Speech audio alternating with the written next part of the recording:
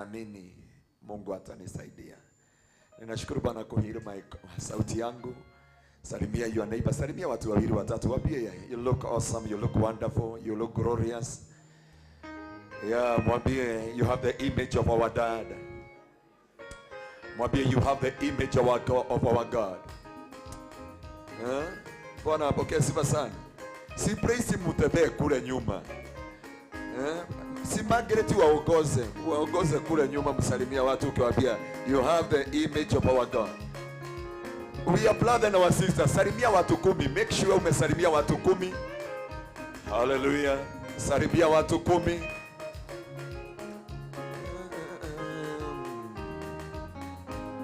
Wasalimia ukiwaambia you have the image of, let us express the agape love. If you don't have an agape love, you don't know Jesus. Mwambie wale hagabu. Sasa una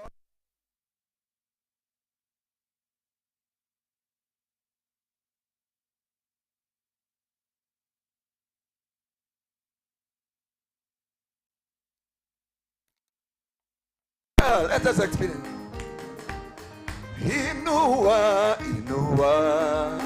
moyo wangu ili mimi nisongomte. Inua moyo wangu ili mimi nisongomte nawe. Inua moyo wangu.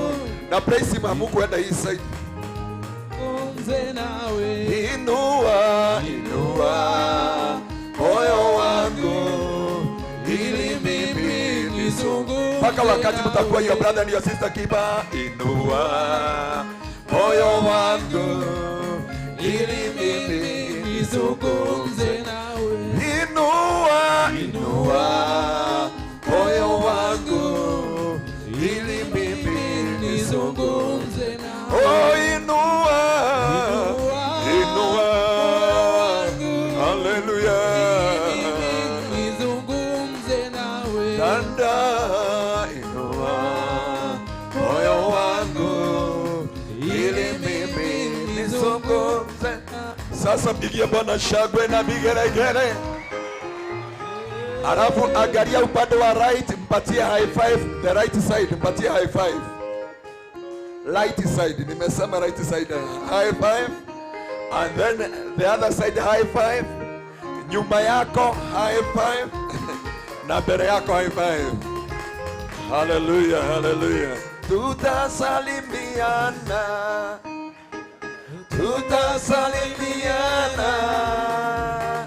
tukizunguka kwenye kiti cha enzi. Tutasalimiana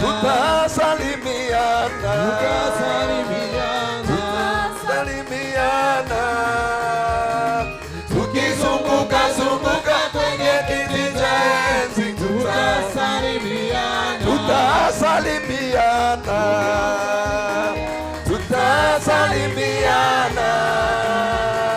tukizunguka kwenye kiti cha enzi. Tutasalimiana, tutatembea pamoja tukizunguka kwenye kiti cha enzi. Tutatembea pamoja, tutaiba pamoja tukizunguka kwenye kiti cha enzi. Tutaiba hosana. Hallelujah. Tutaiba hosana.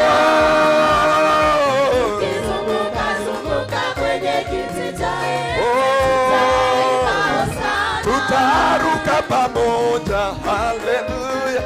Tutaruka pamoja tukizunguka kwenye kiti cha enzi.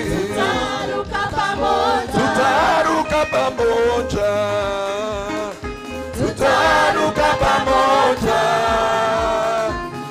tukizunguka kwenye kiti cha enzi. Tutaruka pamoja, tutashangilia.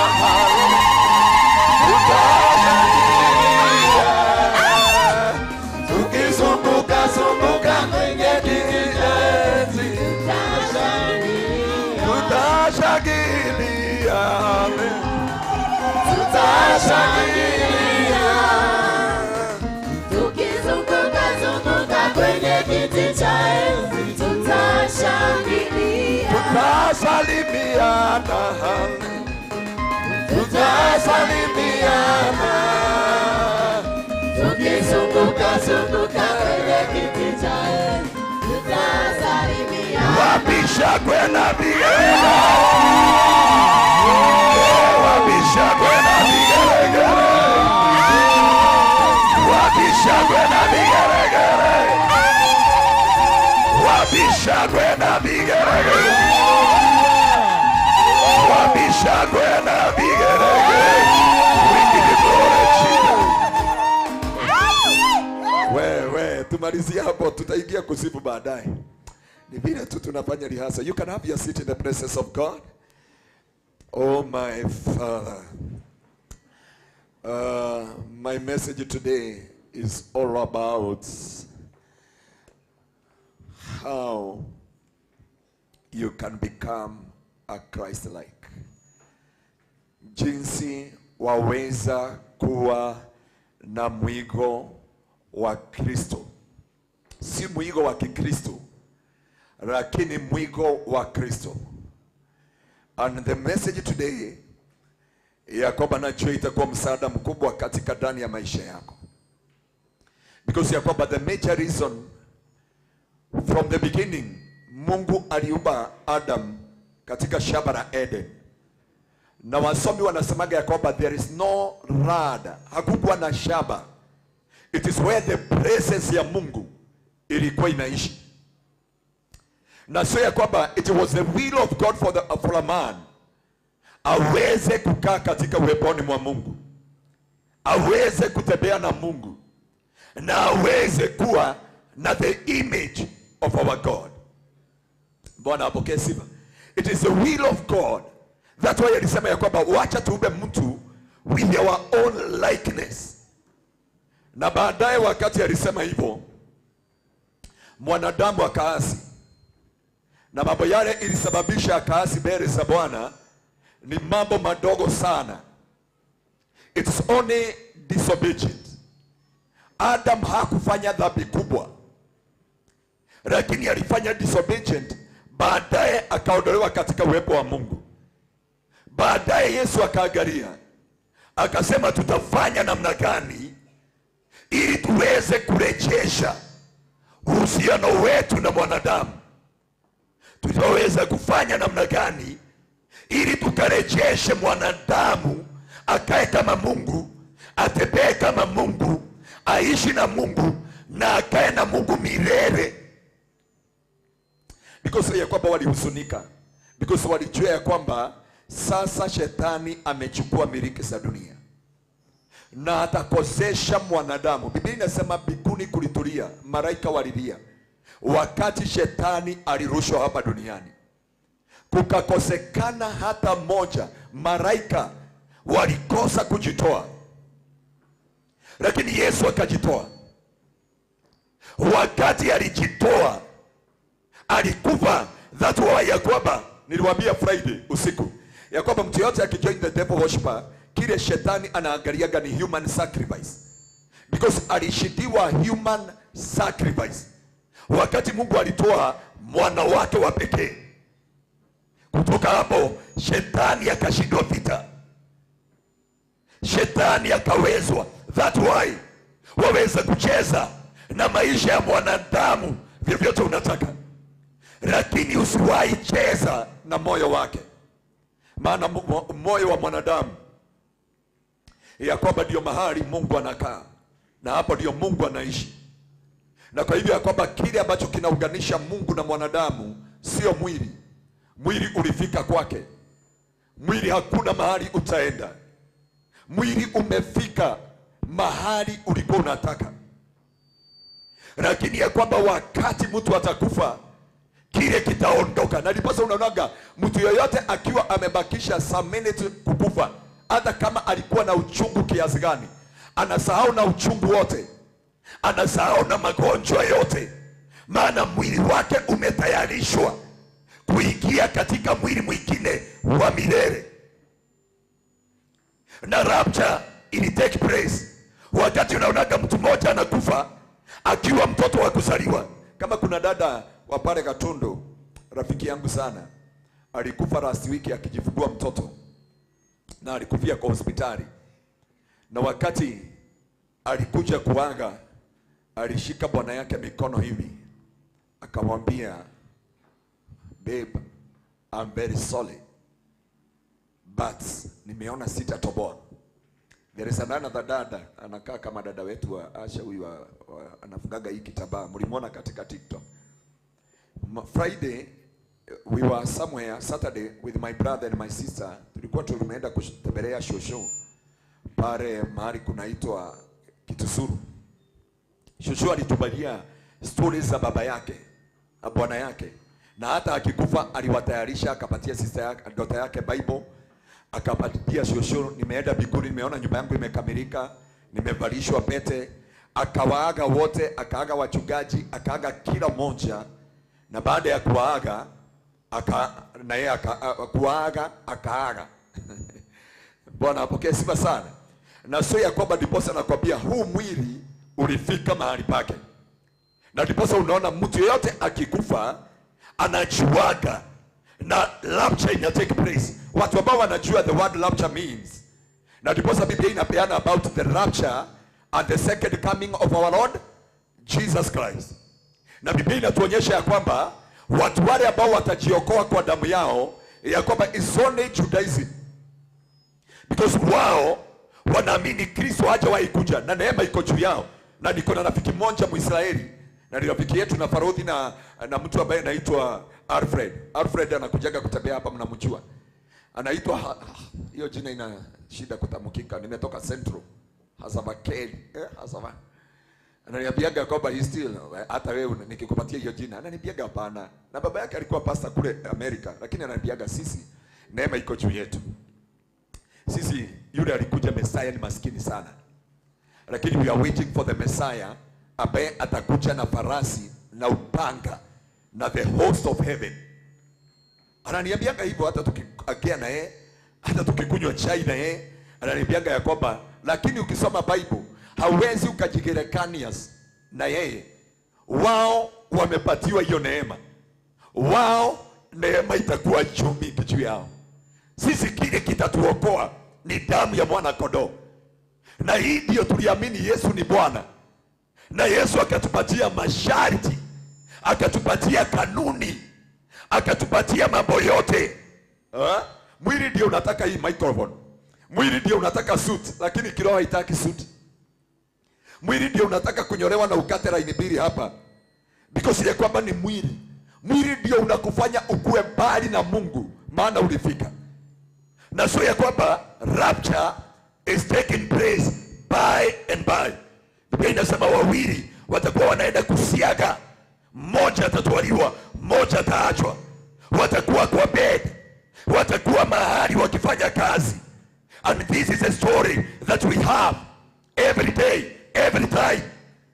Tunapokea ripoti kutoka kona zote, tunapokea ripoti. Kuna brother alilia sana wakati wa mazishi ya my brother, na alitusupport sana wakati wa mazishi ya my brother, yule ambaye alirusha kwa gorofa pale Ngaruiya, ya kwamba he is a friend of our family, amekuwa miajiri my brother for many years. Lakini ya kwamba wakati alijirusha tulikuwa Roiro, sijui ni fadhi ni baba yangu ama ni my brother, alipigiwa simu akaambia unajua fulani ako hapa amejirusha hapa chini. Lakini ya kwamba watu hawajui, watu hawaelewi. That's why Biblia inasema kwamba naja kwako kama mwizi.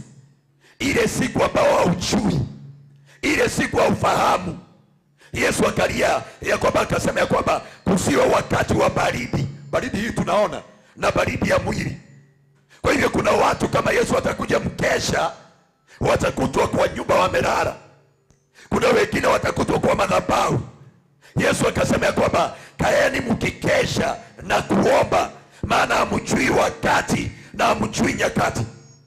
So Yesu alilia kanisa akasema mkuwe kama Kristo.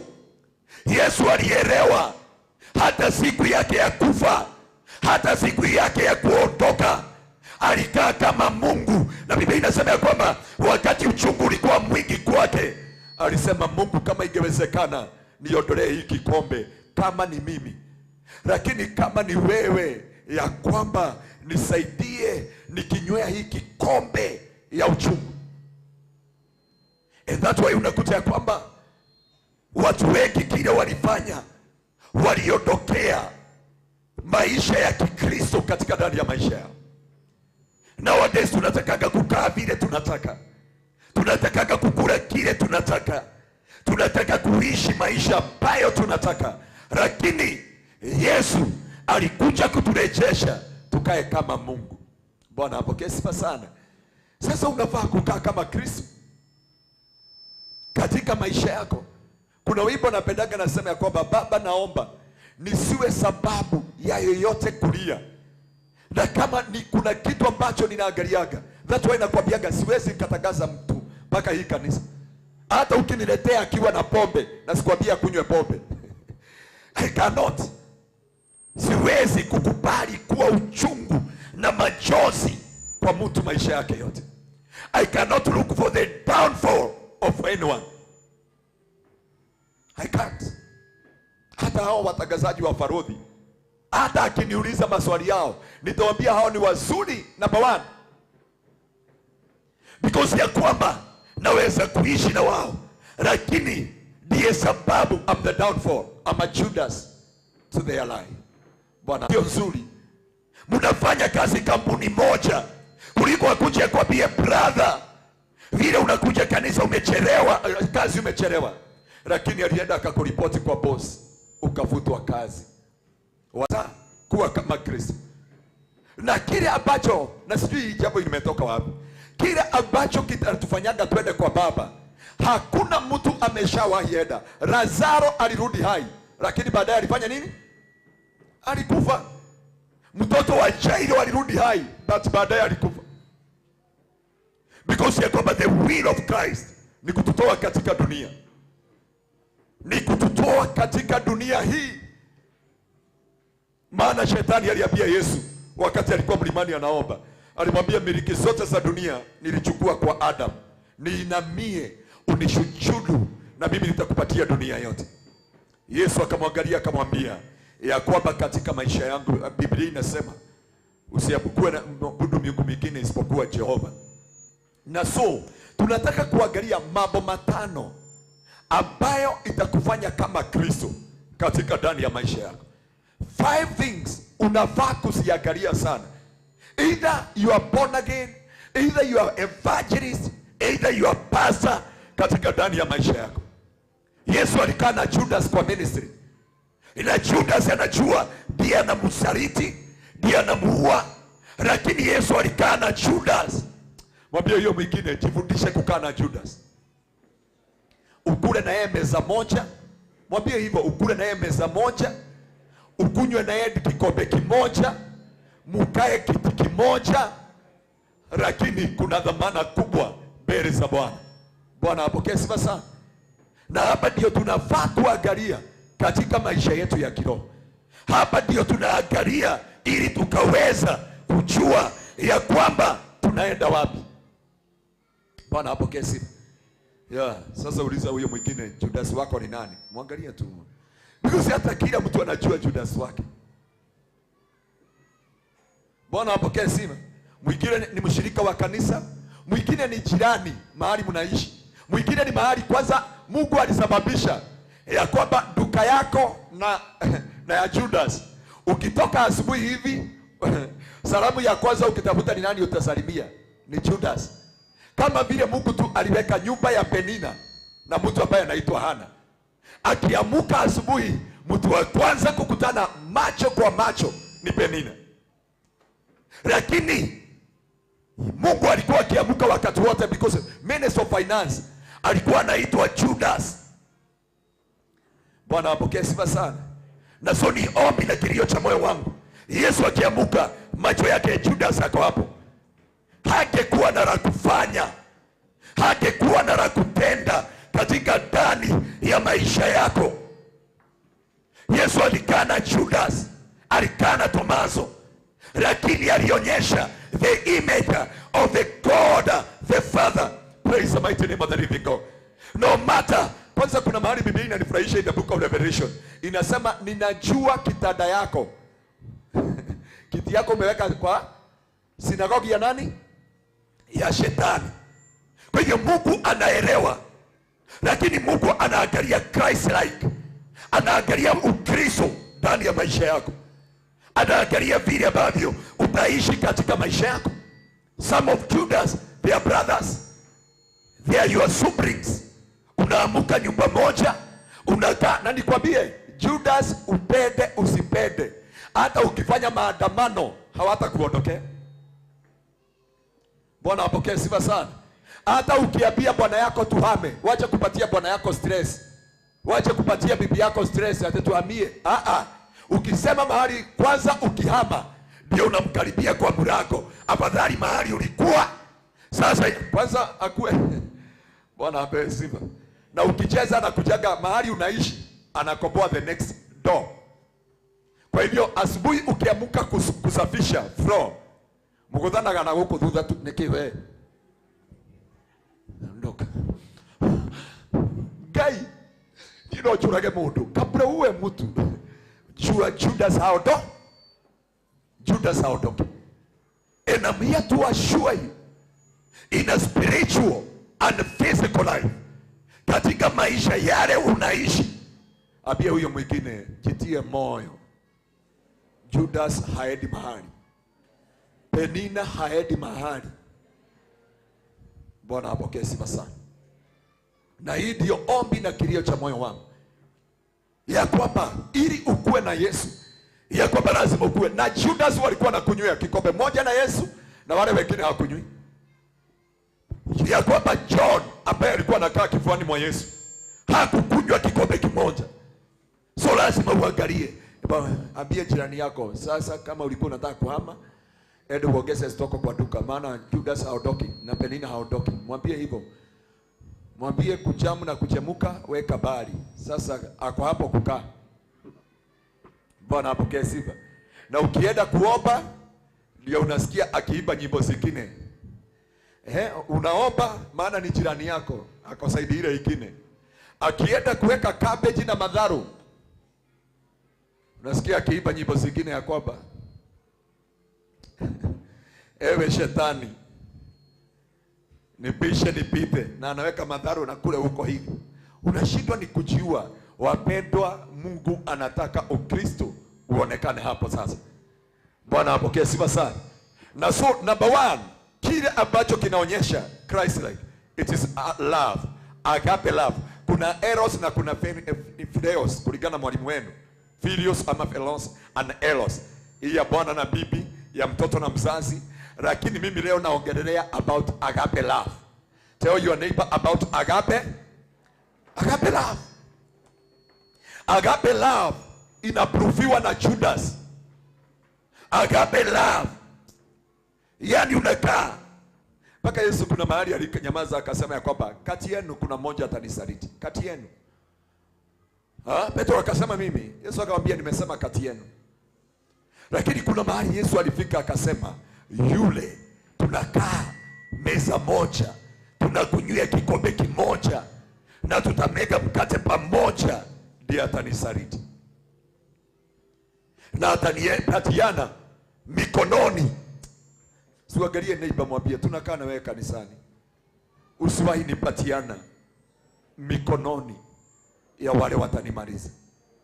Yesu alimwambia Judas ya kwamba akasema kuna mmoja wenu na atakuwa karibu na mimi, atanipeana mikononi. Mungu anisaidie kwa washirika hawa na watoto wangu, na hata biological nisiwahi peana mtu kwa watu ambao watawamaliza katika jina la Yesu. Bwana apokee sifa sana. Ya kwamba Mungu akusaidie. Hata wale mumeajiriwa, usiwahi peleka your brother to your boss.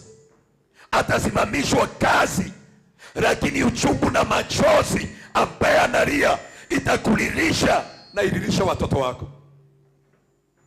Kwa hivyo ni vizuri mwambie. Yesu akaangalia Judas akamwambia, wewe kuna mmoja tutakula meza moja, kikombe kimoja, lakini atanipeleka kwa wakubwa, ambao ni Farisui na Sadusi, wanidhihaki, wanihukumu, baadaye waniue. Mungu atusaidie usiuliwe maono yako mahali utapelekwa kustakiwa katika jina la Yesu. Maana watu wengi maono yao imeuawa, watu wengi maono yao imeuliwa. Leo wakati nawahubiria hii neno nimeletewa kwa ndoto. Mimi nilikuwa niwafundisha about the rapture. Lakini leo nimelala vizuri sana. Na katika ndoto nikaona tulikuwa tunaenda na hizi magari inaitwa Turaga. Tulikuwa pale Koja. Nilikuwa na full combat ya jeshi. Mpaka nilikuwa na ile bunduki inaitwa M34. So nilikuwa naona ya kwamba ni mimi. So dereva akaniambia, mtu mmoja akaniambia hiyo gari iko mikononi mwako. Na nilikuwa kiti ya nyuma. Akaniambia kwa nini haukai kiti ya mbele? Nikamwambia ya kwamba mimi kuna watu nasaidia hapa nyuma. Akaniambia niwe. So nilienda na gari kama nimeishika handbrake hivi na ninaangalia wale wengine wasiache. So nilikuwa nalilia youth. Nilikuwa na waita na majina waigie. Haikuwa na viti hapa mbele tu, ndio kuna viti zimeangalia mbele. Hizi zingine zimeangalia kama zile za SGR. Watu wanaangaliana. Ile gari ikabeba watu wengi. Inateremka pale Koja na ninajaribu control. Baadaye nikaona hiyo gari imejikontrol mpaka inachukua kona ikatokea Nakuru Nairobi highway. Nikaiangalia nikaona imegusa mpaka Mombasa. Because nilikuwa naona zile pembe za Mombasa zinakaa hivi. Na kichwa yake nilikuwa naangalia hivi naona imefika mahali pale kunaitwa Maraba. Ukiingia Uganda. So nilikuwa nikiuliza ya kwamba niko na uwezo mgani huu? Nina control hii gari yote. Lakini nilikuwa nimeona ni Turaga ikiondoka. Najua watu wa Nyandaro wanabebagwa na hiyo maroli ya FH. Lakini tunaombea Mungu atawaletea basi. Bwana apokee sifa. So nikaona, baadaye nikakuta mtu alikuwa na ndevu za white. Akasimama, sijui aliingilia kwa gari kutoka wapi. Akanipatia certificate 4. Akaniambia this you have qualified. Ya kwamba hii gari yote nikaona imefutwa lile jina. Imeandikwa ile jina tumeandika SGR. Na ikaandikwa the Republic of Kenya. So wakati nilikuwa naenda pale nikaanza kuwahubiria watu. Tukaanza kubadilishwa mili. Tukaanza kufanana kama Kristo. Alafu akaniambia kwamba kuna kitu nahitaji about agape love. Kuna watu wako kanisani wamenyamaza. Na ndio walimaliza destiny za watu. Wanalia, wananena na dini, wanatabiri, wanahubiria watu. Lakini ndani yao kunanuka mauti. Wameua hatima kubwa. Walikubalisha shetani ya watumie wamalize vipawa na sauti yangu ya nyakati za mwisho. Alafu nikapatiwa bandage ilikuwa kubwa sana. Akaniambia gari umeishikiza baraka, anza kuwafunga jeraha sasa na kuwaosha wafanane na huyu. Mahali nilionyeshwa ni kama kulikuwa mawingu ya blue kama hii na white. Mahali kulikuwa sijui ya mji, hata nimefikiria kutoa hii niweke kama hii ambayo inatoa ile karana nzuri. Hii wiki haitaisha na hii lazima nibadilishe hii. Bwana apokee sifa sana. Na hapo ndio Mungu ameniambia, akaniletea watu. Akaniambia hawa sitawaambia vile Mungu aliniambia. Mwambie hiyo mwingine, be a Christ like. Na hapa ndio Christ like. It is agape love. And agape love ndio Mungu anahitaji to the body of Christ. Watu hawana ubaya na mtu. Hawajaangalia the downfall of everyone. Kuna wimbo inasemaga, naomba niwe baraka kwa watu, nisiwe sababu ya yote kulia.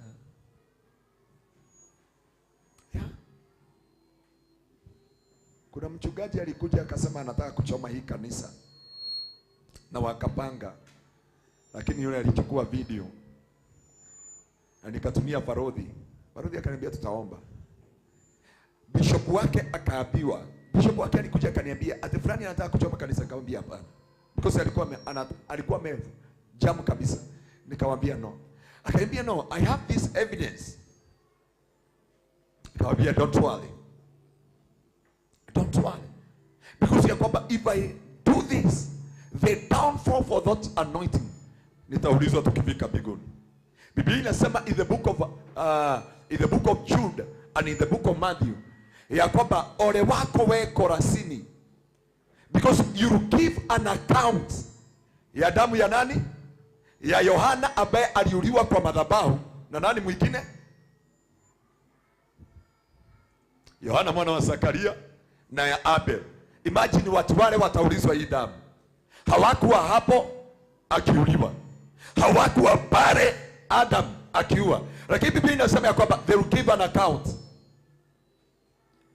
Kwa hivyo ya kwamba apia Mungu tu akupatie kitu inaitwa agape love. Agape love. What is love? Biblia inasema ya kwamba love hide the multitude of sin.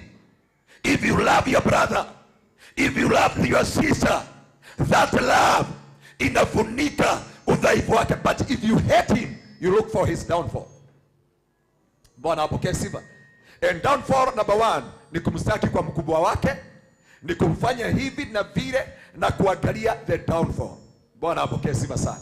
Lakini you must understand where there is love and God is love. And that's why Paul aliambia kanisa la Thessalonians ya kwamba mnapomalizia maombi anawaambia may the grace of our Lord Jesus Christ and the love of God, the love of God. Kama sio upendo, kwanza sisi watu weusi hatungekuwa wa kuonekana. Na unajua watu weusi mahali tulitoka, dunia ikiubwa hakukuwa na watu weusi.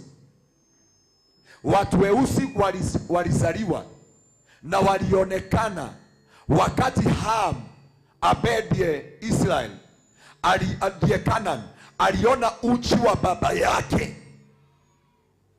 Baba yake alikunywa pombe akalewa. Zamani hakukuwa nguo za ndani, na kwa hiyo wakati alianguka alikuwa hivi. Canaan abedie baraka, na baraka zote zilikuwa zikuje kwake. Akaenda akaona uchi wa baba yake. Wakati aliona, alikuja akaambia kina Jabez na kina Seth ya kwamba kujeni muone buyu ako pale ametanguka. Biblia inasema wakati Nuhu alitoka katika ulevi, alitoka na curse be unto you Ham. Ya kwamba Ham akastuka akajua baba yangu alikuwa mlevi, amejulia wapi? Lakini hajui mtu sio mtu ni soul and spirit. Wewe vile tunakuona hatukujui, lakini ya kwamba your spirit and your soul itatuambia whom you are. Itatuambia wewe ni nani. Inje waweza kuwa mlembo, waweza kuwa handsome, waweza kuwa na nguo na human hair, lakini kile kinatujulisha wewe ni nani ni mtu wa ndani. Na mtu wa ndani ndiye ureact, mwili haureact. Mtu wa ndani ndiye ukwazwa, anakaa nyumbani. Kwa hivyo tunajua hiyo ni utoto. Huyu mtu haja komaa, huyu mtu hawezi akaaminiwa. Mtu wa ndani anatuambia huyu mtu hawezi akaaminiwa ofisi yoyote, hawezi akaaminiwa araye watoto, maana ataenda na wao kwa kichaka, simba sitokee. Acha watoto wapi? Kwa kichaka. Kwa hivyo kama anakwazwa na mambo kidogo, ni kiongozi wa wamama, ni kiongozi wa wazee, ni pasta wa kanisa, ni kiongozi wa praise him, akwazwe kidogo, hii inadhihirisha ya kwamba that person is not capable kuachiwa kondoo. That's why unaona wakati Mungu alitaka Musa aongoze wana wa Israeli, alimuonjesha kwa Farao, akakaa maisha starehe for 40 years. Baadaye akamchukua akampeleka kwa Jothero kuchunga kondoo for 40 years. Akae na mawe, akae na nyoka, akae na simba, akae na dubu, akae na vitu zote ambazo ziko pale. Nilitamani sana mahali unasikiaga kuna ile hanging church, St. Vian church, ndio hapo Jothero Musa alikuwa anachunga. Hapo ndio ukiangalia kwa picha zile tulipiga na Varodi tukiwa kule, tulikunywa maji hiyo kisima ya Jordan. Ni mahali pale chini. Nilitamani mpaka nikamwambia Mungu tukiwa hapo, hata nikikunywa hiyo maji, there is something niliambia Mungu ya kwamba niko hapa. Lakini this is a very ulitrainia Moses ili aweze na wakati alitrainiwa aliongoza wana Israeli for 40 years. Na Biblia inasema kuna wakati Mungu alighadhabika, akaambia Musa, nataka kuua watu hawa. Musa akamwambia, ukiwaua mataifa yote itasema haina uwezo. Alimwambia niue. Mungu akajua this man is a qualified. Muulize huyo mwingine, wakati Judas na Penina wanaamuka, unakaaga wapi? Muulize tu. When the kind niamshie huyo dada. Bwana ape sifa sana. Mahali wakati Judas ameamuka, wakati Penina, because when the Penina aliamuka, Hana alienda wapi? Alienda madhabahuni. Wakati Penina aliamuka, wakati Judas aliamuka sana, Yesu alienda wapi? Getsemane.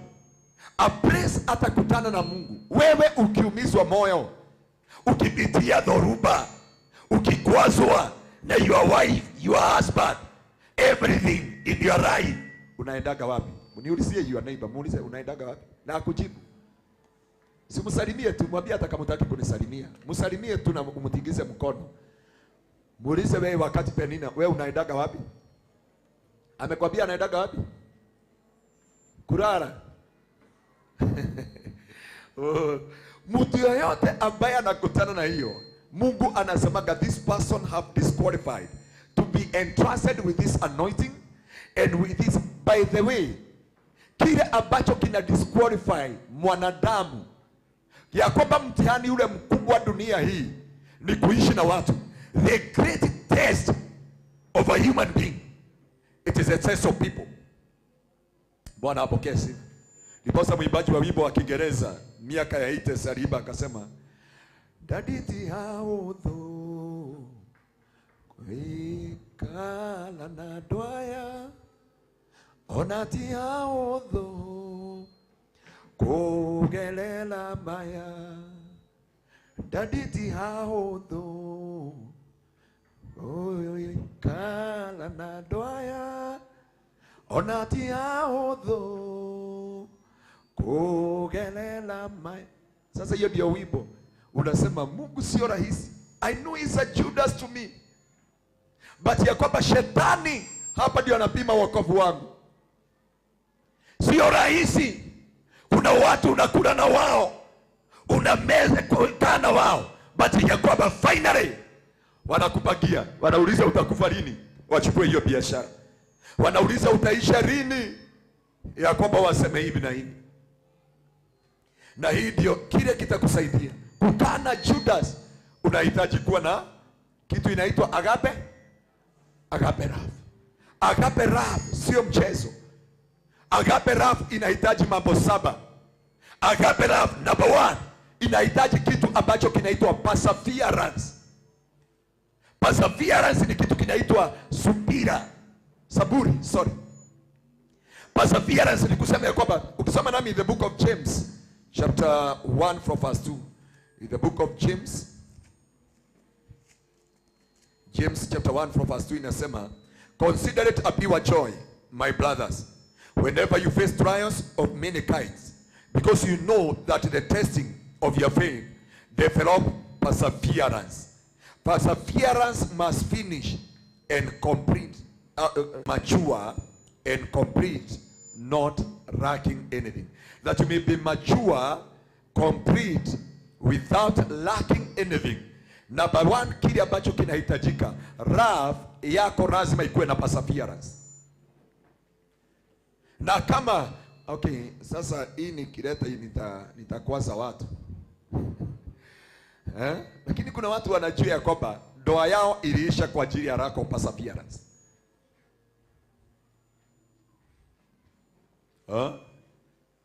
Yaani ukashindwa vile utafanya. Kama kesi nyingine tulikuwa ni jana. Kesi nyingine nilikuwa nayo jana. Ya kwamba mchungaji walienda mahali. Wakati walienda mahali, akapea watu, walikuwa wameenda mazishi mahali kunaitwa Kiveregwe. Sijui Kiveregwe ni wapi, kwetu Nyandarua. Baada ya mazishi kukanyesha sana, na so akasema aondoke, akabeba wadada. Wakati alibeba wadada, dada moja akasahau na bag na hii kitu ya kichwa hapa nyuma. Kwa hivyo nilikuja kujua ya kwamba, unajua nilikuwa nafikiria wadada ni nywele inatokaga hapa, kumbe mnafukiaga hapa tu. So wakati ilinyeshewa hapa, hizo nyuzi zikalegea, ikaanguka hapo. Haya, wadada huyu alikuwa na matope, akaacha viatu kwa gari. Naye bibi anabeba bwana yake, ndiye anaoshaga gari. Unajua kuna wadada ambao wanafurahia baraka ambazo waume wao wanabarikiwa nazo. Lakini kuna wengine wanatoka kule bahari, anaulizaga hata aweza kukombea uende ukufe ufanye nini. So dada akiosha gari, akakuja kupaguza, akakutwa na viatu. Akasema hizi na ndivyo ziko na matope, zilikuwa wapi? Akaingia kupaguza gari, akakuta nywele hii mnafukiaga hapa nyuma. Dada alienda, mzee wake akamwambia, maana kuna ile majina wanaitanaga mugagatio, mnajua ile kariatai, na ile toni ilitolewa, akamwambia nini, nyamaza. Akilia akaondoka. Bibi yake anamwambia, ikamwambia utai. Uzuri wale wakaingia, kumbe ni watu wanajuana na bishop, because bishop anaendaga mahali mzee wa huyu alikuwa ameenda kule. Akaambiana, tulikuwa hapa, haya bishop ako hapa. Wakaingia, bishop akafurahia. Akakuja akasema, mama mwenye viatu na wivu ndiye huyu, na tulikuwa mazishi na niliwabeba wakiwa hivi wako. Wao wakasema, sisi tumeleta baraka, this is a blessing, tumeleta hii baraka because this man have been a blessing to us. Na zaidi alinibebea mke wangu, nilikuwa nitoke maua something like that, nipitie Kiveregwe. Ndio aweza kutambia Kiveregwe iko wapi. Sasa story ikawa hivyo, na watu wote media. Hata saa hii hawezi ukatoka kwa social media, pasta apatikana na viatu zimejaa matope na wivu ya mama. Alikosa perseverance because bwana yake alijaribu kumexplainia. And from there, na bishop pasta ametangazwa kwa kanisa, na kuna pasta mwingine ameambiwa, from today hii kanisa tumeiacha chini ya mtumishi fulani. Na kukawa na shangwe na vigelegele, na wengine wakalia. In one service kulikuwa na timu moja inafurahia, maana sio wote wanatakaga pasta, na kuna timu nyingine ilikuwa inaomboleza our pastor. He cannot dare to do this. Lakini ukweli ulisimamishwa. Bishop kurudi akasema ya kwamba there is a breaking news. Watu wengi walikuwa wameenda nyumbani, so wakasema watakuja kutangaza Sunday. Wataenda wapi? Kwa social media. So pastor, he is wounded. Aliniambia, I will never preach the gospel, I will never be. Mimi nataka Mungu anisaidie, kuna pesa zangu nataka kuhamia Kitengela, nimenunua ploti na hapa zinauzwa, nijenge, nitakuwa member of your church until Jesus come. Alisikia message ambayo nilihubiri kwa Farodhi Wednesday. Ile nilisema ya kwamba nikindagwekire okeriganero kende hanauru. Wale walisikia theme ya message ya Wednesday. Nini nilikufanya ukanilipa na mabaya? Tulikuwa tunaangalia in the book of Samuel, mahali Daudi aliuliza brother zake, na akauliza Saul, ni nini nilikufanya unilipe na kitu gani nilikufanyia unitendee? Baada ya kukufanyia vizuri, kukulia Goliathi, kukusimamishia vita, kukuangamizia maadui wako, mbona unilipa na hili?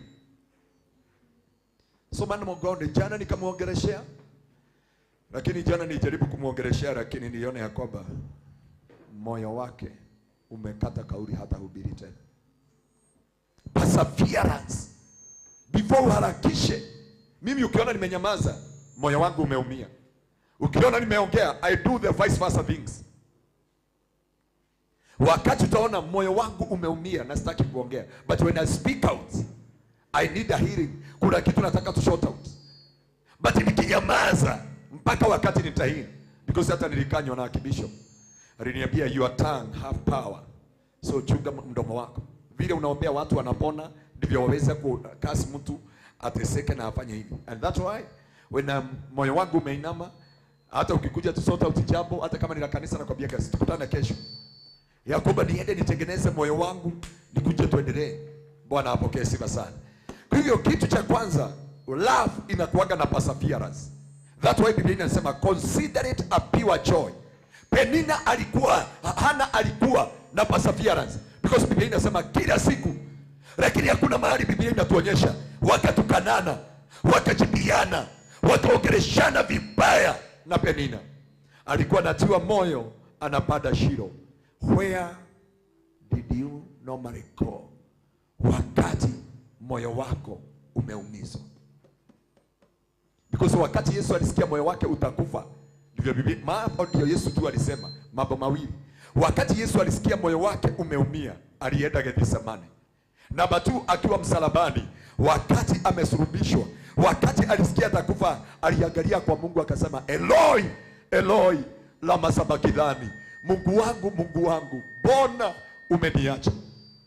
Wakati adui anakatwa sikio, alilishikilia. Petro wakati walitoa panga, aliwaambia rushisheni panga. Let God fight my battle. Where do you take your battle? Unakuwaga haraka wa kuongea, unakuwaga haraka. Hakuna mahali Yesu aliongea the last minute about Judas. Alimwambia Judas, fanya kile ambacho unataka kufanya haraka. Unabii lazima utimie. But woe to you, heri hautazaliwa unabii ukatimia. Lakini watu wengi kuachia laana watoto wetu, wazazi wetu, familia zetu. But when we have agape love in our life, wakati tuko na agape love, it have perseverance. Itabidi tukae na Judas. Abia brother yako na sister yako, zoea kukaa na mimi, zoea kukaa na Judas katika jina la Yesu. Mwambie tu, mwangalie, mwambie acha kwani muulize kwani wewe ni Judas hutaki kuniongelesha? Unajua Judas kama ni Judas unaongea na yeye, hawezi akaongea. Anasema sasa hiki kinaniongelesha aje? Judas hawezi akaongea because unamuumiza. Lakini mwambie if you are Judas, please, hii safari tunaenda na wewe mpaka mwisho. Mwambie usiondoke haraka. Mwambie usihame. Ninajua you are Judas, but I must persevere to be with you mpaka nimwifike mwisho wa dahari. Pigia Yesu makofi mazuri. Amen. So after perseverance, unahitaji kuwa kitu kingine kinaitwa patient. Patient ni subira. Yani uko na ile kungojea Mungu. No matter the storms, no matter the circumstances, no matter the situation katika ndani ya maisha yako. Lazima perseverance ni uvumilivu, si ni uvumilivu. Kuna wimbo tulikuwa tunaimba zamani, Yesu nipe uvumilivu, magonjwa mengi yamenisidia. Yesu nipe uvumilivu. Baba, nilikuwa naambia wapendwa wengine, Pastor Waroiro, nimwambia kuwa na kanisa. Nimwambia unaona katabi imeenda. Si mnamkumbuka akikuja kwa ubiria Baranja walikuwa na katabi. Alikuwa ananiambia, ni kusimama mbele za watu tukusema Jesus is Lord. Hallelujah. Receive the power. Akaniuliza power ni yako? Si ni ya Mungu tu unaachilia watu wanaaguka. Sasa anakuja mpaka kwangu usiku saa 6 gai. Kuekate. Kama juzi ilibidi niende kwake asubuhi. Maana tulikuwa tunaweka mabati yote na milango jana tukawa tunaweka milango. And we thank God because kanisa sasa iko na milango na mabati. Mungu apokee sifa na utukufu. Imebaki sasa kuwekwa simiti na madhabahu na vioo. Maana na yeye anataka urembo wa international, anataka kuna mahali anataka, nikamwambia hiyo na ofisi. Lakini nienda nikamwambia brother, wacha nikwambie. Akaniambia unajua mimi ulikuwa unasimama Kitengela wakati ulikuwa tunahudumu, naona ya kwamba wewe ni kama huna stress. Sisi tuko na stress ya kanisa, lakini ukisimama unaambia watu there is power, wanaanguka. Sasa sioni ukiwaekelea mikono. Hata mimi nasoma the same scripture na kuambia receive your power. Naambia brother, welcome to a place ya kuyomereria. Ukiraga utuko, unaamuka usiku, unalia, unajiongeleshea kwa nyumba kama mwendo wazimu. Sasa Mungu, nini nilifanya Pastor? Nilifanya vizuri, amenilipa na mabaya. Nini nilifanya Pastor Kuria? Yaani my desire ni kuwafanya wachungaji wakubwa. Bona lakini sema ndivyo wanafanya, mshike kile. Hao ni viongozi wa kanisa. Unajaribu kuwaletea wachungaji wawafundishe. What I have done to you, God? Bwana apokea sifa. Na shida, afadhali wase wengine hapa. Sasa kuna mambo unahitaji patient. Unamwambia Mungu nipe. Biblia inasema in the book of Psalms 40 from verse 1. I waited upon the Lord patiently. Daudi hakungojea Mungu in a state house. Hakungojea Mungu in Paris. Alikuwa katika shimo. Na shida yake alikuwa katika mashimo matatu. Anakibiswa na maadui. Number 1. Amekibiswa na dhambi. Amekibiswa na kona zote. Ukifika kadugu kanaomba mbele za Bwana kanamwambia Mungu, unataka uwazi wa moyo. Mimi Mungu baba yangu akinizaa alinizaa katika dhambi. Na mama yangu akipata mtoto akinizaa alinizaa katika dhambi. Kwa hivyo mimi ni mtoto wa dhambi. Inaonekana okay, hiyo sorry baba, kwa hiyo uniwekee tukifika mbinguni tutauliza Daudi. Uniwekee hiyo tukifika mbinguni. Because hakuna mtu vile aweza kusahau na last born. Hata kama namna gani. Lakini Jesse anaulizwa, is this audio watoto wako? Anasema ya. Na Biblia inasema mahali utajiri wa mtu uko ndio moyo wake uko. Na Daudi kalikuwa kanachunga kondoo. Daudi anauliza Jesse, Samuel anauliza Jesse, hakuna mtoto mwingine, ya? Na Daudi anaenda kutuambia Psalms 51 from verse 4, tuwe Mungu nataka uwazi wa moyo. Mimi mama yangu akipata mimba alipata katika dhambi na akinizaa alinizaa katika dhambi. So kwa hivyo hii story unaniona ya Bathsheba na kuua Uria si kitu nilikuwa nimepanga. Hii ni Mary. Hata kama unaona unaniita a man after your heart. Kama uko na dada uko karibu na bwana yako, muulize tu, wewe unaona Mary ile umete nile ko, muulize ile mizizi umetoka ni gani? Si secretary uniulizie. Muulize ametoka mizizi. Kama ni ya kuchukua, lazima uangalie mahali unaoa na mahali unaolewa. Kama si hivyo utakaa na uchungu maisha yako yote. Takuwa tunakuona kanisani umecheka, lakini kama hujajipikia utalala itashida ja. Kama hujitolei nguo, kama wanyi mko wadugu wawili kwa nyumba. Na unajua Wakristo lazima mfake. Hiyo ndio. Hakuna kwanza wachungaji. Hakuna watu wanakaa, Mungu atawasamehea because all the pastors live a fake life. Because they pretend they happy all the time. They pretend they are good all the time. They pretend they have money all the time. They pretend that hakuna mahali kuna wauma all the time. They are pretenders. All the men of God. Bwana apokee sifa. Na aliposa nawaambiaga wachungaji wengi kwenda mbinguni itakuwa vigumu sana. Because wanaishi pretending life. They pretend everything is okay. Hata ukimkuta akienda hivi, demweka ni sawa. Anasimama hivi because mshirika akiona pastor anaenda hivi. Bwana apokee sifa sana. So kuna mambo tunahitaji kuiwork out katika maisha ya kiroho. Patient, na watu wengi hawana hii. Na patient ni tunda ya Roho Mtakatifu.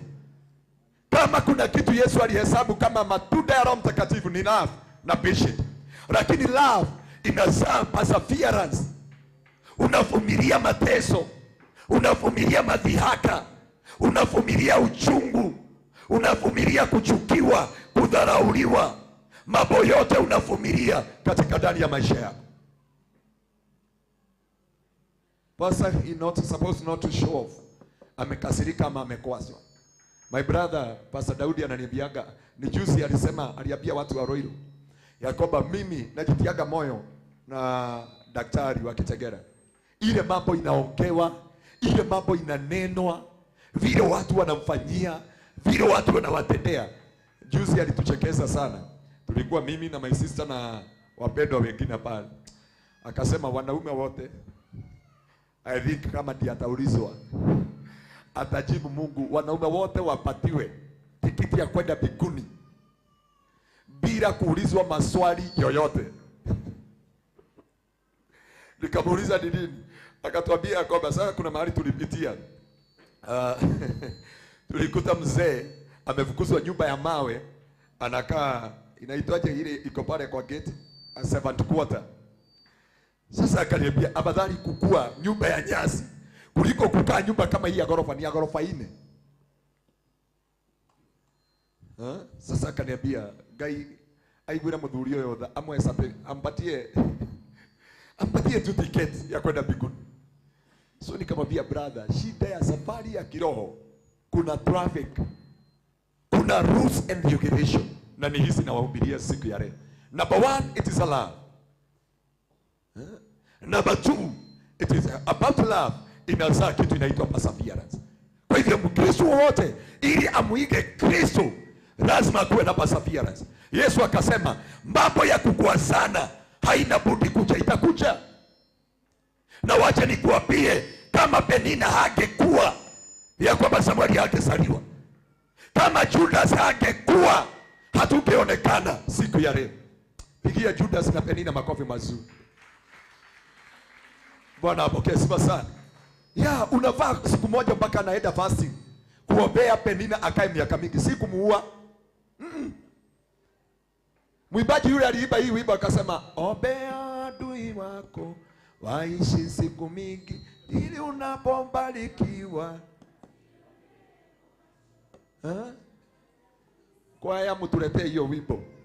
Mimi nataka turudishe kwaya itue kitufundisha hiyo nyimbo za zamani, turudishe Mungu katika madhabahu. Unajua tulifukuza Mungu kwa madhabahu. Yaani tunakujaga kwa madhabahu tunasema, Yesu Mwokozi fundi wa mbao nipige landa. Paka unaona Baraka anamaliza na kupiga duru. Woo! Paka unashindwa rada na duru zimeikiana. Bwana apokee sifa. So ya kwamba pray, inua mkono wako tuombe Penina na. Sinaona wengine na wengine ni wazee wao. Anasema Ngai tota angekiura. Wengine ni waume wao wanasema si Mungu kiue, nikote kukiona kimenizuilia. Sasa hivi ningekuwa nimeoleka, sasa hivi ningekuwa nimeoa. Na akikuvi, we Penina hakuvagi, abia yule neighbor, Penina hakuvagi. Mwambie Penina ni ile kupe inakuaga nyuma ya ng'ombe ya mkia. Unaona ukichukua mkia hivi kuna tule twa black. Hata ukikagoga na mawe kanafanyaga mikono hivi. Niko huku natembea. So Penina hawaondokagi. Penina hawakufagi. Judas hawakufagi na Judas hawaondokagi. Hata ukiwaambia ondoka nego ha. Kwa hivyo mwambie ndani yako vumilia. Msalimie muongoze hii wimbo na kwambia vumilia adu. Unajua hiyo wimbo inaitwa vumilia.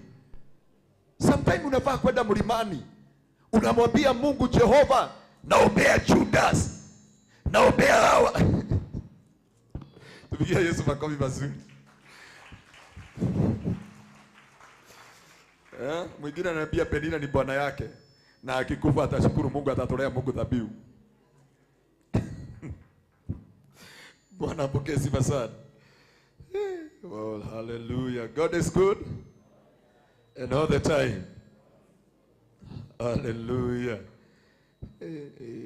Haya, in the book of Luke chapter 6 from verse 27, inasema hivi, but I tell you, hear me, love your enemy, do good to those who hate you, bless those who curse you, pray for those who mistreat you. But I tell you, hear me, love your enemy. And the boss tulisema ya kwanza, it is love. Imagine upende mtu ambaye unajua ndiye aliroga your brother akakufa. Upende mtu ambaye aliroga mama yako. To be a Christ-like. Ya kuna mtu mnajua ni Judas kanisani. Na wengine waweza kuja mniambie dad, ondoa Judas. Wacha nikuambie, ukiondoa Judas, maono imekufa. Bwana apokee sifa sana. Vision imekufa. Kuna mtu unafikiriaga tuko na wewe, tunatembea na wewe, lakini mkimalizana na wao wako nyuma ya watu. Kama sio mimi hii kanisa ingekuwa imeisha. Kama sio mimi. Na Judas anakuaga hapo amefunguka macho. Na that's why Biblia inasema, but I tell you, hear me, Love your enemy. Imagine unakuja mkesha lama ya ndabaganda. Baba, kumbuka adui yangu. Umweka miaka mingi. Ako na shida, shamba yake haimei mahindi. Maana ya uchai wake isaidie imee. Lakini wengine Mungu ninasikia kanaitwa goje. God, I can experience the Adam apple of my enemy. I crush it with an eagle's tail and a tiger's tail. I break his backbone. Bwana asifiwe sana. Hallelujah. God is good. Abia huyo mwingine, achilia Adam apple ya your enemy. Ameze chakula vizuri, akae maisha mengi. Bwana apokee sifa sana. Mwambie tu aiachilie. Wacha akae miaka mingi. Yesu alikaa na Judas mesa moja, wanaongea, lakini alikuwa anajua wako na discussion jioni. Wako na discussion. Kuna watu unamalizana na wao, wanaenda discussion kwao jioni. Ajiri ndugu zako kazi, wanakusengenyaga na unacheka hapo. Yetuaga muno, nitiga we. Fanya na familia yenu kazi. Usipojichunga na kumkubalisha Mungu akupatie agapela, unaishi na vidonda vya tumbo. Wanakukuraga na kuna kamoja vya pretenders. Kuna kamoja kanakaa kwa vya nani? Ni kamedieta. Kwa hivyo kanakuja hapa, kanakuonyesha you are together. Kanaenda kwa huyu mwingine, so ndio kana pass report yote. Ameenda wapi? Ukiondoka kanakufuata na pikipiki. Ukiondoka afadhali kae gari kakufuate. Kasema tulimuona amepita hii ya Kiambu na ameingia Kirigiti. Na kako hapo, unafikiria kamekushika mkono mpaka unashia nako. Lakini kanasema damu ni nzito kuliko maji. Huyu tutamuonyesha kifupi na atakufa.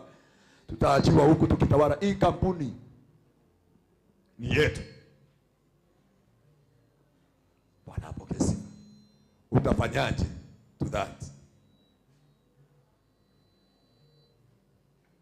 Yesu ndivyo alika. Yesu ndivyo alika. So kuna mambo unahitaji kuelewa. It is very hard, but it's be a Christ-like. Mimi kuna mama mmoja alimdanganya baba yangu. Nilikuwa kikwazo sana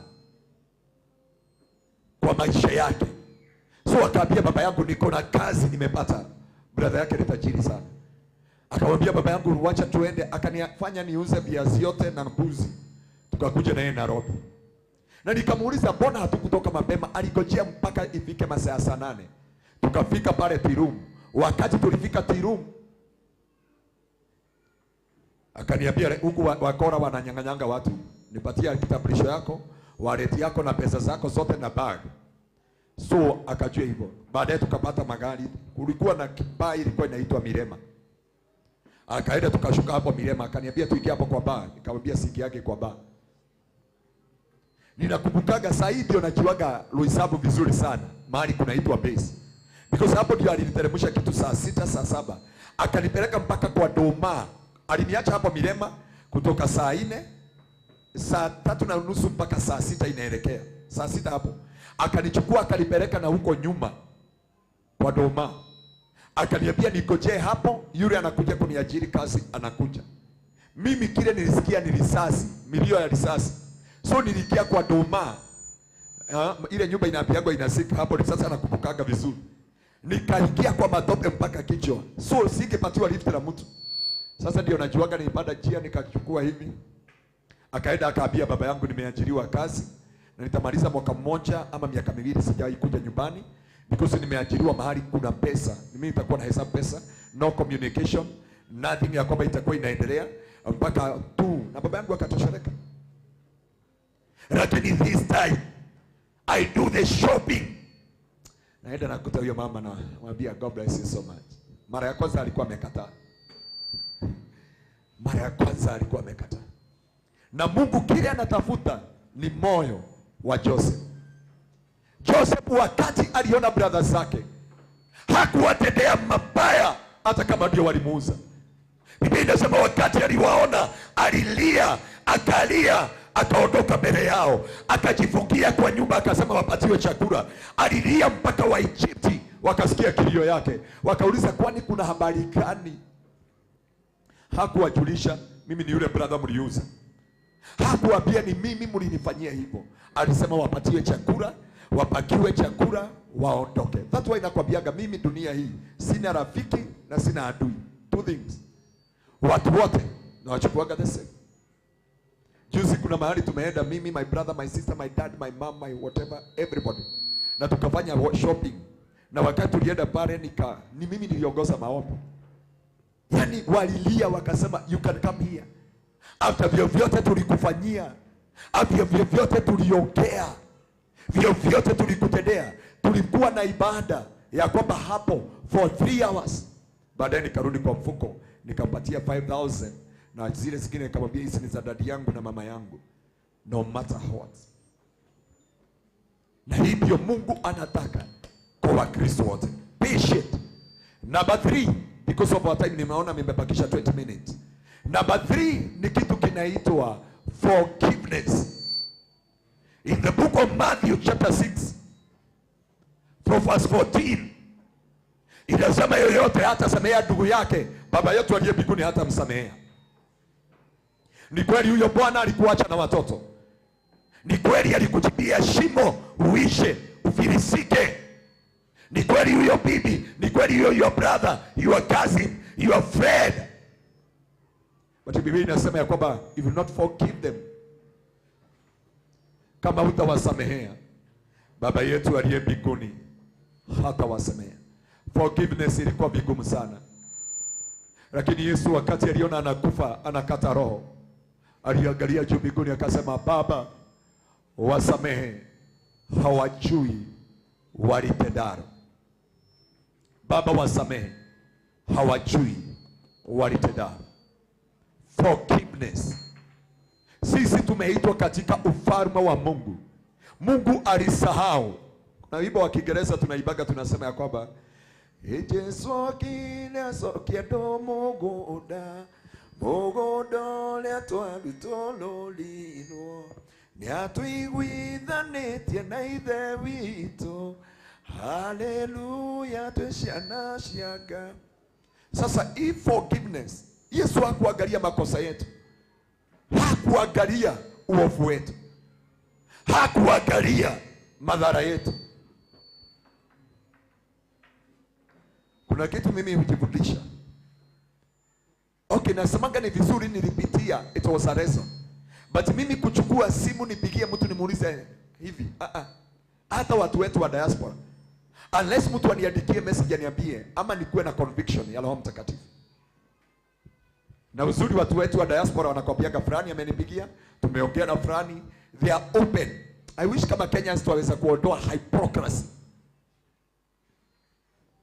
Tukae kama wao. I'm not saying they are good, but they are good. Because mioyo yao, hata ukiwakosea wanakwambiaga hapo.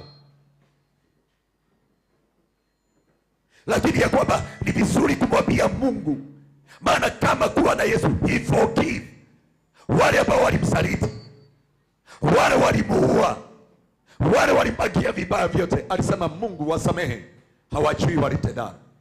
Stefano akafuata nyayo za Yesu Kristo.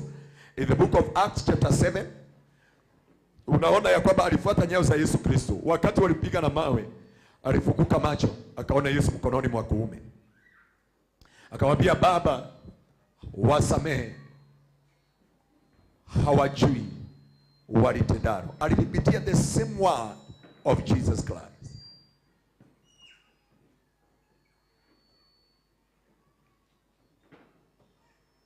Na hapa ndio nakwambia kile ambacho tunahitajika kwa maisha yetu. Na hii ndio ombi la moyo wangu. Na hii ndio kilio cha moyo wangu. Ya kwamba tell your neighbor, let it go today in the mighty name of Jesus. Ya kusamea, kusahau hautasahau vile walikufanyia. maana scar haiondokangi. Kusahau hautasahau. Kama huyo mama nilimsamehea, lakini nilishindwa kusahau. Hata kuna wakati mwingine naangaliaga nasema ya kwamba gai, ama ulini preserve nihubiria watu wakati kama huu. Because I know yeye akirudi mahali alikuwa anarudi, alikuwa anajua huyo amekufa huko. Ile risasi zilipigano katika pale base na huko nyuma. Mimi sijui vile nilitokea na huko. Nilijua mahali niko wakati niona Mirema ba. Nikatokea kwa barabara nikashika. Nilisaidiwa na mwanajeshi mmoja alikufa juzi akicross barabara akagongwa na gari. Alinichukua akaniweka kwa jeshi karibu 2 months. Ananipatia nguo zake nivae. Saa 7 inafika ninaenda meshi na kula ugali na nyama. Yaani nikirudi after 1 month nilikuwa na katabi. Na hapo ndio nakwambia katika ndani ya maisha yako. Stefano aliwaambia Mungu, wasamehe wajui walitendalo. Na hapa ndio watu wengi tumeshindwa kuwa Christ like. Maana kuwasamehe tukikumbuka vile walitutendea, walitukimbia mashimo, wakatustaki kwa wakubwa wetu, tukadimotiwa, tukafutwa kazi, tunaishi na uchungu na machozi. Tukionyeshana, unaona wale ndiye alikuwa anajifanya ndiye manager. Huyo anatembea hapo na hiyo slippers, sasa anaendesha pikipiki. Sasa ako na hivi na hivi. But to become a Christ-like, it is a matter of forgiveness. A matter of forgiveness. Imagine watu ambao wamekusaliti, wamekupeleka kwa wakubwa, destiny yako iishe, hatima yako iishe, na wanataka waokoe. Eta ukumaita otuko, silikuwa nyonga usiku. Lakini Yesu hakuwanyonga. Wakati waulizwa mnataka tuwafungulie nani? Walisema Barnaba, sorry. Wakasema mwizi ni wa dhamana kuliko huyu. And to become a Christ-like is a matter of forgiveness. It's not easy to forgive. It is not easy to forgive. Kwanza ukikumbuka it is your sister. Vile alikufanyia wakati uko gavu, ulimwachia watoto. I know mumeona hii trick imefanywa na wadada. Wanatumiwa pesa kutoka ng'ambo, atu wanajegea sister yao. Wanakula tu, maana wanakunywa wakisikura. Alafu wanaenda mahali kuna nyumba na wanabeba mawe. Mmoja anaongea, "We, wacha kurudisha gari nyuma." Na huyu mwingine anagongesha mawe hivi. Namwambia sister, tuma pesa nyingine, mafundi wako hapa. Watu hao kuwasamehea, it is very hard. Kile unahitaji, it is a love of Christ. Yesu hakekuwa wa kulipa gharama. Alijua process. Bwana apokee sifa sana. Salimia aliye karibu na wewe. Mwambie, ukiniangusha na ukinimaliza, kumbuka kuna watoto hata kama hawaja kuja wamenitazamia. Kuna watu wananiangaliaga, wanaona udhamana ambao nimebeba. Wewe hauwezi ukaona. Lakini kabla unimalize, ya kwamba remember, kuna watu wamenitazamia. Just tell your neighbor like that. Because watu wengine wananyonganaga kwa koro ni kanisani. Kwanza wakiingia kuongea na dini. Nasikia kwa anasema rikama yanda shatama nimelimakata nimelimazeria. Yaani nimekatakata na ndarekere. Sasa unafikiria mnaongea na dini? Kwanza manabii. Manabii Bwana asifiwe sana. Hao ndio wanajuanga kukatana na kukata line. Unajaribu kusema shala, ukaigwa na keuga rika kata line kuna itaikia. Na unafikiria ni dini. Nasikia mtu anasema kiongozi wa ibada anaacha na kusema kulikuwa na sauti ya Bwana. Sasa anaanza kuitafuta. Niko yuana igwa yake ni yarengeka. Bwana apokee sifa. Na ndiposa naambiaga watu usiforce watu kusikia sauti ya Bwana. Yes, toka hiyo sauti ya Bwana. Sauti ya Bwana iko madini. ni moto akuotea bali. Ukisikia sauti ya hiyo doki ikia wimbo haraka, nasikia kuna sauti unasikia, wamwendea Yesu kwa kusafishwa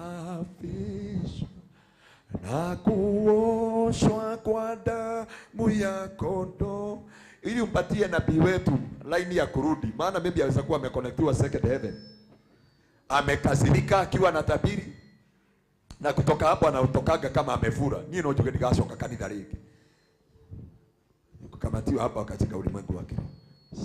Forgiveness.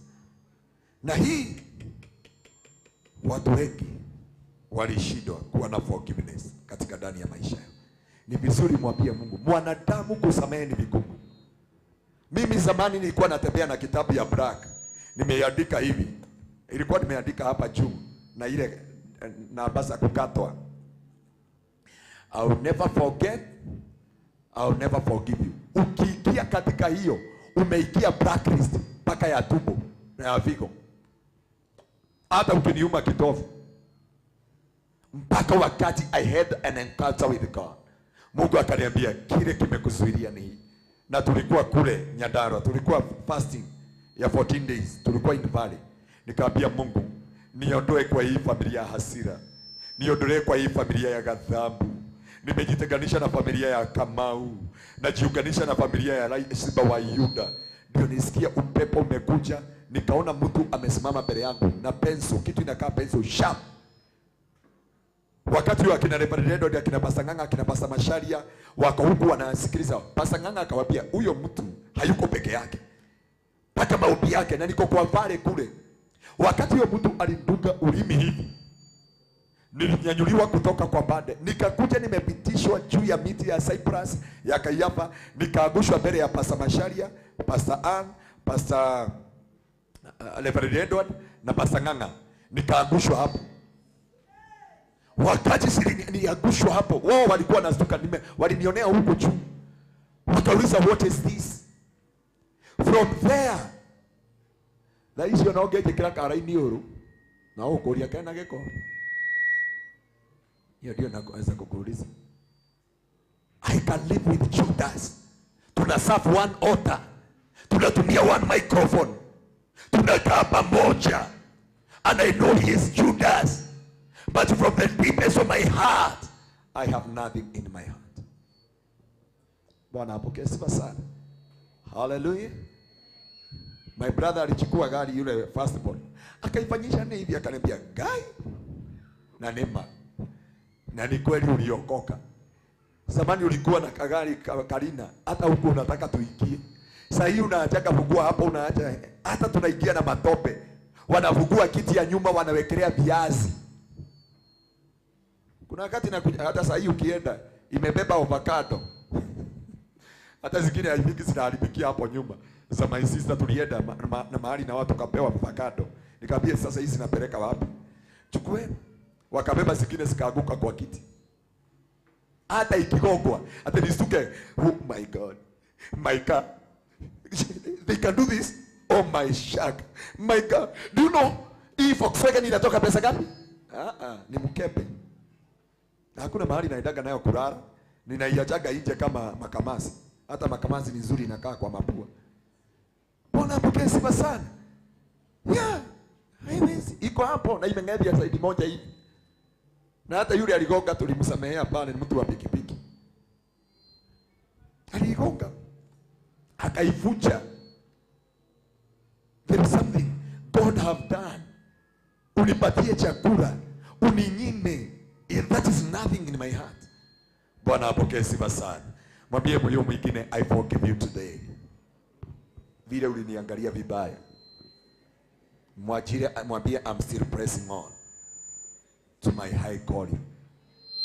Bwana apokee sifa. Mwambie I'm pressing on.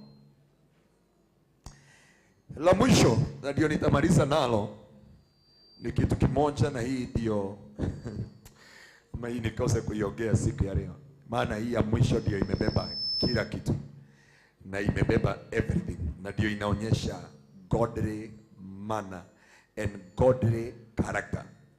Lazima tuangalie kitu inaitwa godly manner and godly character. Ya mwisho ni kitu ambacho ni kitu kinaitwa character, having a godly character, because ya kwamba character ina determine sana. Biblia inasema in the book of Proverbs, bad company corrupt good moral. Na character yetu, mama mmoja alikuta Yesu akamwambia, naomba hao wanafunzi wangu mmoja akae upande wa kulia, mwingine upande wa kushoto. Yesu akamwambia haiwezekani. Akauliza, je, wako tayari kulipa gharama? Are they ready to pay the cost? Mama yao akasema ni kweli. Mpaka mama yake akahurumia huyo Yesu akahurumia huyo mama. Akamwambia, yule ambaye atakaa upande wa kulia na kushoto, already mbinguni imeamua ni nani? Because ya kwamba kile ambacho kilikuwa kinahitajika ni character. Kuna mtu aliniandikia message ya mwimbaji mmoja aliongoza praises hapa Kesha. Akasema ya kwamba I like and I love that sister. And the way akiongoza hiyo wimbo unatokaga kwa damu, kwa tumbo. Inatokaga ndani yake. Ya kwamba kitu cha kwanza watu huangalia it is a character. Because ya kwamba tukikutana wewe nikiwa pastor na kinyasa imekaa hapa na nyororo imeshika hapa kwa tumbo na vilipisi na gogo nimewekelea hapa, nikwambia ya kwamba haleluya, Bwana sifa, pigia Yesu makofi mazuri.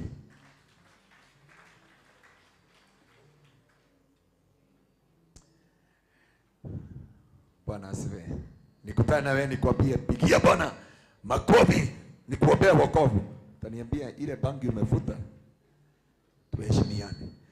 Tunafaaga suti kwa ajili yetu, tunafaaga kwa ajili ya watu wengine.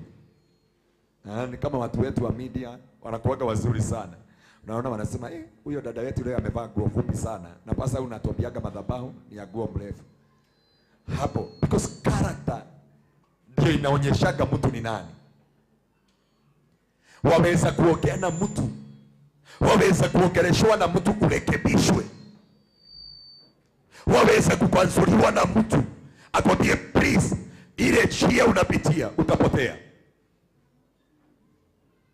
Hatua character. And that's why the Bible says character ndio inaonyeshaga moral ya mtu, ndio inaonyeshaga mtu ni nani. Yakoba maneno mengi wakati umekasirishwa, how do you react? How do you react? Wakati unapitia mambo mazito, how do you react? Wakati watu wamekuinukia, how do you react? Because ya kwamba number 1, sio pasa amekuinukia. Number 2, sio Mungu amekuinukia. Tunajuaga maturity yako, not wakati umebarikiwa. Sitasema hii si msimamo wa Mungu na wa kanisa, but niliona lori moja inapitaga hivi ikiendea nini? Mchanga. Imeandikwa filisika ujue tabia ya wadada. Ninyi mnasema hivyo kweli? Filisika ujue tabia ya mkeo. Nao tabia ya mzee inajulikana wakati anapata kitu. Na hapa ndio nakwambia your character ina determine a lot. Wakati Solomon alitiliwa mafuta, kile kilipoteza Solomon ni character peke yake, hakuna kitu kingine. Solomon alikosa character.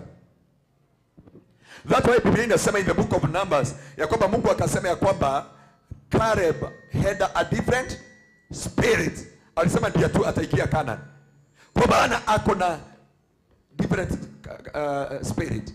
Na character ndio inatuonyeshaga. Kuna watu hata ukiwaaminia wawe viongozi wa kanisa, ya kwamba character yao hawajui what they supposed to do. Hawajui masaa ile wanafaa kuingia, because leader yote anafaa kuingia mbele ya wale anaongoza. Lakini kama wale unaongoza unaikia nyuma yao, hauna character, imedisqualify. Bwana apokee sifa sana. Ni kama saa hii niwaletee mkate. Nikuletee mkate ukiwa karatasi ya nylon. Na nikuletee mkate umefungwa na gazeti ya People Daily. Utakula gani? Bwana apokee sifa. Kwa nini utakula hiyo iko kwa karatasi? Na ni karatasi kama hii. Because packages determine a lot. Na hii kile ambacho kilimaliza Daudi, many men of God, ya kwamba and the women of God, ni character walikosa. Nini imemaliza waimbaji wengi? Character. Mwimbaji anaimba wimbo akiwa mdogo mpaka ananyenyekea. Kama mwimbaji mmoja wa Kenya alisema ya kwamba, God, nimeapa maana nimekula awadi ya kwanza, sitakuacha. Najua mnamjua. Wakati ameinuliwa na amebarikiwa, sasa hii mpaka anaiba zingine akiwa na keraiko, akiwa na sigara. Na aliapa because ya kwamba character ndio inaonyesha mtu ni nani. Character ndio inatujulisha wewe ni nani. Wakati unaokereshewa, wakati unakansoliwa. Mimi naitaka kwa baba yangu Wednesday, hata hii Wednesday ninaenda na ninaitaka, ninamwambia dada, nimekuja kwako, I'm just a child. Najua unanifuata kwa media, najua unanifuata kanisani. Sijakuja hapa uniambie naendelea vizuri, niko hapa unirekebishe. Ananiambia kwanza leta fungu la 10. Ndio hii. Ananiambia hapa kumekuwa hivi. Ananiambia hivi. La mwisho ananiambia kwamba kuna jokes ulifanya kwa studio. Nikamuuliza gani? Ulirudia ile wimbo ya taifa inaibwa, wanasema wafake mafuta. Hata kama ulikuwa unapeana example ya kwamba hapo huyu nikamwambia nisamehe, I need to receive Christ as my personal savior. Akaniambia kwamba mahali fulani umecheka sana, mahali fulani unameza maneno, haumalizii watu, unawapatia, utawafundisha mambo 5, unafundisha 2. Nasikia nikiwa nyumbani, ananiambia kwamba unahitaji kufanya hivi, unahitaji kufanya hivi. Namwambia ndio baba, niombee wokovu. Anambia sitakuombea wokovu. Nikamwambia for me, najua backsliding ni hii. I need to receive Christ as my personal savior. Ananiombea. Wakati mwingine ananiambia nifike kama last week. Ananiambia nifike saa 10 nikarara. Nikachelewa. Hata kama nilichelewa nilifika, nikamwambia I'm very sorry. Karibia, najua unataka nikuombee kuokoka. Sikuombei. Please. Najua kuchelewa ni kama dhambi ya usherati. Hakuna kadhambi na dhambi. Zote ni dhambi mbele za Bwana. Siwezi nikahubiri maziwa na ninakunywa divai. Karibia, sikuombei. Nililia. Nilianguka hapo chini. Mpaka akakuja akaniambia, sema Bwana Yesu, nimekuja kwako. Mimi mwenye dhambi. Rejesha Roho wako Mtakatifu ndani yangu. Yaani ananiombeaga wokovu. Aliniambia kutoka Januari mpaka saa hii nimekuombea 16 times. Kamwambia ndio najua Biblia inasema ya kwamba kujanegi mara mingi mbele sana.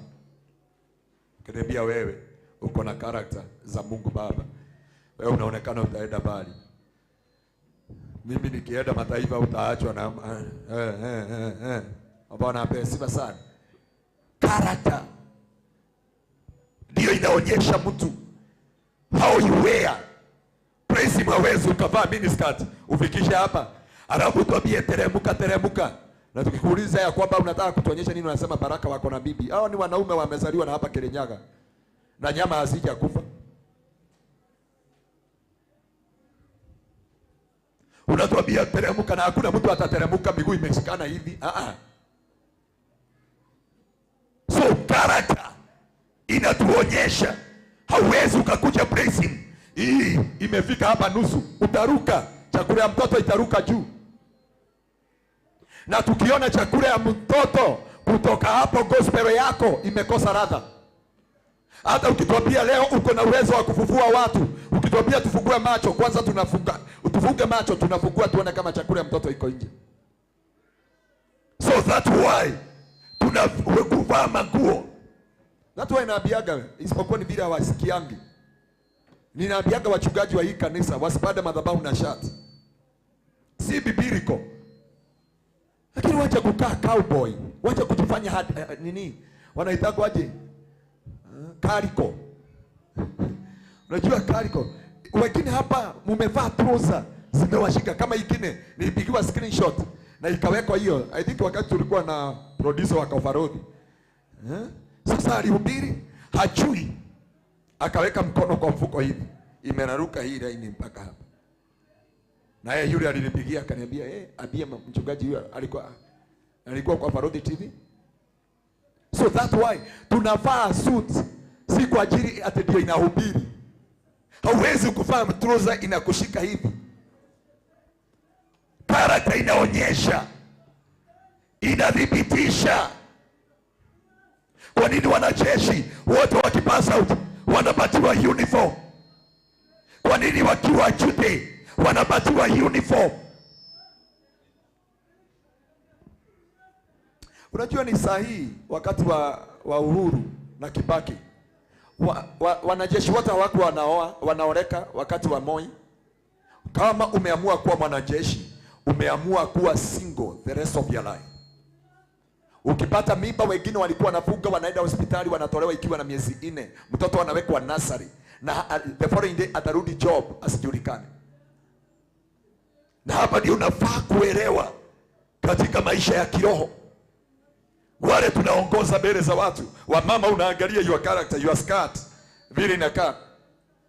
Waweza kusema suguka, ikabe pa. Ikigoga pa. Unafikiria tutaona Mungu tena kutoka siku hiyo? Hiyo memory haitasahaulika. Kuna mavazi ya madhabahu, kuna karakta ya madhabahu, kuna tabia ya madhabahu. Watoto wale wanaachiwa madhabahu na baba zao. Madhabahu sio yako. Lazima ujue kile unaongeleshea kondoo. Lazima upime maneno ya kinywa chako. Wacha kuambia ni wajinga na wapuzi. Sio wewe umewaleta. Kuna mzazi wa kiroho ambaye amewaleta. Anajua watoto wake walio wajinga, walio na udhaifu, ambao wajui kujitoa makamazi. Bwana apokee sifa. Si kuna watoto hawajui kutumia handkerchief? Anafanyaga nini? Unasemaga ni wa jirani ama ni wako? Ita neighbor akuja awaangalia na biaga wewe.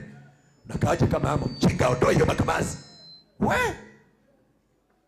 Hata wachungaji Pastor Charles, nyinyi tunahudumu na nyinyi hapa. Ukiachiwa madhabahu acha kusema leta hiyo anointing oil. Inueni mikono leo na wapatia power. Paka akiondoka panya utawala. Na baba amepatiwa neema ya kuongea. Baba yako hata akikuongeleshea vibaya unasikiaga kama ni jokes. Your brother unakumbukaga bila alikwambia wacha kuniangalia kama kodoshe. So uwe na character. Mkipatiwa madhabahu, hubirini Kristo. Wacheni kucorrect watu. Mwambie Yesu ya kwamba waambieni njia za Bwana. Kama kuna mambo unafanya kwa siri, kama unasaidia kanisa kwa siri, wacha kuinulia watoto ndugu zako. Utajiletea vita. Kama mtu anaitwa Joseph.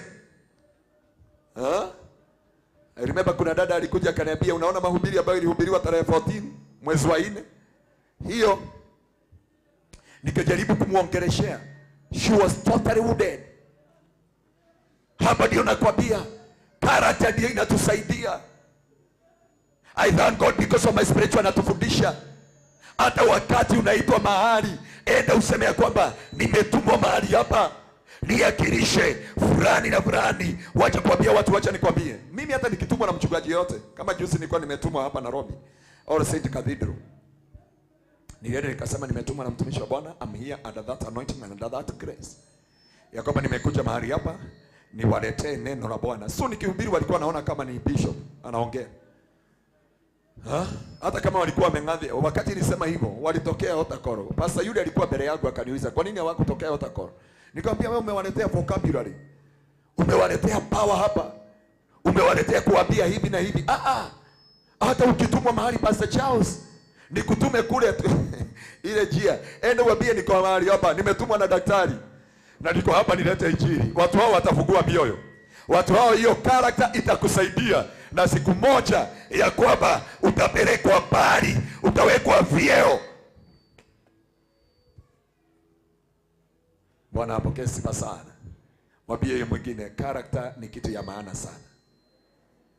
Yeah. Hata ukiwa ndani ya madhabahu, ukiwa kwa madhabahu haushikagi hadi kachifu hivi na mkono moja. Ukiwa kwa madhabahu unashikaga hadi kachifu aje na utoangi ng'oo, hata kama uko na homa slow motion hivi tu. Ukimaliza kutoka kwa madhabahu, praise, unajipatia kachia pole pole na usionyeshe watu uko na tension. Unaenda unafuka jicho moja na hadi kachifu na hii nyingine inafungua mpaka hapa kwa kichwa. Na hapo tutakukubali. Mambo mengine inahitaji na hadi kachifu wa dada wa praise haitoleagi kwa mfuko. Unaona yangu vile imekaa? Haitoagi kama imetoka kwa mdomo wa kadama. Toa hadi kachifu na unaipaga vizuri na wacha kujifanya kaliko. Wanikwa kaliko. Bwana apokee sifa sana. Maybe kwa nyumba umezoea ukiosha nyumba na ukivua manguo unafugaga pua moja tu. Wangapi hapa wafugagi pua moja? Haya, niambie hapa ni kuhubiria. Haleluya. Mapepo inatoka. Ninajua Yesu yuko hapa. Dakika ingine utaangalia ile mkono na kuwekelea. Ameniwekelea hii ama hii? Bwana sifa sana. Haleluya. Yeah. Hata watu ambao wako kwa hoteli, mko na hoteli, ni vizuri kuwa na ile apron. Bwana sifa sana. Alafu kama unapika na kuni na sufuria ya makaa, unaweka kioo pale. Watu wengi wanapika, just ask yourself, hata watu wengine wameweka hoteli, lakini hawajui kwa nini ile kioo wanawekaga hapo. Hata mimi nilijua juzi. Wakati tulikuwa tumeenda pale hoteli iko pale. Okay, natakaga kujua mambo mengi because zamani nilikuwa nimefanya business management. So nilienda tukaulizwa, who know them hii kioo? Because ya kwamba mbona umeweka kioo kwa hoteli? Wale wanasafu huko wakipita hapa unajiangalia. Maana waweza kuwa na homa ufanye hivi ikae hapa, ama ufanye hivi na sufuria. Sasa watu wanasema ni Leonard Soisiniga, maana umetuchora line mbili za black hapa. So we normally do things, character determine a lot. Tukiambiwa tufuke macho, wacha kufukua, tutakuita devil worship ndani ya kanisa. Tukiambia watu wainua mikono waangalia kwa madhabahu, wacha kuangalia nyuma. Ukifanya watu hivi, watasema unawabukisha mapepo. Kama kakesi kingine tulikuwa nayo kanisa ingine. The character. Bwana apokee sifa sana. Hata mimi hauwezi ukaniona nimetoka kwa viti ninazunguka huku, unless ya kwamba tumeidhiniwa na yule yako kwa madhabahu, ama conviction of the Holy Spirit. Character ni kitu ya dhamana sana. Niambie ya kwamba nikuje hivi. Sasa niulize baba koi. Sasa nikuje nimeshage hapa na turuza imekanya ambao niambia wow. Mpaka nikiongea nafanya hivi. Nasema pastor, tulisema tu ya maana amekataa kupumzika, amechoma line kiu ya baba. Character determine a lot. Wachungaji ambao tuko na nyinyi, please don't become a solution for everyone. Wengine wanakuja kuwapima. They are there. Vile mtawa advise, vile mtawaapia. Baadaye wanakuja kwa dada. Dadi nilikuwa na meeting na pastor Kuria. But ameniambia hata niwe yako na kusaidia, hata kama sio yeye hii kanisa ingeisha kitabu. Hata hiyo nguo. Kutoka hapo ni vizuri. Character determine a lot. Bwana apokee sifa sana. Tukiapiana tusalimiane kanisani because we are brother and sister. Kataa kutusalimia, tutajua wewe ndio unatukashiaga msomo. Tunasema huyo ni wa praise. Ile mashetani yako nayo, si amekataa hapo. Na ndio aikarago. Kuku ngoma yako miaka nilikuwa udhino wake. So lazima uelewe. Hatusalimiani kwa maana ya kwamba ni watoto. Ni kwa ajili ya character. Yesu alifika mahali akaosha mitumbaro, akasema Petro akamwambia Yesu, you cannot dare to wash me. Yesu akamwambia listen to me. Ya kwamba kama hutakubali ni kuosha miguu, wewe si mwanafunzi wangu. Petro alisemaje? Hata alisema utiga maguru, nioshe hata mwili mbele ya watu hao wote.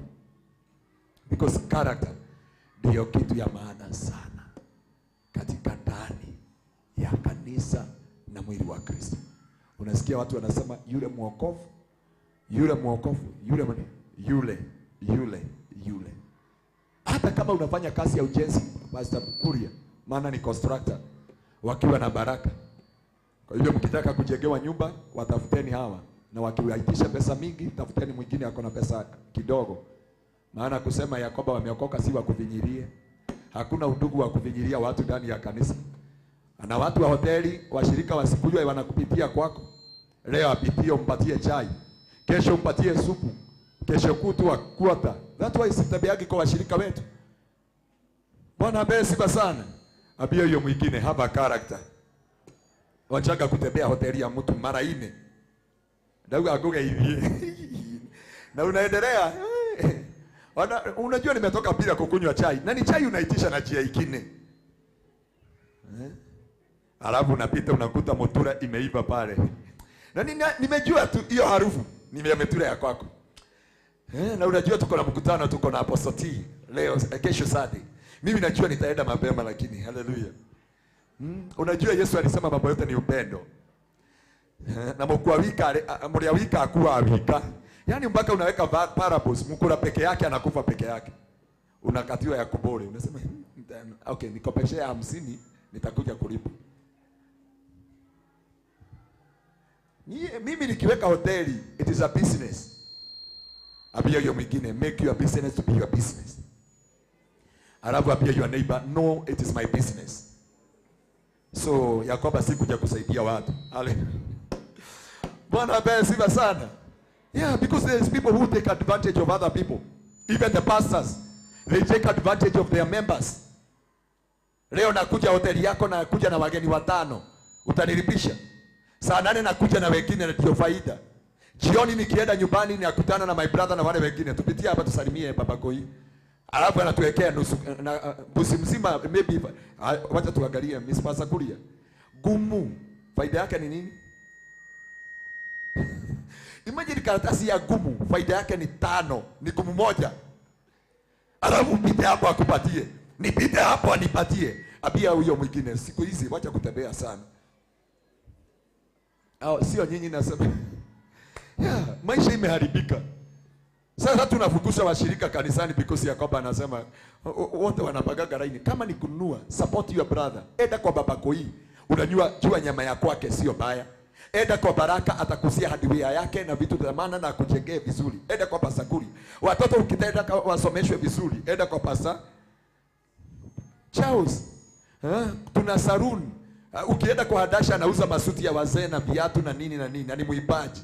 Ukienda kwa Pasa Karaja, yeye anafanya na kampuni hiyo, kampuni yake nimesahau jina. Ya? Na unafanya kazi ya ziada. Tuko na brother anafanya Kenya. Ako wapi ameenda nyumbani? Ako pale. Ukitaka kufanyiwa wiring, yeye na mke wake wanakufanyia wiring mpaka kwa mapua. So ni vizuri. Tuko hapa watu wote, tuko na madaktari hapa, tuko na maofisa wa polisi hapa, waheshimu. Tio dia okarie tare na mumeta ate. Ile ulikuwa umeshikiwa Kiabu, TRB. Alafu sasa unajua wewe ni mshirika. Sasa hapana, makosa ni yako. Bwana apokee sifa. Msitumie watu vibaya. Abia hiyo mwingine, nitwareka kutohothanira uhuru. We must become a Christ-like. Unajua mimi nataka kufungua. Kuna mahali tutakuwa online. Yaani unaleta mshirika mmoja anajiongea nafanyanga kazi hii. Beside na kwenda mbinguni kuna kazi hapa dunia. Lakini tusitumie watu vibaya. Yaani niko na kampuni ya maji. Washirika tuseme tuko 500 ama 400. Washirika 400 wakipitia kwako chupa, hiyo ni hasara inatoshanaje? Na unajua Wakristo si kama watu wa dunia. Watu wa dunia wanasemaga pewa. Kwa Kristo nipe. Hata kama mtu wako na 5,000. Haki anakaa hivi. Karike wikalete huyo. Nina misi imetura na madazi. Unakuta mtu wa pikipiki, nani wa kanisa kwenu? Namwambia unajua brother vile unaasha watu kanisani. Hata nasikiaga roho anaongea tu. Lakini nilikuwa nakimbia hapa juu. Ulikuwa unaenda saidi. Akikufikisha mwambie negracia kwa moto. Hakuna cha roho. Pikipiki haikunywi roho wapendwa. Ama namna gani wapendwa? Hoteli inalipwa na pesa, na roho ama pesa. Kwa hivyo mahali pa roho ni roho, mahali pa pesa ni pesa.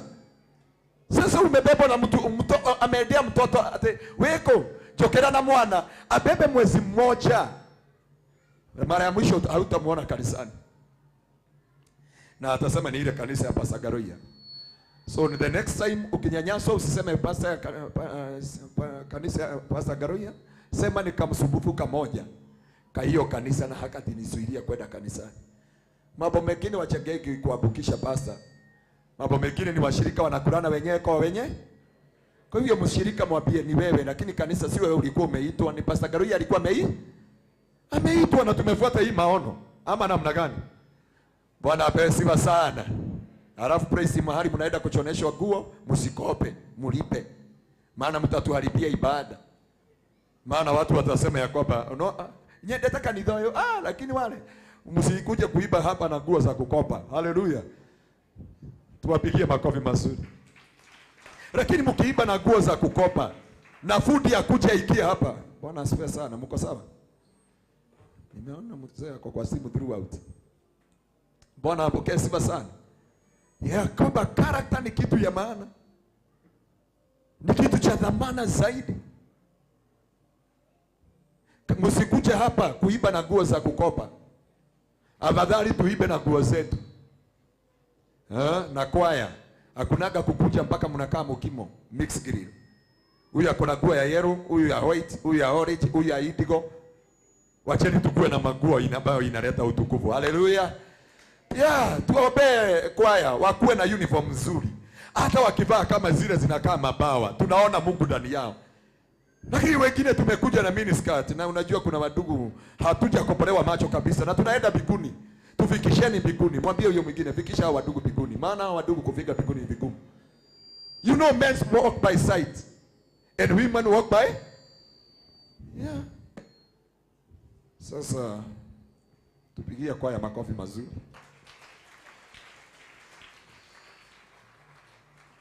Si mahubiri ya leo iko na roho. Bwana apewe sifa sana.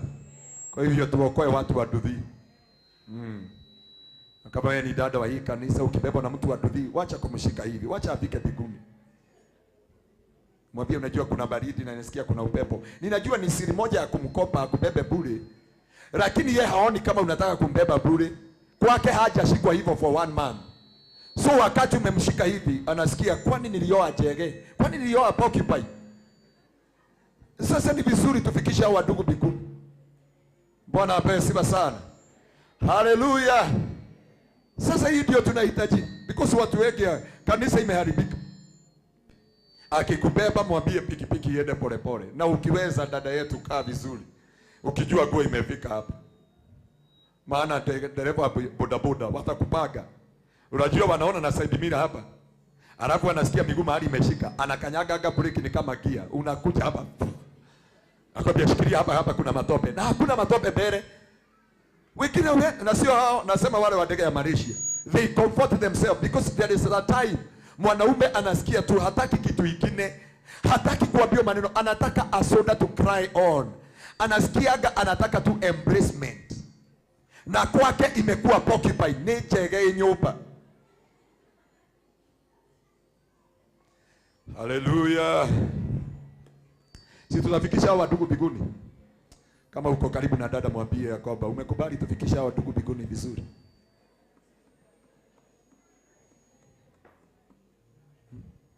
Praise him, mtafikisha hao wadugu. Maana praise him ndio wanataka kupewa vitu yote ya bure. Haya.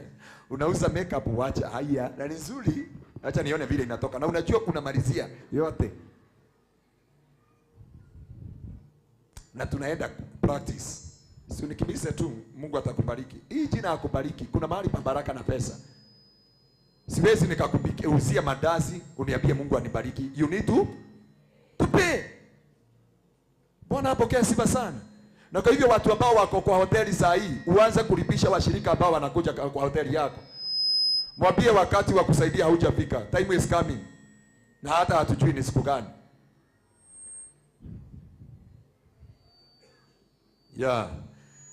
Na mshirika ambaye amekukopa usimchukie, msamehe, lakini usimsamehe deni. Mahali uko umembeba vibaya, nitume. Uniambie tu pastor, ende uambie fulani tu anilipe kadeni yangu. Kuliko unakaa kwa nyumba umejaa. Bwana apokee sifa sana. Hallelujah. Wachungaji na nyinyi kutembelea washirika kwa nyumba na kuwekelea miguu kwa mesa ya wenyewe na kuchukua remote. Ati bwana yako anakujaga saa ngapi? Na ninaumagwa na hapa, unajua sijui roho ya wachungaji ilitoka wapi ya kuumwa na hapa. Wanatakaga maziwa mingi. Hiyo kachai isiwe mrefu, iongezwe maziwa. Hallelujah. Nasikia kama ni mayai unapika, waweza kuongeza kauga. Sisi kanaki na mayai ya jogoo na gutire makugukite namo. Wacheneni kusumbua washirika. Wacheni washirika waende biguni.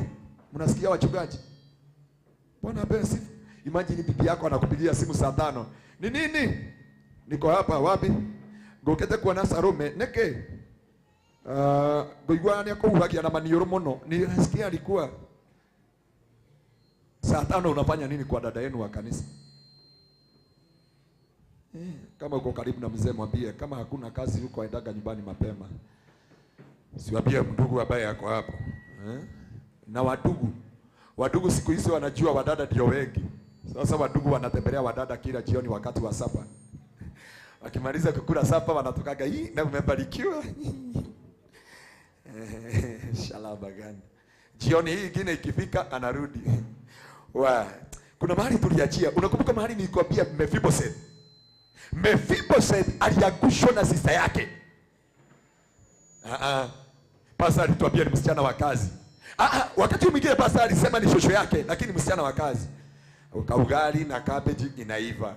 Tukikula please, ndugu, kama uko karibu na ndugu mwambie zoea kukula kwako kutoka leo. Hata kama ni mkate nusu.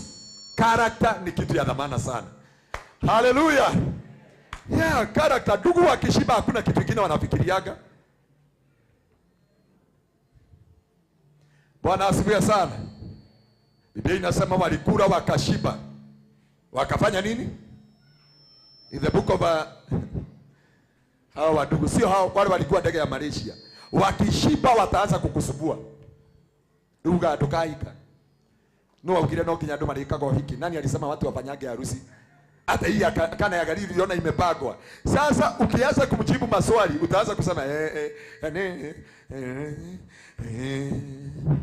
Pastor sijui vile kulienda. Ndugu alikuwa ametembea tumejikuta asubuhi wapi? Bwana asifiwe. Kama kuna ndugu anakuraga kwako jioni mwambie nataka kukufikisha mbinguni. Sasa enda ukuraga kanisani za kiroho. Na ni msimu wa avocado. Kwa hivyo ukinunua getheri ya 20 na avocado moja, umeenda mbinguni na mimi nimeenda mbinguni na kanisa imehubiriwa. Bwana apewe sifa sana. Tupigie Yesu makofi mazuri. Pigia Bwana shangwe na vigeregere. Tusimame na miguu yetu katika Kristo Bwana. Sharabaganda riba. Yesu ni Bwana, ametenda maajabu na ametenda makubwa. Amen. Si usalimia aliye karibu mnaambie muulize injili ya leo iko namna gani? Mwambie pole. Pastor ameniharibia getamaa.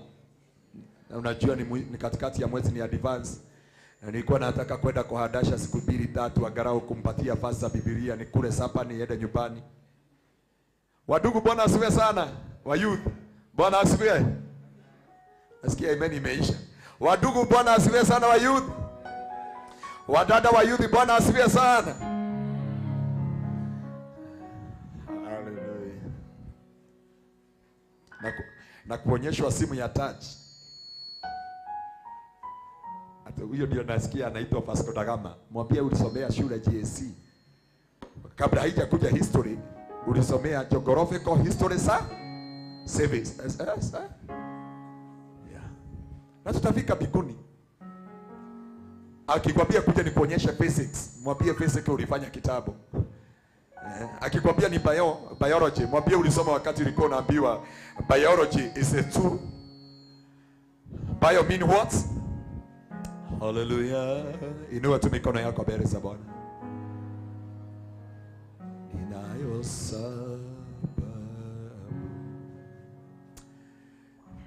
I have a reason to worship God today. I have more than 1,000 reasons to give the Lord the glory, praises and adoration. praise you, Adonai. We adore thy holy name. Sumwambie Bwana nisaidia kuwa Christ-like, because our prayer is to be like a Christ.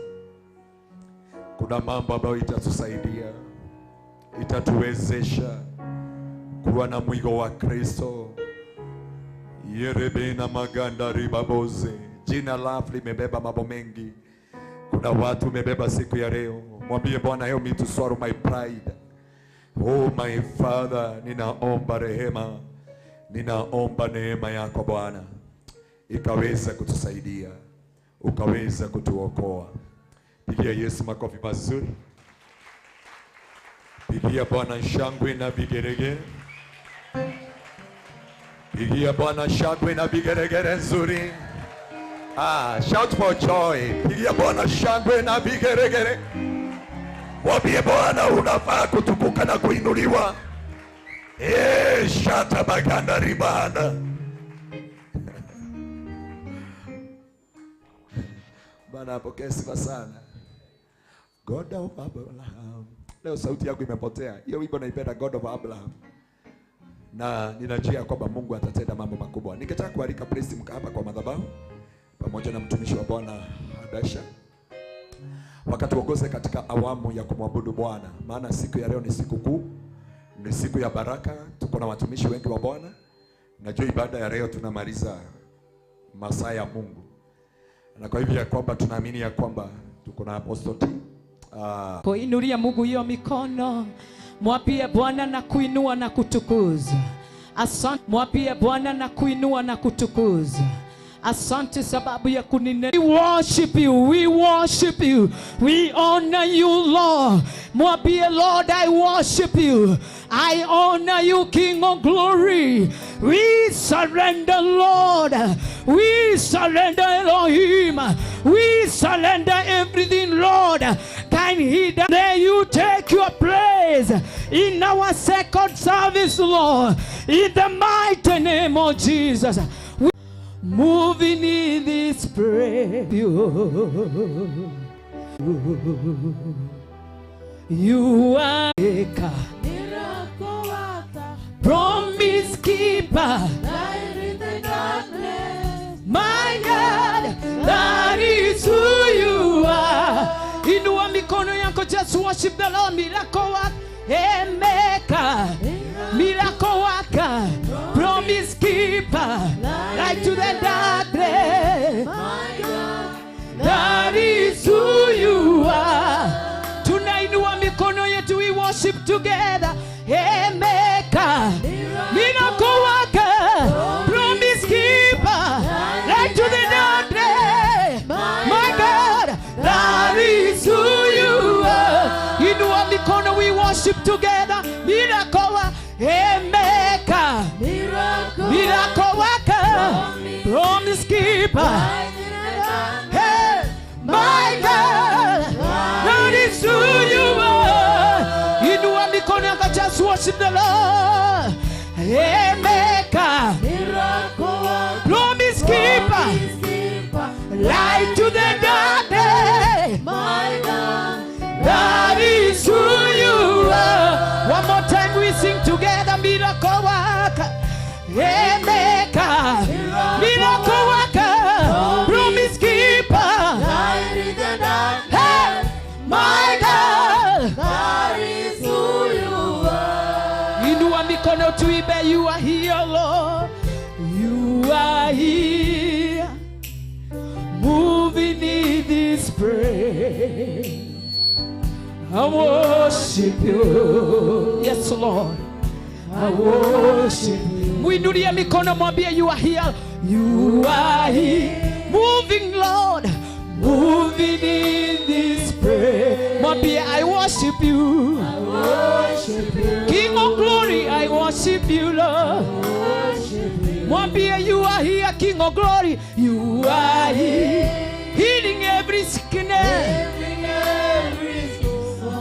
Oh yes Lord, I worship you. Yes Lord, I worship you Lord. You are here, you are here, you are here. Yes, moving in this prayer. I worship you, Lord. Oh, I worship you.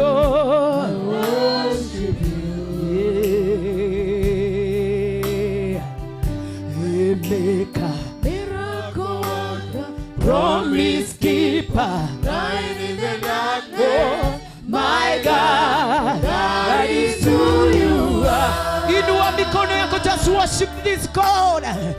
Maker, miracle worker, promise keeper, light in the darkness. My God, that is who you are.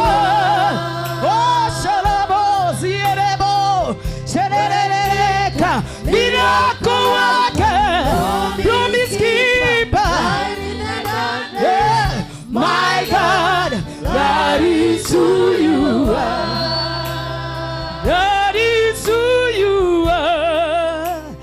That is who you are. That is who you are. That is who you are. That is who you are. That is who you are. That is who you are. That is who you are. That's how you are. That is who you are. Inua mikono, just worship the Lord. That is who you are. Shalabosi alaba.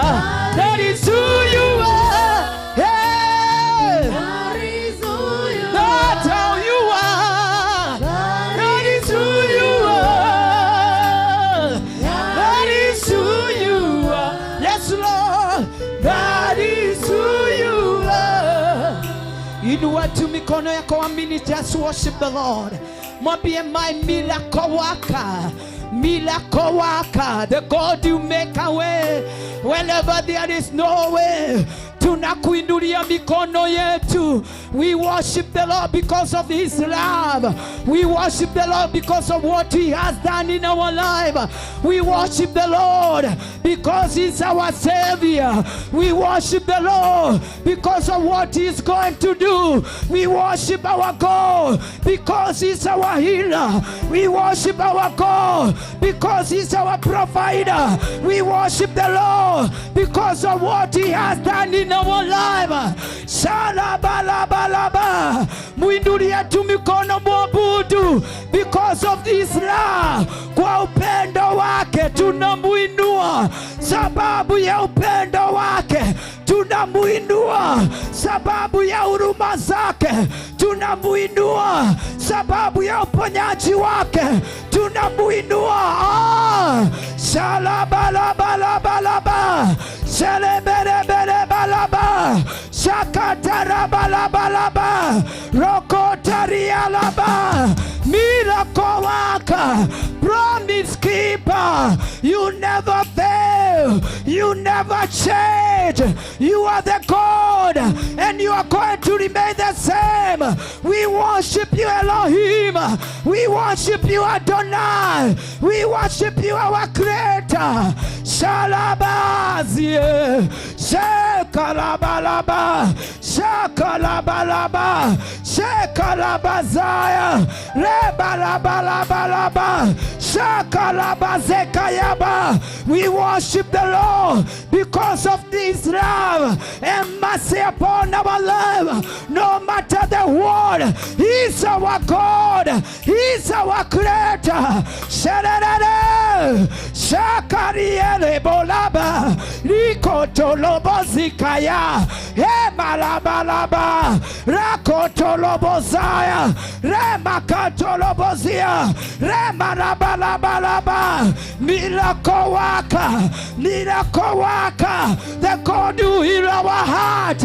We worship you, Lord, the God who protect our heart. We worship you, Elohim. Yeah, Ramalabalaba, Serererere, Likotolobozaka, Rabalabalabalaba, Shekalabazikayaba, Rokotalabazaya. Somebody's worshiping the Lord. Oh my God. Wacha Baba kasikie sauti yako, ukimwinua sababu ya upendo wake. Sheke bahanda likikaha loko haziereba raba kanto lobozia reba kutalaba raba sheka yekereba ibala hieba zekereba loko hotarie Jesus miracle worker. We worship you, Lord. We adore you, Lord.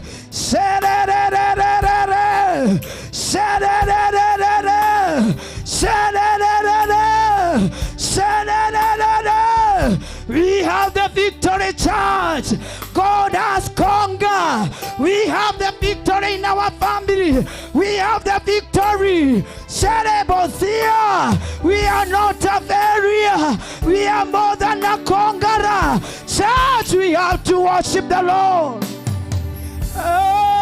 Bala bala bala shakala bazekere ye bala kaye lokota ha irima zere baha nuko inini na na na na na na na na na imaka hanene mahanene ibala bazeka hanana imaka torobo zikaya ire mazie bala mala bala bazeka ikotolobozia. Jehovah, we worship you, God. Libalabalaba noko karahandere nilibahanderebo shakaraba zekereba noko kaka shakaka eleba zikiriba ramakantolobozaya ramaketaria ramakantolobozika elebalabalaba rokotariala ramakantolobozaya ibalabala Malaba. Jesus, we honor you, Lord. Hey! We honor you. We are not complaining. Jesus, Nidi Bahandere, Shalabalabalaba. Shalabalabalabalabalaba.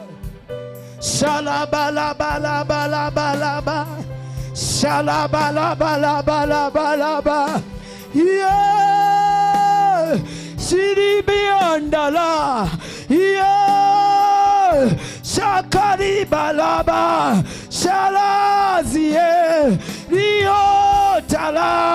Darie. Shikalala. Jesus, we adore you, Lord. Ariabala, Shakarabaha, Nikotolobozikaha, Iya, Nikalakala Kolobozie, Cherebazie. Oh my God.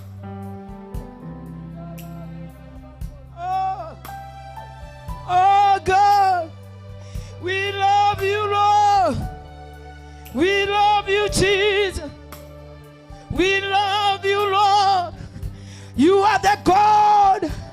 You never fail. You never change. You are going to remain our God. We worship you, Jesus. Ramba Rambo. Shelebazieba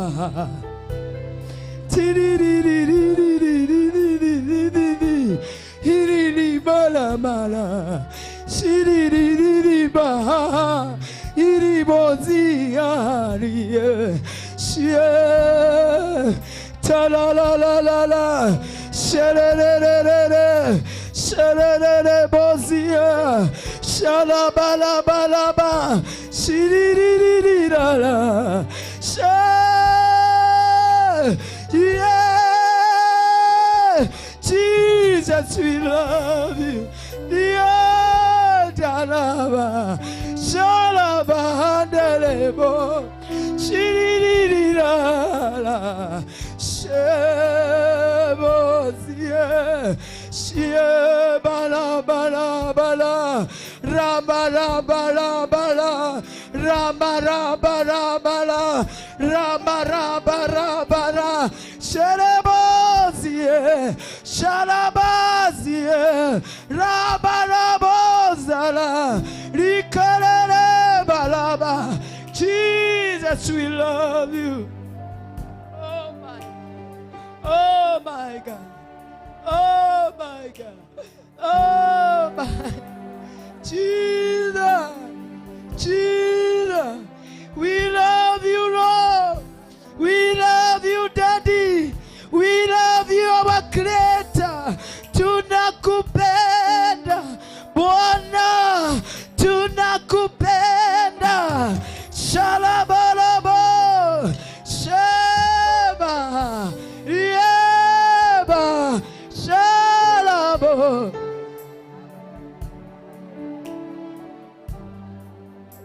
Jesus, Jesus.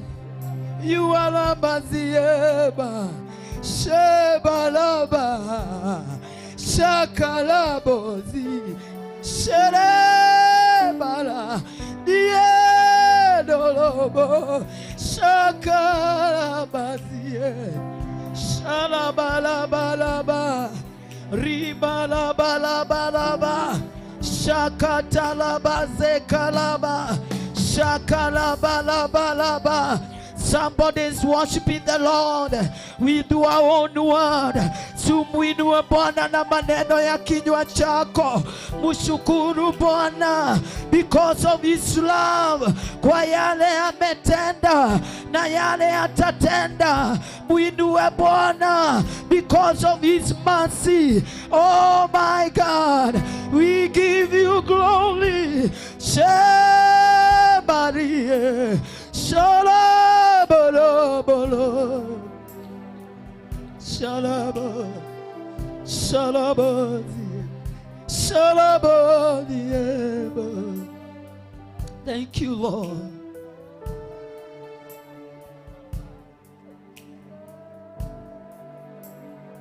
God, we love you. That's why we bow before you, King of glory, because we love you, Lord. The way of showing you how much we love you. Tumepiga magoti mbele zako, tumeshikana na malaika, tukuabudu mfalume wa falume, Muumba wa vyote. We worship you, we adore you. We are not here to complain, God. We are here to worship you. We are here to say thank you. Father, thank you for your grace upon our life. Father, we adore you. Kama sio Baba, imani yako, wengine tungepotea. But because of your mercy, Lord, that's why we have more strength to move on. We worship you, God. Tunakuinua hata sababu ya nguvu zako. We give you praise. We don't take it for granted, Lord. We worship you, Lord. We worship you, Lord. We worship you, Lord. We worship you, Jesus. Rebala, Shebo, Shebo. God, we give you praise. Oh my God. Shalabazekedebo.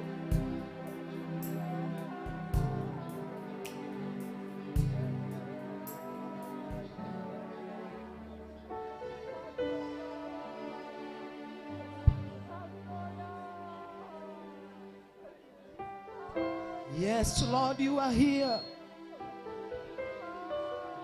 We give you praise, Lord. You will never, ever share.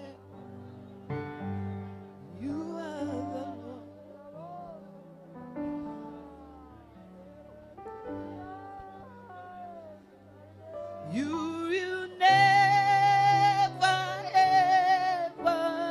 change.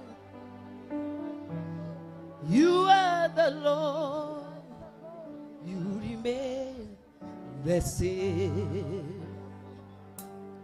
You will never ever change, Lord. You are the Lord. You remain the same. Tuimbe pamoja kanisa. You will never ever change. You are the Lord. You are the Lord. You remain the same. Inua mikono tuimbe pamoja. You will never ever change. You are the Lord. You are the Lord. You remain. You remain. In our life, you will never. You will never ever change. You are the Lord. You are the Lord. You remain. You remain the same. You remain. You will never ever change. You are the Lord. You are the Lord. You remain the same. You remain the same. One more time, kanisa mwambie you will never. You will never ever change. You are the Lord. You are the Lord. You remain. You remain the same. In our life, you never. You will never ever change. You are the Lord. You are the Lord. Oh, Shalaboria. Yes, Lord. Kanisa tuinue mikono tumwambie. You will never ever change. You are the Lord. You are the Lord. You remain the same, Lord. You remain the in our situation, in our area, you will never ever change. You are the Lord. You are the Lord. You remain the same. That's why we worship you, King of Glory. You will never change. You are the Lord.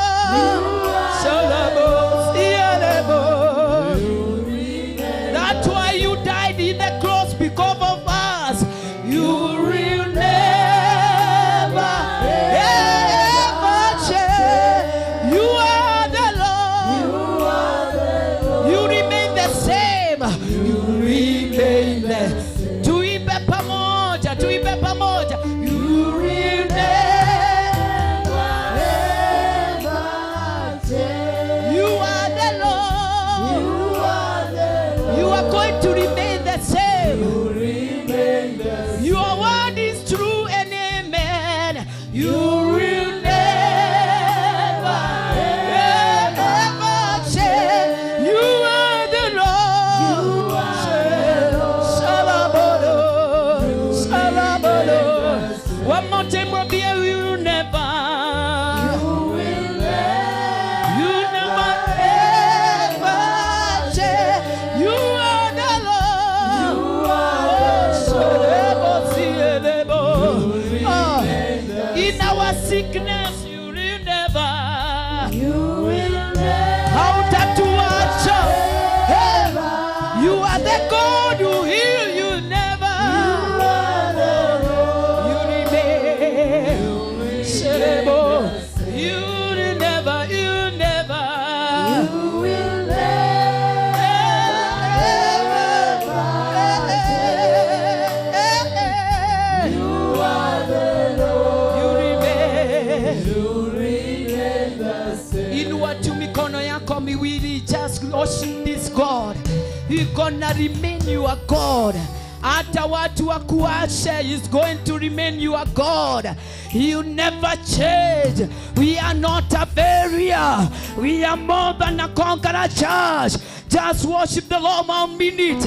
Mwambie Lord, I worship you, Lord, because you never change. are going to remain the God no matter what. No matter the situation, no matter the sickness, you are going to remain God. Shalabalabalaba. You never change.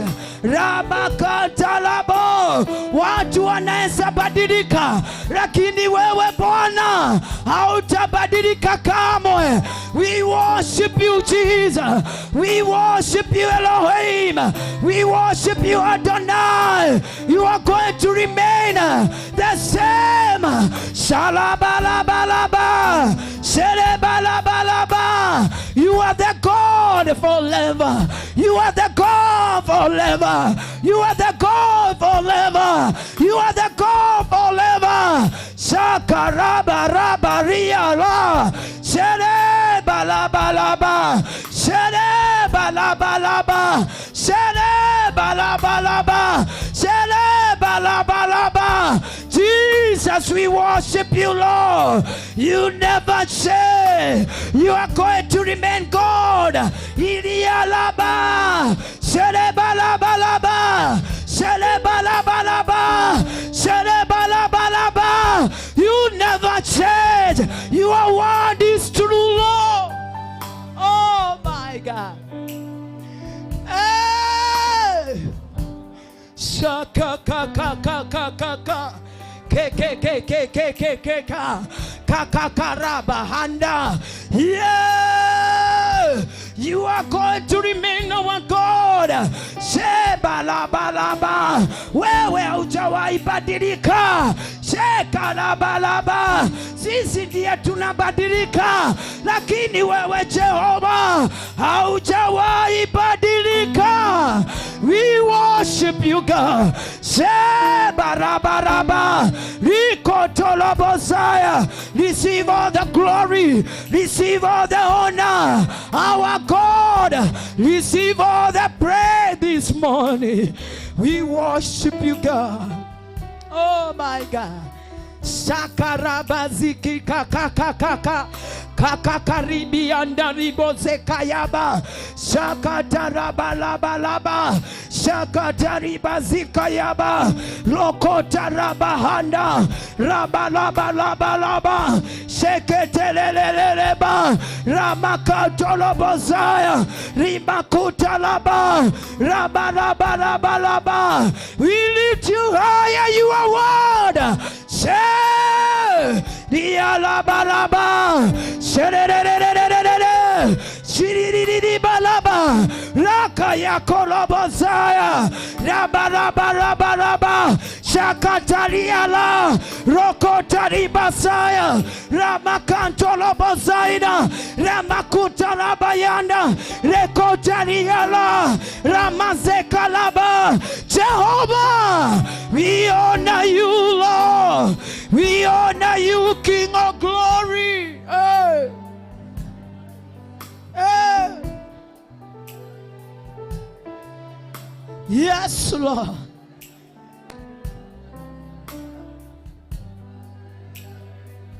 Jesus, we love you.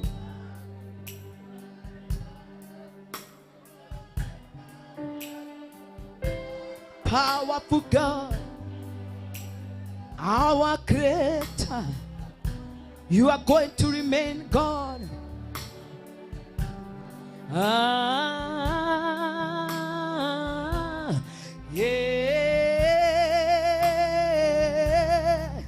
Yesu astahili heshima na utukufu.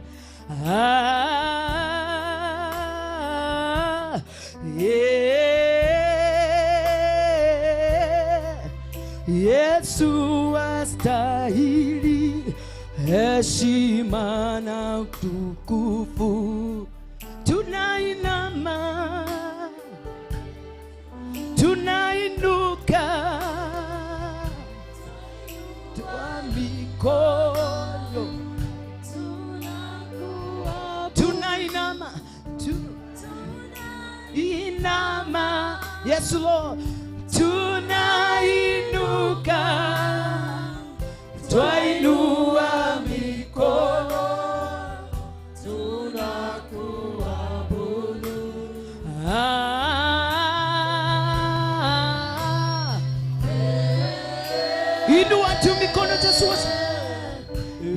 Yesu astahili heshima.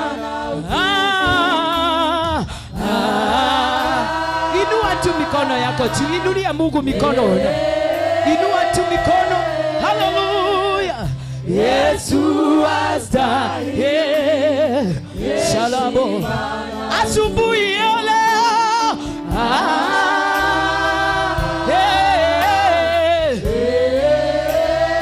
Yesu astahili. Oh, heshima. Tunakuinulia mikono yetu.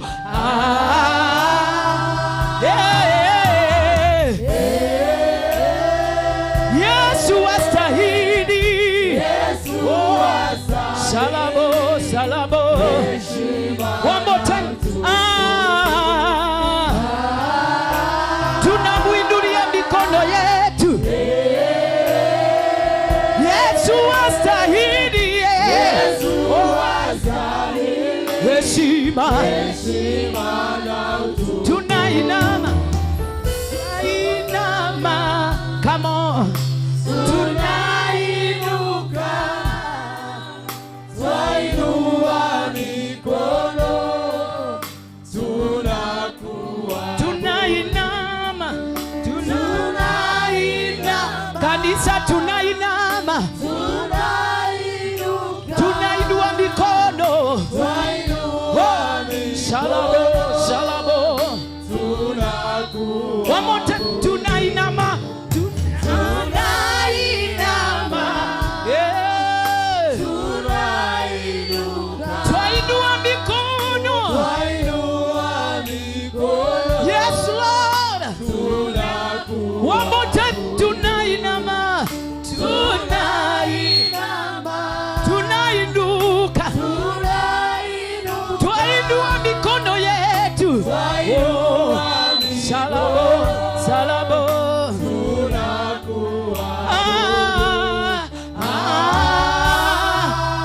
Yeah. Yesu astahili. Yesu salamo, sialaba.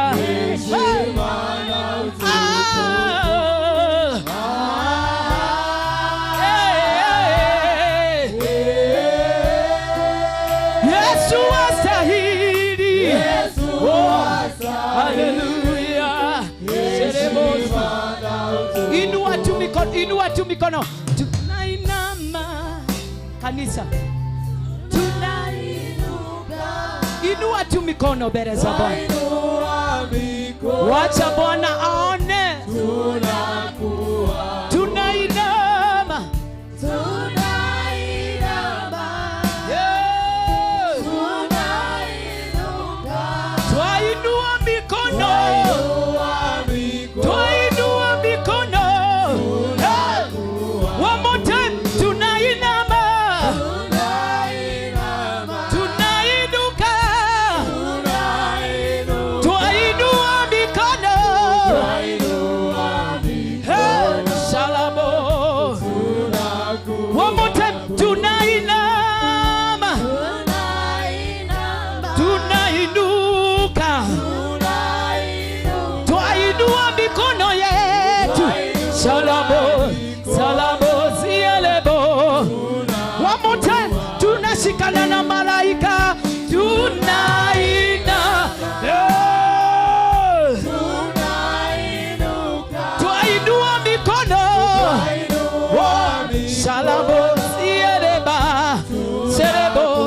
Tunashikana na wazee 24.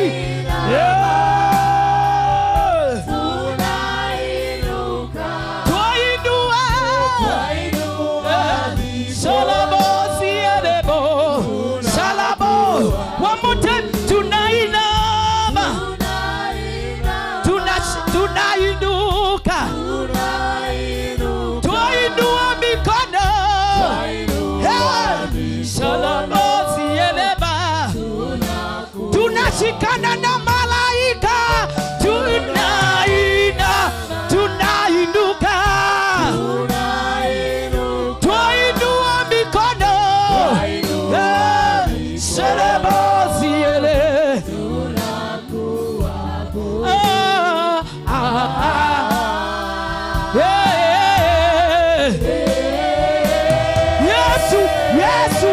wastahili. Yesu wastahili. One more time.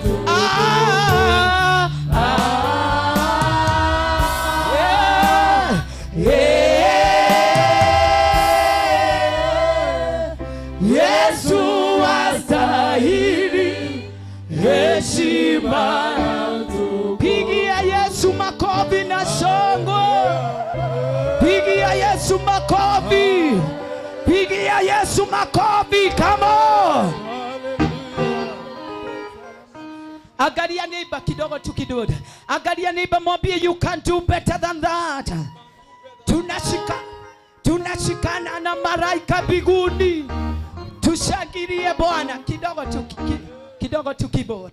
Angalia neighbor, mwambie you can do better. You can do better. Hallelujah. Mwambie we praise the Lord because of his love. Mwambie tunamwabudu Bwana na tunamsifu sababu ya upendo wake. Na yale ametenda, na yale atatenda, na yale ataendelea kutenda. Come on, you can do better. Bila keyboard wapi shangwe? Come on, you can do better than that. Tunashangilia. Tunashangilia. Yeah. Hey. Hey. Hey. Hey.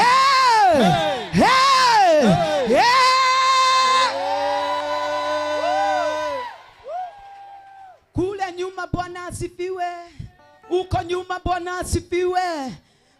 Bwana asifiwe. Uko kanisa ya nyuma. Tunaamini tutakuwa na kanisa ya juu. Si tuinue mikono tusalimie kanisa ya gorofa ya juu.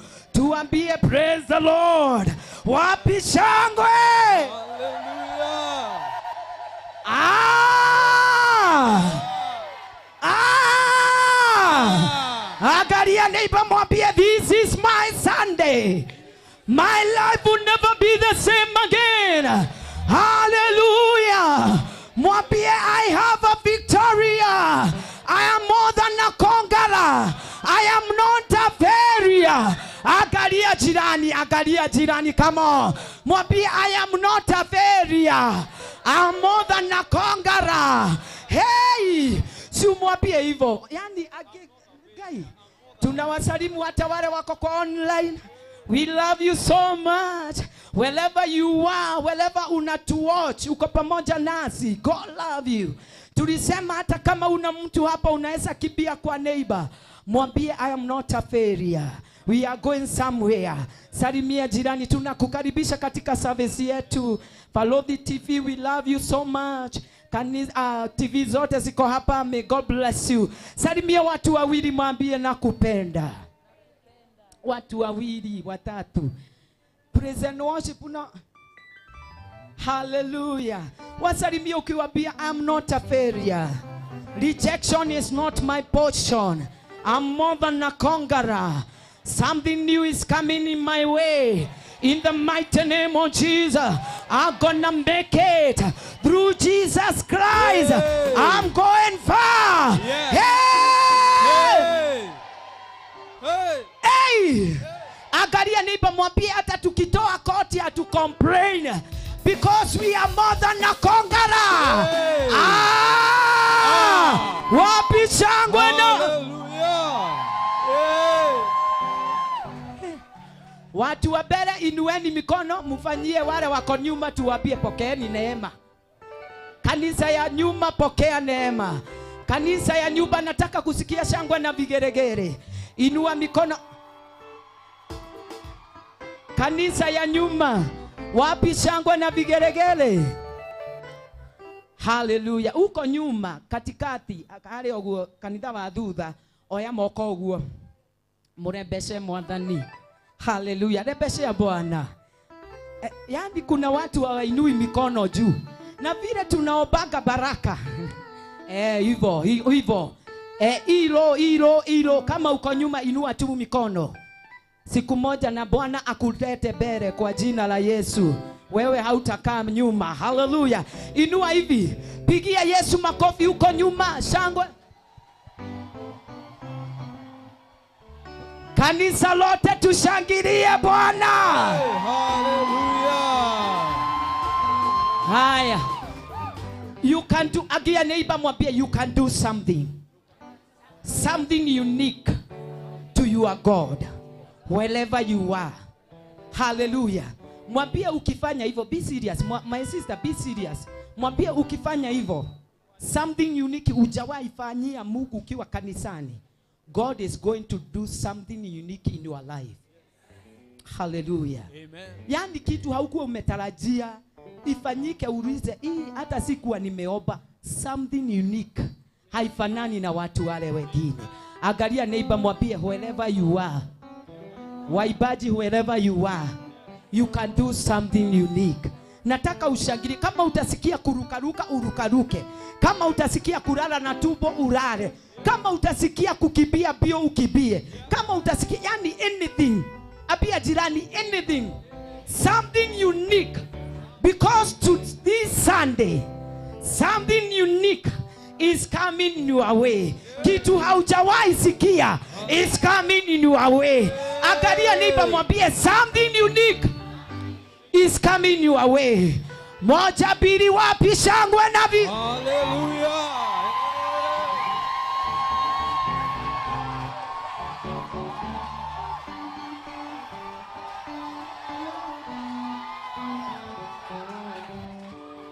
Asanti kwa wale wanatii. Unaweza ona ni ujinga machoni mwa mtu wa dunia, but spiritually kuna kitu unafanya.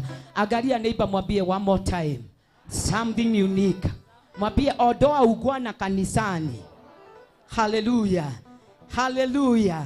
Uko kwa baba yako, na ukiwa kwa baba yako unaendaga unamurukia. You know you are in the house of God. Moja mbili wapi shangwe na viga. Yeah! Yeah! Yeah! Wapishe! Thank you Jesus.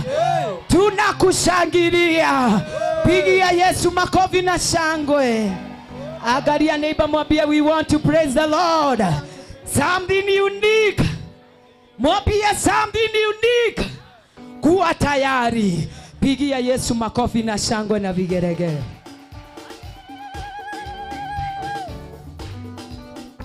Haya nisaidie makofi. Inua, inua, inua, inua, inua, inua, inua, inua. Ekile kile. Ekile kile. Ekile kile. Ekile kile. Wakusifiwa, wakuabudiwa ni wewe tu, Mungu wa miungu. Wakusifiwa, wakuabudiwa ni wewe tu, Mungu wa miungu. Wakusifiwa, wakuabudiwa ni wewe tu, Mungu wa miungu. Wakusifiwa, wakuabudiwa ni wewe tu, Mungu wa miungu. Wakusifiwa, wakuinuliwa ni wewe tu, Mungu wa miungu. Wakusifiwa, wakuabudiwa ni wewe tu, Mungu wa miungu. Ni wewe tu, Mungu wa miungu. Come on. Mungu wa miungu. Ni wewe tu Masia. Mungu wa miungu. Mungu wa miungu. Mungu wa miungu. Ni wewe tu Jehova. Mungu wa miungu. Talabalabo. Mungu wa miungu. Wakusifiwa, wakuabudiwa ni wewe tu, Mungu wa miungu. Wakusifiwa, wakuabudiwa ni wewe tu, Mungu wa miungu. Haya nisaidie.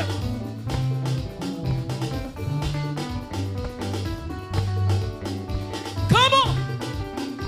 Come on. Come on. Haya inua mikono juu.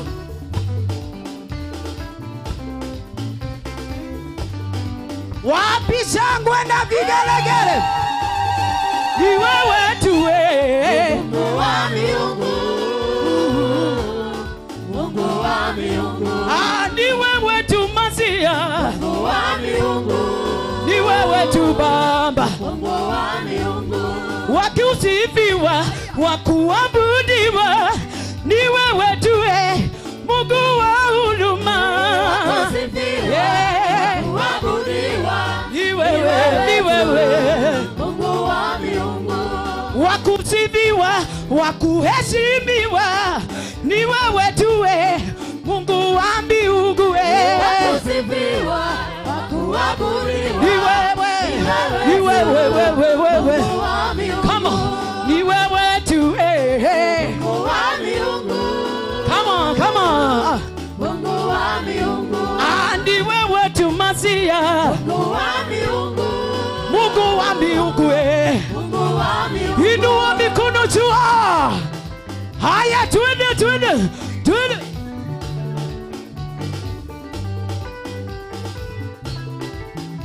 Wapi shangwe na vigele? Ekile ni wala no adaira ni wala no ni wala no adaira ni wala no ni wala no Ni wala no taya. ni wala no Ni wala no taya. ni wala no ajela ni wala no ha twende kanisa, chikilia hapa, chikilia, twende.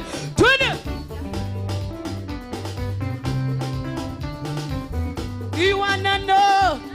Ni wala no taya. You wanna know? Ni wala no taya.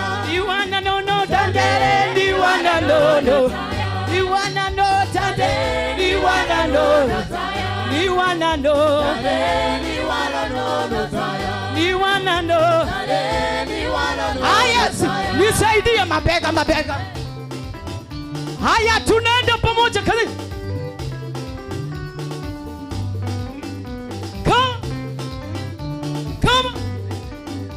Come on. Aya, kile.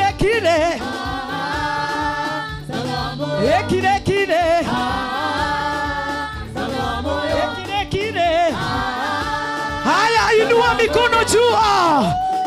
1, 2, 3, 20. Abia jirani, we are jumping, come on. Haya, mikono juu namna hii. 1, 2, 3, 20. Luka.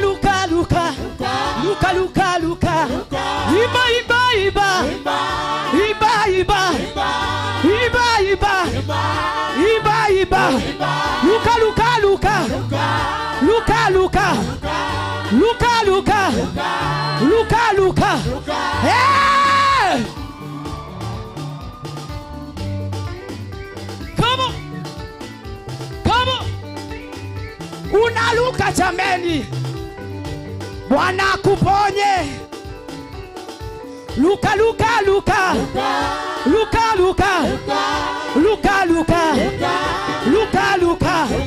Na Kikuyu.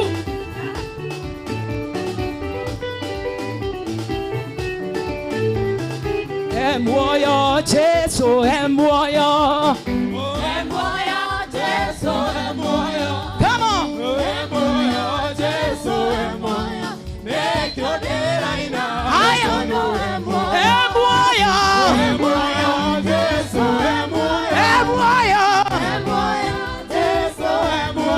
Hey! Come on. Haya, Luka. Atonyaga ninde wa mwanake. Hey!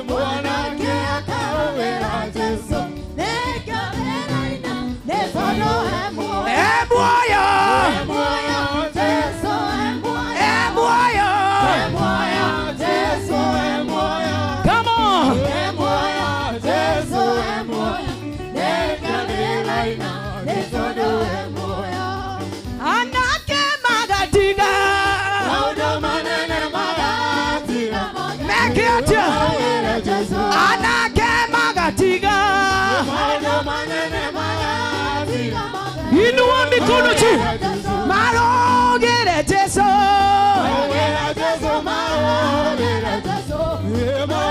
Moigereria Jesu.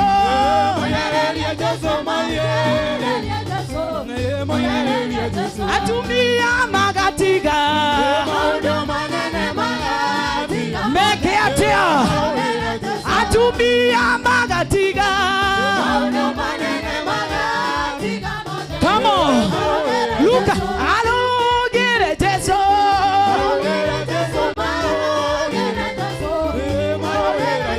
Ego shai modani wa delwe.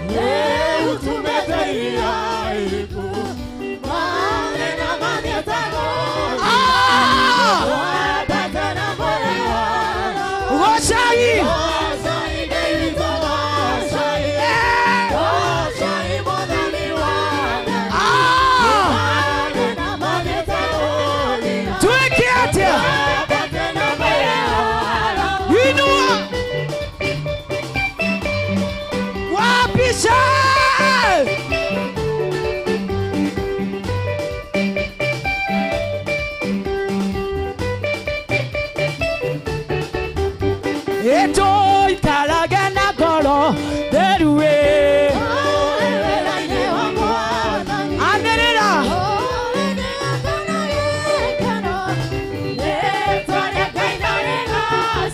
Oshai.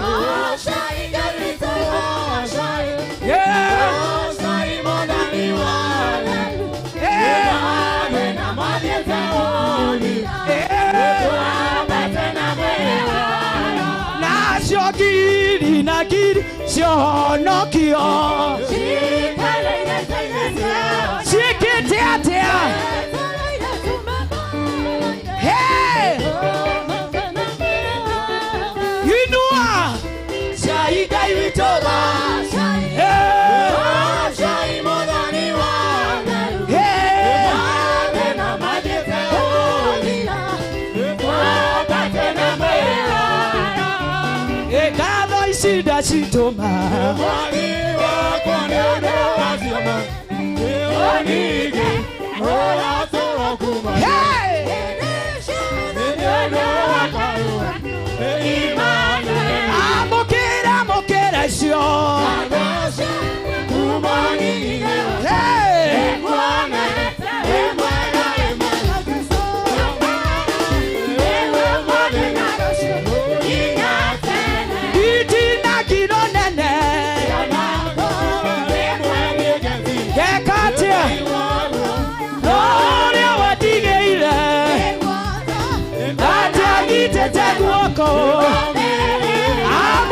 Amokera shio.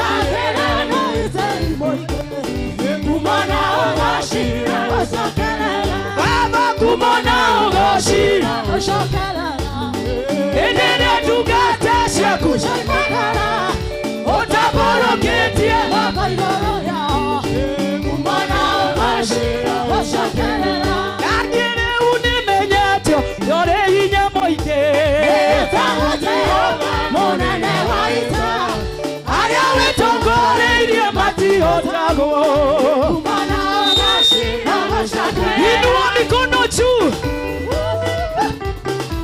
Wapise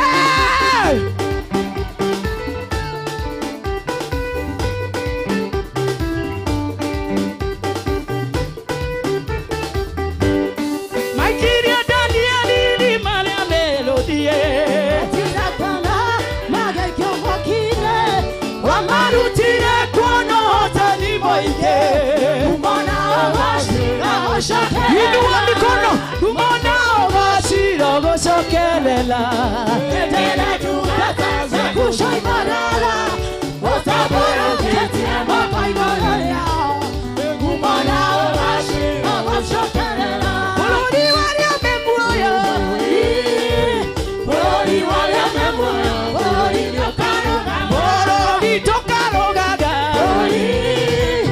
Polori waria memoya Polori tokaroga Polori tokoigereria Polori waria memoya Polori tokaroga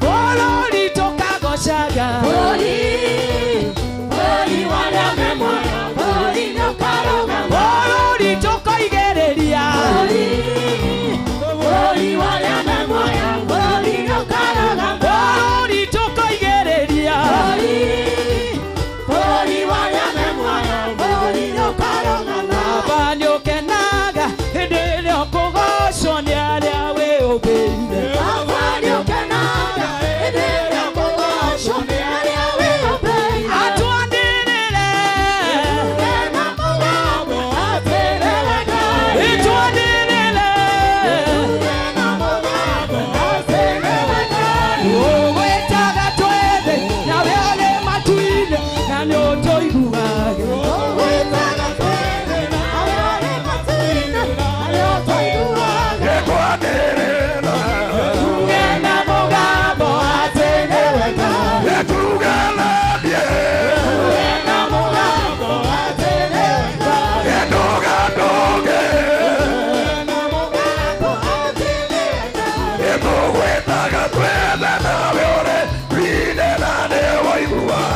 Owetaga twende na weole matuile na nyoto iguage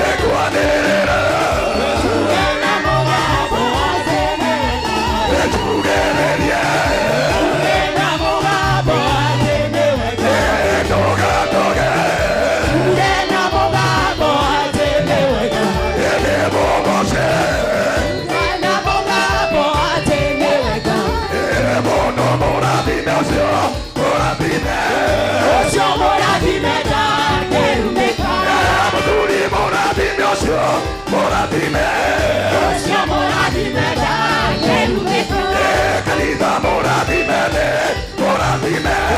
Osho moradimeta kerumeka Osho moradimeta kerumeka Osho moradimeta kerumeka Osho moradimeta kerumeka Osho moradimeta kerumeka Wadiwa Oro washamanene Ige Oro toro kumagia Edesho Yodo wakaru Uimane Adosha Uwani ine Egwane Wemwega Jesu Ewo mole nalosho Inatene Sutereria wone goma Ewele Ayato tigeto Eko igwa Erigo meigata Agesa Eko yogwa Eko igwa Toria Mokera Peraisho Adosha Uwani ine Egwane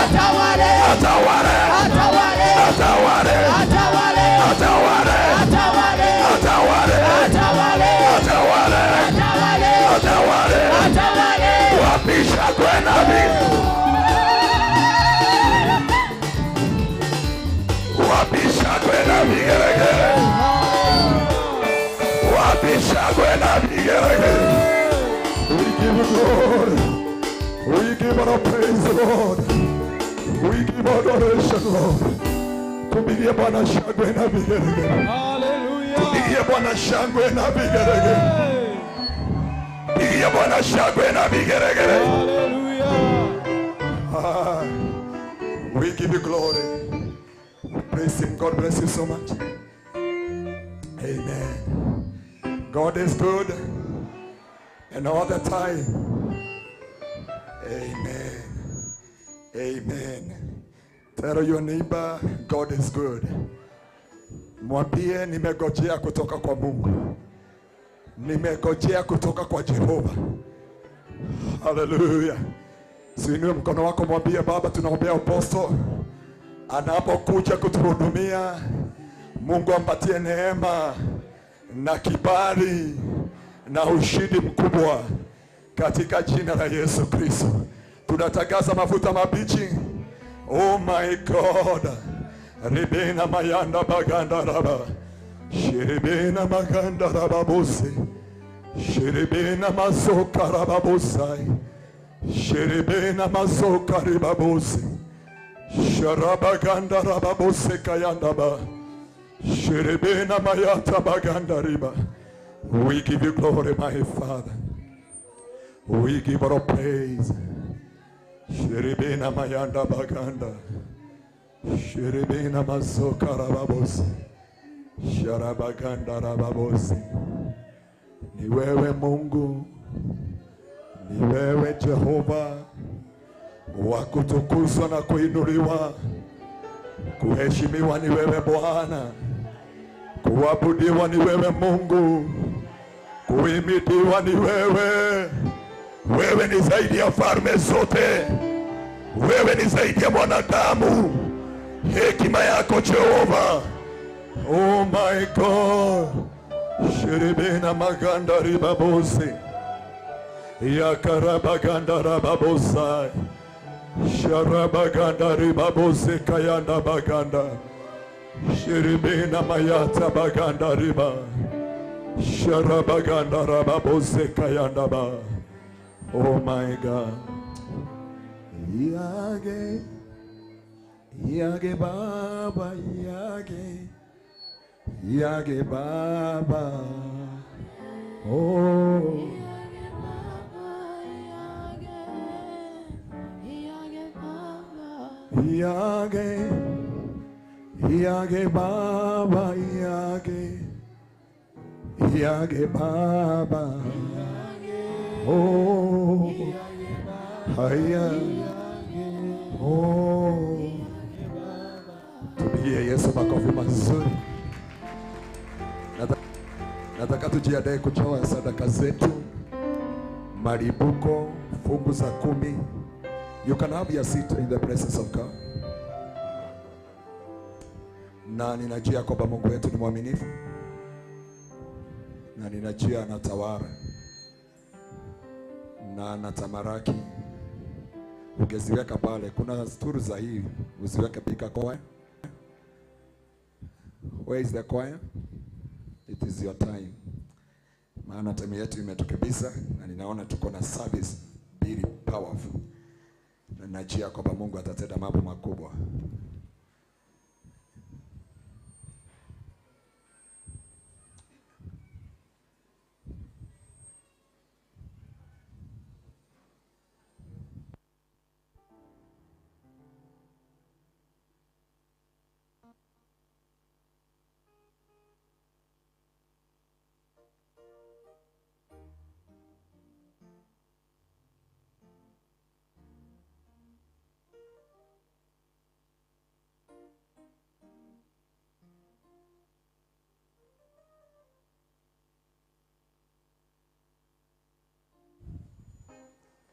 We can give our offering, our tithe, our thanksgiving, our sacrifices.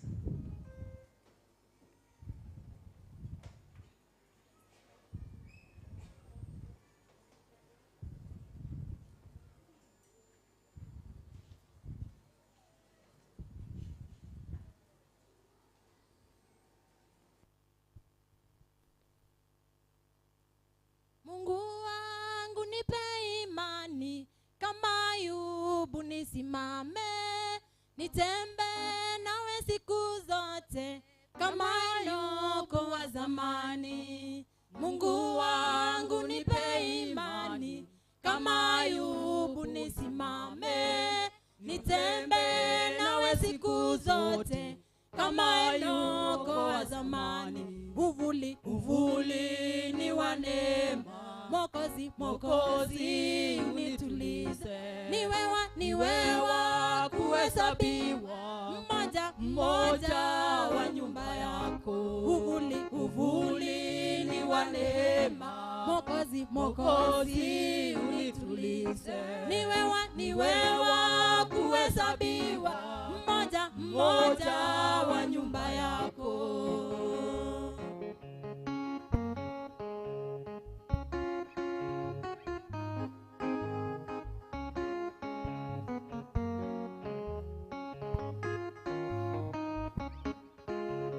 Ayubu alijaribiwa, tazama kwa njia zote, ila matumaini yake kwa Mungu aliyaweza. Ayubu alijaribiwa, tazama kwa njia zote, ila matumaini yake kwa Mungu aliyaweza. Uvuli ni wa neema, Mwokozi unitulize. Niwe wa kuhesabiwa, mmoja wa nyumba yako. Uvuli ni wa neema, Mwokozi unitulize. Niwe wa kuhesabiwa, mmoja wa nyumba yako.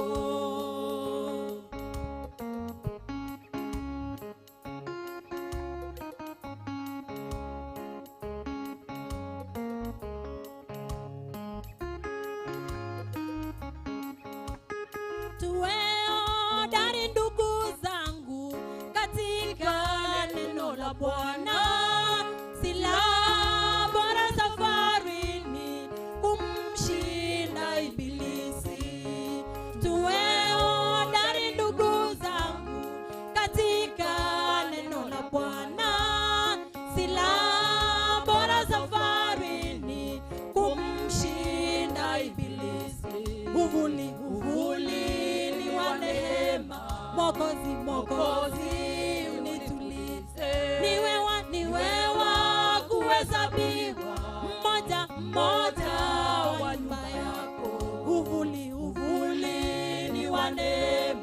Mokozi, Mokozi, unitulize. Niwe wa kuhesabiwa, mmoja mmoja wa nyumba yako.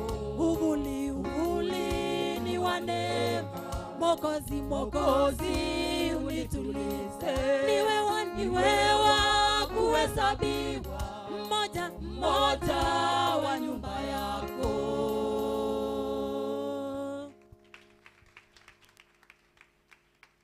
God bless you so much. Na kwa maana kuna kitu nataka tufanye kwanza, alafu waibaji kama Simon Basa tunawapatia nafasi, youth tunawapatia, junior youth wako tayari, watapatiwa that opportunity. Lakini ombi na kilio cha moyo wangu ya kwamba Mungu akatupatie nafasi. Tuko na presentation zote na ninachia kwamba Mungu ataweza kututendea mema. Mwambie mwingine usiwe na haraka. Mwambie leo kuna neno la wakati. Na leo tumemngojea mtumishi wa Bwana Apostle Anthony Mwangi. Tumemzoea kumuita T. Bwana apokee sifa sana. Na ni vizuri ile generation anatembea nayo siku ya leo.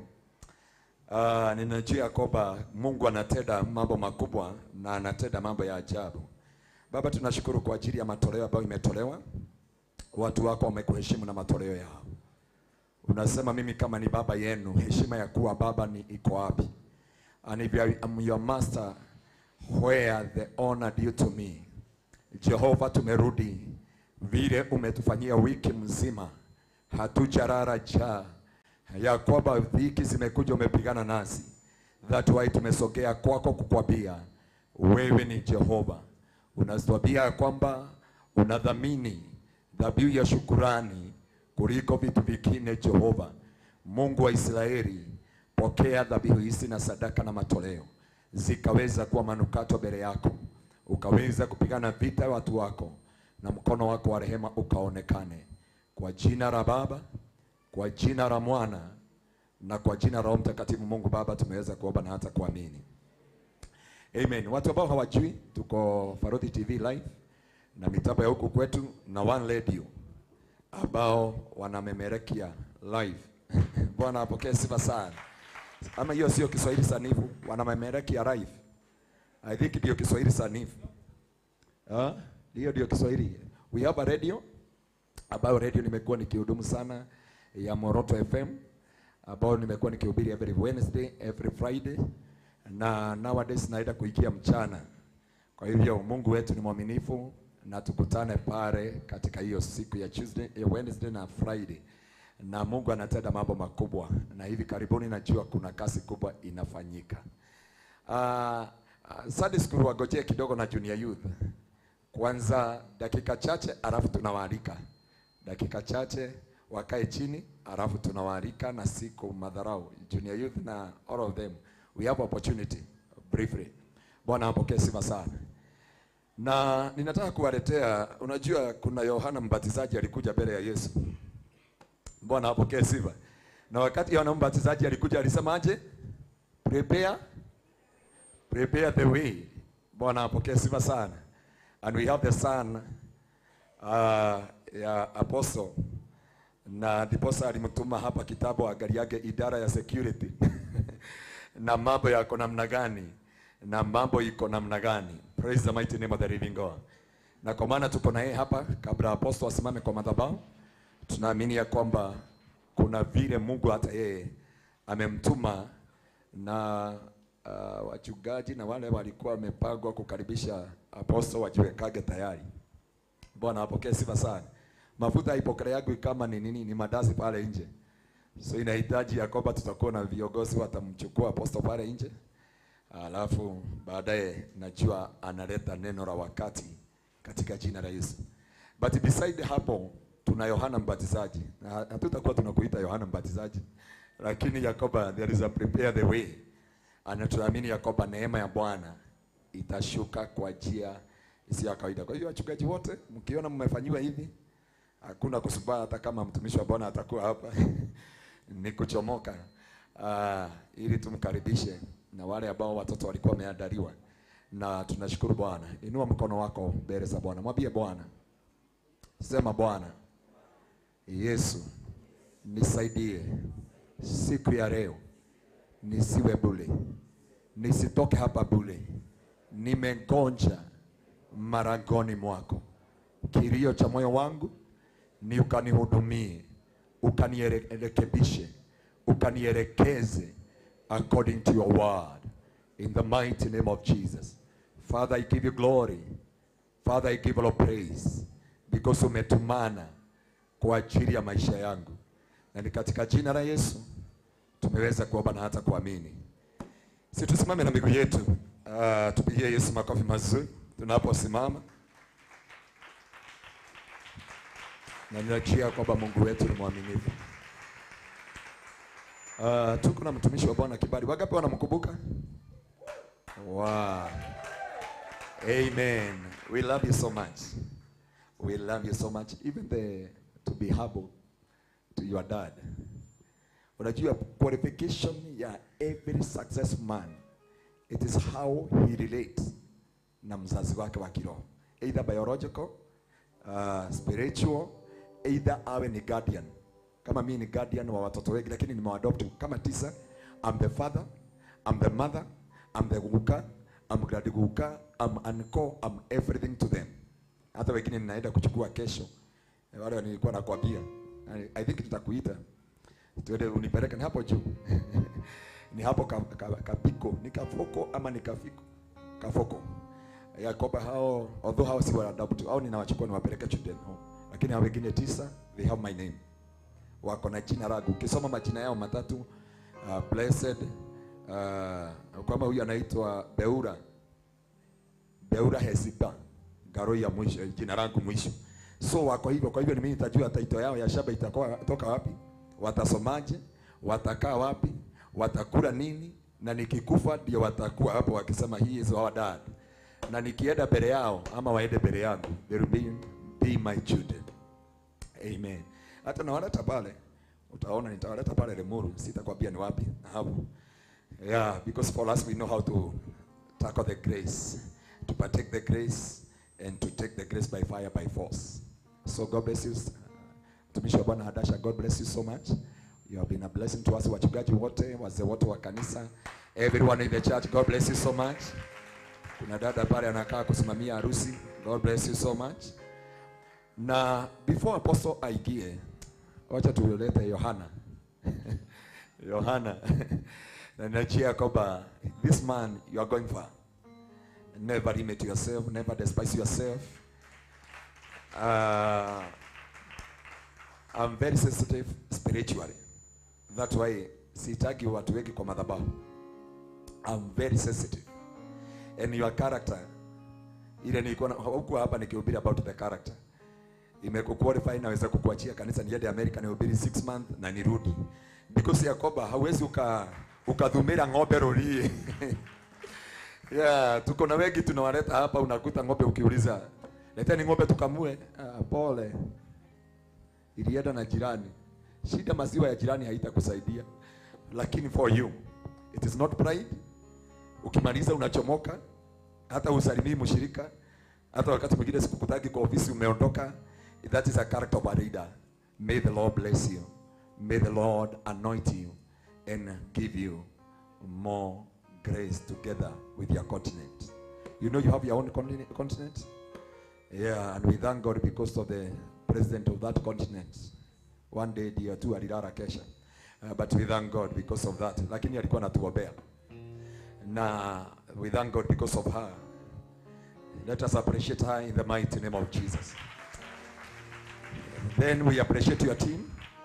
Your team is there committed.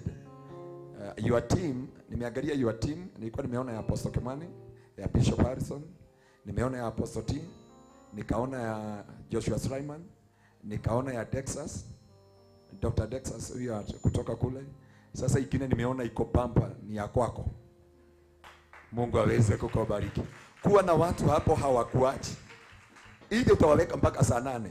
Kuna pastor na huko sitakwambia wapi na kule Masaini Kitengela.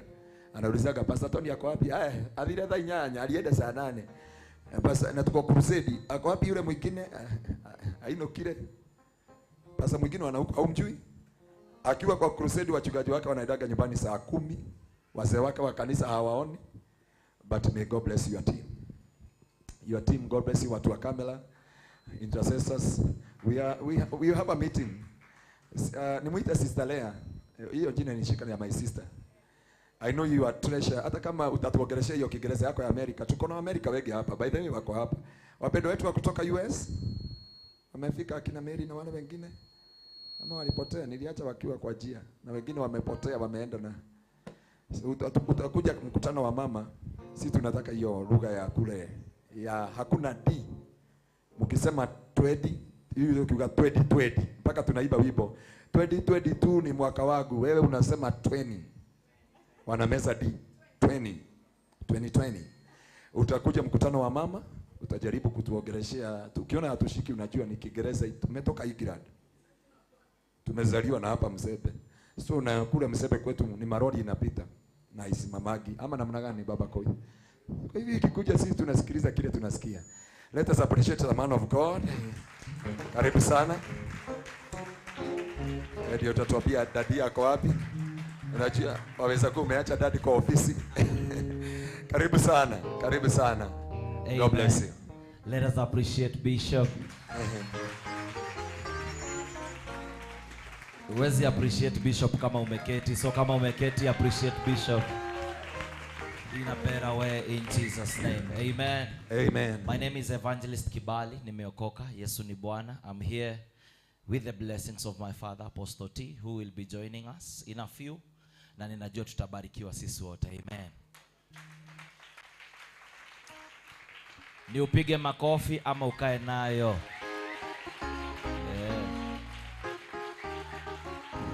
Yeah. Amen. Mungu amekuwa mwaminifu. Nimekuja na mke wangu. Last Sunday hakuwa, lakini leo yuko. Alikuwa Miriliki Girls. Amen. So wave to the church. Nimekuja na yeye. Amen. Na kama tunahubiri bado tunafanya kazi. Mungu ametupea watoto wawili. Amen. Ndio maana leo ni Father's Day na ninaheshimika kuwa baba. Amen. So all the fathers, inua mkono if you are a father. All fathers, inua mkono juu. Hey, we need special prayers. We need fathers in church. If you are a father, inua mkono juu. All the mothers and the sisters, appreciate the fathers wenye wako hapa. Tell them happy Father's Day. Also to our father Bishop Dr. Anthony Ngaruiya.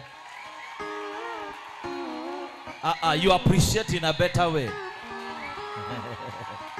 He's a father, and in a few we will be seeing what is the importance of a father. Amen. Leo kama we ni mama, shida yako. Kesi yetu leo ni ya wazee. Amen. Because we'll be able to understand why men are not here in church. We will be able to understand why most of them, they have neglected their place, but after today watachukua their places in Jesus' name. Hallelujah. Nikiwa nimeketi pale, one, I can tell in the spirit watu walienda kwa maombi. Ni ukweli ama ni uongo? There is something that will shift in the atmosphere, and I can tell watu wameanza kuomba. Ama najiongelesha? Watu wameomba? Friday watu walikuja kesha? Yes? 5 AM watu walikuwa hapa leo kuomba. Appreciate yourself. Wow. So tulichukua hiyo tabia tunakimbia nayo. So wewe mwenye hujakuwa ukiomba, take that place in Jesus' name. The book of Deuteronomy chapter 20 verse 4. The book of Deuteronomy na Kiswahili ni Kumbukumbu la Torati 20 mstari wa 4. Kumbukumbu, sijasema tuketi, tusimame tu. The book of Deuteronomy chapter 20 verse 4, the Bible says, "For the Lord your God is he who goes with you and fight for you against your enemies to give you the victory." The Bible says, "For the Lord your God is he who goes with you to fight for you against your enemies and to give you the victory." Swahili sijui kama umepata. Very fast because of time. "For the Lord your God is he who goes with you to fight for you against your enemies to give you victory." For all the TV stations, thank you Varodhi. The other one, Kikuyu ni ngumu. Kumbukumbu la Torati. wait, before we go there. One, before we continue the scripture, I want to honor all the media stations that are capturing us live. Barodhi TV and Moroto TV, right? Thank you so much for the opportunity. Those who are watching at home, this is Kingdom Seekers, where Jesus dwells. This is a place where you come and your life will never be the same again. We are honored also to have our father, Bishop Dr. Anthony Ngaruiya. He's the man that God has graced and has given us as our prophet in this generation. And he's a man who is taking us to the places and the original places that God wants us to be. So thank you for joining. Come on, everybody, appreciate every person watching at home. Your life will never be the same again. Those who are watching us in the diaspora, thank you for tuning in. And I know your life will never be the same again. Thank you for sacrificing and putting your network or your Wi-Fi or your bundles on so that you can join us here in Kitengela and you be blessed with us. Thank you so much. I appreciate the diaspora people and the diaspora media in Jesus' name. The book of Deuteronomy 20.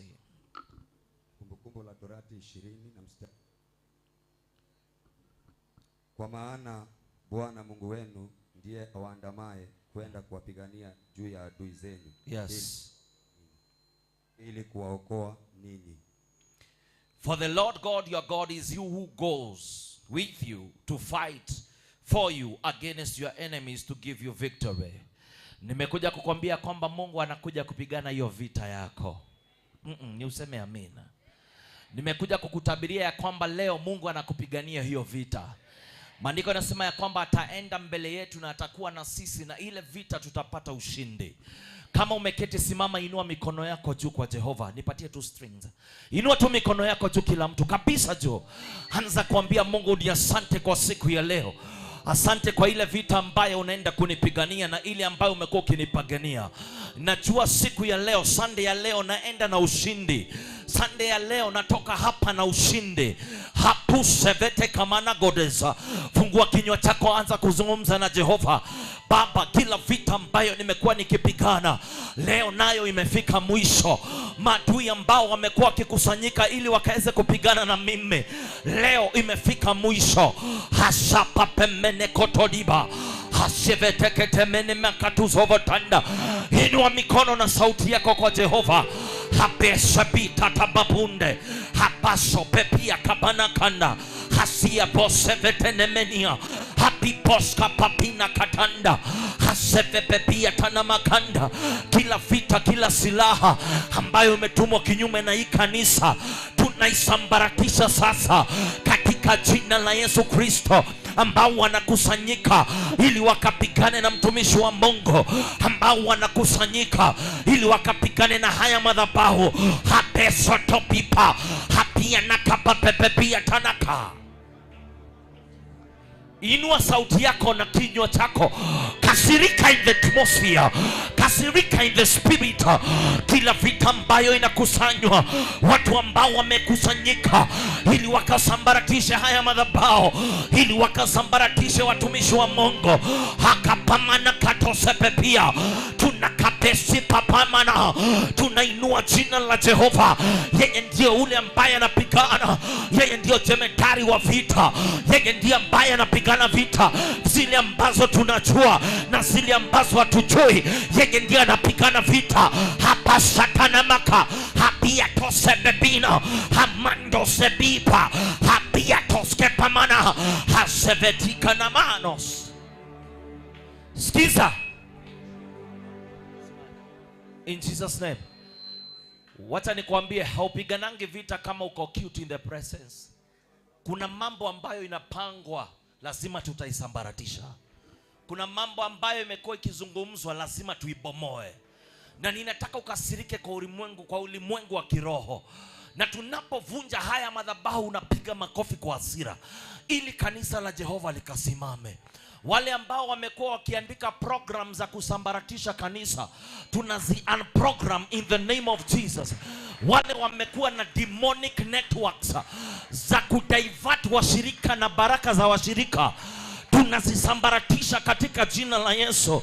Inua mikono yako juu, sema Baba, wale ambao wanakusanyika ili wakatumalize, wale wanakusanyika wakamalize kanisa lako, wale wanakusanyika wakaibe baraka zetu, tunawasambaratisha, tunawasambaratisha.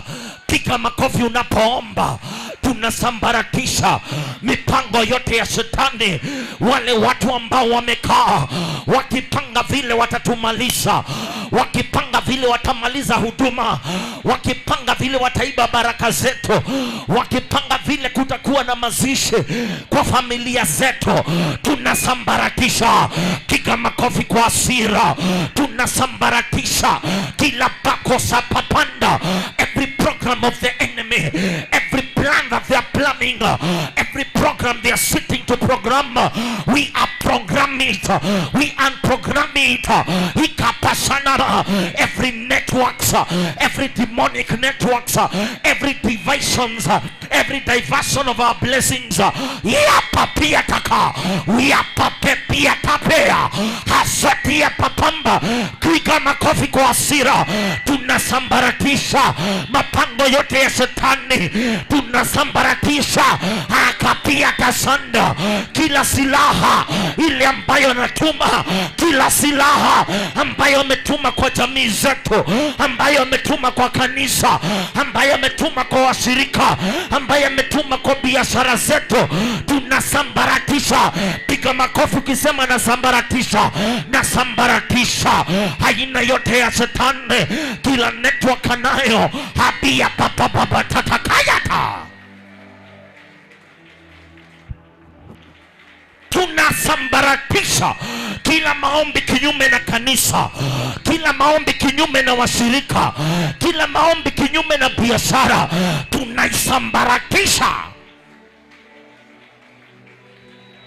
katika jina la Yesu. Listen, sikiza. Wangapi wasai ahadiwa, ahadiwa kitu, ama mtu anakuambia nitakufanyia kitu fulani, ile siku inaenda kufanyika kitu inatendeka upati? Kuna watu yani unajua hii biashara inaenda kuiva, ikifika tu ile wakati kitu inatendeka. Inaitangwa the enemy at the edge of breakthrough. This time lazima utapata kilicho chako. Inua mikono yako juu, sema Baba, kila baraka ambayo imeshikwa kwenye anga hapa chini, hata kwa ndoto, ninainyakua tena. Ile baraka shetani alichukua, ile baraka aliiba kwa jamii yangu, kwa biashara yangu, kwa kanisa letu, tunainyakua. Tunainyakua ile furaha ambayo shetani alichukua kwa maisha yangu, kwa ndoa yangu, kwa familia yangu. Ninainyakua, ninainyakua, ninainyakua. Waliniahidia wakasema watafanya, shetani akachukua. Ninainyakua. Piga makofi ukiichukua. Ninanyakua kila baraka ambayo ilichukuliwa, kila baraka ambayo waliiba, ninaichukua. Waliahidi magari, waka change their minds. Wakaahidi mashamba, waka change their minds. Wakaahidi kunioa, waka change their minds. Clap your hands. Hapa peanaka hasia papanda wakotia papia takata. You enemy at the edge of my breakthrough, I possess my possessions. I possess my blessings. I possess my possessions. Hakabia takatanda, habebia tosebebebeta, habia kotondi bababatanda. Clap your hands. Possess your possessions. Take whatever the devil stole. Enough is enough. It is your time to say joy. It is your time to celebrate whatever God has planned for you. The Bible says, I have good plans for you, plans not to harm you but to prosper. Baraka zetu ni za kutupatia nguvu. Sisi tutakuwa wakupata. Satia papana.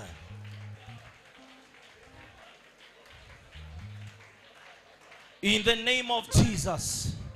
Inua mkono, sema nitapokea, napokea baraka zangu. Nimelia muda mrefu, ni wakati wa kupokea. Number 3, Lazima wazee warudi kwa kanisa.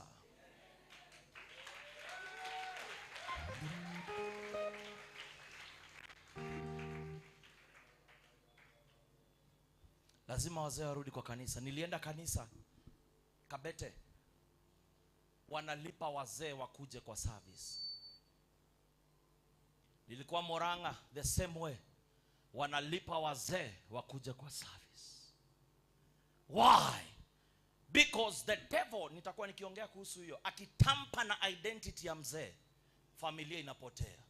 Why? Because kuna ile responsibility Mungu amepatia mzee ya kwamba yeye ndio priest wa nyumba. Na anajua akigonga mzee familia imesambaratika. That's why ukienda hata Majela, wazee ndio wamejaa huko. Ukienda Mathare, wazee ndio wamejaa huko. Ukienda Kenyatta Hospital, the bigger number, wazee ndio wamejaa kule. Now we are calling back to the church. We are calling men to their functionality. We are calling men to their place in our families. Inua mikono yako juu, sema Baba, tunaita wazee katika nyumba ya Baba. Tunaombea wazee wote wamepotea kwa pombe, wamepotea kwa mpango wa kando. Tunawaleta back to the church. Tunawaita kanisani tena. Wazee hawatapotea, wazee hawatafungwa, wazee hawatakuwa na wazimu, watakuwa wako sawa. Clap your hands as you pray for men. We claim back all men.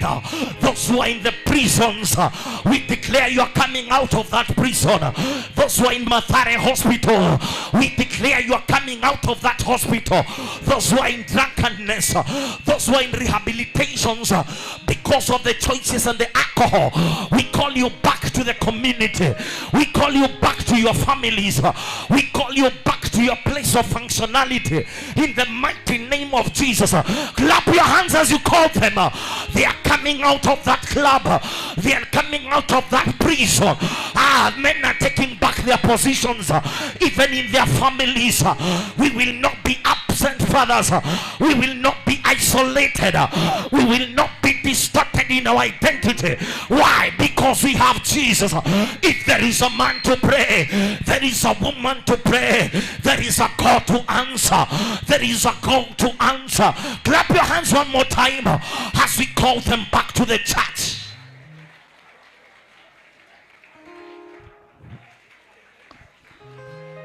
In Jesus' name.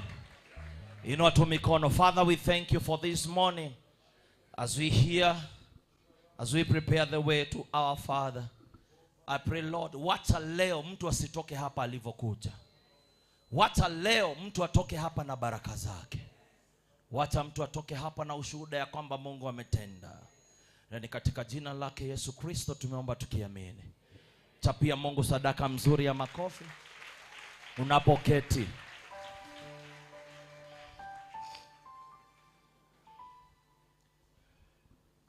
Amen. Wangapi walipata ushuhuda as we said kutoka the week tulikuwa lunch hour hadi Sunday, na up to leo Mungu amekufanyia jambo moja tu? If umekuwa hizo lunch hours tulikuwa na Sunday na tukasema hii ni mwezi yetu ya baraka na open divine harvest, ndio? Wangapi Mungu ametendea so far? Haya, tuko na testimonies. Mungu ametutendea. Wow, hallelujah. Now my father will be coming to speak to us, but I'm just here to encourage us. Leo ni Father's Day, and it is a very important day to most of us men. Most men, a man of God alisema juzi, wanaume siku hizi wasikiagwi. No one listens to men. Na only two places a man anasikika, kwa bar na kwa bunge. Why? Because when we come home, no one wants to hear us or to understand us. And most of men wanakaa wako sawa lakini wayuko sawa. Most of men wamekosa kukuja kanisa kwa sababu hawako sawa. unakuta ya kwamba kuna mambo ilitendeka na mambo alifanya ambayo haikuwa sawa, na hadi kwa sasa kama mama haujaisamehea ule mzee, na unakuta ya kwamba umeishi na machungu kwake. Hata akikuuliza jambo utamjibu na wimbo ya kumkata, ama utamjibu kumwambia kitu ili uweze kumkata.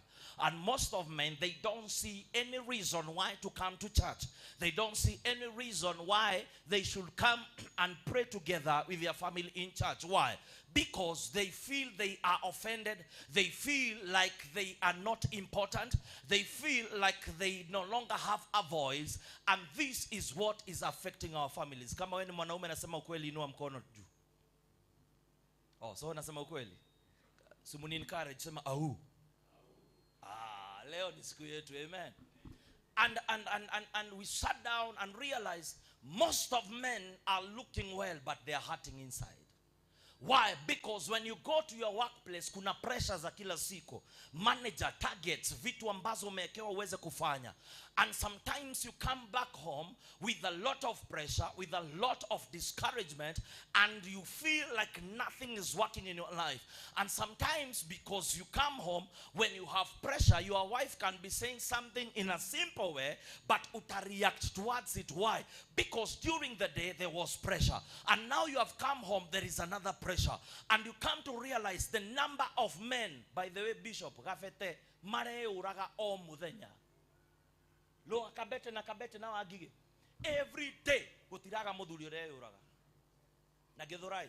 Why? Because there is a lot of pressure. Go to committee prison, 3,000, industrial area, 3,500 inmates. Go to Inda, go to committee to go. All these places are full of men. Why? Because some of the choices we make as men, we make them out of pressure. We make them out of trying to fit in a certain category and to be the man that everyone, your wife, the community expects you to be. And this has made us to be fake people, because we are putting suits and go to steal from people outside. Why? Because there is a lot of pressure. There is a lot of pressure happening there. And when you see the rate of suicide, they are killing themselves. When you see the rate of crimes, the leading number of people who are committing crimes are men. Why? Because there is a lot of pressure that is put upon them. And men are looking good, yet they are not okay. But today, being a Father's Day, we have come to declare that men, we are taking back our position in the name of Jesus Christ. There are few things I'm going to teach. I'm not preaching, so I'm teaching. I realized even if we are talking about fathers, even if we are fathers, even if we are about to be fathers, there are few things that we will come to realize about being a father. Kuna mambo machache ambayo tutakuja kujua kuhusu wazee ama wababa. And nilikuja ku realize there are a few types of fathers. Kuna aina chache za fathers na Kiswahili ni wababa. Wababa. Haita sound vibaya. Ni wababa. Kuna aina chache za wazee ama wababa. And number one, we have the absent father. Tuko na wale wazee ambao hawako. We have absent fathers. And this is what is causing us to raise people, to raise children that are imbalanced, to raise children that are beginning to do crimes when they are young, to raise children that are 15 years, but they cannot be able to be stable. That's why a 15-year-old man can come na kuambia, pastor, mimi nataka kujiua. Unamuuliza kwa nini? Juu sijanunuliwa kiatu inaitangwa Air Max. Unashindwa huyu kitoto, kirato. Unataka kujiua juu ya kiatu. Why? Because we are raising children who are imbalanced. Why? Because we are having fathers who are absent. Let me tell you the truth. Even if you are a pastor or you are a deadbeat, baba ambaye angaliangi watoto wake, and if you are a pastor and you are busy preaching and you don't have time for your children, and you are a father mwenye ulipeana mimba na mtoto akazaliwa na ukakataa kumwangalia, all of you, the effects are the same. Absent fathers. Ukiongea na mtoto wa pastor PKs wengi anakuambianga, mi baba yangu ni Bible tu. Ukiongea na ule mwenye baba yake aliendanga, baba yetu alituachanga tukiwa wadogo. So we are having absent fathers. And this is the thing that is affecting my generation. I preach in high schools. And sometimes you talk to them, anakwambia Buddha, we ongea na mzae alafu niongeleshe. Why? Because the father is absent. I saw another girl, aliambiwa kwa CBC, draw your father's image. Chora picha ya babako. Alichora mkono imekaa hivi imeshikilia pesa. And the teacher got concerned, akamuuliza, kwa nini umechora mkono iko na pesa? Akamwambia, mimi naendanga na gonga kwa room ya daddy, nikimwambia daddy naenda shule, anachomwanga pesa kwa koti, ananipatia. So definition ya baba kwake ni pesa. And we are raising fathers who are there, but they are absent. Praise the name of the living God. So we are raising people who are imbalanced. I saw a few women writing today in the Facebook, Happy Father's Day to me. You can never replace the place of a father. Nyamaza hivyo ndio isijulikane ni wewe. Hata kama alikuachanisha, you can never replace the place of a father. I've seen that nonsense. Happy Father's Day to me. Nimewalea peke yangu. You will never. Everyone. We are having absent fathers. And let me tell you, kama ushaipatia kadem mimba na huko ukakaachanisha, maisha yako iko na laana. Go, hata kama ulifanya hizo mistakes, tafuta huyo mtoto na umbariki huyo mtoto. That baby is a result of the choices that you made. Hakujitakia yeye kukua hapo. Hiyo ni matunda yenye nyinyi mlienda kupandilia. You cannot make that baby to suffer, and you made that choice to sleep with that woman. So we are having absent fathers, and this thing is killing our generation. Maoge ukienda kwa mashule, zile vitu tunasikia. Babangu akuagi.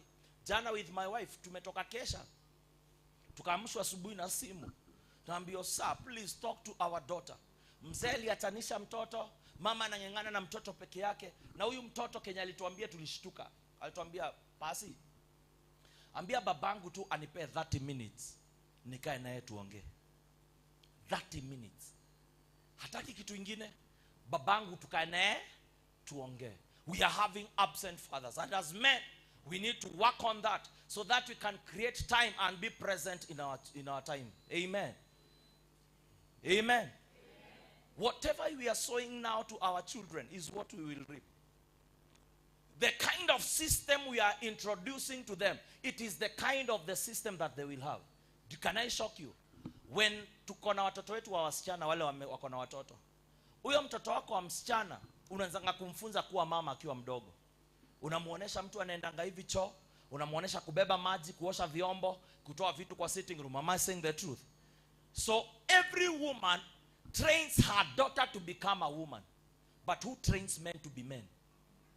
Who trains you to be a husband? None. We grow seeing what our fathers are doing, and we imitate what they are doing. Am I saying the truth? Juzi niona msee anasema, namwambia mbodo uko na mabibi watatu, ananiambia lekegwere hata mzee ako hivi. So what the father introduced is what they run with. So whatever system tuna introduce hai kwa watoto wetu, hiyo ndio system wataadapt na watatembea nayo. Sema amen. That's why sisi tukioa, like for me, I was confused. The time alikuwa mjamzito, I was totally confused. Hakuna mtu aliniambia kuna kwanga na mood swings. Hakuna mtu aliniambia taamka saa 8 aniitishe duster ainukie alafu alale. Hakuna mtu alituprepare ati babe nataka githeri na nia place fulani. Kwanza yake mimba yake ilikuwa class. Milkshake ya CJ's. Bro, ile do yenye nilitoa during mimba ya firstborn, hiyo niko na gari mzima imesimama. No one prepared us as men. Ati huyu anaweza kuita, naweza ingia sitting aende alale bedroom. Nikiingia bedroom alale sitting. Wazee situongee ukweli. Am I saying the truth? No one prepares us to be husbands.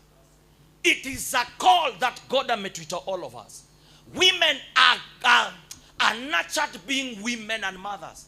But men, no one cares about us. And that's why we make mistakes in our marriages. We make mistakes in raising our children. Because no one takes time to prepare us. Am I saying the truth? So when we know that we have been absent, we begin to work towards being present parents and present fathers to our children. I'm a busy person, but I make sure I create time for my children. Are you getting this? When we are praying, hapo nikiomba, he is there praying. Why? Because we are teaching him a new system. I might be doing my own mistakes, but I don't want the mistakes zirudie kwa mtoto wangu. We have number 1, absent fathers. Number 2, we have abusive fathers. We have abusive fathers. And these fathers, I can categorize them into 2. Number 1, we have those who are physically abusing or emotionally or, let me call it, psychologically abusive. There are those who are physically abusive and those who are what am I saying? There are those who are physically abusive and we have those who are psychological abusive. And these people, most of us, hata wa mama wenye tuko hapa, we live with bitterness. We live with bitterness because of what baba zetu walitufanyia. Yes, baba alikuwa anakuja akiwa mlevi, anapiga kuanzia ule mdogo hadi ule mkubwa. Wewe, your definition of fatherhood is a violent man. Your definition of fatherhood is a man mwenye kama hajapiga mam for a week, kuna shida mahali. So we have grown with abusive fathers who physically, they can beat you. They can talk to you badly. When it comes to psychologically, they have even cursed you. They have even insulted you.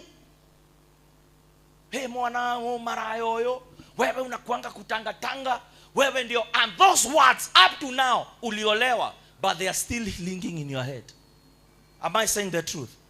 So we have been having abusive fathers. And this thing has affected us as who we are. And as you continue to nurture or to grow your children, una realize kuna zile vitu ambazo mzee alikuwa anafanya zimeanza kufanyika kwako.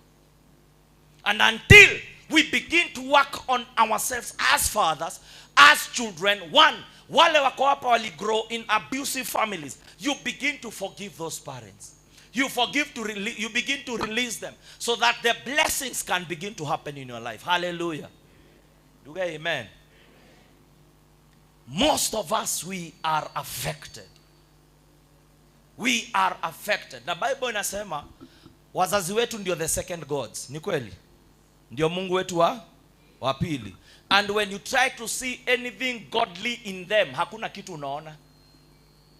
You see, Bishop, I've never seen the devil with my eyes. And I've never seen God with my eyes. The God that I've ever seen, I've seen him through people. Even the devil that I've ever seen in my life, I've seen him through people. Am I saying the truth? No. Even the witch, even when you watch the Oga movie, it is a woman will come. It is in a person. Even when the devil attacked was who? It's Peter. Almwambia, get away.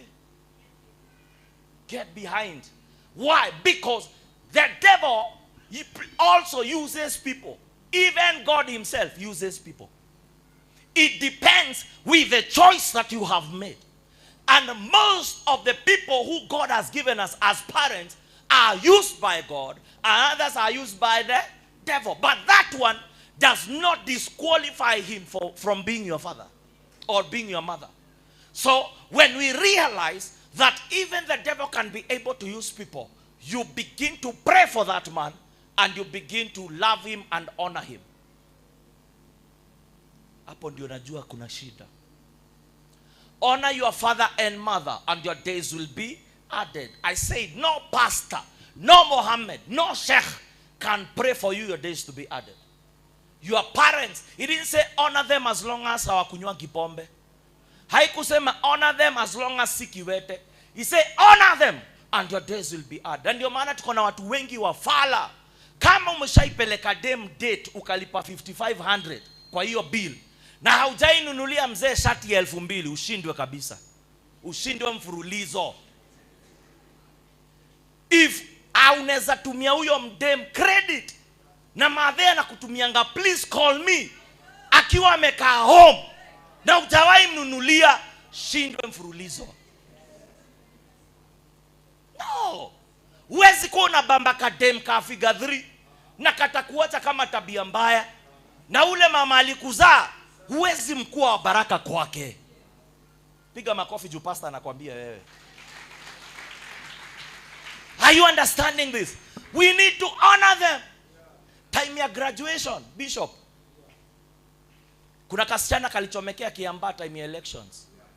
Na mama yake alichomeka uso ikakuja one side, so anaona na macho kanusu na mdomo iko side. Na hiyo time alichomeka akiwa ameshika huyu msichana wake asiungue.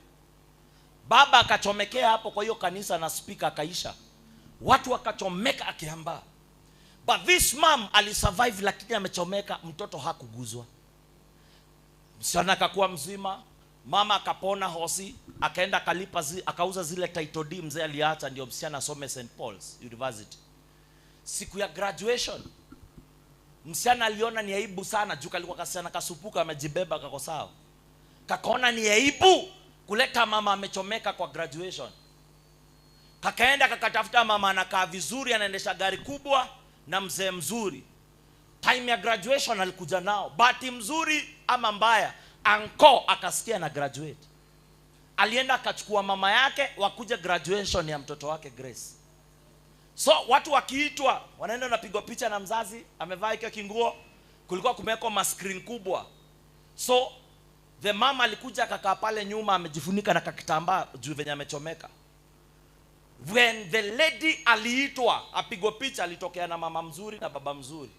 Mama yake akaona akizumiwa kwa screen akasikia vibaya. Aka walk towards the congregation, akakuja akasimama penye alikuwa anapigwa msichana, akashtuka kwanza. Akamwambia nini waonoha? Nini waona itare wake yene? Nilichomeka nikikufunika ndio usikue hivi, ukue hivi. Babako alikufa na the only thing alirusha nje isichomeke ni title deed. Na ndizo nilienda nikauza upate school fees usome kuwe wewe mwenye uko leo. The mom talked and everyone was worried nini inaendelea. And after she talked, she fell down. And that's how mama alikufa. Why? Because of that pain and that issue that happened. Honor them. It didn't say if they are okay. Hata kama kona HIV, honor that woman. Hata kama ni kiwete, honor that woman. Honor that man. Huyo mzee analewanga, anaongeleleanga kwa kijiji, analala kwa mtaro. Honor that man. Am I saying the truth? Honor them. Because these are the people who are carrying our blessings.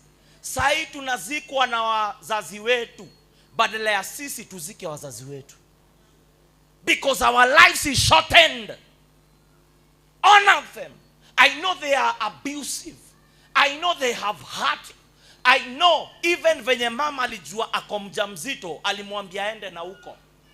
Alimpatia do ya kuabort. Najua huyo mzee alikumolest, alikuhurt, but you need to honor them. It is the hardest thing, but when you love them and honor them, you will live long and for long. Abusive. Number 3, we have present parents. We have present parents. Or present fathers. Oh, leo ni baba, acha tuweke hivi. And what does a present father do? What does a present father do to the family? Number 1, he gives his family acceptance. Anafanyanga familia yake kukua ya kukubalika. Ulifanya kazi mzuri. Thank you. Ali make sure ameka Kiswahili kando na Kizungu kando. He gives an acceptance. What do I mean by acceptance? Kuna vitu ambazo baba akiwa amesimama azungumze juu ya familia yake inakubalika. Kuna venye tukiwa high school, mtu angekuja akuchape, na mwambia nitaleta baba yangu. Ama unasikiaga, wewe unajua baba yangu ni nani wewe? So that title of unajua baba yangu ni nani, it gives that person an acceptance, kukubalika. So when you are a father, your number 1 responsibility, according to my thinking, 1 is to provide, 2, to offer security and to make your family accepted, or they feel accepted to people. Bwana Yesu asifiwe. Number 2, approval. Mimi ni mtoto wa doc. Mimi ni mtoto wa honorable so and so. So unakuta kuna approval unapata, ama kuna approval unapatia familia yako, since you have taken your responsibility as a priest in that family. Number 3, affirmation. Watoto wengine wanatakaga tu their personalities. Like for me, what makes me happy? Tell me words.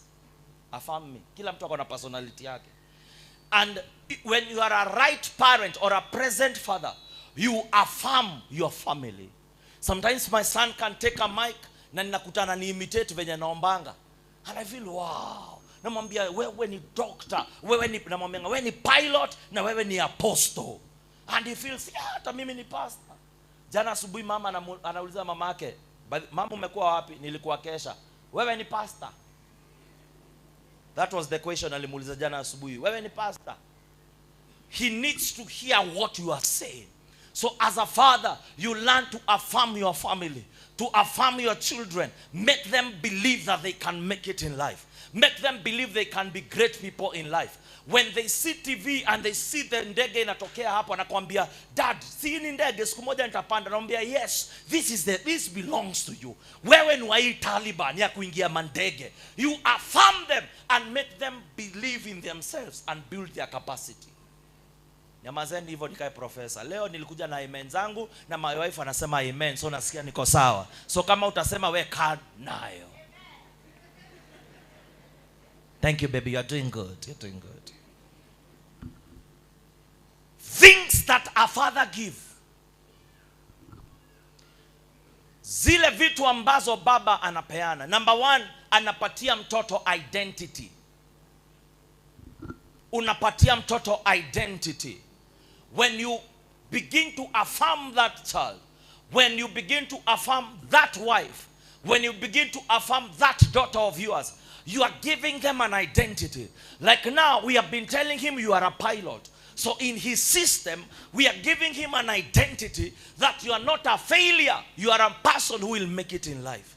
We are not saying you will be a makanga, which is not bad. But we are affirming to him and trying to create that big identity so that anaweza grow towards that area. Are you understanding this? So number 1, as a father, you give what? You give what? Number 2, you give motivation. You motivate your children. You motivate your wife. Like the kind of business my wife is doing, I have no idea ya venye inafanyangwa. Sometimes ataniita niambie, unaona hii graphic ienda juu, hizi ni pesa zinaingia, hii kienda chini, hii ni kumaanisha sijui inaingia sijui forex. Anakwambia hata kama sijui hiyo green ikienda juu, sijui kitu yoyote. But when I'm listening and I'm telling her it's going to work, you are motivating her. You are motivating your son. You are motivating the people you are having around you in the ministry. You are motivating them. And they grow as people who have confidence in what they are doing in life. So as a father, learn to motivate the people around you. Your children, your wife. Hata kama anauza kibanda skuma, mwambie one day, wewe ndio utakuwa na skuma zinauzwa America, imported skumas. Are you getting this? You motivate them. Hata kama yeye ni hoka, mwambie baby wewe si hoka. Wewe unakuanga na inama inuka mall. Amen. Because they are not what people are saying. They are what you are trying to build in their lives. So when you motivate them, as a man, our responsibility is to motivate those people. Your wife, your children, everyone around you. Be an impactful person. Motivate them. Number 3, you give them permission to succeed. When I say my wife, you shall prosper. My son, you shall prosper. You shall grow, favored by God and favored by men. And because I have that authority as a priest, I give them password, or I give them permission to succeed in whatever they are doing in their lives. Mwadhani ya roho osho. Kuna mzee hata hujai patia mama baraka. Leo muite mwambie piga magoti hapa chini. na nena baraka kwa maisha yako na ikuwe sawa in Jesus name. Nyamaza hivyo. We need to know our places, even as women, other women. Learn to esteem that man. The Bible says, it says what? Inasemanga, beta mtu amelala juu ya mabati kuliko kukaa kwa nyumba ya mama ambaye anakutoa wazimu na makelele. Inasemanga what? They may say, sijui what with a quarrelsome woman. Isemeni. In short inasemanga, beta mimi nilale juu ya nyumba kuliko kuwa kwa nyumba ya mtu with a quarrelsome woman. Women, nikupe secret. The greatest gift you can give a man is not sex. It is peace of mind. This man ametukana na muhindi kutoka asubuhi hadi jioni. Ameitwa kila kitu na miguu nne. Akikuja home, the biggest therapy utampe ni peace. That's why that house, women build a home. A man can create or can build a house, but women are the ones who build a home. Praise the name of the living God. Jamaa ametukana the whole day. Wacha akikuja hapo apate peace na alale kama mtoto. Sometimes ukiona mzee wako, niliona mama amekuja counseling, pastor nisaidie mzee wangu ngorota kaa generator. Kaambia shukuru Mungu anangorotanga. Ni ile peace anapata kando yako. Najua unaniangalia jitete. Praise the name of the living God. Because that peace, the biggest gift utapatia huyo jamaa ni peace. Are you getting this? Mpatie peace. When he has peace, he will do everything. Yeah? Atakuimbia wimbo yoyote. Amen. Maisha no maya. Hallelujah. Number 4. It gives approval. A father gives approval. That's why mtoto atakuja kwambia daddy, nilikuwa nataka kwenda birthday. Wewe ndio utampatia ruhusa ya kwenda hiyo birthday. You give approval.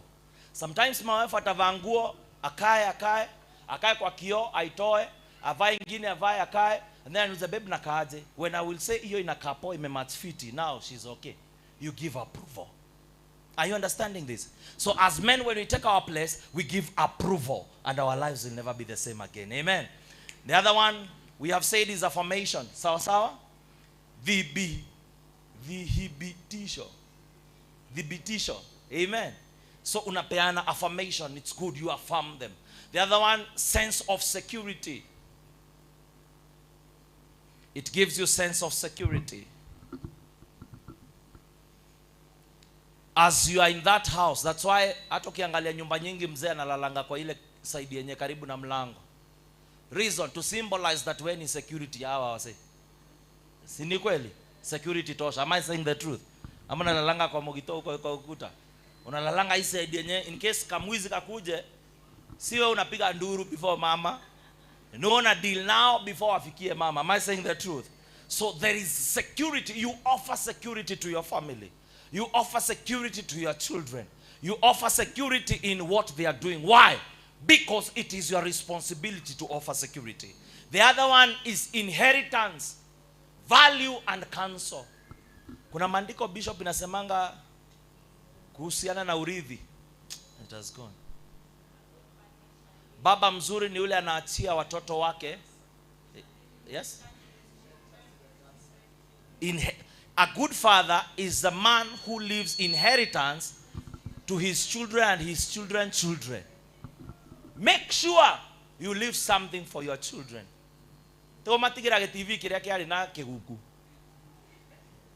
One thing Bishop has said, that akona watoto 9 na ana make sure kila mtu atakona kakitu kake mahali. A good father leaves inheritance to his children. So make sure there is something good you are doing in Jesus' name. The other one is generational blessings. Now, generational blessings, I've seen, like me, I'm a Kamba.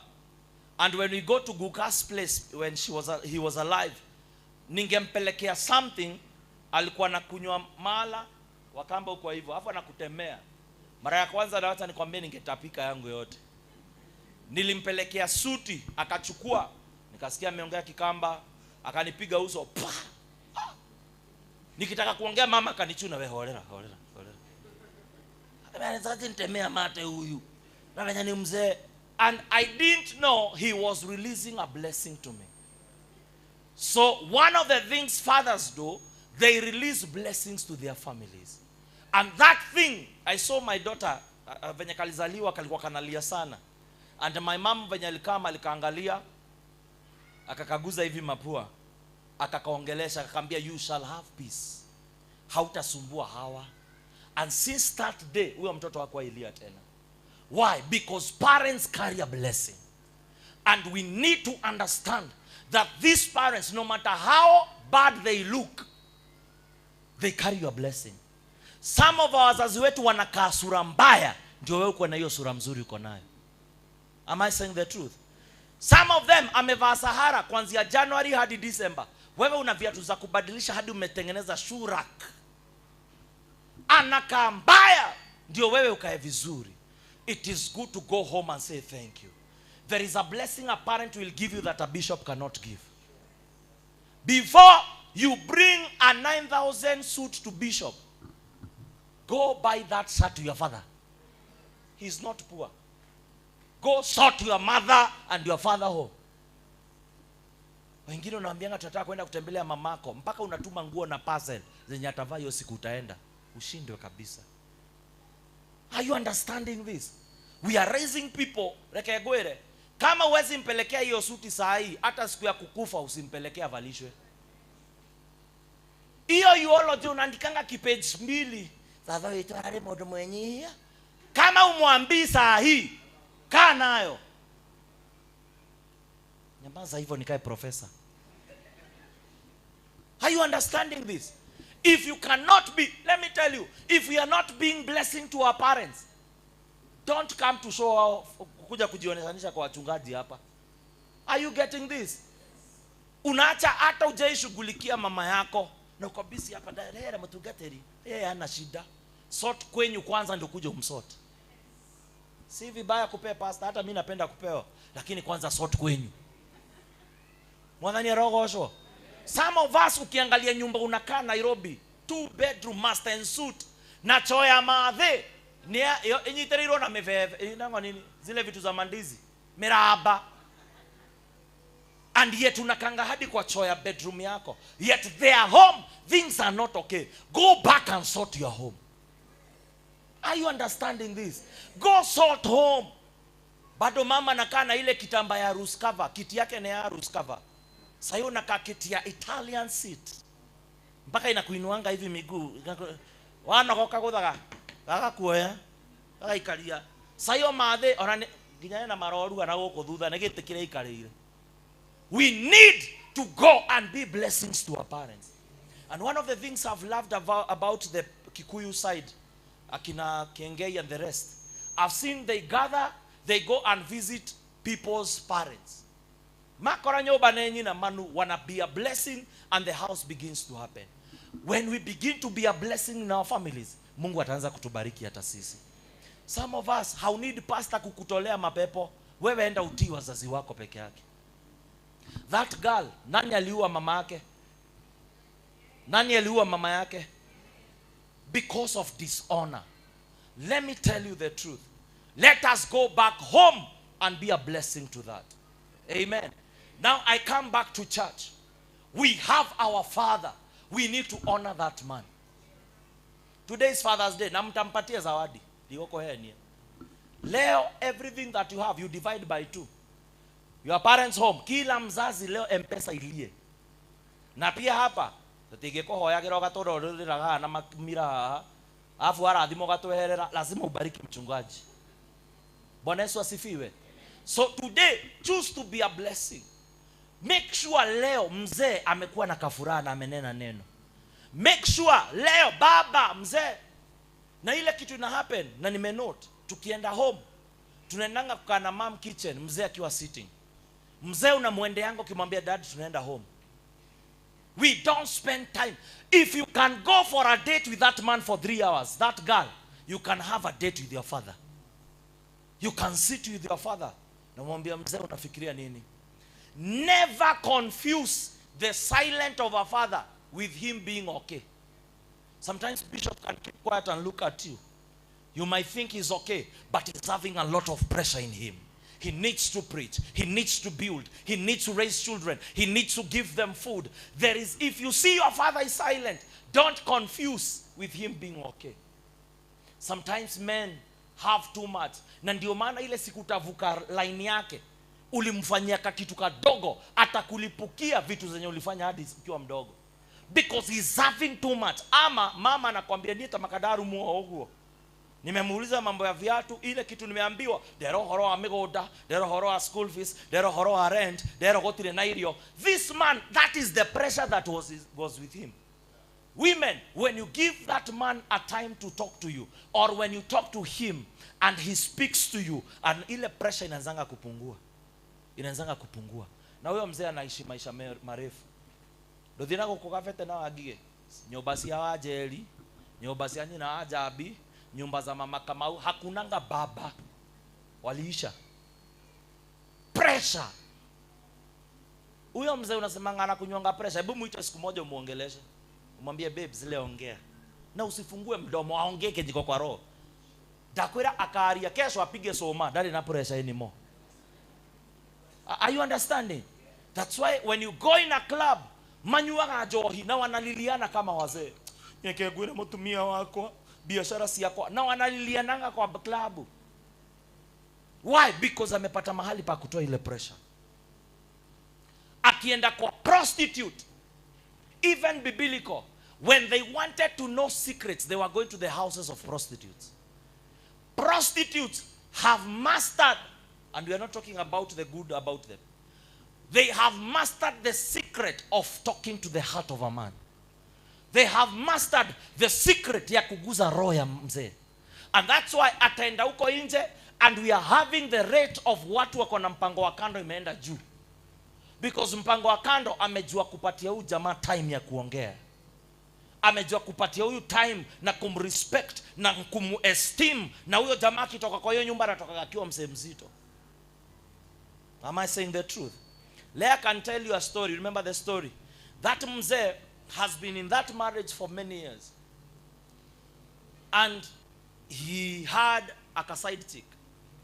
And because the side chick alikuwa anampatia time, akinunulia main Prado, alikuwa ananunulia huyu Prado. Am I saying the truth?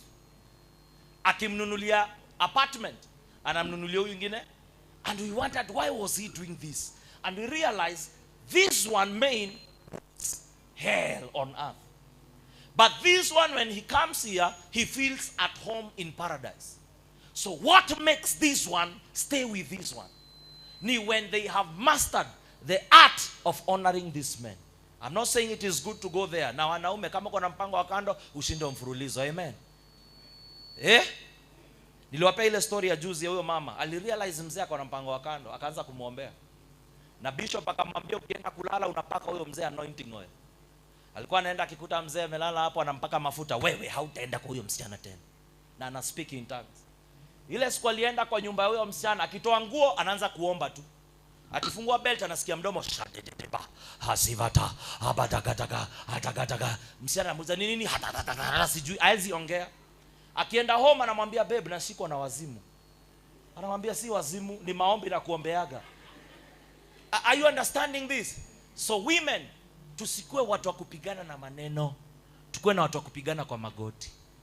Ukirealize mzee yako hivi, ingia kwa magoti. Utaskata kale kasichana kakonde kanono karefu kama inama kako nje, kataanza kutoka na wazimu. Ama wewe ndio mpango wa kando. Are you understanding this? So when we go back and take our places, we'll be able to win. And there are blessings that come with men of God. We learned that last week, that you get your identity. You get the impartation from the man of God. And sometimes they labor, they work every day and night to be a blessing to us. And today, we honor our spiritual father. Appreciate him for being here and being your father. But then, mnalan kitu? Tunajifunza kitu? Wanaume au. Praise the name of the living God. So as we get out of this place, we are taking back our places as men. Responsibility to affirm them, to approve them, to give them security, to provide for them, and to make sure that we leave inheritance to our children. Amen. And even women here, we are going back to take our positions. The last story, Joshua Selman alisema jana, juzi. A woman was a pastor's wife. Na after mzee amepreach on honor, after amehubiri the church, mama alichukua handbag akatoka nje akaenda. Hai. Hata kama wewe ni pastor utashtuka. Wewe ulinekeka. So mama kaenda home, pastor akashtuka lakini akalenga tu aendelee na service. Venye alimaliza the grace alisema hata asipewe maji anaenda home. And when aliendesha gari mbio kwenda home, alikuta viti zimechenchiwa, dining table imetengenezwa, zile sahani za wageni za gold ndio zimewekwa kwa dining table. And pastor akakuwa confused, kwani kuna mwanaume alikuwa anakuja huku before mimi, juu haijawahi happen hivyo miaka mingi. So akaenda akakuta mama amevaa nguo inakaa ya harusi vizuri, akamuuliza, "Are you okay mama? Are you okay?" Akamwambia, "I'm good baby, I'm good. Welcome, welcome." Mzee hata akachanganyikiwa, tuko 20 years hujaniambia welcome. So akakaa, akamuonesha, akamuosha mikono, akamwambia, "Hey, see, I normally use my sink." Akamwambia, "No my king, let me wash you today." Hey, mzee akasikia kapresha kanaenda juu. Kajua kuna ngori inaanguka. Hadi akaanza kushuku hiyo chakula kama iko na sumu ama iko na kitu. So akamwekea vizuri, akamserve kwa meza, akamwekea, akamwambia, "Eat my husband." Pressure. Hadi akaanza kupost, "In case I go, no, it is my wife." So after akamaliza, after akampe maji, then mama akamuita kwa hiyo kiti yake kubwa ya king. Akaenda kneel down. Akamwambia, "Now I want to address my prophet. I've realized I've not been honoring you. And this woman has been doing business, but hakuna kitu imekuwa ikifanyika. Na huyu pastor ndiye akiombea watu vitu zinafanyika nje." So when the man was speaking, revelation ilifunguka ikaangukia mama. And that night akapiga magoti akamwambia, "My priest, my bishop, I want you to pray for me." And venye alimuombea, that's how business ilifunguka. When she honored before kwanza pastors wives na pastor jua, before this man is a man of God, is a man. And is a man full of weaknesses. So when you mix Faoro na Pastor Paul, you will die. Know when is Pastor Paul and when is Paul. Know how to address Samuel and how to address Stampede. Are you understanding that? You will come to realize there is some honor that comes and you begin to prosper in your life. Even as men, pastors, lazima tukue watu wanapenda Mungu. Juzi pastor mwingine ameita altar call conference ya mapasta. Bibi yake akatokea. Pastor alisema, kama uko na mzee hajaokoka na unataka aokoke, tokea hapa. We are standing on behalf of our husbands. Kiagwere mtumia mtugatari na umelire. Bibi ya pastor alitokea akasimama. Huyu bishop akaangalia pastor. Akasema, "Are you sure you want your husband?" Akamwambia, "Yes, I know what I'm saying." And I realize it's true. We can fake it before people, but in our homes we are not who we are. So if we are priests in our house, it is easy for us to be priests outside. Mama mngekuwa mmenipigia makofi lakini mmekaa tu. Are you understanding this? So all of us women, we are taking our position. Men, we are taking our position. And we will see our families prosper and be great in Jesus' name. Kama umebarikiwa nionyeshe hivi tu mkono. Are we blessed? Are we blessed? Wangapi wanasema wanachukua position yao, either we ni mzee ama we ni mama. You know tu. Are you sure? So from today, one, make sure umetuma kitu home. Na make sure hapa, hata siku make sure lazima utaileta ya hapa. Hallelujah. And we go home, we get blessings from our Father home, and we get blessings from our Father, spiritual Father. And maybe wewe umekuwa ukibelieve Mungu utapata mtoto, hujaipata mtoto. You are a father. You are what? A father. So you believe in yourself. Amen. Every man here, I celebrate you. I know the kind of pressure you go through. I celebrate you. I know the things they have put in you. I celebrate you. Every man, I celebrate you. You are a great man. You are a carrier of grace. And your family will stand in Jesus' name. Inua mkono tu mahali huko. Begin to pray. Ambia, Father, Lord, I take my position. Hata kama wewe ni mama, inua juu. Wote, kila mtu sema, I'm taking my position. I'm taking my position. I'm taking my position. I'm taking my position. As a man, I'm taking my position. As a woman, I'm taking my position. Father, we repent where we neglected our positions. We neglected our fathers. We neglected our daddies. We neglected our spiritual father. We repent, oh God. Stand up on your feet. Hapana kosevena, give us strength. Simama tu kwa miguu yako mahali huko unapoinua mikono juu. Na tuanze kuambia, Baba, tunatubu mahali ambapo tuliwachanisha wazee wetu, mahali ambapo tuliachanisha mababa zetu. Inua mikono yako juu kama umesimama, please. Lift it up, inua juu kabisa. Ambia, Baba, naomba unisamehe mahali ambapo nilikosa, nilineglect my father, nilineglect my bishop, nilineglect my spiritual covering. Naomba Baba unisamehe. As a man, I've neglected my family. I'm taking back my priesthood position. I'm taking back my priesthood position in the mighty name of Jesus. Even those who are orphans, there is a man who stands on the gap. You may say, I don't have a father figure, but there is a God who is above, who is watching you. God has given you your spiritual cover. You kanama no seveneme kadabarande. Say, thank you, Lord. I'm taking my position. I'm taking my position. Inua mikono yako juu.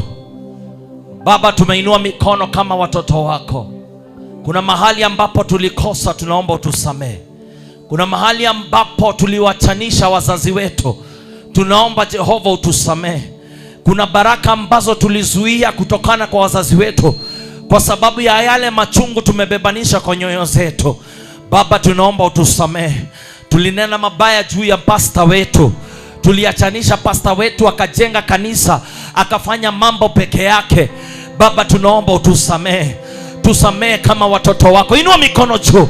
Zungumza na Jehova. Ambia, Baba, kama baba niliachanisha familia yangu, kama mshirika niliachanisha baba yangu wa kiroho, kama mimi mama niliachanisha mzee wangu, nimempatia pressure, nimempatia machungu. Naomba Jehova ukanisamehe. Naomba Jehova ukatusamehe. Wacha tukaanze kupata baraka ambazo ulituachia katika jina la Yesu Kristo. Tusamehe Jehova, tusamehe Baba, in Jesus name. Kwa sababu sina mamlaka ya kuachilia baraka kama baba yenu wa kiroho.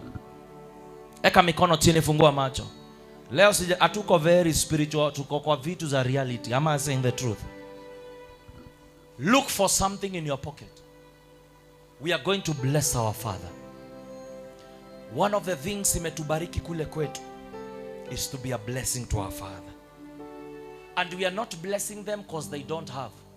We are blessing them to tap the grace. Joshua Selman alituambia, kill it, that akisikia pastor akona 90 years kwenda juu ama 100 years, anatafutanga seed, anaenda anapiga magoti, anamwambia, sir, niachilie grace ya long life. And we have our Father here. He carries the grace. Can I give you a secret? Can I give you a secret?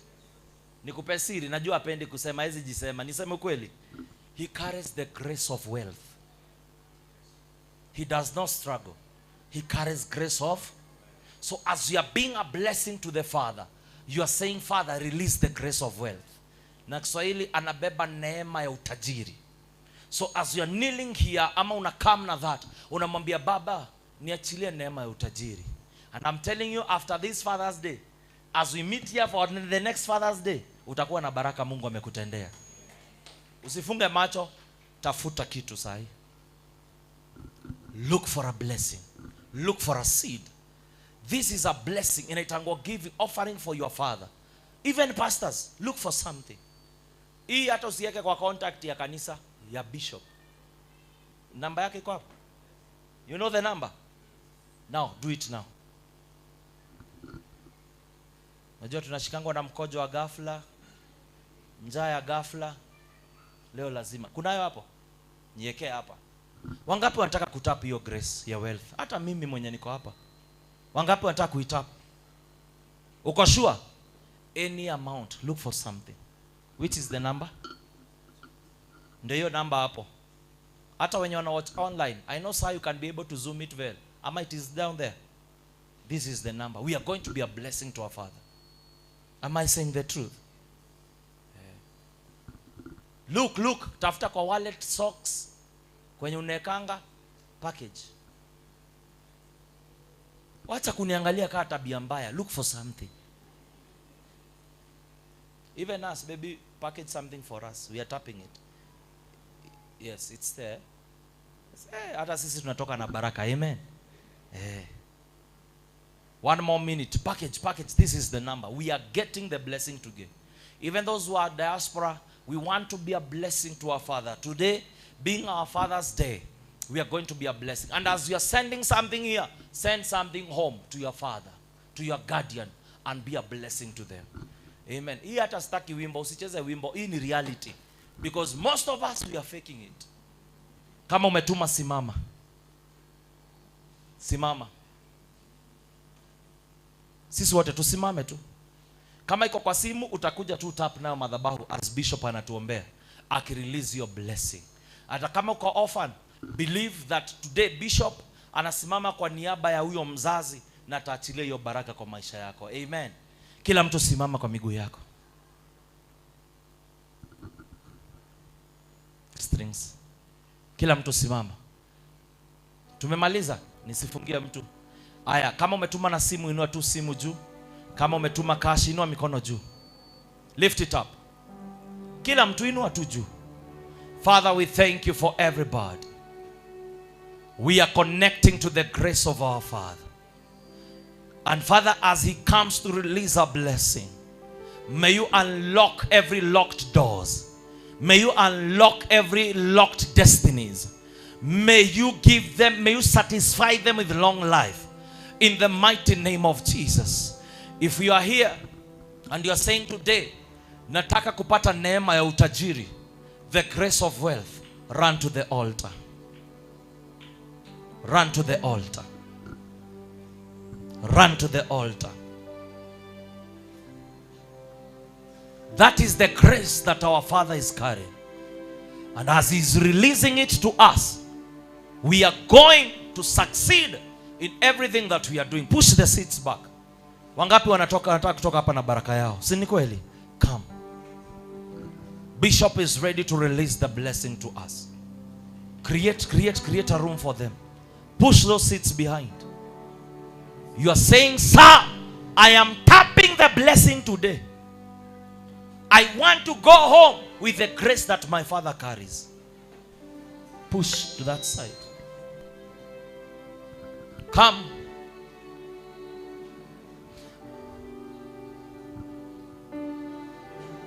Come. Pita tu hivi. Leo lazima baraka tuzipate. Come. Come. Lazima itareleasiwa to us. Haya mana goshke petenia. Hallelujah. Hatuwezi toshea, tuko wengi. Kila mtu inua mikono juu. Lift it up. Father, we thank you for everyone. Asante kwa kile ambacho unaenda kuachilia kwa maisha yao. Asante kwa zile baraka ambazo unaenda kumimina kwa maisha yao. Baba, nilikuwa tu mtu wa kuzungumza na kutuweza kunena na roho zetu. Baba yetu anapokuja kuachilia baraka, Jehova, kile kitu ambacho kimekuwa kikizuia baraka zetu, na kiondoa sasa. Maroho na madhabahu ambayo imekuwa ikizuia baraka zetu, tunaziondoa sasa. Anapokuja kunena, wacha kila jambo atakalo linena kwa maisha yetu likakuwa ni la kufanyika na kutendeka katika jina la Yesu Kristo. Inua juu, anza kuzungumza na Mungu, anza kumwambia Baba, na nena baraka zako zikatendeke. wacha ianze kufanyika, wacha nikatoke hapa na neema ya utajiri na kubarikiwa na kupendeka katika jina la Yesu Kristo. Zungumza na yeye, zungumza na yeye. Oh my Father, sherebena maganda ribaboze, sharabaganda rababoze kayanda baganda. Maneno hayo niliambiwa jana na mtumishi wa Bwana Abedi, mzazi wangu wa kiroho. Akaniambia niangalie watu wale nimeshikana na wao. Akanikubudosha mpaka marafiki tunatembeaga nao akina Farodhi. Akaniambia ukishikana na Farodhi alikuwa na gari moja Axio, sasa ako na studio. Akanihesabia kina Maina wa Marinad, akanihesabia watu wote ambao wamekuja, akaniambia nimhesabie. Nililia sana, lakini nikamwambia Mungu, wewe ndiye unajua, wewe ndiye unaelewa. Jehova, nimekuja kutangaza baraka vile tuliwatangazia hapa Tuesday usiku ya kwamba my God, you bless them with a double honor, my Father. I speak the blessings of God. I command the flood gate of heaven, iachilie ushindi, iachilie baraka, iachilie ushindi, iachilie mali. In the mighty name of Jesus, I bless your life. I bless the work of your hands. I bless where you work. I bless you as you go out, as you come in. Our brethren from diaspora in Kenya, wherever you are, even this altar, I speak the blessings of God. May God enlarge your territory in the mighty name of Jesus. Rekamayanda baganda riba, sharabaganda rababoze, sharabaganda rababoze, sharabayanda baganda riba, sherebena mayata baganda riba. May God bless the work of your hands. Mungu awabariki na utajiri na mali, utajiri ambao umefichika sirini. In the mighty name of Jesus, I release the blessings of God. I release the blessings of God kwa biashara na waukanisha hata kwa mataifa. Ya karabaganda rababozi. Nisaidie na hiyo Biblia tu. Tulienda mahali pale Sosioni PCA, nikawatabiria, na saa hii nyumba ambayo inajengwa hapa iko ghorofa ya 3 ya dada mmoja wa PCA Sosioni Elda. Hiyo ingine ya kwamba ni dada priest wa hiyo madhabahu. Niwaambia kwamba wataenda kwa mataifa. Hata hapa kanisani nimeenda hasara ya kwamba watu wengi nimetabiria watoke nje ya Kenya. Some of them, they have no qualification. I release this grace upon you. I release this grace upon you. I release this grace upon you. Ya kwamba sinanga wivu na moyo. Ya kwamba nasemaga mimi nataka kuona watoto wangu wakibarikiwa, wanipite, nione ushindi wa Bwana juu ya maisha yao, nione kibali cha Bwana katika maisha yao. Ninatangaza kuanzia siku ya leo ya kwamba ushindi wa Bwana utaonekana juu ya maisha yenu.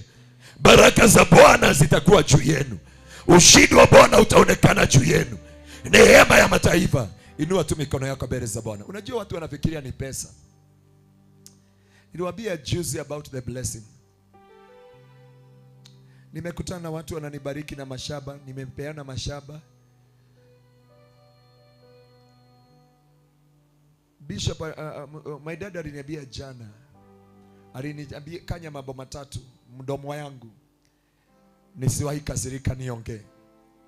Number 2, ya kwamba nimeunganishwa na utajiri. Wengi wanajua mpaka kupata gari ile njia Mungu amepitia. Na maana ninaona mtumishi wa Bwana ako around apostle, na sitaki kukura time sana. Inua tu mikono yako useme Deuteronomy chapter 8. Sema Deuteronomy chapter 8 4 verse 17. You may say yourself, my power and the strength of my hands have produced this wealth for me. But remember the Lord your God, for it is he who gives you the ability to produce wealth. I decree and I declare today. Ni mimi nawaambia sasa. I decree and I declare according to the word of God. Because Biblia inasema ya kwamba, for it is he who gives you the ability to produce wealth, and so confirm his covenant, which he saw to your forefathers as it is today. I decree now ability to produce wealth in the mighty name of Jesus. I release ability to produce wealth in the mighty name of Jesus. You remember Sister Shiro pale Kitusuru, tuliweza kumwombea, aliniambia niende nifungue kibanda ya sukuma. Alikuwa amefungua na 90 shillings. And right now she is in America. But Mungu alimpanua akiwa pale mahali kunaitwa, hiyo jina iko hapo mbele ya Kitusuru. And from there God gave him connection. And right now ya kwamba ako katika US. It is God who lifts people from the crowd and he positioned them. But Biblia inasema ya kwamba it is God who gives us ability to produce wealth. May God give you ability to produce wealth. From today in the mighty name of Jesus, I decree and I declare, may the blessings of God locate you in the mighty name of Jesus. I speak financial breakthrough. I speak wealth. I speak divine connection in the mighty name of Jesus. Yoyote akona baraka yako, tunatangaza leo ya kwamba Mungu akakuunganishe na your destiny helper, your destiny connector in the mighty name of Jesus. Mungu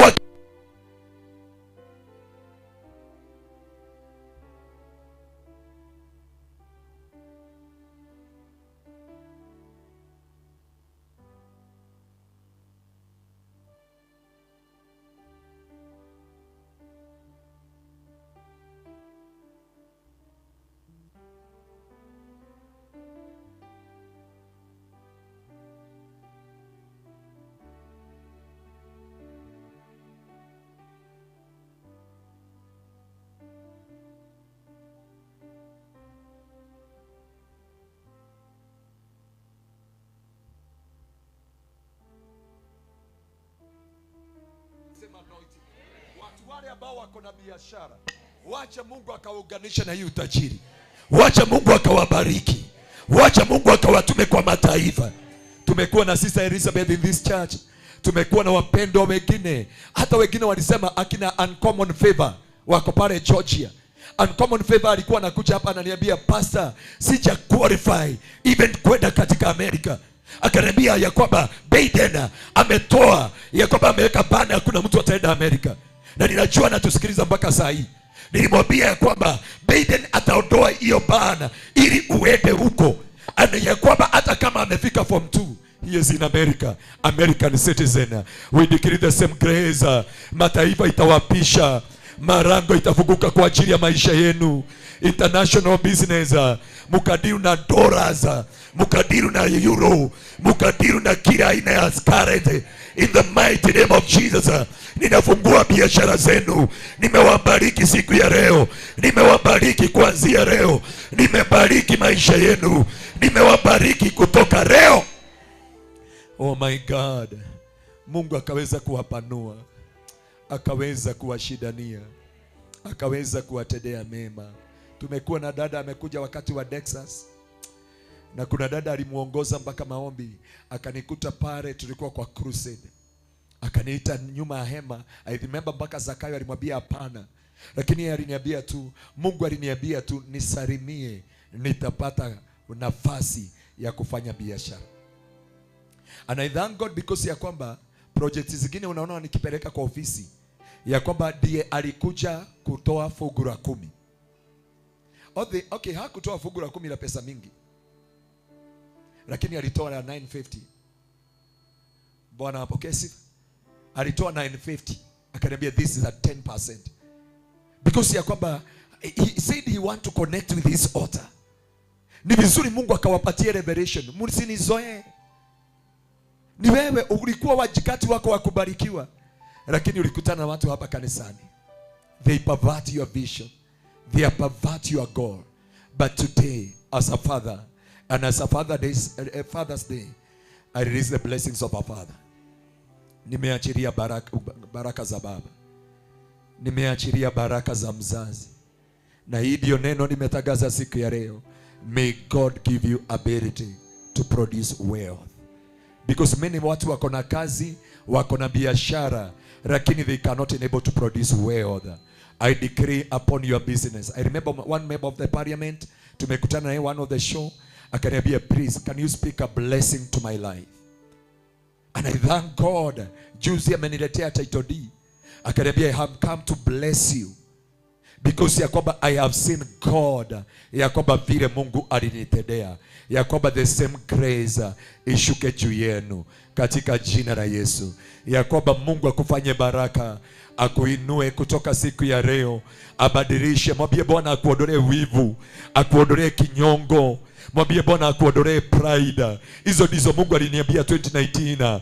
Ondoa pride, ondoa kinyongo. Hey, shata bakanda reka mayata bakanda bayanda shetebena maganda riba yekerebena maganda. Mwambie Mungu akuondolee wivu. Mwambie Bwana akuondolee kinyongo. Mwambie Bwana akuondolee pride. Hata akikubariki, hata akikupatia mashamba, wengine hata muna mbele wala nyuma, lakini kile kinatumaliza, it is a pride inapoondoa raiba. God bless you so much. Na ni ombi na kilio cha moyo wangu ya kwamba Mungu akaweza kutusaidia. I bless you today.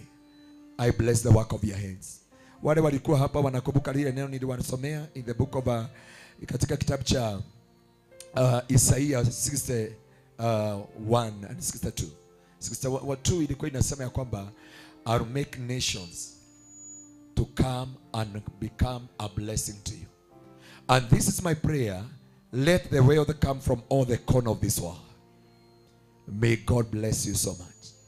And because Apostle is within in Kitengela, na tutaki kumweka tena, tunataka ikia kwa hii madhabahu aachilie baraka. Mimi kwangu nimeachilia baraka za mzazi. Hata wale ambao wako diaspora, nimerelease the blessing. I remember wakati mwingine nilisema hakuna kitu naweza kuwapatia. Mungu akaniambia uko na gari upatiane. Nikapatiana Vanguard KDA na sikuwa nimekaa nayo. Na hiyo gari ni kununuliwa. Na nilitoka hapa na nikaenda nikaipeana. Ndio Mungu akanipatia ile Prado TXL. Nikakaa nayo, Mungu akaniambia ipeane. Nikauliza Mungu anataka namna gani? I remember kuna mzee hapa Mokorino mnamuonanga.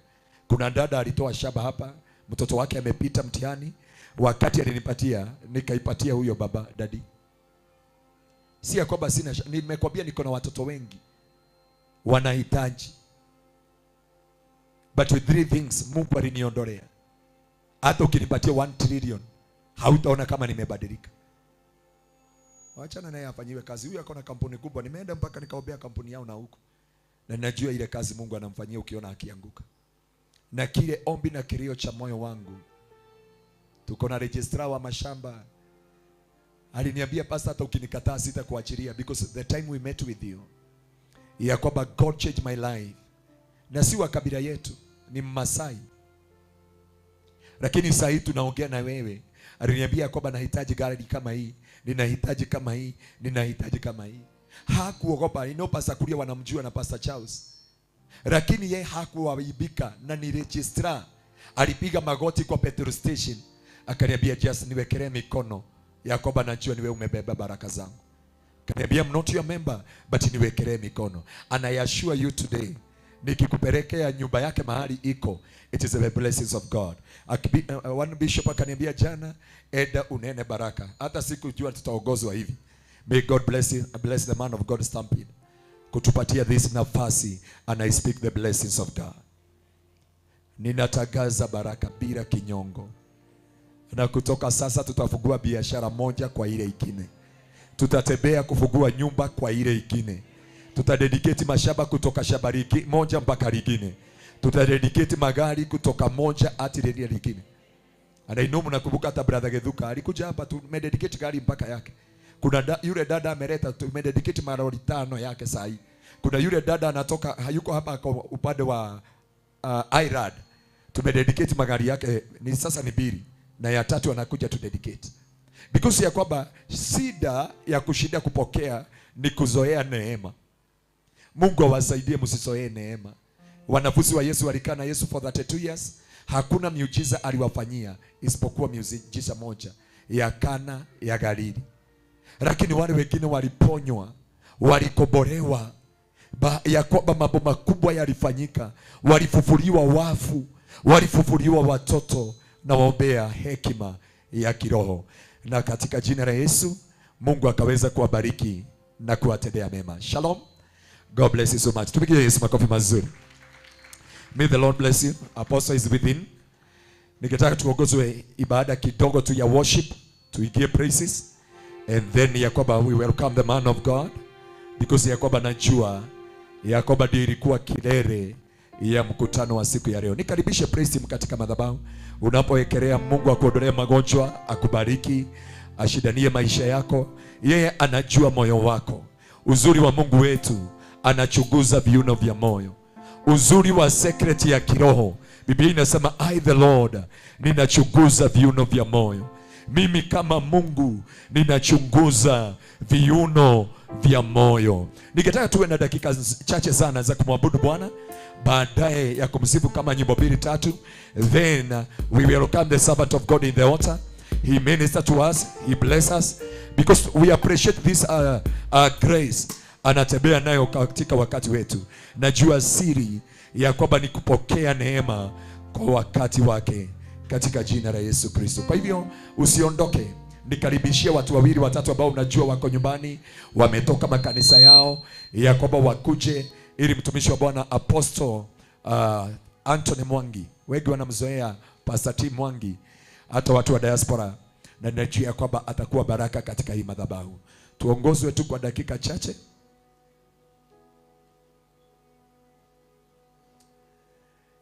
Amen. Maana najua hata yeye atatuombea, wataleta. Tuko na ibada hiyo.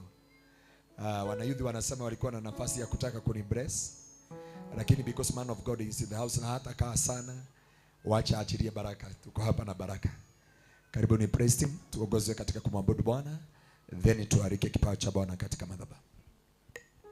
Amen. Let us appreciate the man of God. Tumpigie our father makofi mazuri. Jameni, piga makofi mazuri. Amen. Kama uko karibu na a father, mwambie you are blessed. Salimie, mwambie you are blessed. Hallelujah. Amen. Pigia Yesu makofi. Naomba wale tumeketi chini tusimame.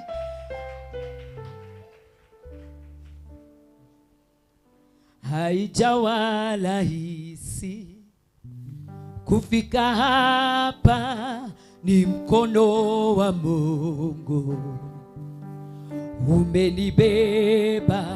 Haijawa rahisi kufika hapa, ni mkono wa Mungu umetubeba. Haijawa rahisi kufika hapa, ni mkono wa Mungu umenibeba, umenibeba, umenibeba, ni mkono wa Mungu. Haleluya.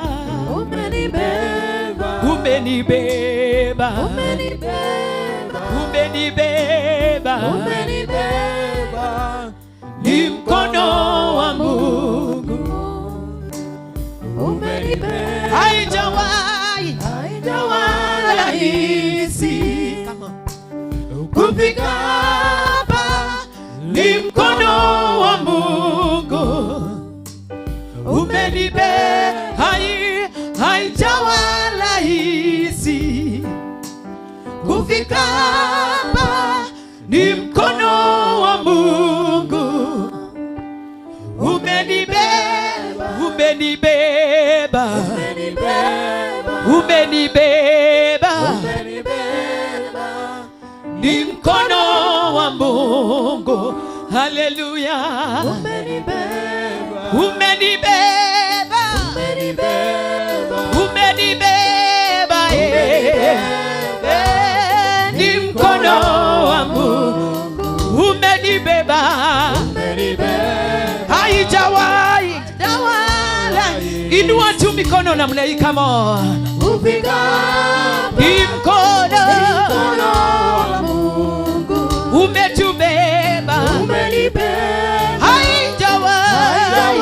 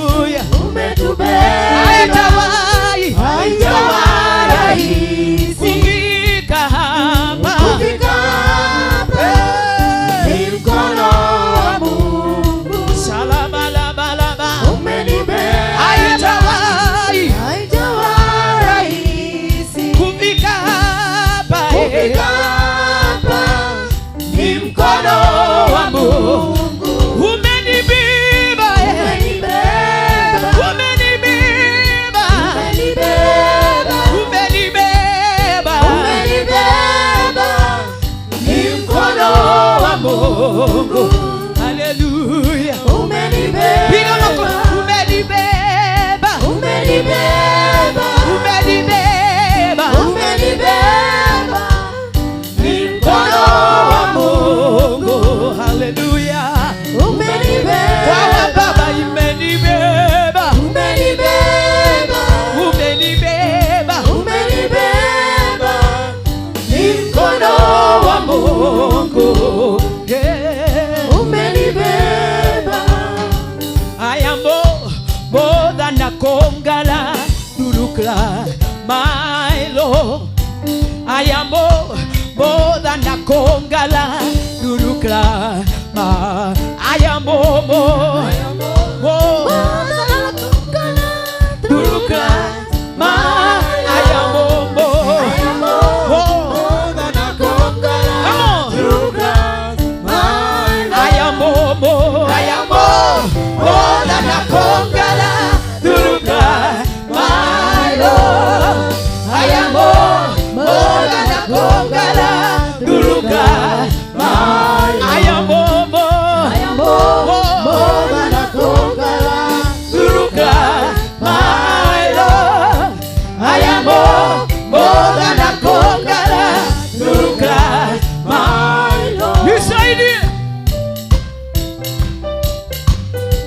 Wapi shangwe na vigelegele? We are more than a conqueror. I am more than a conqueror through God. I am more than a conqueror through God. In my family, more than a conqueror through God. My Lord, I am more than a conqueror through God. One more time, I am more than a conqueror through God. My Lord, I am more than a conqueror through God. My Lord. Pigia Yesu makofi na shangwe na vigelegele. Why can't you lift up your head and just worship the Lord? Dakika moja mwabudu Yesu, dakika moja mwambie Lord, I give you praise. Lord, I give you honor. Thank you for your voice. Thank you for your word. We worship you. We adore you, Lord. We acknowledge you today. Thank you for what you are doing in our life. Inua tu mikono yako, just worship you, Lord. Rie mazielebo zielebo rie maramarabo zie. Jesus, we worship you. Come on, somebody worshiping the Lord. Thank you, Lord. Here I am to worship.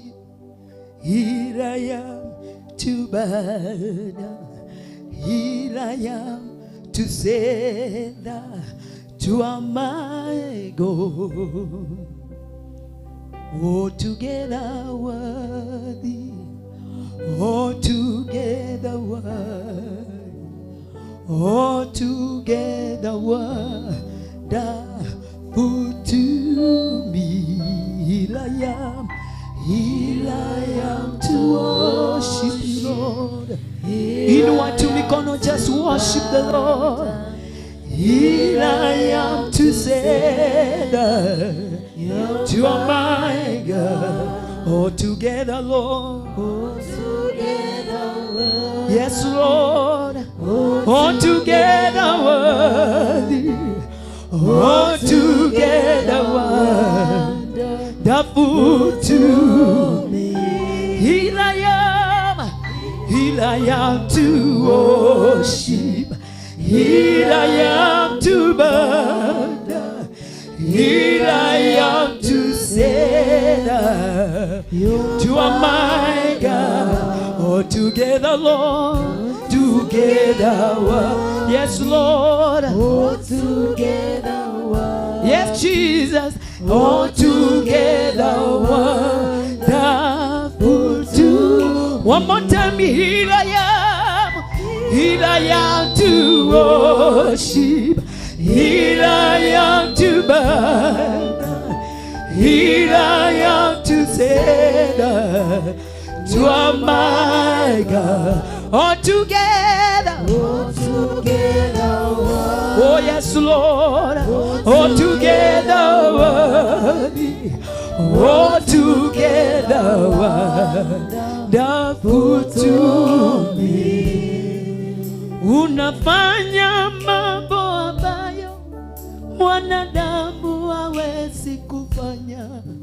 Unatoa faraja ambayo mwanadamu hawezi kutoa.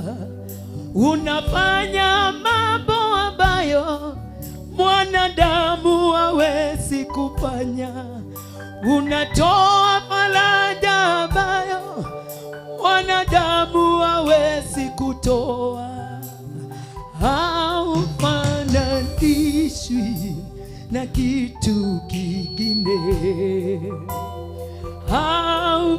haufananishwi na kitu kingine. Wewe ni Mungu, wewe ni Mungu, oh. Inua tumwabudu. Haufananishwi na kitu kingine, haufananishwi, haufananishwi na kitu kingine. Wewe ni Mungu, wewe ni Mungu, uturiza mawimbi, haufananishwi, na kitu kingine, haufananishwi na kitu kingine. Unafanya mwanadamu, unatoa faraja, mwanadamu unafanya mambo ambayo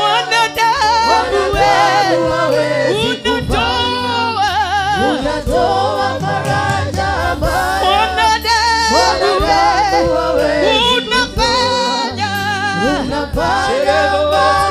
ambayo mwanadamu hawezi, unatoa faraja mwanadamu hawezi, haufananishwi. Inua tu mikono, mwabudu Yesu. Tumeona nguvu zako Bwana, shalabo ielebo, haufananishwi balabo, unafanya mwanadamu unatoa faraja, mwanadamu unafanya mambo ambayo mwanadamu unatoa faraja mwanadamu hawezi kutoa. Haufananishwi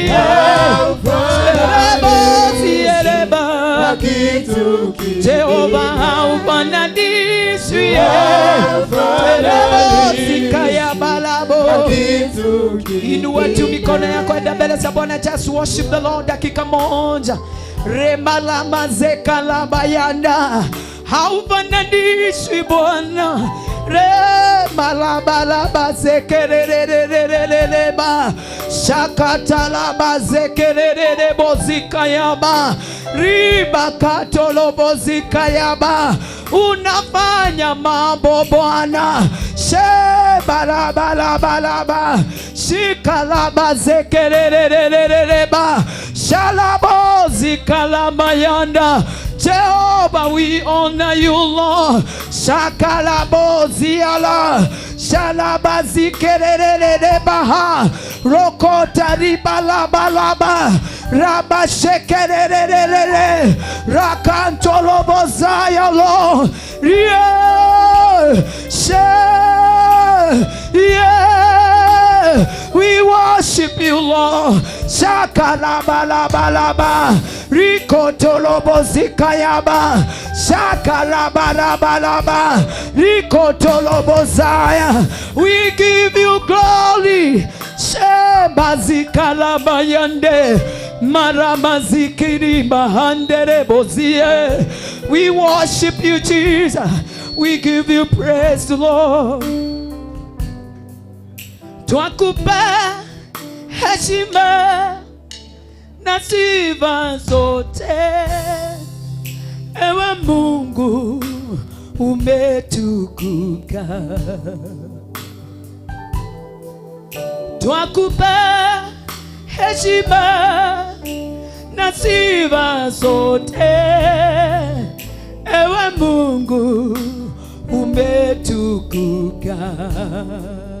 Oh, twakupa heshima na sifa zote, ewe Mungu umetukuka. Mfalme mwema, mfalme mwema, Mwaminifu Baba, Baba,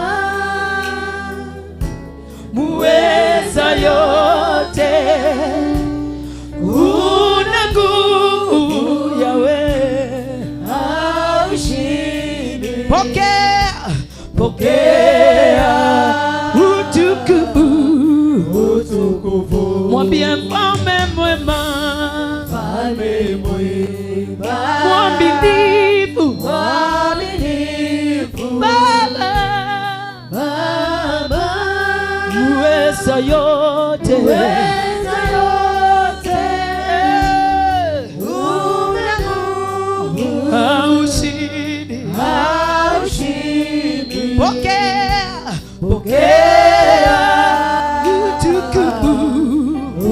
Mwinulie mikono, mwambie tunakupa, twakupa heshima na sifa zote, ewe Mungu umetukuka.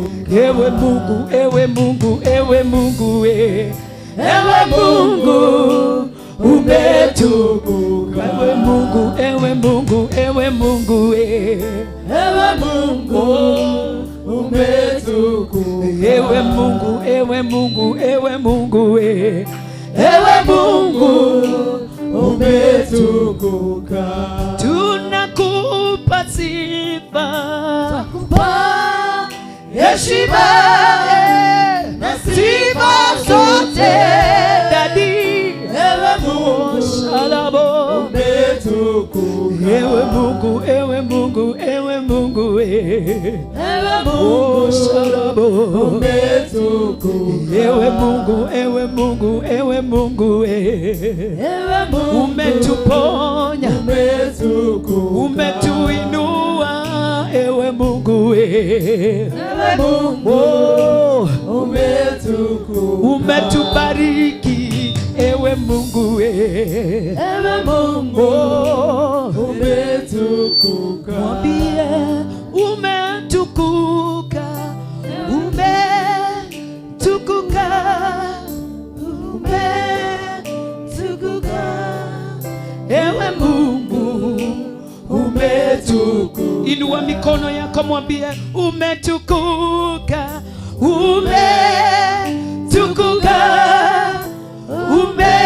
umetukuka, ewe Mungu umetukuka. Ewe Mungu, ewe Mungu, ewe Mungu, ewe Mungu umetukuka. Mchana wa leo, ewe Mungu, ewe Mungu umetukuka. Ndio maana tunakuinulia mikono yetu, ewe Mungu, ewe Mungu umetukuka. Pigia Yesu makofi ukimwambia ewe Mungu, pokea sifa zetu. Come on, you can do better than that. Come on, angalia neighbor, mwambie ai. Hallelujah. Angalia neighbor, mwambie ai. Mwambie something unique is happening. Si umesikia the word ya kwanza? na hii ingine inakuja. Hebu muulize na hii ingine. Hallelujah. Piga makofi mazuri jameni. Mwambie something unique is happening. Hallelujah. Praise the Lord. Salimia neighbor, mpatie high 30. High 30 tunafanyanga hivi. 1 2 3. Mwambie I love you. Musalimia ingine 20. Mwambie pokea neema ya kusifu. Najua uko na njaa, lakini pokea neema ya kumsifu. Hallelujah. Angalia neighbor, mwambie ninajua haupitishagi lunch isipokuwa wakati uko fasting. Hallelujah. Wale wameketi chini Mungu awainue awajase. Wasalimiwe na mtu wasalimiwe. Oi adonema. Amen. Salimia huyo mwingine, mwambie pokea neema. This is a sacrifice. Mwambie this is a sacrifice. Kukaa kwenye nyumba ya Bwana paka jioni, si hata tunaweza kesha pastor. Eni odiosioke tunaweza. In the presence of the Lord there is fullness of joy. Angalia neighbor, mwambie in the presence of the Lord there is fullness of joy. Hakuna kuboeka kwa Mungu. Unaendelea kurebeka ndani na nje. Wapi shangwe na vigelegele? Wacha nisikie sauti, come on. Wacha nisikie shangwe na vigelegele.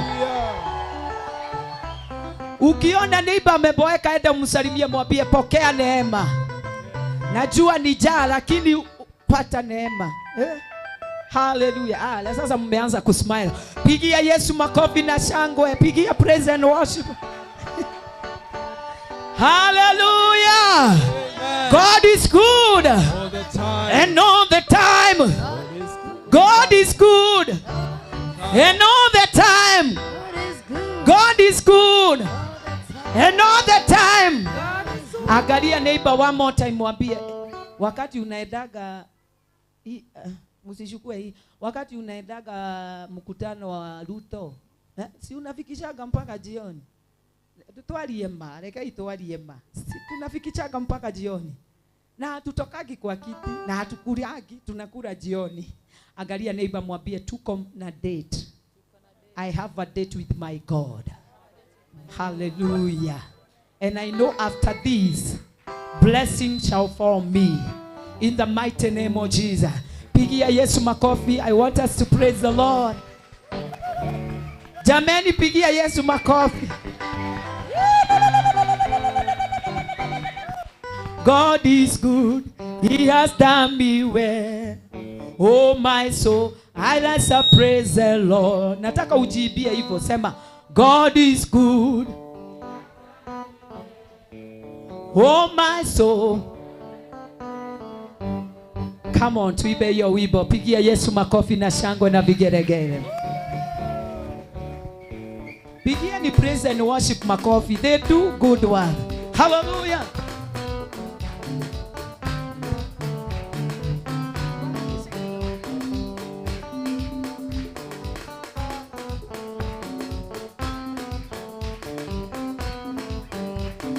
God is good. He has done me well.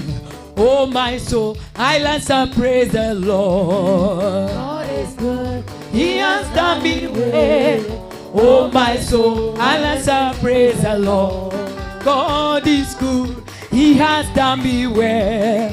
Oh my soul, I like to praise the Lord. God is good. He has done me well. Sasa piga makofi vizuri kama. Come on. I like to praise the Lord. I like to praise the Lord. I like to praise the Lord. I like to praise the Lord. I like to praise the Lord. I like to praise the Lord. I like to praise the Lord. Mungu yu mwema, ametenda mema, moyo wangu muinue Bwana.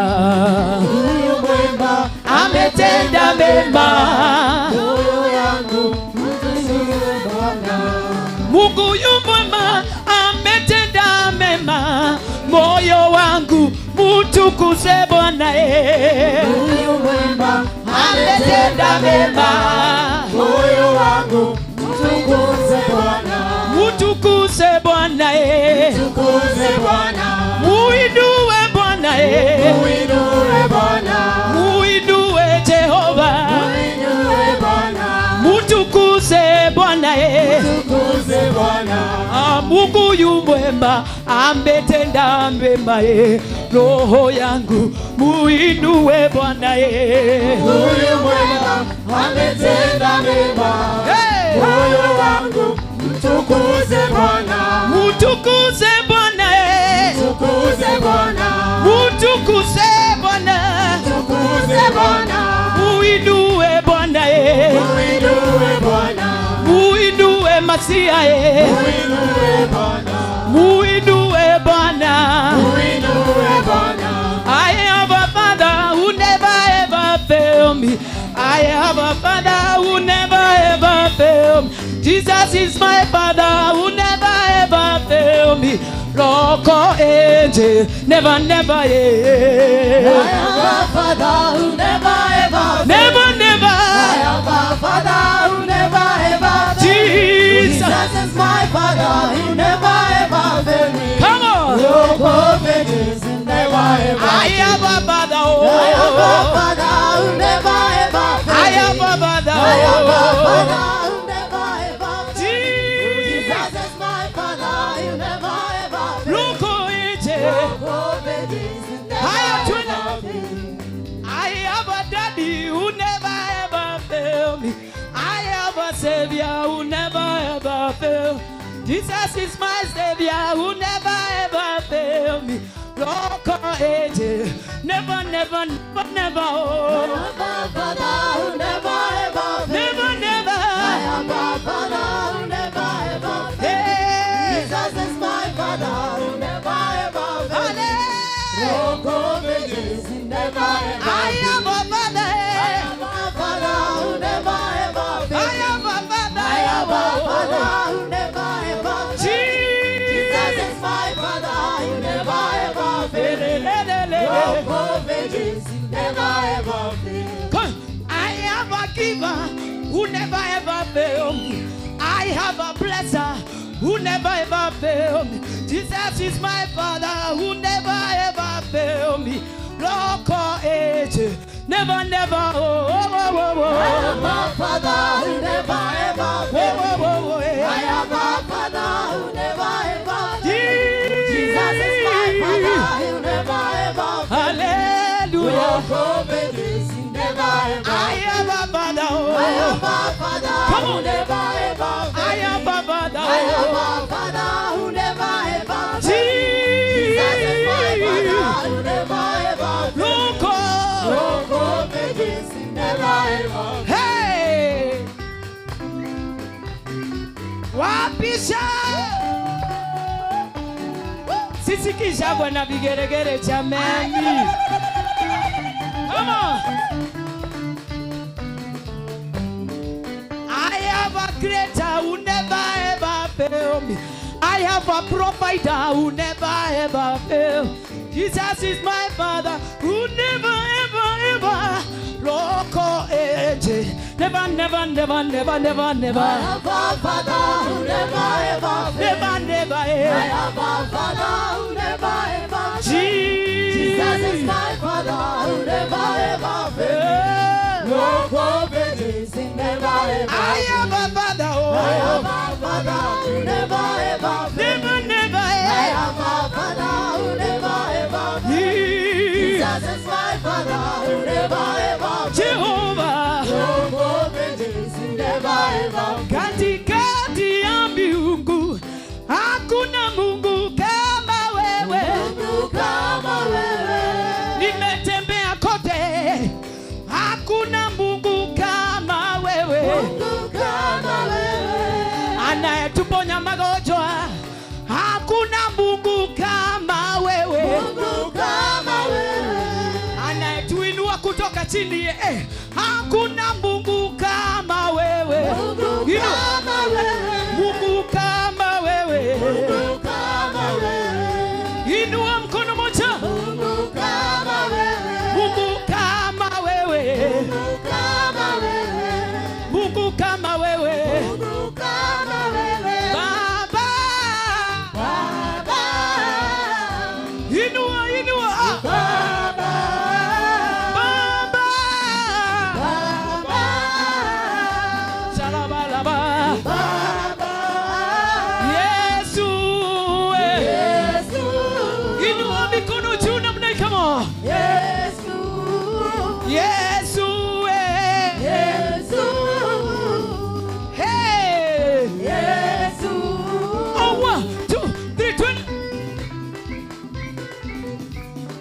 jirani, we are jumping. Oh, come on.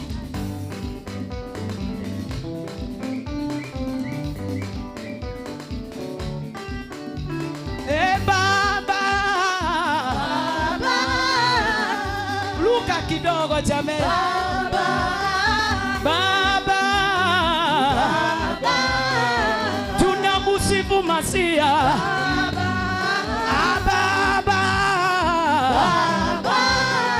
Elohim Adonai. Ababa. Hey. Yesu. Mutalukia Yesu waibaji. Yesu.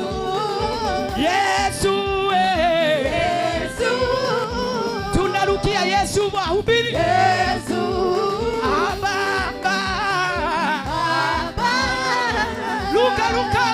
Luka. Wamama wa kanisa Baba.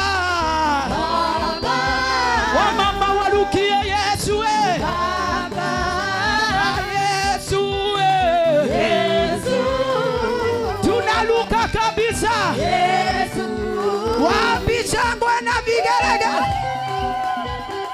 Haya nisaidie na hii. Haya twende. Inua.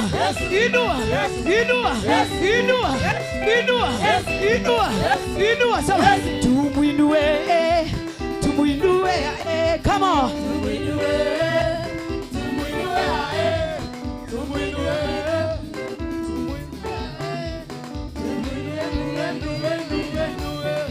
Yesu ni Bwana. Inua mikono juu namna hii. Twende pamoja. Tumuinue waibaji. Inua. Yesu ni Bwana. Sasa lukia Yesu. 1, 2, 3, twende. Ukia. Sugucha. Sema Jesus.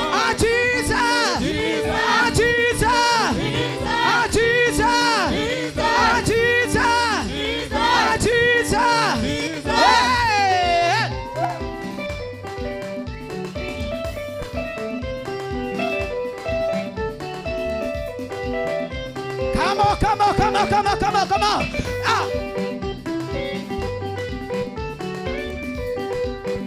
Wacha tuone wale wanajiachilia kwa Mungu.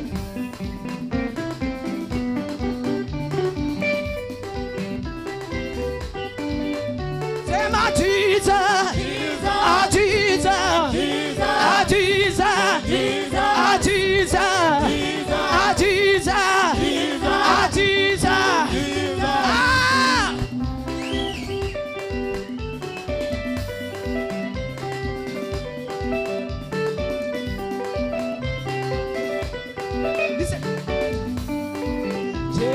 Jehovah, come on. Tafuta kitu kama hii. Jehovah, come on.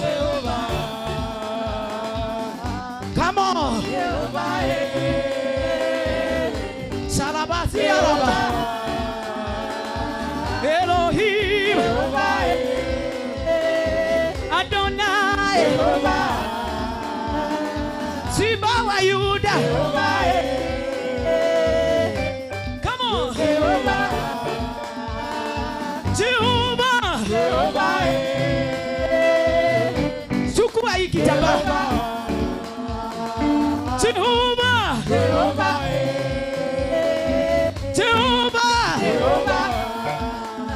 Tafuta kitu fanyie Mungu. Jehovah.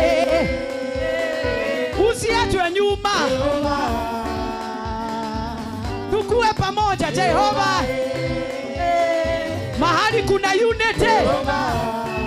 Mungu anaachilia ukombozi. Jehovah.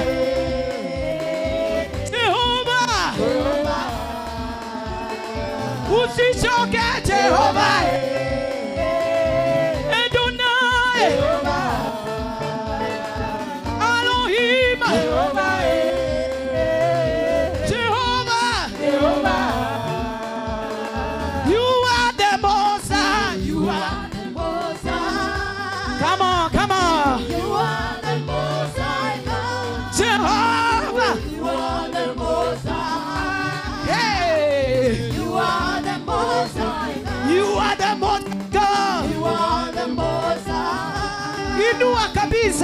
are the most high God. Jehovah, You are the most high. Jehovah, You are the most high God. we sing Jehovah, you are the most. high. Jehovah, You are the most high God. Jehovah, You are the most high. Jehovah. You are the most high God. 1, 2, 3, 20.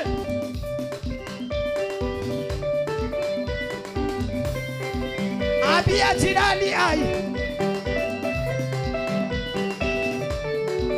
Ukijiachilia na yeye atakuwa. Twende, twende. Twende. Twende. Ai ai. We! Luka. Come.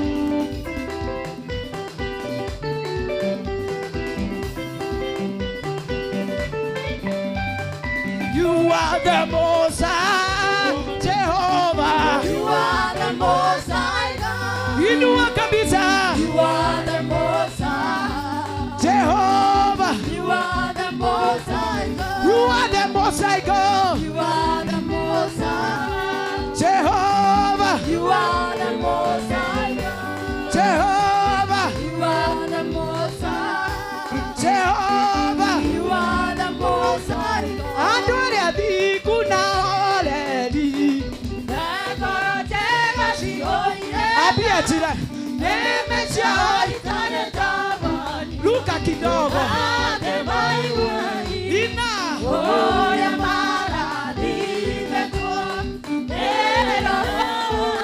Anadio wanekerada.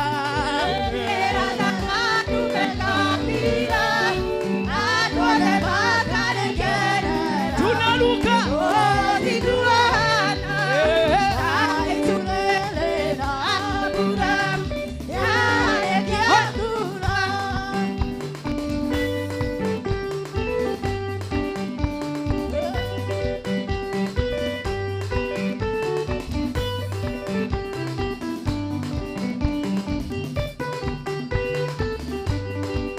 Ene kwenda gayo menyage.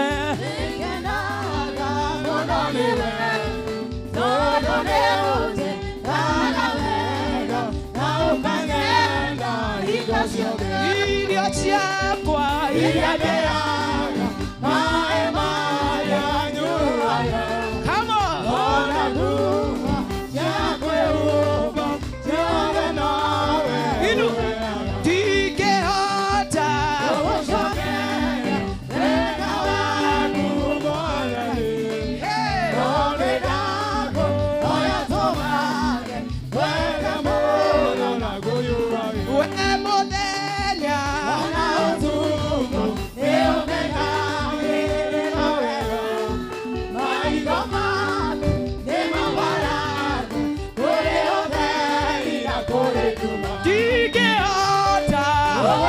Inua mikono juu. Waigoro.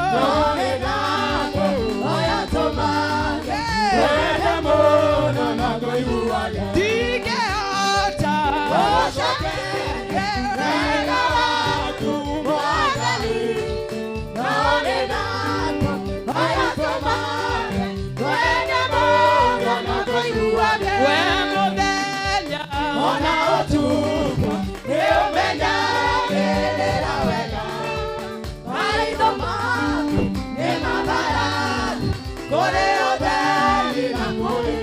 Pigia Yesu makofi na shangwe.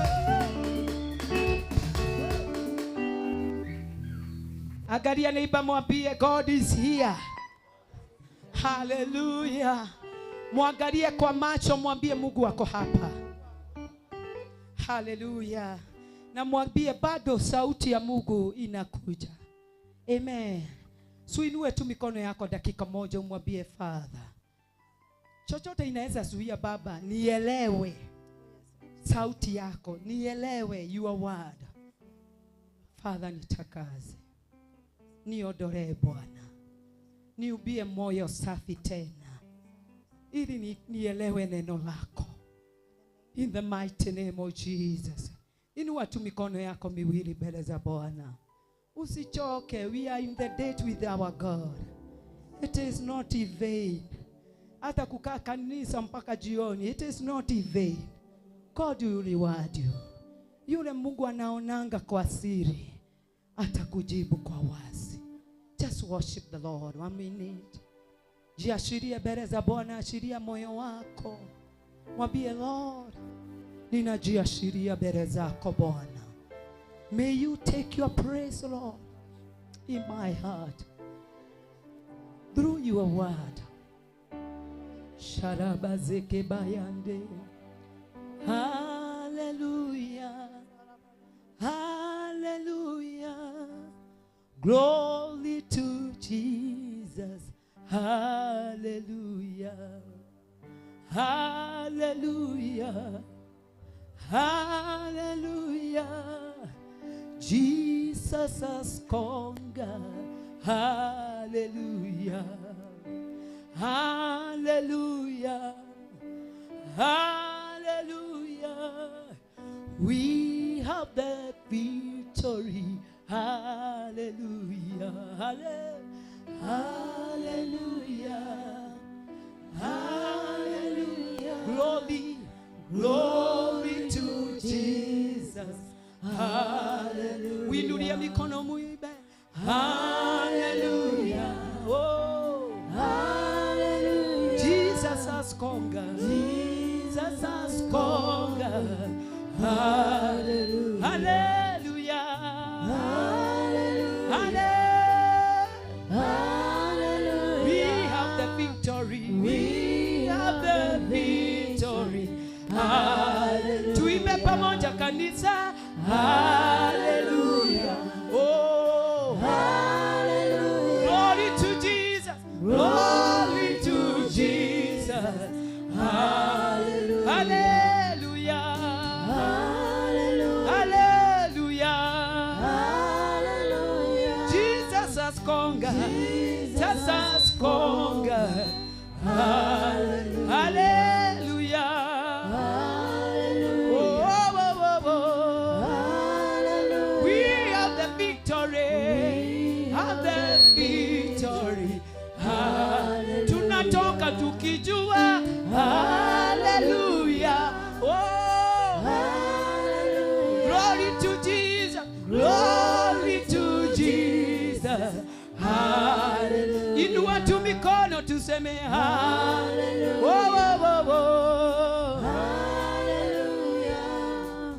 Jesus has conquered. Hallelujah. Hallelujah. Hallelujah. Hallelujah. We have the victory. Have the victory. Hallelujah. Kama unaamini inua mikono tuibe hallelujah. Tumwabudu Bwana. Hallelujah. Glory to Jesus. Glory to Jesus. Hallelujah. One more time. Hallelujah. Hallelujah. Jesus has conquered. Jesus has conquered. Hallelujah. One more time. Hallelujah. Hallelujah. Hallelujah. Hallelujah. We have the victory. The victory. One more time. Hallelujah. Hallelujah. Hallelujah. Hallelujah. Glory to Jesus. Glory to Jesus. Oh, oh, oh, oh. Hallelujah. Hallelujah. Hallelujah. Hallelujah. Jesus has conquered. Jesus has conquered every battle. Hallelujah. Hallelujah. Hallelujah. We have the victory. We have the victory. Inua mikono yako one more time. Hallelujah. Yeah. Hallelujah. Glory to Jesus. Hallelujah. Hallelujah.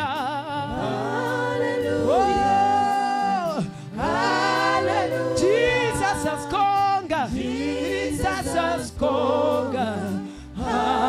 One more time. Hallelujah.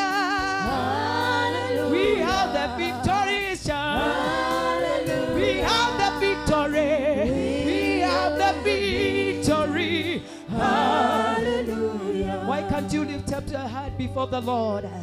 Just worship the Lord and be, Lord, thank you because you have conquered every battle in my life. I have a victory. Even though I come out in this sanctuary, I know I am not a failure. I have a victory. Jesus, you have conquered every sickness in my family, every sickness in my body. Jehovah, you have conquered everything. And now I am coming to church, Lord. I have a victory. Victory in my business, victory in my family. I worship you. I have a victory, God, in every area I walk. In the mighty name of Jesus. Glory to you, my Father. Glory to you, Elohim. Glory to you, Adonai. I have a victory. We worship you. We give you praise. We give you honor, Jehovah Lord. Thank you, King of glory. Oh my God. We worship you, God. We praise you, Lord. Ningetaka tushikarie naye mkono, muombe siku ya leo. Muombe, mwambie Bwana jambo moja, naamini ya kwamba wakati mtumishi wa Bwana ataikia katika hii madhabahu, ya kwamba moyo wake utakuwa na nafasi ya kupokea kutoka kwa Mungu, ya kwamba neema inaachiliwa kwa majira yake na wakati wake. Mwambirie tu Bwana kwa ajili ya your brother and your sister. Just pray for her, just pray for him. Mwambie God, tunakuaminia jambo moja, ya kwamba huyu hatarudi vile tena. Wacha ikuwe Jumapili ya mabadiliko. Wacha iwe siku ya mabadiliko. Intercede for your brother. Intercede for your sister. Mwambie Bwana tu aweza kosa kuweza kujiombea, lakini namuombea siku ya leo. Ninamuombea siku ya leo. Ninamuombea siku ya leo. Ukampatie nafasi, ukamwezeshe Bwana. Be in the intercession of your brother or your sister. Intercede for her. Intercede for him. In the mighty name of Jesus. Kuwe ni siku yake ya mabadiliko. Kuwe ni siku ambaye atakombolewa. Kuwe ni siku ambaye atafunguliwa. Kuwe ni siku ambaye atawekwa huru. Shetabaganda riba. Shetebena ya mazekaraba. Muombe mawazo yake isiibiwe, ya kwamba kazi ya muhindi na biashara zetu tunafanya kutoka asubuhi mpaka jioni, lakini hatuchoki. Muombe hata choka. In the mighty name of Jesus. Ribana maganda rababoze, yakarabaganda ribaboze, yekerebena mayata baganda, sharabaganda ribaboze, sherebena mayata baganda riba, sharababoze kayanda baganda, yakarabayanda baganda riba, sheta baganda riba boze. We are our brother and our sister keeper. We pray for them. Ya kwamba Mungu akawawezeshe, ya kwamba Mungu akawasaidie, ya kwamba Mungu akawafungue, ya kwamba Mungu akawakomboe. Shata baganda riba boze, yakarabaganda riba, yekerebena maganda. Oh my God, muombe yale mambo uketamani akaweza kufunguliwa, akaweza kukombolewa katika maisha yake. Shata baganda riba boze, yakarabaganda riba, yakaramazeka yandaba, shetebena mayanda baganda, yekerebena mayata baganda. Inasimama kwa pengo na mwanya hata kwa watu ambao wako diaspora. Yekerebena mazoka, yekerebena mayanda baganda, shata baganda riba boze, yakarabaganda riba hana, yeta baganda riba boze kayanda, shetebena mazoka riba. Oh my God, I pray for everyone that is live will never be the same again. From today, my God, I speak the power of transformation, the power of change, my God, in the mighty name of Jesus. Reka mayata baganda, yakarabaganda riba, Shatabaganda, muachirie tu mkono ujiombe. Mwambie Bwana, nimekaa katika hii bonde for so long my God. Nimengangana na hii hasira, nimengangana na hii pride, nimengangana na hii kwa mawivu. Oh my God, lakini Bwana leo nikoboe. Nimengangana na hii madeni, nimengangana na hii magonjwa, nimengangana na hii maisha ya kukosa kuendelea. Umwambie God, nisaidie usiku wa leo, niwezeshe usiku wa leo, niwezeshe Bwana wa mabwana, niwezeshe Mungu wa miungu, niwezeshe jemedari wa vita, niwezeshe Bwana wa mabwana, niwezeshe mfalme wa falme, niwezeshe jemedari wa vita. Nibadilishe siku ya leo, nibadilishe mawazo yangu, nibadilishe kuona kwangu, nibadilishe kuwaza kwangu, nibadilishe tabia zangu. Shetebena mayanaba, the God ambaye alibadilisha Paul, he can change your life from today, from Saul to Paul, in the mighty name of Jesus. Mwambie Bwana, nibadilishie jina. Oh my God, kwa maana kuna majina hata yakipatwa na neema gani haiwezi kubeba upako fulani, haliwezi kubadilishiwa. Saulo akabadilishwa jina, akaitwa Paulo. Kefa akabadilishwa jina, akaitwa Petero. Yakoba Jacob akabadilishwa jina, akaitwa Barikiwa. Yakoba Abrahamu akabadilishwa jina, akaitwa Abrahamu. Simwambie Bwana siku ya leo, it is my prayer, my desire, ya kwamba my God unibadilishie maisha. Ya karama ganda riba, shetebena maganda riba. Let God change you. Let God change your behavior. Let God change your action, your attitude. Mwambie God, badilisha attitude yangu. Watu wananipenda, lakini wakati niko na attitude, watu wote wana notice kwa maisha yangu. Si unibadilishie Bwana. Si ukuwe kama Daudi. Daudi alimwambia Bwana, hili jambo unaniona nalo, nilizaliwa nalo Bwana. Akamwomba Mungu, akamwambia Baba, ninaomba unibadilishe. Akamwomba Mungu ya kwamba niumbie moyo mwingine, niumbie moyo safi. Sharabaganda rababoze karababoze, ye kerebena mazoka, ya karabaganda ribaboze, ya karabaganda rababoze, shirebena mayata baganda ribaboze. We give you glory, my Father. We give our praise, King of our glory. We give Adonai all the glory and honor in the mighty name of Jesus. Unaweza kufanya, unaweza kutenda mambo makubwa zaidi ya niombavyo. unaweza kufanya Bwana, unaweza kutenda mambo makubwa zaidi ya niombavyo. oh unaweza kufanya siku ya leo, unaweza kutenda mambo makubwa zaidi ya niomba. mwambie tena, unaweza kufanya,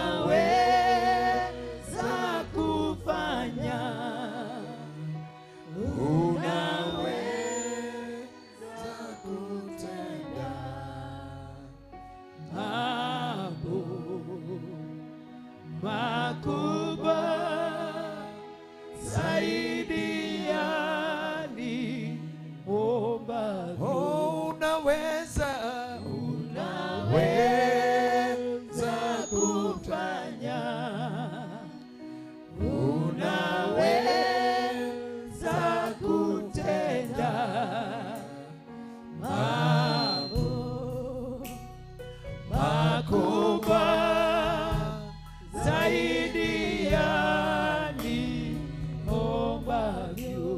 magonjwa yote unaweza kufanya,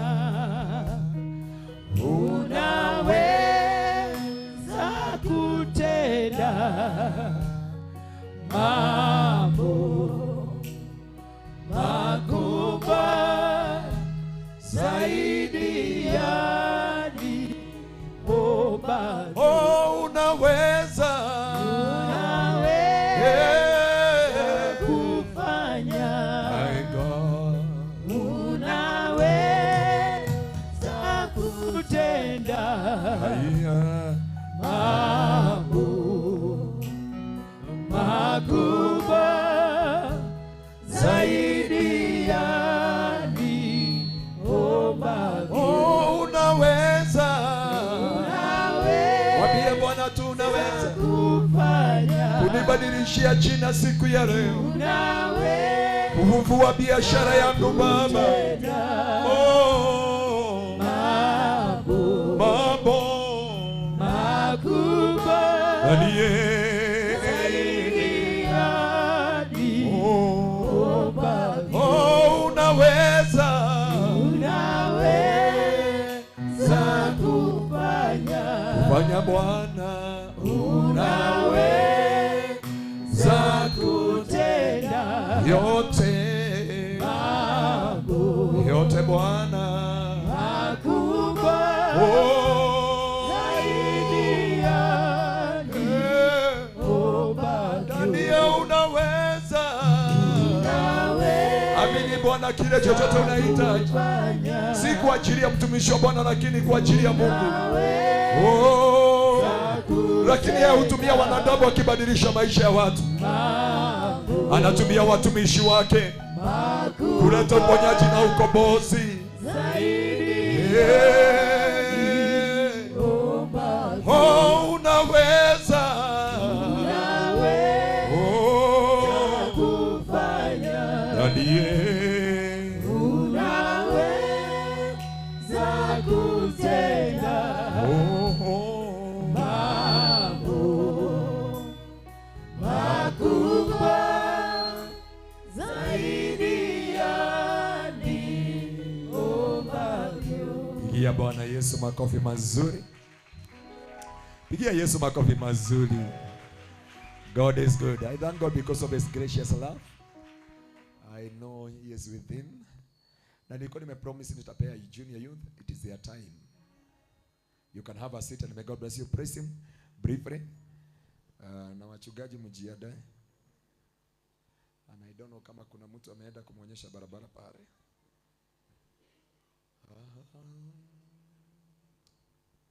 Junior youth walikuwa tuwapatie nafasi. Sunday school. Haya youth. Hao wamekunywa uji mpaka asubuhi, sasa wako na neema ya kusoga mpaka jioni. Bwana apewe sifa sana. Yeah, mtumishi wa Mungu yuko within. Wacha akuje. Ninajua alikuwa akuja afike hapa saa 4, but hata kwa sababu ambao lilisababishika usiku ukikuja kupambazuka chelewe kidogo, na tunaamini ya kwamba Mungu wetu ni mwaminifu na anatawala milele. Nashukuru Bwana because ya kwamba for me ya kwamba Mungu amekuwa mwingi wa rehema, na kama kuna kitu kimoja najifundisha hata this Father's Day ya kwamba yale mambo Mungu amenifundisha. I know kuna watu niliongeleshea pale Roiro mpaka nimetamani kama wangekuwa kwa ibada hii. Na that's why nawaambiaga ya kwamba mzazi ni kitu cha dhamana sana, na ni vizuri usiwahi kubali ya kwamba bibi waweza pata mwingine, bwana waweza kupata mwingine, lakini baba koi kupata baba mwingine na mama. Sasa unless uende kwa kina mama koi, huko ndio unasema you have a parent. Unajaribu kukusanyisha brother zenu, maybe you are the last born not the first born. Wanakuambia tuondolee hapa, ni nini unatuambia hapa?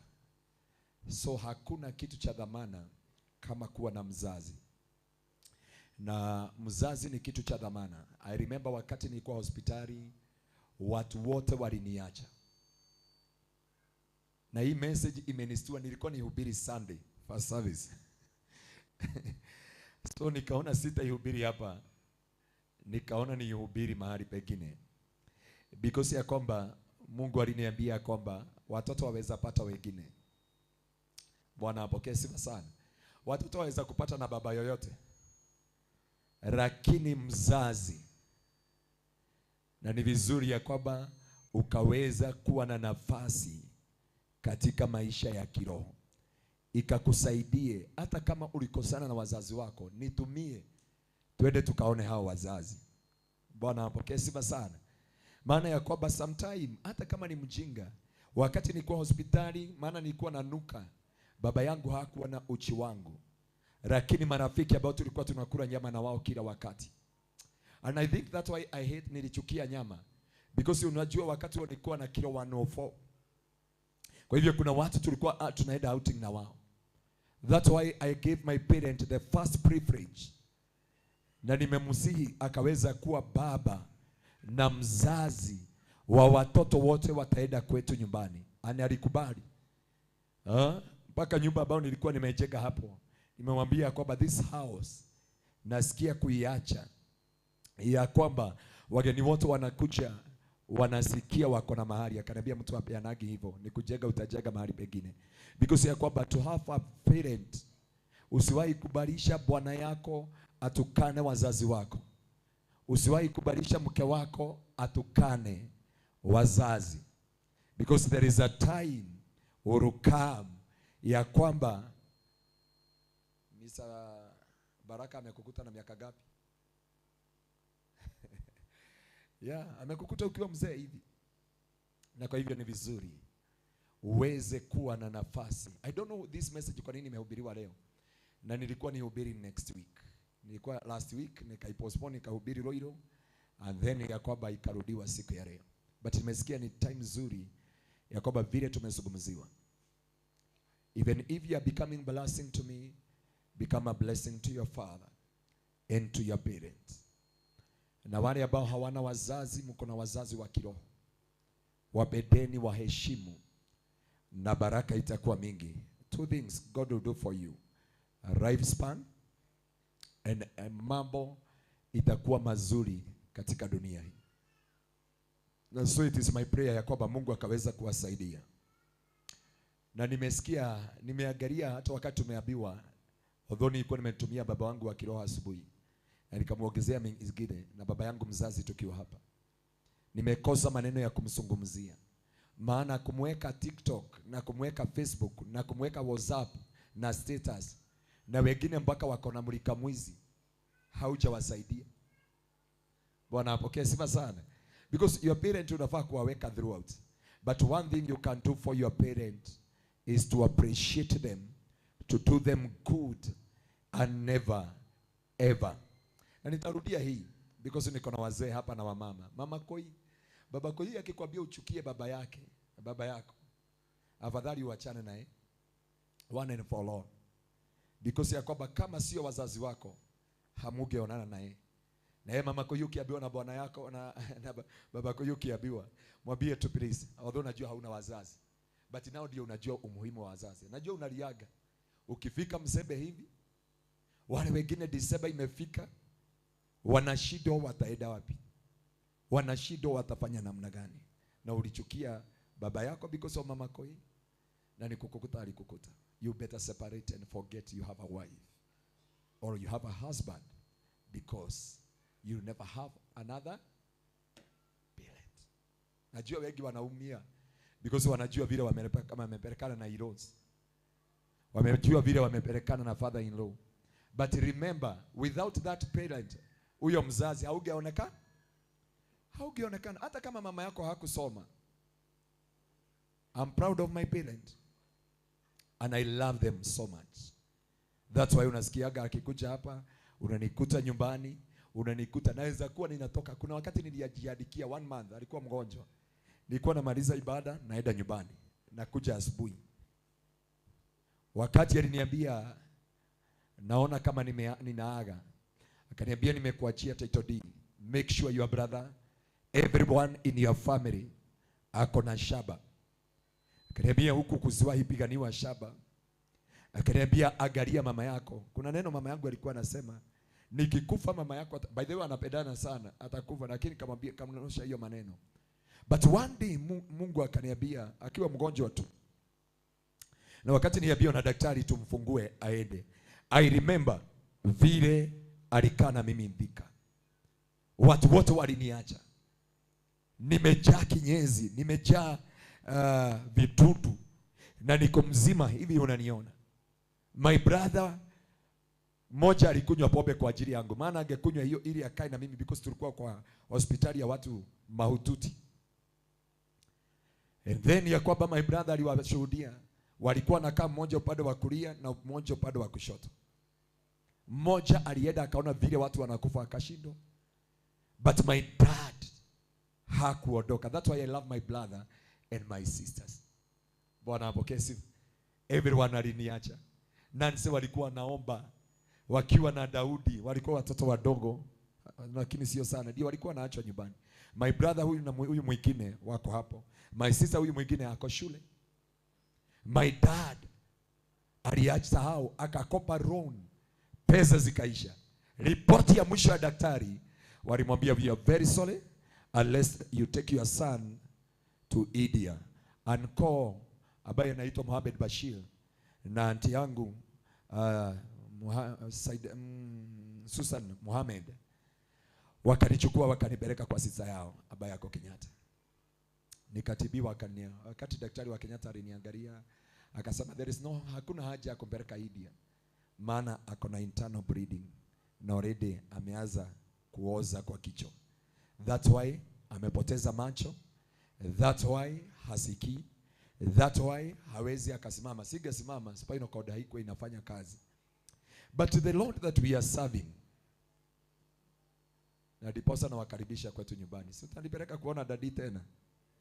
Yeah, hakuna kitu ninawaitisha ni tuende tuwatembelee tukae na yeye. Si aliwakaribisha. Yeah, ako na miaka 70 anaangalia 80. Ni vizuri na Mungu akabariki. Na mkitaka tuende tuone wenu wale ambao wako nao because najua wengi hapa hawana wazazi. Lakini wale mmebahatika mumeoleka mahali kuna wazazi. Usiwahi fesiana na baba yako wa bwana yako umwambie kazi yake ni umaraya. Maana kuambia baba yako anafanya umaraya na wasani yake, hii kitu haitaondoka moyo wa mzazi.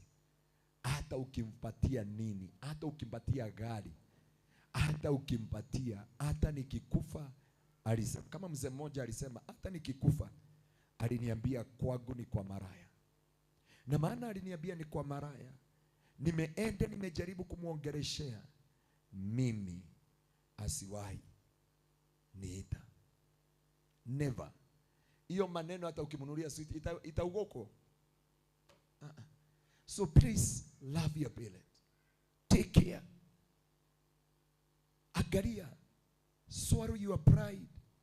Mwambie Mungu ya kwamba hii pride itaniletea laana. Itaniangamiza. Oh my God. Si uinamishe uso wako kwanza uombee wazazi wako. Wale ambao tuko na wao na wale ambao hatuna, mwambie you are my father, you are my God. Na kama take time, hata kama walikuumiza moyo, just pray for your parent. Hata kama walikufukuza, walikuleta hii dunia. Wale ambao mko na wazazi wa mzee ama wa bibi, mwambie Bwana tu remember them na uwapatie miaka mingi. Uwapatie miaka because ya kwamba sio kawaida kuwa na wazazi. Imegharimika mkono wa Mungu. Imegharimika rehema za Bwana. Imegharimika rehema za mfalme. Imegharimika mkono wa Mungu. Na hapa ndio tunahitaji rehema za Bwana zikaweza kuwa juu yetu, zikaweza kutuongoza, zikaweza kuwaweka miaka mingi. Jehova mazeka ribaboze. Sasa tumefika wazazi, usitufasababishe tulipe uchungu ambao tulisababisha kwa wazazi. Mwambie Bwana, nimefika kiwango ya kulea, nisipitishiwe uchungu ambayo nilipitishia wazazi wangu. Wewe ni mwingi wa rehema, umejawa na neema, umejawa na rehema tele. umejawa na fadhili, umejawa na ukuu Mungu, umejawa na upendo. Sherebena mazeka riba, sharabazeka rababoze, sherebena mayanda baganda, sharabakanda bazeka yanda. Makosa yote tulifanyia wazazi, utusamehe siku ya leo. Maovu yote tuliwatendea, mabaya tuliwafanyia, Jehova my God, usisababishe tuweze kuwa na uchungu katika ndani ya maisha yetu. Usisababishe tuweze kuwa na uchungu katika maisha yetu. Beside your anger, recall mercy, my Father. Beside your anger, Jehovah, recall mercy, King of our glory. Beside your anger, everlasting Father, have mercy upon us and forgive our iniquity, and forgive our transgression, and forgive our sin, O Lord. In the mighty name of Jesus. Father, we praise you and we honor you. Unajua nimesema hivi because ya kwamba nimeongea na mtu mmoja hapa wakati tumemaliza ibada. Akaniambia alichapa baba yake makofi 3. And baba yake akakufa that night. Waliulizana shaba. Baba yake akamwambia kwamba naweza kusema hauna urithi hapa. Akamchapa makofi 3 ya moto, akaanguka chini na akamkanyanga kifua.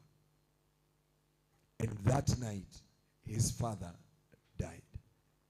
Although inasemekana alikufa kwa ajili ya pressure. Sasa ameniuliza kama Mungu atamsamehea na kama baba yake alimsamehea huko alienda. Sasa alisema nisaidie kujibu hiyo. Mnaonaje? Because ameniambia nilichapa baba yangu kofi loro wake manyoko. Alafu nikamkanyaga teke ya kifua akaanguka pale. Nikienda kumrukia ni mnyonge nikashikwa. Lakini wakati niliondoka nikaenda, nilifikiria sana kwamba nikasema nikuje nimwangalie kesho asubuhi. Nikakuta alikufa usiku. Postmortem inaonyesha kwamba ni pressure, alikufa kwa ajili ya high blood pressure. Niko na my friends huko kwetu nyumbani. Tulienda mpaka tukasaidia wazazi. Ni mimi nilitoa baba, nilienda kupeleka baba yake hospitali kule. Lakini wakati alifika jioni akapasa. Mnaona tusaidie huyo mtu namna gani? Because amesema ye hajui kama baba yake alimsamehea na huko. Because ameniambia unaona kama baba alinisamehea na huko. Pastor Titus unaonaje? Unajua nimeshindwa kumjibu hiyo swali. Alimsamehea?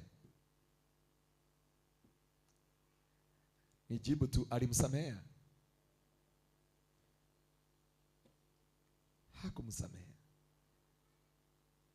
Na 2 things Mungu anasababisha zikaweza kuwa. 2 things. 2 things. Tusimame na miguu yetu katika jina la Yesu. Tujiandae kukaribisha mtumishi wa Bwana. Praise him. Tupande kwa madhabahu tu please.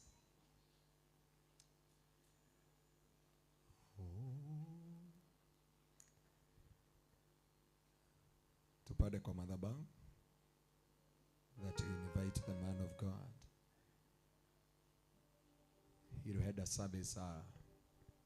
It is something happening at the night. But I thank God ya kwamba amefika. Tukimaliza hivi, just open the door. But please, kama uko hapa na mmeshawahi kosana na mzazi, unisaidie kukupeleka tukaombe baraka. I know what I will talk with your parents. Hiyo kitu Mungu amenipatia hekima. Maana nimepeleka wengi, nimepeleka wachungaji wengi. Because wachungaji wengine walizuiliwa kumwabudu Mungu, wakatumia kifua. Biblia inasema in the book of Ephesians chapter 6 from verse 1. Children, obey your parents in the Lord, that you may live long, that it may be well with you. Tunapoongozwa na hii pabio, mtanikubalisha tu nikaribisha mtumishi wa Bwana. Karibu sana na Mungu akakubariki sana.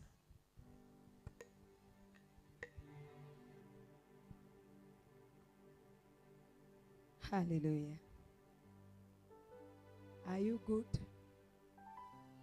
Salimia jirani, mwambie tunaendelea kubarikiwa. Mwambie sasa tunaelekea kipindi ya lala salama. Utabeba baraka zote. Hallelujah. Amen. Pigia Yesu makofi.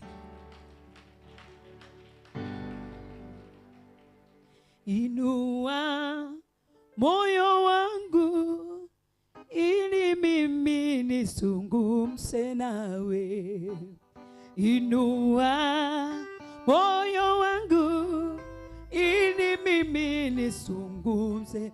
Baba, inua moyo wangu ili mimi nisungumze nawe. Yawe, inua moyo wangu mbele zako.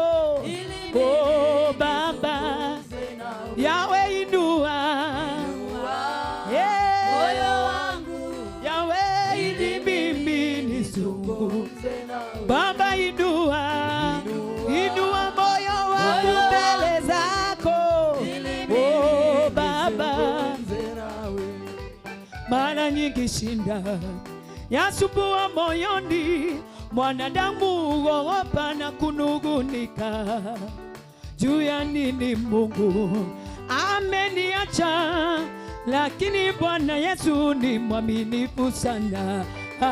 Lakini Bwana Yesu ni mwaminifu sana. Inua moyo wangu ili mimi nisungumze. Baba, inua moyo wangu mbele zako. Oh Baba, Yawe, inua Bwana mimi nizungumze nawe. Kwa mganga wa kienyeji hakuna jibu lolote, mwanadamu huogopa na kunugunika. Juu ya nini Mungu ameniacha? Lakini Bwana Yesu ni mwaminifu sana. Lakini Bwana Yesu ni mwaminifu sana. Inua ale. Oh Baba, Yawe, inua moyo wangu mbele zako. Oh Baba, Yawe, inua moyo wangu mbele zako. Oh Baba, amenisamehe.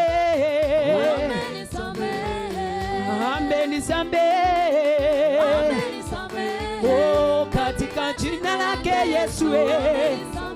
Oh, katika jina lake Yesu. Oh, kanipa amani. Baba, kanipa amani Mwokozi. Oh, katika jina lake Yesu. Oh, katika jina lake Yesu. Yawe, na tumuinue Baba, na tumuinue.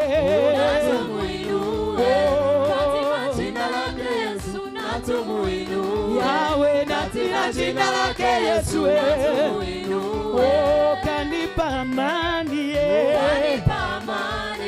Kanipa amani Mwokozi. Oh, katika jina lake Yesu. Yawe, katika jina lake Yesu.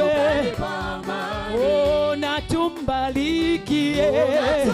Inua mikono na tumbariki Mwokozi. Yawe, katika jina lake Yesu natumbariki. Yawe, katika jina lake Yesu natumbariki. Oh, amenisamehe. Yawe, amenisamehe Bwana. Oh, katika jina lake Yesu. Baba, katika jina lake Yesu. Oh, tupige makofi. Come on. Come on, you can dance, you can dance. Dance, dance, dance, dance. Come on. Tunaenda namna hii pastor hivyo. Oh, amenisamehe.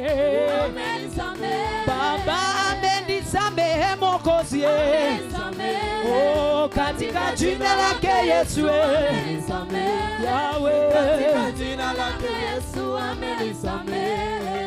jina, jina, Jina la Yesu. jina, jina, Jina la Yesu. oh, jina linainua, Jina la Yesu. oh, jina linapendeza.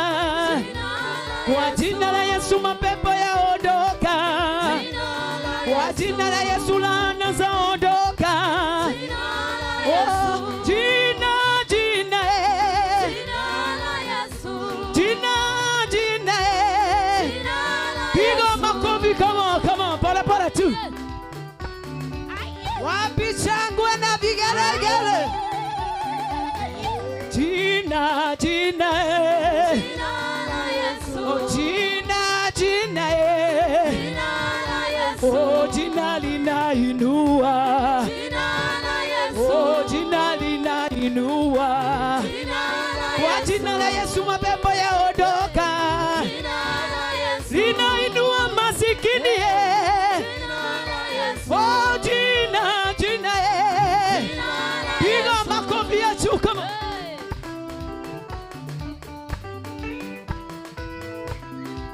Wapi shangwe na vigelegele? Inua, inua, inua, inua, inua, inua, inua, inua. Yahweh, Yahweh, Yahweh, Yahweh, Yahweh, Yahweh. Yahweh, Yahweh, Yahweh, Yahweh, Yahweh. Yahweh, Yahweh. Yahweh, Yahweh. Yahweh, Yahweh. Yahweh, Yahweh. Yahweh, Yahweh, Yahweh, Yahweh. Hey! Inua mikono mbele namna hii. We dance to the Lord. Come on, come on. Haya, twende, twende.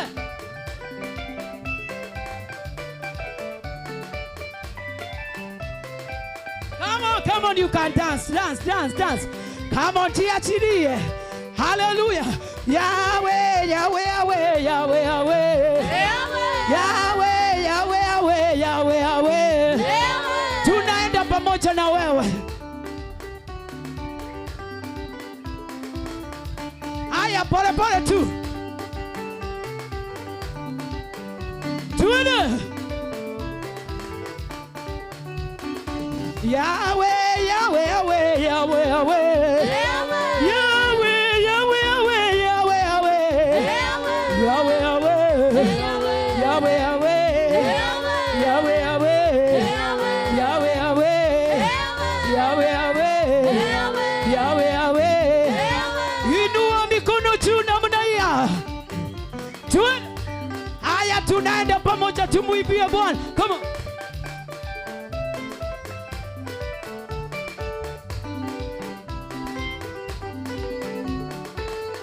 Jina, jina, oh, jina, jina,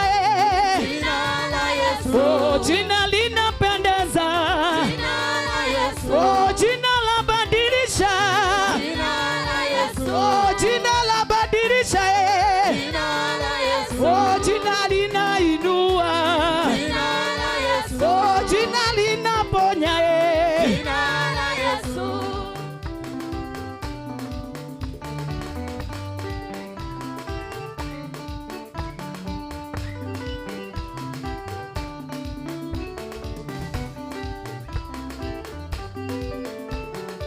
Yesu akanaka. Come on. Come on. Yesu akanaka. Sasa zunguka kidogo. Yesu ainua. Zunguka kidogo. Abadilisha. Hey. Come on. Anaponya. Hey. 1, 2, 3, 4. Akia neighbor, mwambie neighbor. Gai mwere my neighbor. What one age marathio. Ebu muulize, ni leo tu hujakula tafadhali na tunaenda kukula, si ndio? Mwambie you can do better than that. Hallelujah. Yesu akanaka. Haya. Sukuka kidogo. Yesu akanaka. Sasa zunguka. Anaponya. Talalala. Telelelelele. Ambadilisha. Badilisha. Yeah. Anaokoa. Aokoa. Hallelujah. 1, 2, 3. Okay. 20. 1, 2, 3. Luka. Unaluka. 20. 1, 2, 3. 20. Sasa tembea.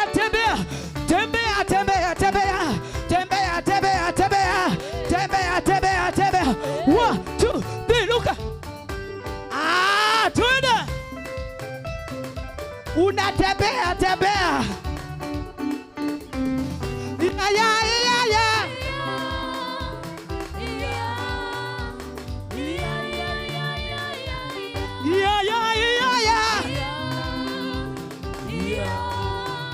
Come on.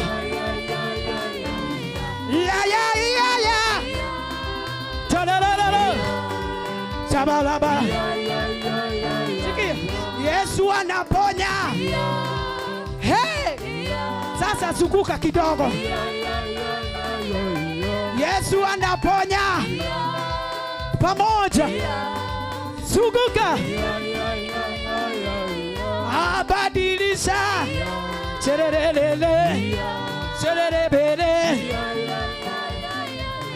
Ya. Unachezea Yesu tu. 1, 2, 3, come on. Tembea. Unatembea. 1, 2, 3, Luka. Twende.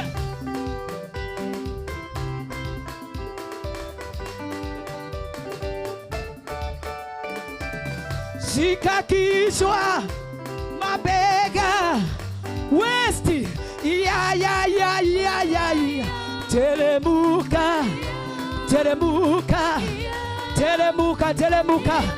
Come on. Telemuka. Tumuimbie Bwana. Hey. Telemuka. Tunatelemuka chini. Tunamwabudu. Come on. Telemuka. Chezea Yesu. Ametutoa mbali. Ametuponya magonjwa. Ametubadilishia maisha. Ametuinua. Ametubariki. Huyu ni Mungu mwema. Abadiliki. Hey! Sasa simama kidogo. Inua mikono. Shagiria.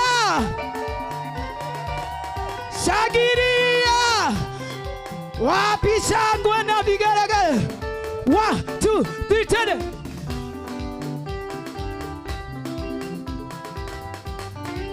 Abia jirani, we are dancing to the Lord. Ndio hiyo. Sogea. Luka.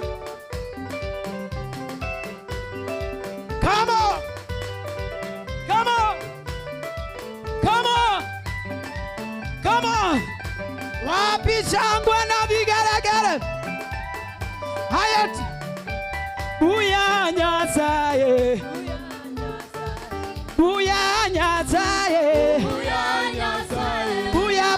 Buya mono. Buya mono. Kongo i Jehova.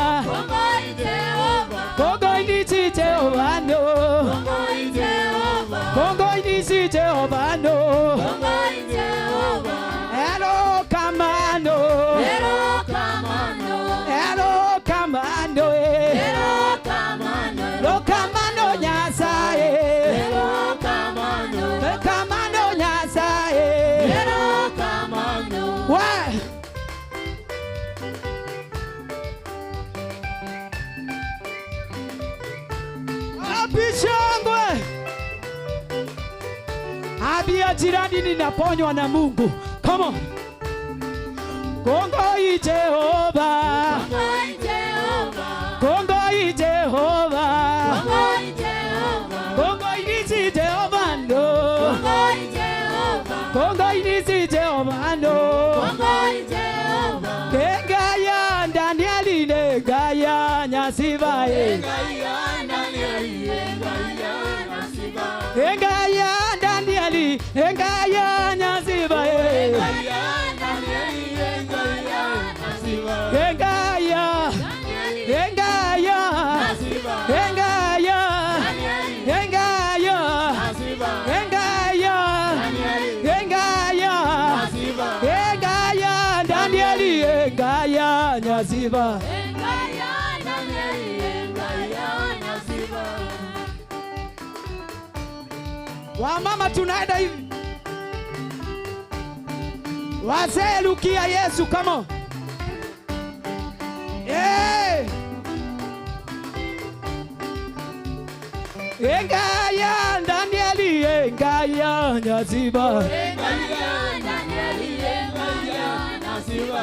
Engaya Danieli engaya nyasiba. Kengaya Danieli negaya nyasiba. Engaya Danieli engaya nyasiba. engaya Danieli engaya nyasiba. engaya Danieli engaya nyasiba. engaya Danieli engaya engaya Danieli engaya nyasiba. engaya Danieli engaya nyasiba. wapi shangwe na vigelegele.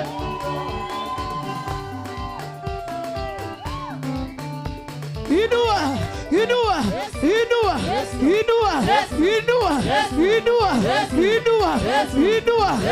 Abigelegele. Ekile kile. Come on. Ekile kile. Haya. Zunguluka, zunguluka, zunguluka.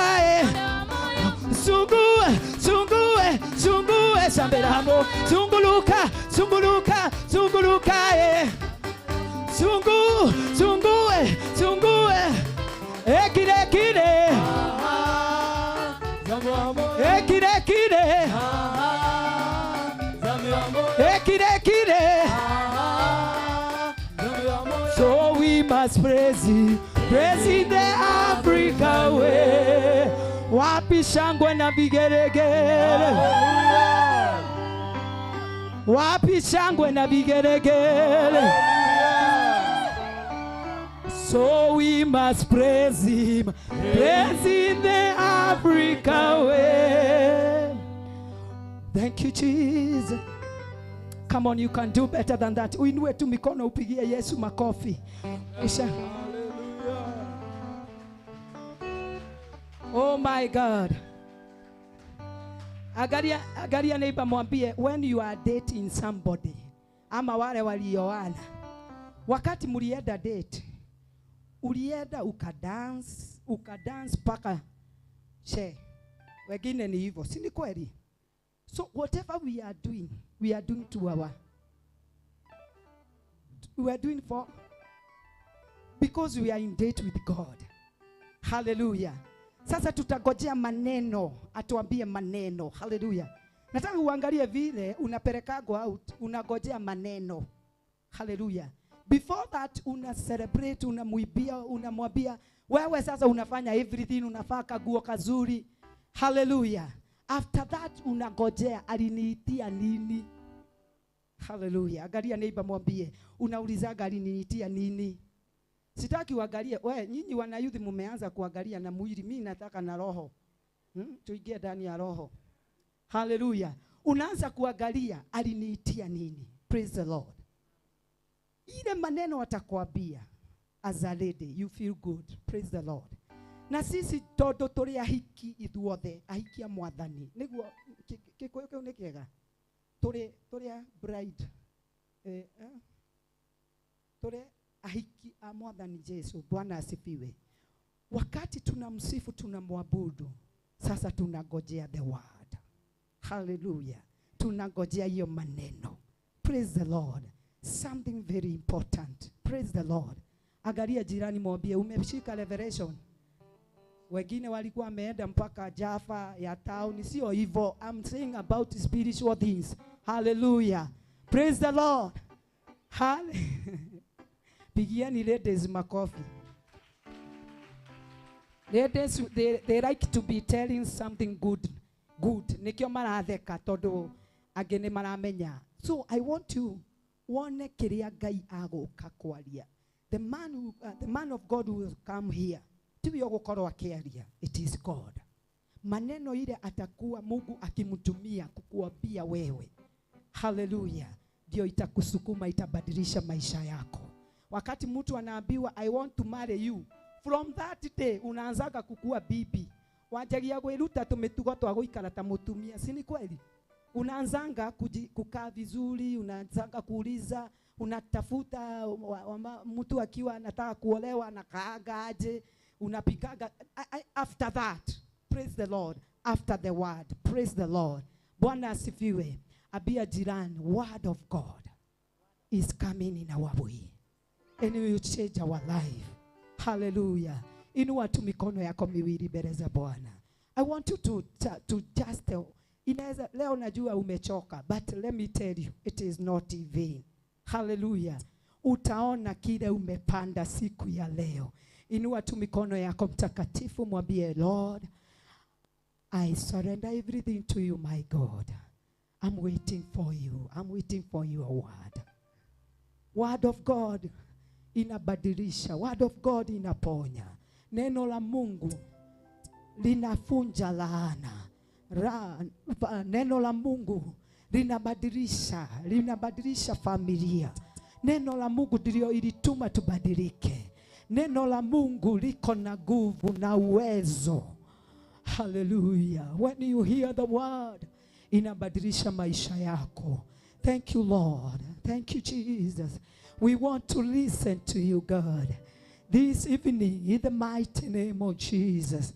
Mwinulia tu, oga tu na yeye dakika moja. Just talk to him. In the mighty name of Jesus, with the soft way, just talk to him. Thank you, Lord. We bless your name. Thank you, Jesus. Wewama Gaiwe wama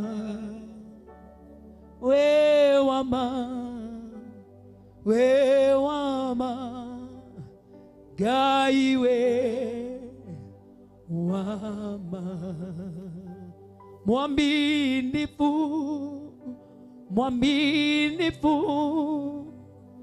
Mungu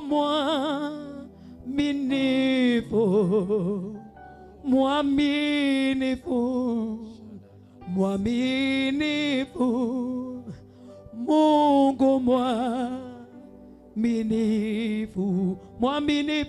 mwaminifu inua tu mikono mwaminifu Mungu mwaminifu yes Lord mwaminifu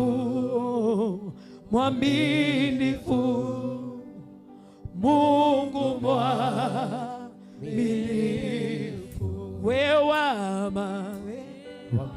wewama yeah Gaiwe wama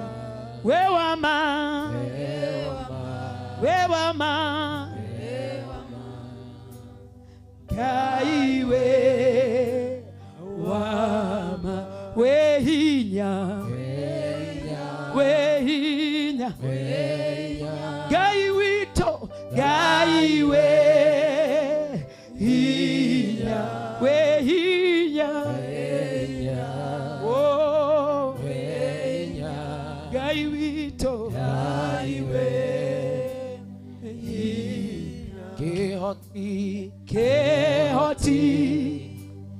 Kehoti Gaiwe Kehoti oh Kehoti Gaiwe Inua tu mikono yako katika uwepo wa Bwana and tell God, you are our maker. You are a God that changes situation. We surrender unto your presence, our God, that you may take over, that you may rule and reign in this place. Our God and our Father, we surrender unto you. We bow in your presence to worship your holy name. Even as your word comes, O God, we prepare our hearts for you. In the mighty name of our Lord Jesus. Holy Spirit of the living God, we surrender that you may take over. In the mighty name of our Lord Jesus. Nataka tu tuinue mikono yetu katika uwepo wa Bwana. Kama unaweza kusimama, tunaomba tu kaweza kusimama katika uwepo wa Mungu. Maana this is a moment that the Lord have made so that we can hear what he desires us to hear. Ili tukaweza kusikia kile amekusudia tukaweza kusikia. Na siku ya leo ni ombi na kilio cha moyo wangu. Kama unaweza simama, simama kwa miguu yako. If you can stand, stand by your feet. And I want us to lift up our heads in the presence of the Lord. Kama kuna kitu kizuri, na kama kuna an encounter we need, it is an encounter with the Holy Spirit of God. It is an encounter with our King and with our Father. And today, we pray that may God move in our hearts and in our lives. In the name of Jesus. Inua mikono yako mbele ya uwepo wa Bwana. Just lift up your hands in the presence of the Lord. And 1 minute, just take 1 minute and tell God, speak to my heart, speak to my soul, minister to me, oh God, because I believe you are doing it upon my life. In the mighty name of Jesus. Inua mikono yako katika uwepo wa Bwana. Just 1 minute. Tell God, minister to me today. Nena na moyo wangu siku ya leo. Nena na moyo wangu siku ya leo. Minasema ya kwamba ulituma neno, nalo neno likaweza kuwafungua. Ulituma neno lako liweze kuponya Bwana. As your word comes, O God, we surrender unto you, Jehovah Father, that them that are sick, Lord, they shall be healed. Them that are bound, they shall receive for their freedom. And them that desires more of you, they shall receive you, Lord, to the glory and honor of your holy name. Let's appreciate our God with a better offering claps. Come on, we can do it better. You can do it better. You can do it better. Amen, amen, amen. Tunashukuru Bwana kwa nafasi hii ambayo ametupa, na kwa sababu najua ya kwamba Mungu ametumana kwa ajili yako. And I want to take this opportunity to welcome the Father in the house so that he can welcome the servant of God. Let's appreciate our God. Amen. Amen. Hata kama umechoka, pigia Yesu makofi mazuri. Pigia Bwana shangwe na vigeregere. Pigia Bwana shangwe na vigeregere. Mwambie Bwana lay. Inua mikono yako, mwambie Bwana, you laying with the power and majesty. You laying forever, Lord. Ibada ya leo tunaita impartation, and taking the battle where it belongs. Lord, my Father, we acknowledge your grace through your servant, oh Lord, Apostle, my God. I know amekuwa na mambo mengi, lakini hata kukanyanga hapa na miguu yake. It is enough for you, God. Jehovah, it is enough for us to say thank you. We give you glory, my Father. We give all praise. Inua tu mikono yako mbele za Bwana. Sharabaganda. Unaweza kufanya. Unaweza kutenda mambo makubwa zaidi ya unaweza kufanya Baba, unaweza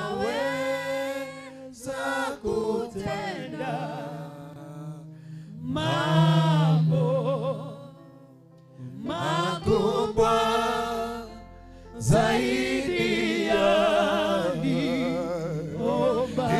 mikono tumwambie unaweza kufanya, unaweza kutenda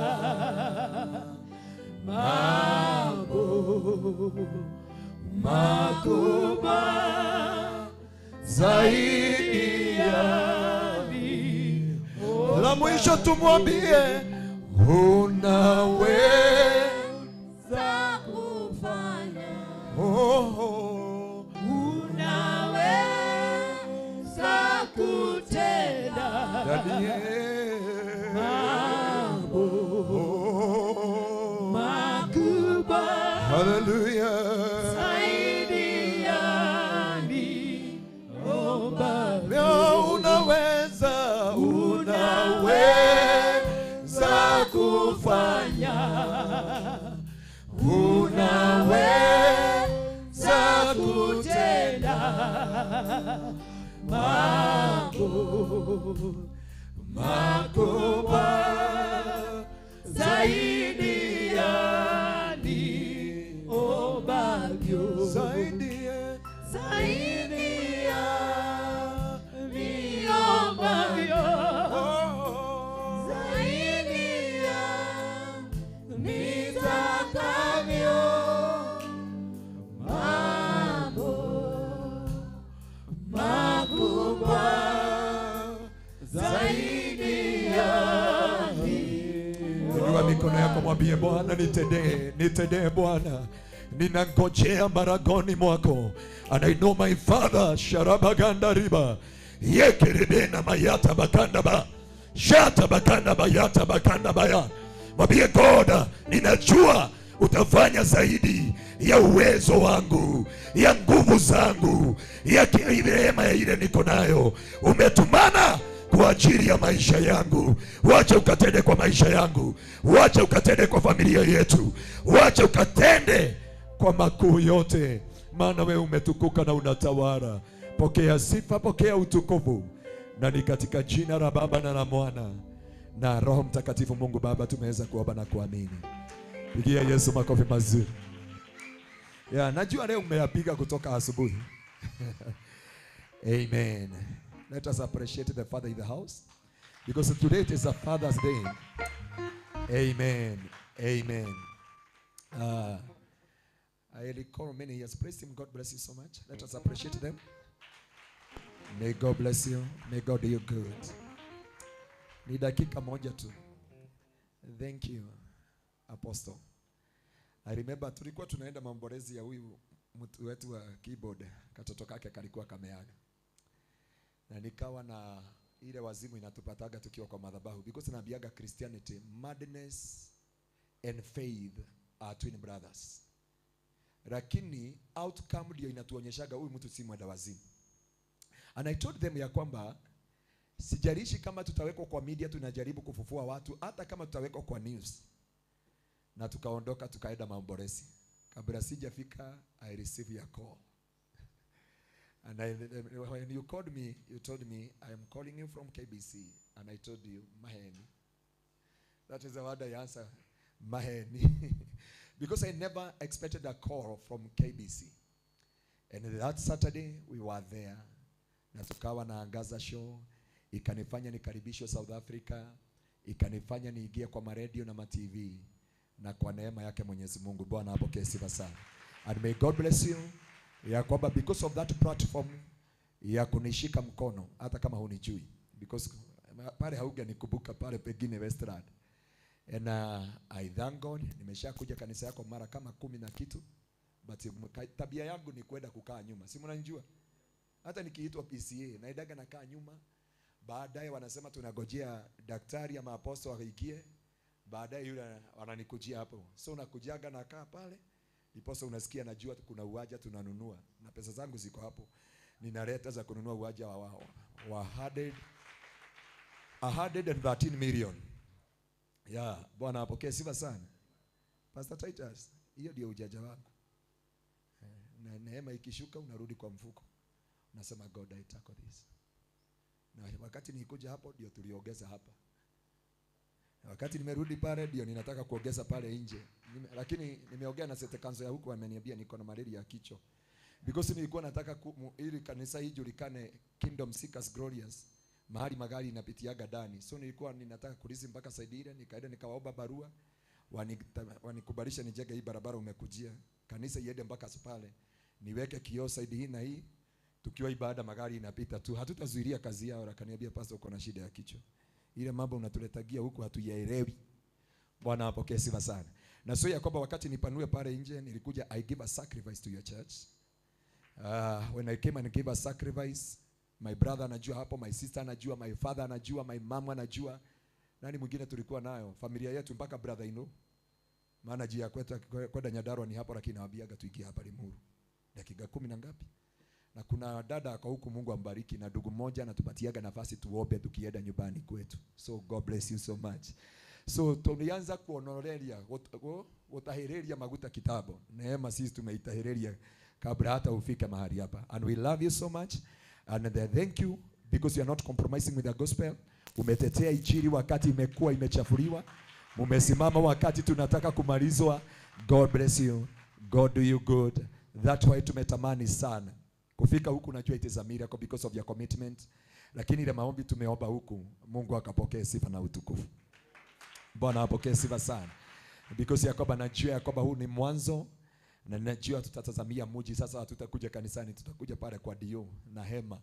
Kuna hema nilifuata mpaka na hapa na najua mpaka Narok. Nimeona ile kazi inafanya. Kuna neema tofauti. Abia hiyo mwingine unahitaji neema ya juu.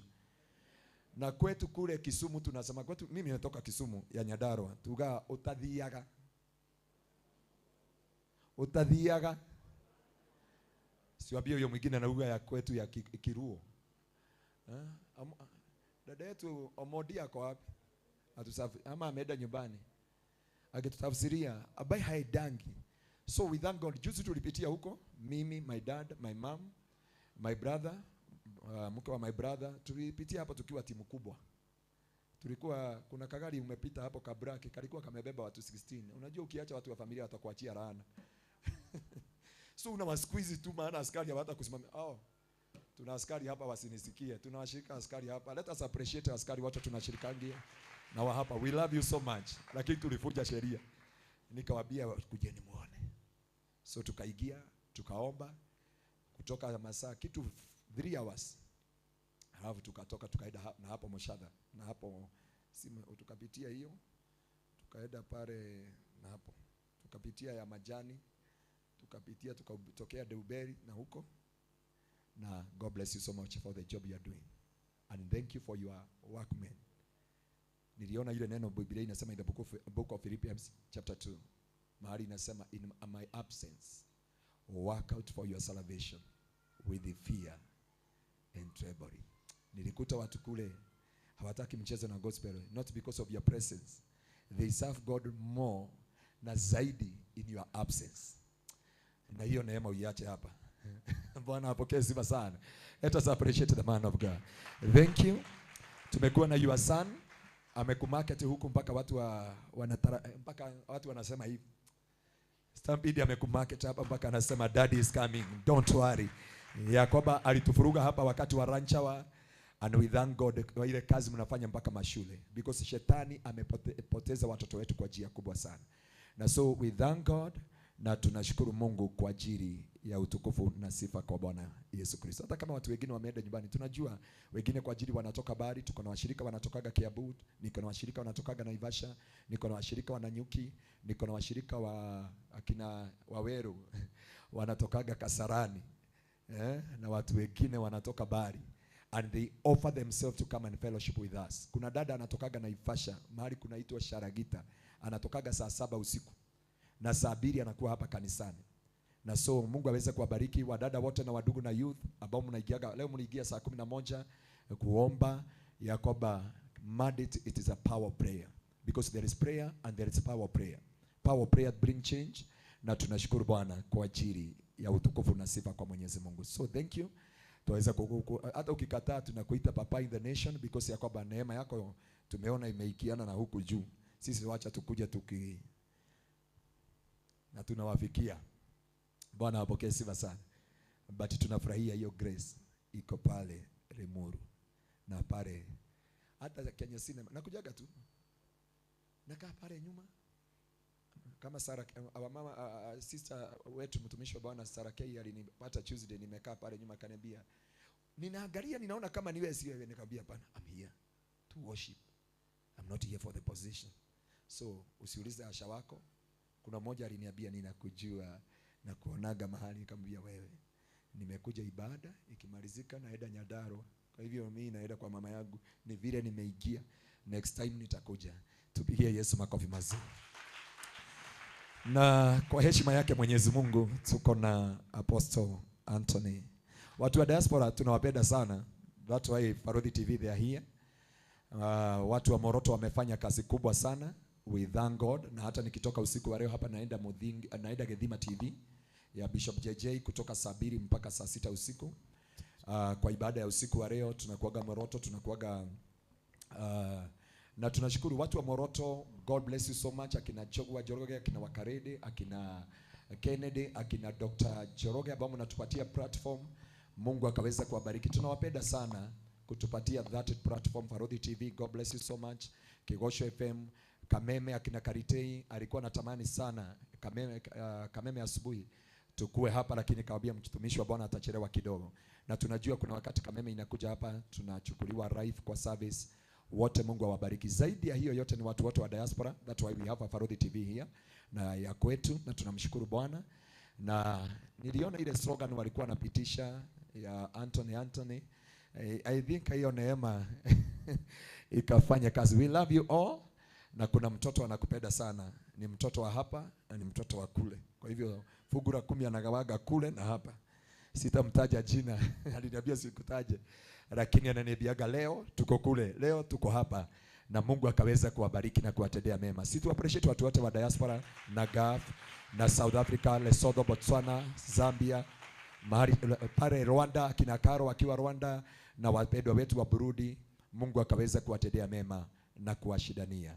Nisaidie tu sasa kuwaletea kipawa cha Bwana, na sio mwingine ni Apostle. Kwa heshima yake Mwenyezi Mungu, unganisha mikono yako, tupigie Yesu makofi mazuri. Shangwe na vigeregere in the mighty name of Jesus. Karibu sana Apostle. God bless you.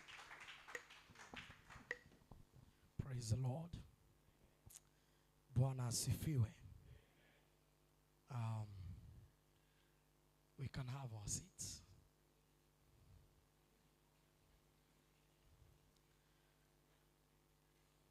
I want to take this opportunity to appreciate God for the opportunity to be here. I don't take this for granted.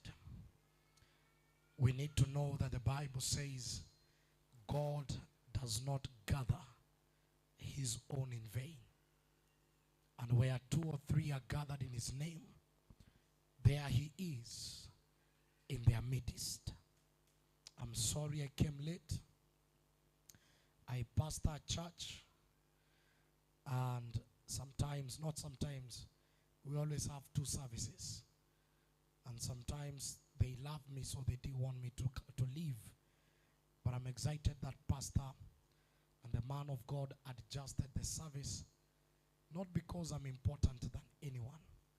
I just believe it's by favor, and I bless God for that. Amen. And thank you for your patience. I was not trying to pull a celebrity move.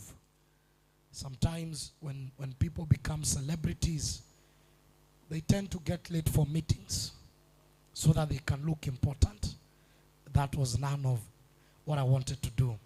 And sorry I was seated there, because from morning I've been standing and preaching, so I was trying to gather the little energy that I have. Preaching is not easy. I came with a son in the house. Emmanuel is a worshiper. Amen. Also came with Pastor Kevin, who is one of our pastors. And I came with a young man called Editor Flani. He's at the back there. He's taking the photos. And I've seen a man, I think I know it is you, sir. Amen. Long time, long time. Amen. That man and his wife came as encouragement when we were very young in church. I think he's the one who made Sunday school to look big because he had a few children. So we honor you, sir, and thank you, and I'm happy to see you. Amen. And all of you, are we ready for the word of God? I will try to use English and Kiswahili, but I'll preach the gospel. Let us go to the book of Luke, chapter number 5. Luke verse 1 and Luke chapter number 1 and verse 5. Luke chapter 1 and verse 5. I'm going to read something. And I'm going to talk about victory at the altar of prayer. Ushindi katika madhabahu ya maombi. There was in the days of Herod, the king of Judea, a certain priest named Zacharias of the divisions of Abijah. His wife was of the daughters of Aaron, and her name was Elizabeth. And they were both righteous before God, walking in all the commandments and ordinances of the Lord blameless. But they had no child, because Elizabeth was barren, and they had advanced in years. So it was that while he was serving as a priest before God, in the order of his division, according to the custom of priesthood, his lot fell to burn incense. When he went into the temple of the Lord, and the whole multitude of the people was praying outside at the hour of incense. And when Zacharias saw him, he was troubled, and fear fell upon him. But the angel said to him, "Do not be afraid, Zachariah, for your prayer is heard. And your wife Elizabeth will bear you a son, and you shall call his name John. And you will have joy and gladness, and many will rejoice at his birth. For he will be great in the sight of the Lord, and shall drink neither wine nor strong drink. He will also be filled with the Holy Spirit even from his mother's womb. And he will turn many of the children of Israel to the Lord their God. He will also go before him in the spirit and power of Elijah, to turn the hearts of the fathers to the children, and the disobedient to the wisdom of the just, to make ready a people for the Lord." And Zacharias said to the angel, "How shall I know this? For I am an old man, and my wife is well advanced in years." And the angel answered and said to him, "I am Gabriel, who stand in the presence of the Lord." I love that part. I am Gabriel. But behold, and he says, "Who stands in the presence of God and was sent to speak to you and bring you this glad tidings. But behold, you will mute and not be able to speak until the day these things take place, because you did not believe my words, which will be fulfilled in their own time."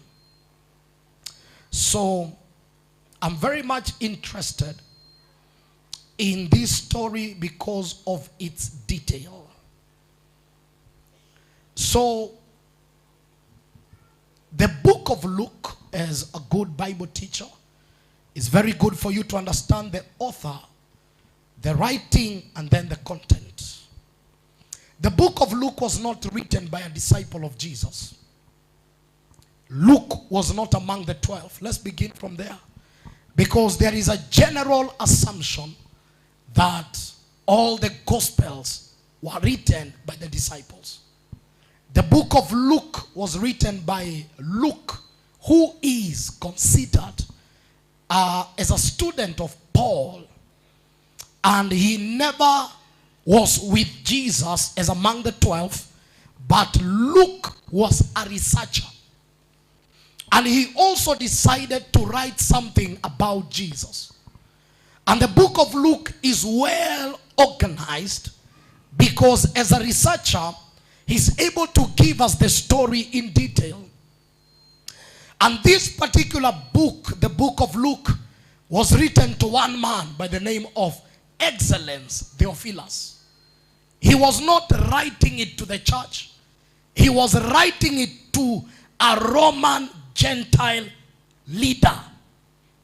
So this Theophilus is believed was among the people who are passing judgment upon Paul. So whatever we are reading is what we call a court letter to prove that Jesus was there. And the book of Luke and the book of Acts is one book, because the writer of Acts is Luke, and it is a continuation of the book of Luke. And one of the things about Luke, he writes in details, and the details are very powerful. So we are told, in the day Herod the king of Judea, there was a certain priest, and we are given the name of this priest. And the name of this priest was Zachariah. And the name Zachariah means Yahweh remembers. So it's very key to get the name. And the name Elizabeth means the God of oath. So there is a man here, Zachariah, which means Yahweh remembers. And then we have Elizabeth, the oath of God. Very important. And the Bible says that they were advanced in age. That is to begin to introduce possibilities of some few realities. And a time came when they were supposed to go and burn incense, the sacrifice and the offering of incense. So we are given the details that there is a priest, there is a wife. They all come from the lineage of Aaron. Their bloodline was the bloodline of the priestlyhood. That is to tell you, they did not come from a compromised bloodline. Walitoka katika ukoo ambao ulikuwa sawa. Tukiangalia makusudi ya Mungu, tunaona ya kwamba walitoka katika ukoo ama bloodline ambayo hatungesema ilikuwa na laana ama ilikuwa na mawaa. They came from a priestly bloodline. Because sometimes men think the reason why they have no answers to prayer, sometimes we think is because of bloodline. So we can't say that they had generational curses. We can't say that they had generational patterns. We can't say that they had generational altars. They came from a pure bloodline. The second thing is that they were priests. And in the order of Aaron, the Bible records they were righteous. That is a very powerful statement. So we have men that are righteous, and they come from a bloodline. Remember, it is the Lord saying that Elizabeth and Zachariah were righteous. So there was nothing to hinder their prayer. The Bible says the prayer of the just availeth much. Meaning that there is a level, kuna kiwango utakatifu unasababisha maombi kujibiwa. That's what the Bible says. The Bible says in Zechariah, the book of Zechariah, that Joshua was contended by the devil because of a garment of iniquity. He went before the Lord, but there was a garment of iniquity, and the devil showed up in that meeting. So we begin to see there was no ground for any demonic attack upon the prayer and the life of Zachariah and Elizabeth. And so looking at this, it kind of opens up a picture that it is these men had all the reasons to give up. Walikuwa na sababu zote za kuacha Mungu, walikuwa na sababu zote za kudoubt Mungu, walikuwa na sababu zote hata za kuuliza Mungu maswali. Why? We are righteous. We are coming from a family of the priest. But the Bible says, but Elizabeth was barren. Elizabeth was barren. The society never took barrenness easy. The culture of the Jews, barrenness was not something easy. We get this from Abraham.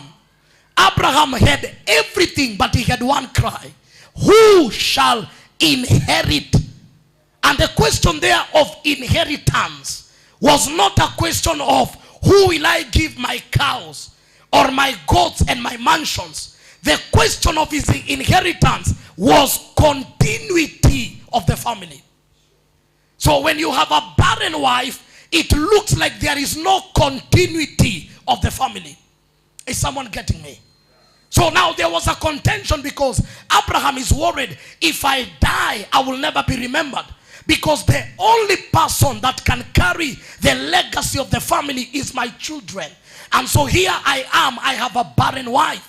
So that means whatever God had begun with Abraham will end with Abraham. And that was the cry. Who shall continue? And spiritually we must cry when we sense there is barrenness. So that whatever the Lord has begun in a generation, we must birth children that can continue with the work that the Lord has entrusted us with. It is error when the things of God die in a certain generation. And the Bible says there was contention. So there is a woman. It says they were righteous, walking in all the commandments and ordinance of the Lord, blameless. But they had no child. Barrenness. And this is what opens up for me. How many people have abandoned God because of birth? How many people have abandoned the place of prayer because of birth? The Bible says mke alikuwa tasa. Wanaishi katika utakatifu, wanafuata kanuni na sheria za Jehova, lakini hata katika kutembea kwao na hata katika Jehova kutoa ushuhuda ya kwamba hawa ni watu watakatifu, bado tumbo na uzao wa Elizabeth haukufunguka. Na maandiko yanasema ya kwamba katika wakati huo miaka imesonga, lakini bado wanaendelea na kazi ya ukuhani. Na swali ni, can you still serve God even with a barren wife? Do we serve God because of plenty, or do we serve God because of who he is? This is to tell you, he didn't become a priest in his old age. Kulingana na sheria, mafuta ya ukuhani ilikuwa inamwagwa kwa mtu akiwa 30 years. Ndio maana Kristo alianza kazi yake akiwa 30. Si ati ya kwamba at the age of 12 angehubiri. At the age of 12 alikanisha na Mafarisayo na wale wakuu wa hekalu na wakadiscuss maandiko. At the age of 12, Jesus knew who he was. He even told his father and mother, why are you taking me out from my father's business? This is my father's house. But according to the law, the age of 30 was the mature age to receive the anointing of ordination. At the age of 16, David killed Goliath. But at the age of 30 is when mafuta ilimwagwa ya yeye kuwa mfalme wa taifa la Israeli. There is a mystery about 30. It's a language of maturity. And so that tells you by the time he was 30, that's a young person. By the time he was 30 and now he's advanced in age, he was still a committed Levite and a committed priest in the house of the Lord. Many people have abandoned God because it looks like he's not answering them in their time. A priest, holy, walking in the ways of God, but with a barren wife.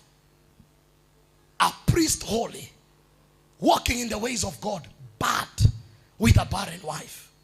The fact that we are believers, we are not exempted from but.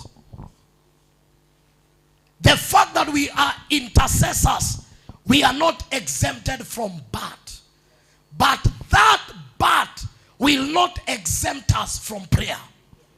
That is the attitude of our faith. Daniel prayed and said, Shadrach, Meshach, and told the king, O king, concerning this matter, we will not bow. Even if you throw us in the fire, we will still not bow.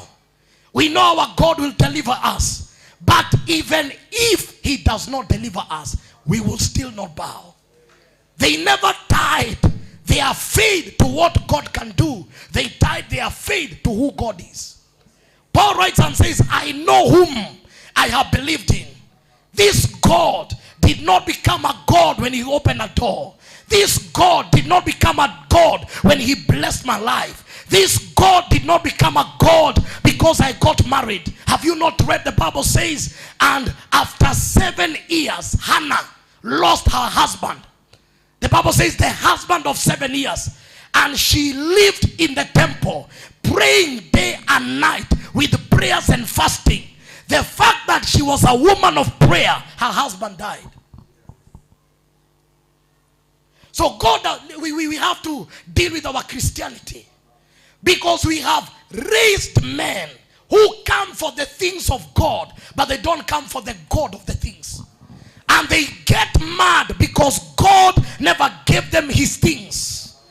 God is not looking for people that are seeking his blessing. He is a blesser, but he's seeking for men that can seek for the blesser.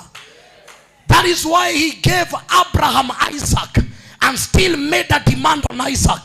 He said, get your only child, Isaac. Let us meet in the mountain of Moriah for a transaction. And Abraham obeyed, and the Bible says when he laid Isaac on the altar, that was the blessing. He laid it on the altar. When he lifted the knife, the Lord told him, wait. Now I know that you love me. And then he said, now in blessing thee, I shall bless thee. Because blessings cannot be an idol over your life. That was the circumcision of the heart. This bat. How many people have abandoned the Lord simply because he never answered their prayer? How many people have walked out from the altar of prayer simply because God never came in their time? There is a schedule of Zion. And the Bible says the lot fell. The lot fell. What does the lot mean? There were many priests, and so they were divided into different sections. It's the same way you go to church, you have 10 pastors, but we say this week this pastor is on duty, the next week this pastor is on duty. So what they used to do in those days, they will divide them into different segments. And that's why now you see there was the community of Abijah. Before God, in the division according to the custom, it fell on the community of Abijah. So among the community called Abijah, the Lord fell. And then among the people of Abijah, it fell upon Zechariah. And the Bible says he was meant to burn incense. To burn incense. Maombi ni at different levels. So baada ya kuangalia makuhani wote, the Lord fell on Zechariah. It fell on the tribe of the community of Abijah. Then it fell on Zechariah. And he was meant to go and burn incense. Now you need to get what incense is. Katika hekalu ya Bwana kulikuwa na vitu tofauti. Nje ya hekalu kuna kitu ilikuwa inaitwa the altar, brazen altar. Baada ya brazen altar ulikuwa unakutana na kitu inaitwa the laver basin. Hizo zilikuwa nje, they were out of the tabernacle, the brazen altar. As you entered now inside what we call the holy place, ulikuwa unakutana na the table of the showbread, unakutana na taa ilikuwa inaitwa minora. Lakini pale ambapo kulikuwa na bazia ya kuingia holies of holies, kulikuwa na altar ilikuwa inaitwa the altar of incense.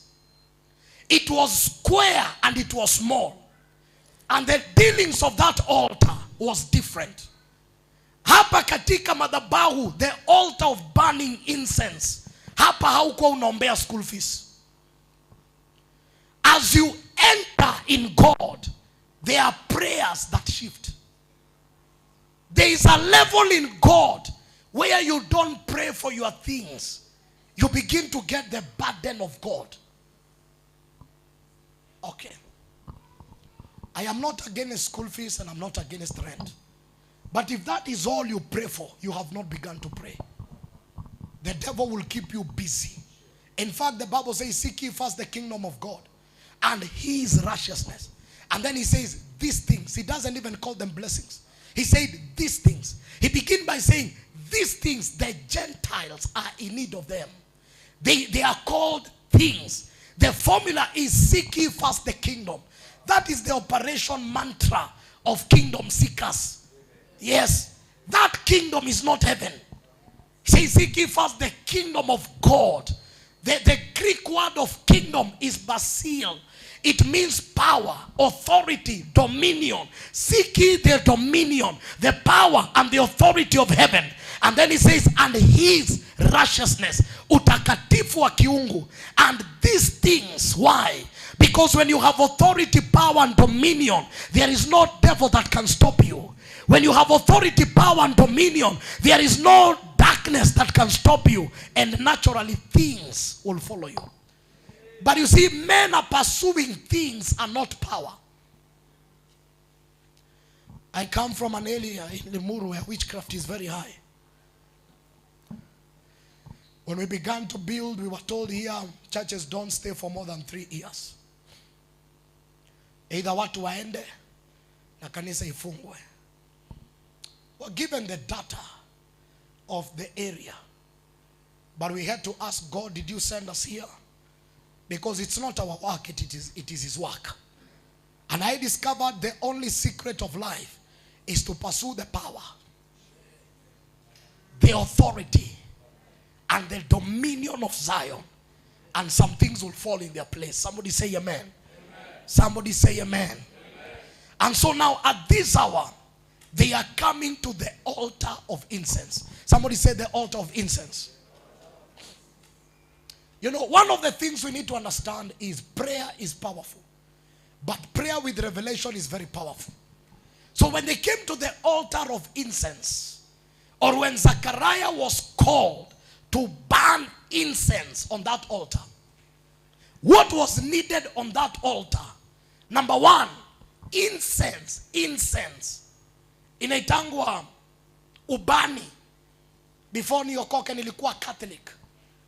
Na kuna wakati tulikuwa tunabeba hiyo ubani, alafu father anabeba ile sensa, na saa zingine unachota kidogo unaweka, na iko na harufu fulani, alafu inapanda na kunakuwa na manukato.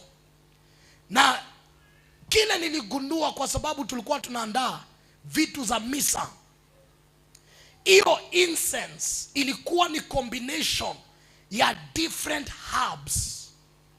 Na hizo herbs walikuwa wanatafuta mti imekomaa, wanachukua the bark of the tree, wanaicrush, hiyo poda wanachanganya, alafu ndo inaunda incense. Hata ukiingia Exodus kulikuwa na recipe ya kuunda incense. So walikuwa wanaitoa from the dried barks of a tree, and then they will crush the barks and get the powder, and it was sweet smelling. Now when a tree matures, it releases its bark. Wakati mti umekomaa, huwa unaachilia ngozi yake. Ni kumaanisha ya kwanza, maombi ya the altar of incense is the prayer of the mature. Children cannot do business here. You must have shed your bark. The second thing, they had to crush the bark. This was a place of interaction of broken men. Hapa you don't come with your appetite. Hapa you don't come with your needs. The needs of the Father take preeminence. That, oh Lord, I can have a barren wife, but you are looking for a priest on your altar. Lord, I can have a barren wife, but you are looking for a man to burn incense. Maturity tells me it is not about the barrenness of my wife. It's that I need to be available for the service of Zion. This is the place where men begin to call upon the name of the Lord. All is not well, but they are still saying, you are holy, you are Elohim, you are Adonai. There can never be anyone like you. Why? Mature and broken. And the Bible says when the prayers of the saints were taken into heaven, as they were poured, they ascended as sweet smelling incense. There is a prayer that can be carried. Heaven does not receive prayer in Kikuyu. Heaven does not receive prayer in Kikamba. Heaven receives prayer as incense. That means it is not about the language. It is about maturity and brokenness. That an angel can enter in Kitengela Kitengela and gather the prayers of the saints and pours them in the presence, and then the Holy God will stand and ask, where did this prayer come from? And when he locates the area, he can now enter. And we call it intervention. That is why there are dimensions of prayer where people don't pray in English. They are called groanings. Wamama wa maombi watakwambia, kuna wakati utasikia mama amemwambia nilikuwa namlilia Bwana. And for real aliingia kanisa saa 2 na akalia for 6 hours. Hakuna kitu alitaja. Aliingia tu kona na akasema, "Oi Jehova," akalia 6 hours. But that cry never ascended to heaven as a cry. It ascended as a sweet smelling incense. And after that cry, you begin to hear, my child was delivered from alcohol. My husband came back home. Cancer left my life. She never prayed in Kikuyu. It is called groanings. That is the level that Jesus prayed, with groanings that cannot be uttered. When Jesus was contending, he said, "Lord, take away this cup of affliction. If it is thy will, take it away." The flesh is weak, but the spirit is willing. And at that level of intensity, he began to cry. There was so much pressure that even medical doctors say at that level, the capillaries, the veins that carry blood, began to burst. He prayed until he sweated blood. There was intensity of pressure when he's contending with the will. He was groaning in the mountain. And out of that area, he got the strength to face Calvary. Judas came, he told him, "Do it quickly. Do it quickly. You came to betray me. Do it quickly." When they were taking him to and fro, he faced them confidently. When they gave him the cross, the Bible says the women of Jerusalem were there. They tried to give him alcohol, because the culture of the day was, wakati mtu anaenda kusulubiwa, wamama walikuwa wanabeba mvinyo, wanampatia ili alewe, ili mwili uwe namp. Wakakuja wamebeba mvinyo, wakataka kumpatia. Akawaambia, "Hapana, when I was groaning for the assignment, I want to bear the weight of the people, because if I don't face the cross, there will be no deliverance, there will be no salvation." He said unto them, "Cry for your children. I want to bear the weight. I want to feel the pain, because every pain on my body is deliverance to their life. As I face the shame, shame is being lifted. As they whip my back, healing is coming upon them. As they pierce the nails, I am canceling every ordinance that is upon their lives. As they pierce my ribs, the blood and the water will come out and save the people. So let me bear the cross." There are things you can't bear until you're broken. Here at this altar, you don't pray for your things. You come as Hannah and tell the Lord, "If you give me a child, I will give you a prophet. Don't give me a child so that Penina may know I have located your burden in Zion. Lord, there is no prophet in the land of Israel. I am a barren woman.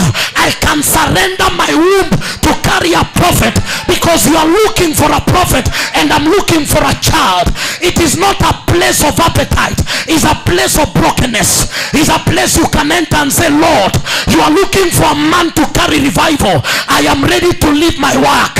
Anoint my life and I shall go for you." You must be broken. This altar, you can't pray for bread. It is not that bread is not enough, but there is a place called the secret place of the Most High. The business of the secret place, you cannot transact with the things of this realm. The Bible says, "I, John, was in the spirit in the day of the Lord." I, John, was in Patmos, but I was in the spirit in the day of the Lord. Patmos was a place of death. History says they had boiled John. Walikuwa wamechemusha Yohana, wakamweka kwa mafuta. Alikuwa na 80% burns. Ametupwa Patmos ili aumwe na scorpion na manyoka akufe. Lakini maandiko yanasema katika Patmos bado nilikuwa kwa roho. Kwa nini? Because there is an area in Zion where you cannot do business in the flesh. There is a realm you cannot enter in appetites. You must stay in the spirit. And the Bible says in Revelation 4, when the Lord came, he never took him out of Patmos. The Lord said, "John, come He never took away the pain. He never healed his body. He told him, come up hither that I may show you the things to come. Have you not read about Job? The Bible says news come. He does not know there was a meeting in heaven, and the Lord was telling the devil, have you seen my servant Job? And the devil said, I know. Job is serving you because he has a house in Kitengela. Job is serving you because you have opened doors, you have blessed him. I know Job is serving you because his children are doing well in school. The Lord said, you don't know the man you are talking about. The devil said, give me permission. The Lord said, it's okay. You can touch his body, you can touch his money, you can touch his children, but don't touch his spirit, because the man connects with me from the spiritual realm. And the Bible says in less than 48 hours Job had lost everything, from a billionaire to a beggar. And at that hour the Bible says, and Job worshipped the Lord. He said, naked I came, naked I shall return. The Bible says the hour cometh, and now is the hour when true worshippers shall worship the Father in truth and in spirit. Is there a generation that can worship the Lord even with a barren wife? But he had a barren wife. The moment we converted the church into materialistic blessing, we took them out of the ladder of spirituality. Listen, everything you get by prayer, you can't sustain it by money. Whatever you birth in the womb of prayer, you must sustain it by prayer. You can't pray for a job and sustain it with connections. You can't pray for a business and sustain it with money. Whatsoever is born of prayer is sustained by prayer. The altar of incense is maturity and brokenness. There is a maturity that men need to enter, that in their hearts hawalaumu Mungu. Ndani yao wanasema wewe ni Mungu, wewe ni Mungu. Ufungue mlango usifungue, wewe ni Mungu. Uniponye usiniponye, wewe ni Mungu. Ufanye muujiza usifanye, wewe ni Mungu. You can do business at that altar. And the Bible says when he was burning incense, the prayer of maturity, an angel appeared. An angel appeared at the right hand of the altar. And the angel said, your prayer has been heard. He was not praying for a child. They were already advanced in age. They had already accepted the will of God, that maybe we were born and our legacy will end with us. So they had already accepted that God knew what he was doing. So an angel shows up and says, your prayer has been heard. Because there is a God that keeps record in Zion. The Bible says the tears of the just are captured in a bottle. David looked at the Lord and said, ewe Mungu, wewe ndiye unaichukua machozi yangu na unaiweka katika chupa. God does not capture our tears to look at them. Every tear has a day of visitation. Kuna wakati Mungu anajibu machozi ya 2012 lakini anaijibu 2022. I came to tell you, I rather cry on the altar where my tears are captured than cry before my family members who are going to invoke and who are going to make fun of me. I rather cry on the altar where the King of Glory can capture my tears than cry before my friends who cannot sort them out. The Bible says the tears, and the Bible says every tear, meaning that tears are counted. For the Bible to say every tear shall be wiped away in that day, ni kumaanisha kila machozi umelia katika safari ya wokovu, kuna wakati kila chozi litavutwa. Every tear will be wiped away. When the book of remembrance was opened, every king has a journal. Kila mfalme ako na vitabu ambapo anaandika mambo. That's why the king in the day of Esther had a book where he wrote the matters of men. And the Bible says the book was opened. And when the book was opened, Mordecai's matter was remembered. Allow me to tell you the truth. There are books in heaven. The Bible says, and a book and books were opened. There are journals in heaven. There are records that are captured. In the book of Malachi, the Bible says when the remnant sat where man sat to discuss the Lord in the day of apostasy. Watu walikuwa wamemwacha Mungu, lakini kuna watakatifu walikaa na wakaanza kunena mambo ya Mungu. Maandiko yanasema kile walichonena kilikuwa kinanukuliwa mbinguni. There is a season when people are complaining about the economy. The Russians are speaking faith. The just shall live by their faith. And the Lord began to capture their conversation. And the angel said, your prayer has been heard. I want to believe Zechariah was asking, which one? I've made many prayers, oh Lord. Some you have answered, some you have never answered. He said, your prayer has been heard. And he said, your prayer is heard, and your wife Elizabeth will bear your son. And you shall call his name John. And will have joy and gladness, and many will rejoice in his birth. For he will be great in the sight of the Lord. And then he's given the details of what the man was going to do. And he said, how shall I know? For I am an old man, and my wife is well advanced in years. He was giving a reason. If God has to come, he must come as God. And the angel answered and said to him, I am Gabriel, who stands in the presence of God, and was sent to speak to you and bring you this glad tidings. But behold, you will mute, not be able to speak until the day these things take place, because you did not believe my word, which will be fulfilled in their own time. Your prayer has been heard. Yes, my wife is advanced in age. Yes, Zechariah, you come from an order where barren old women gave birth. Ask Sarah. You come from an order where barren women delivered. So barrenness and age is not a limitation to God. Allow me to talk to you, because there are two times in the schedule of heaven. There are two clocks. There is what we call the clock of man, and there is what we call the clock of God. There is the time of man, and there is a time of God. Please listen carefully. Kuna wakati wa binadamu na kuna wakati wa Mungu. Na kuna vitu katika wakati wa binadamu, mambo fulani yakipita katika wakati wa binadamu inakuanga ni kama imekwisha. Kuna miaka ukifika, daktari anakuambia umeingia menopause na hata hauwezi pata mtoto, kwa sababu katika nyakati za binadamu kuna umri unafika na inakuwa ni impossible kupata watoto. Lakini kuna wakati wa Mungu, na wakati wa Mungu ikikuja inakuanga ya kwamba kile ambacho hakiwezekani katika nyakati za binadamu kinawezekana katika wakati wa Mungu. Na ndio maana Mungu alimwambia in his time.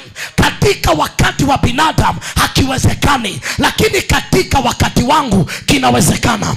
Maandiko yanasema wakati Mungu alikutana na Abrahamu, alimwambia next year such a time I will visit you in the time of life. At next year wakati kama huu mimi nitakutembelea katika majira na misimu ya uhai. Kuna majira ya kiungu ambayo yanaitwa majira ya uhai. Alikuwa anaambia Abraham, ukiingia katika majira ya uhai, chochote ambacho kimekufa kinaanza kupokea maisha. Ni kweli wewe uko 99 na mke wako ako 90. Kulingana na biology nyinyi wote mmekufa, lakini maandiko yanasema next year in the time of life kuna kitu kitatendeka. Nataka kutangaza katika madhabahu haya kile ambacho hakiwezekani katika wakati wa binadamu, na kuachilia sasa katika majira ya kiungu na katika wakati wa Jehova. Kuna mambo yamepitwa na muda, lakini huo ni muda wa binadamu.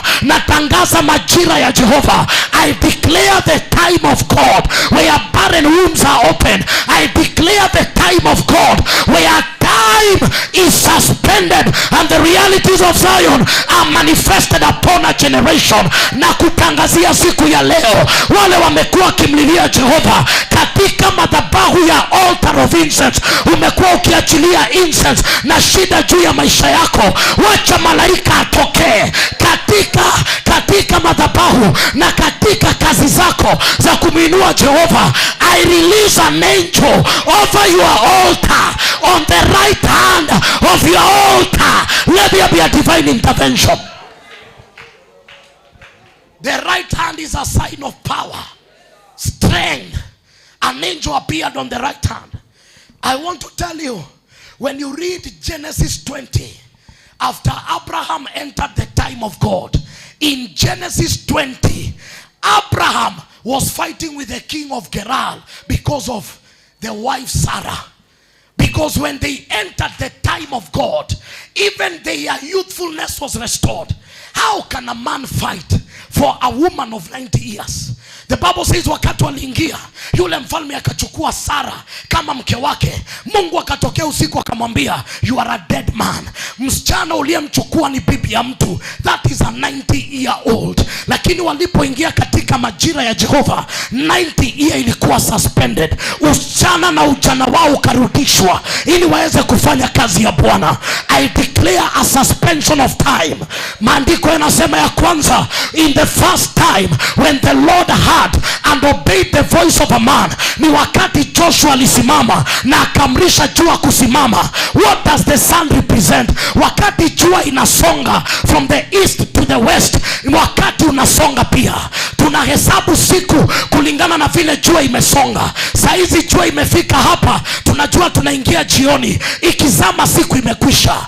Joshua akaangalia, akaona my victory was not for tomorrow. When I spoke with Jehovah, he guaranteed my victory today. He commanded the sun, the elements of time. He said, oh sun, hear the word of the Lord. Stand until I get my victory. Rakosataya. I declare in the name of Jesus, let the sun stand until someone receives their victory in the mighty name of Jesus. Wacha jua isimame, wacha nyakati zisimame, wacha majira yasimame mpaka watu wapokee muujiza. He said, oh sun, stand still until I receive my victory. Please don't postpone your victory. Some of you, tonight is your night. You can't walk out the way you entered. Something must happen. I sense an anointing on this altar. I don't know who I came for, but I came for men that have been crying on this altar. I came for people that have been in prayer with a bat in their life. I came for people who have been in prayer with a bat in their life. The angel said, I stand in the presence of God. Whatever I'm telling you is not a rumor. I have a heart from El Elyon. Yahweh has spoken, and Yahweh has said, behold, Elizabeth shall be with a son. Behold, Elizabeth shall be with a son. Behold, Elizabeth shall be with a son. I am addressing barrenness in the natural and in the spiritual. I am addressing barrenness. I announce over your life, kila roho ya utasa tunaitangazia siku ya leo. Kuna utasa ambao si wa milele. Tunatangaza siku ya leo, watu wataanza kupata mimba. People will begin to conceive. There is an end of barrenness today in the mighty name of Jesus. He said, I stand. Let me tell you, where Gabriel stood is not just angels who stand there. Men can also stand there. The Bible talks about Elijah the Tishbite. And the Bible says when Elijah came to Ahab, he came and told Ahab, I stand in the presence of the Lord. And thou, says the Lord, it shall not rain unless at my word. I discovered where Gabriel entered, we can enter and hear the word of God concerning our seasons and concerning our matters. Men can enter there and know the dealings of Zion. He said, where I stand, I don't pick rumors, I pick thou, says the Lord. There is a place men stand in prayer and they know that they know Jehovah has spoken. They know that they know this battle is over. They know that they know the season of shame is over. One word from heaven, one word from heaven is enough to change your life. The Bible says, I watch my word to perform it. I follow my word to perform it. The Bible says, I have exalted my word above my titles. Whatever the Lord gives to men is not a miracle fast. The Lord will give you a word that will perform the miracle, and that word is a sure word from Zion. He said, I stand. He said, how shall this be? He said, that mouth of yours is about to abort the prophecy. He said, it shall be, I will shut your mouth. And the day the thing will come to pass, the day it will come to pass, your mouth will be open, so that you don't use your mouth to cast the blessing. Where I come from, words are very powerful, especially the words of a priest. So you cannot doubt the word of God. You are the one that is mandated to carry the word of God. Malachi says with the lips of a priest ought to be seasoned with knowledge, because men are waiting for their utterance. So the Lord began to deal with the lips of Zechariah. Take care of your mouth. Some of you hear the word of God, but your declaration is contrary from what you have heard. Isaiah ascended into the realms of Zion, and when he looked at the magnificent glory of Yahweh, he said, oh Lord, he never repented on behalf of his hands. He never repented on behalf of his legs. He said, oh Lord, I am a man of unclean lips. Listen, intercessors, your lips are the tool of transaction. You cannot be an intercessor with unclean lips. And the Bible says he began to contend, and the Bible says an angel came with a fire from heaven, and he purged the mouth. Today there will be a purging. I am seeing intercessors whose authority was stolen because of their lips. The mouth of gossip is going away. The mouth of slander is going away. The mouth of backbiting is going away. The Lord is restoring the mouth of a prophet. It must be purged by fire. He said, you shall not talk. And he said, who?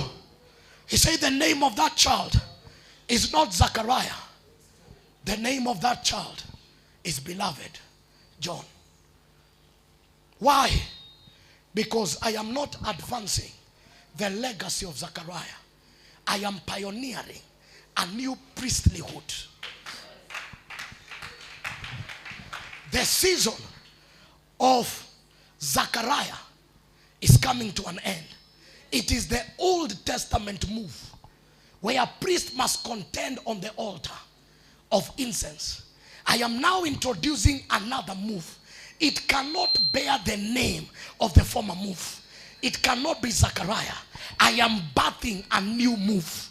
And that is why in the Old Testament, they looked at men like you and called you priests. In the Old Testament, they looked at men like you and they called you prophets. But now I am birthing another move. These men don't have a title. You can't contain them in a title apostle. You can't contain them in a title prophet. You can't contain them in a title evangelist. Whatever they carry is above names. What shall be the name? His name shall be John. But when they asked him, who are you? He never said, I am John. He said, I am the voice crying in the wilderness, prepare ye the way of the Lord.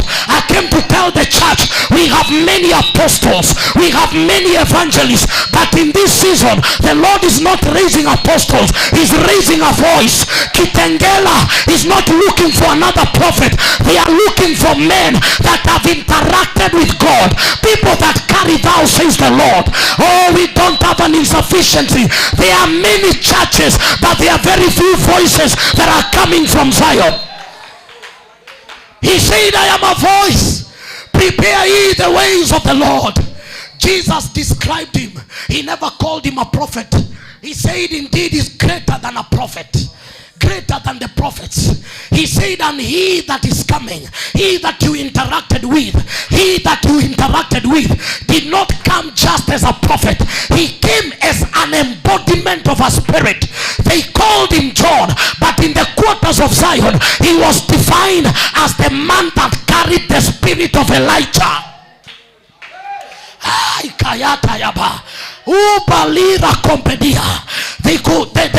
The name given to the Father was John.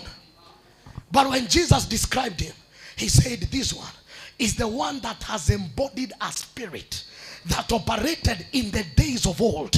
He was called Elijah. The name Elijah is not a name. The name Elijah means Yahweh is God. The man never came with a title that men could announce. His own name was a message. His own title was a message. That is why Isaiah writes and says, as for me and my house, we shall be for signs and for wonder. What was Isaiah saying? When Isaiah was prophesying, whatever mystery the Lord gave him, he named his son. Those were the things. He called one son judgment. He called the other son redemption. So when you saw Isaiah, you never saw men. You saw embodiment of revelations. That is why Paul writes and says, you are the epistle. You are a letter. You are not just a believer. We need to be the embodiment of God. When men look at you, they cannot even describe you by Mr. Mrs. They can describe you by the dimensions of God that you are releasing in life. Jesus looked at them and asked, is it right to pay to Caesar? They said, okay, whose coin is this? They said Caesar. He said, give Caesar what belongs to God and give God what belongs to. What he was asking them, its image. This coin has an image of Caesar. But what you need to know, you have an image of God. That name image is not about nose, ears. It's about you are a projection of God. You are a projection. When God looks at you, he should not say you are John. He should say he's the carrier of the spirit of the Asians. The spirit, those spirits never died. They buried Elisha, but the spirit of Elisha was still in the territory. The Bible says they threw a dead man in the tomb and the grave of Elisha. The man rose up because the bones were buried, but you can't bury your spirits. I want to assure you, we have heard of generals in this nation. We have heard of men of God in this nation. People can embody dimensions of God. I don't want to be an apostle. I want to be an embodiment of a dimension. That when I stand, people can know a part of God through me. Apostle is a low title. It's just a way of trying to define men in the governance of church. But when you enter the realms of heaven, God is looking for a man that he can say, this is the carrier of the spirit of Elijah. This man carries revival. This man carries prayer. This man carries boldness. This man carries governmental dimensions of realm. Because what was upon Elijah was a governmental authority. Elijah never did crusades in the city. His meetings were in State House. The first time he showed up, he never went to the temple. He went and looked for the king and said, behold, king, he shall not reign unless at my word. His audience were governments. That was his anointing. That is what was upon his life. So you could, when you begin to know your realm, you know your audience. Because there are things you don't speak to novice. There is a language of standing before the king. He was confrontational. And when John came in that spirit, the first audience was Herod and his wife. And he said, this is not your wife. The woman got mad. And John knew, even in the days of this spirit, there was a woman called Jezebel. So if an Elijah spirit must arise, Jezebel's spirit must show up. Because Jezebel thrives where Elijah thrives. And Elijah thrives where Jezebel thrives. So not only was he dealing with the king, he was also dealing with the forces of Jezebel. Jezebel was not a woman in Israel. Jezebel is a spirit. So in the days of John, the king, this Herod, had married a sister of his brother, a wife of his brother. It was error. And so what happened? That woman carried a Jezebelic spirit. Israel could not be delivered by a priest. It needed a man that embodied the realms of Elijah, because the ruling spirit was Jezebelic. Have you not read in the book of Revelation, that woman, that prostitute, that one that has sat on nations, many have drunk from her cup?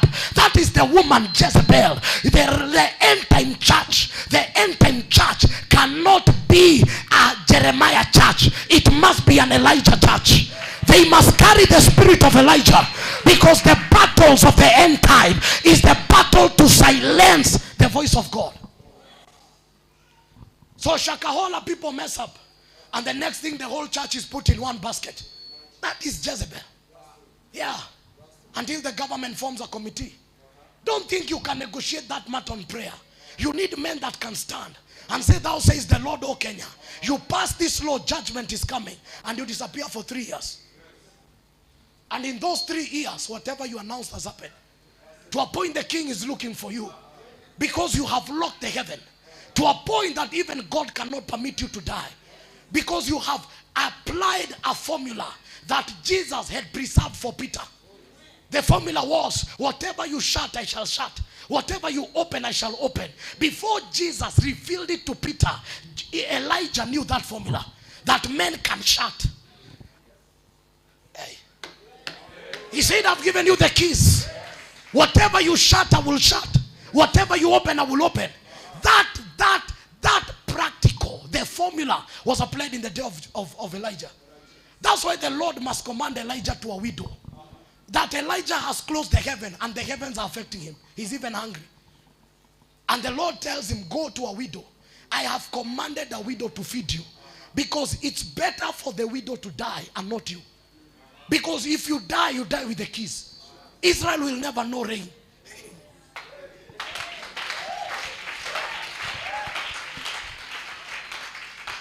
And the widow knew what was happening. So when he was not feeding a prophet, he was feeding a key. The system that has shut the heavens. And that is why her supply could not remain the same. Because you can't feed a key and remain with a shut heaven. The heavens open and began to pour. Because a key has been addressed. That is the whatever we are calling revival. It's not for believers who have kept their tails in the legs. No. It is men coming and saying, I am the voice crying forth in the wilderness. Prepare ye the ways of the Lord. The Bible says John preached.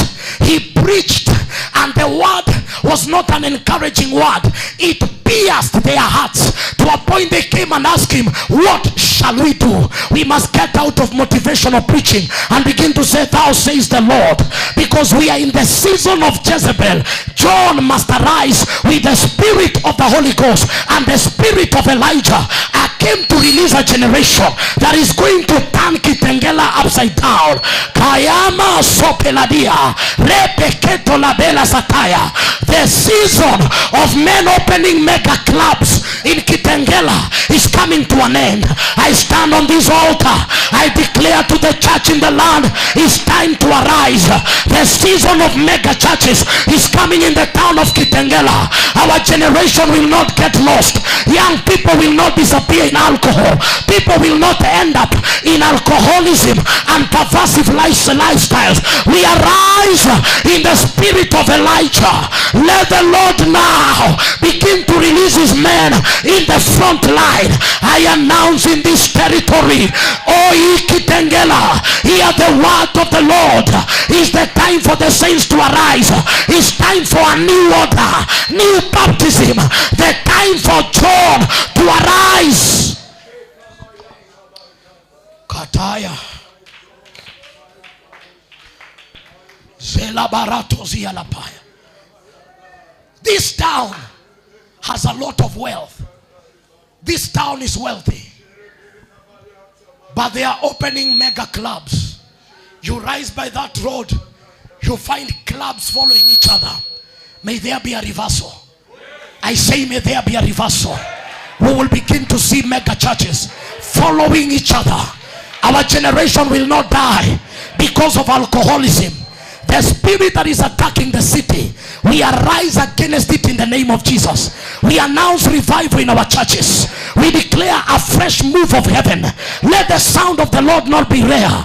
The Bible says, and the word of the Lord was rare in the days of Samuel. But when Samuel was born, the word of the Lord came back to town. And the Bible declares, not a word of Samuel fell to the ground. May men arise in this meeting who are going to be the carriers of the sound of the Lord, either in music, either in preaching. I don't know your ordination, but I announce over your life, arise as a carrier of the sound.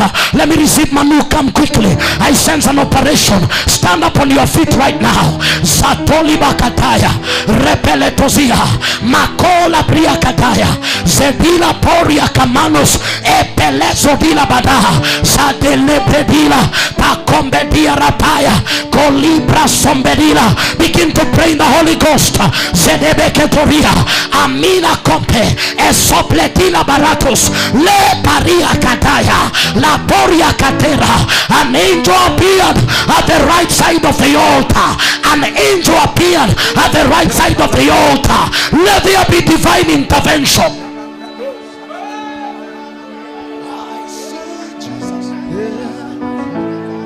I see Jesus seated on the throne.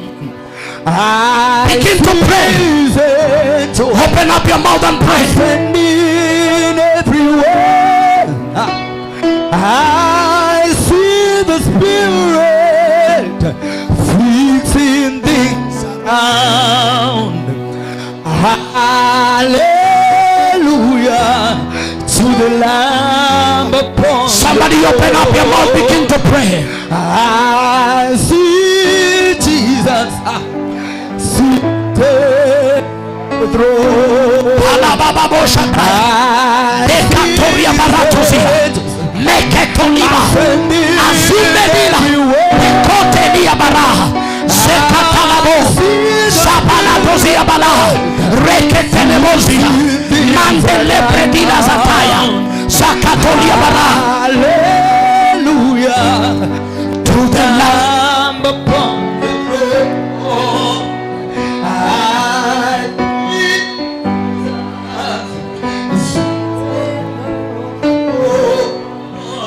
I see them ascending everywhere.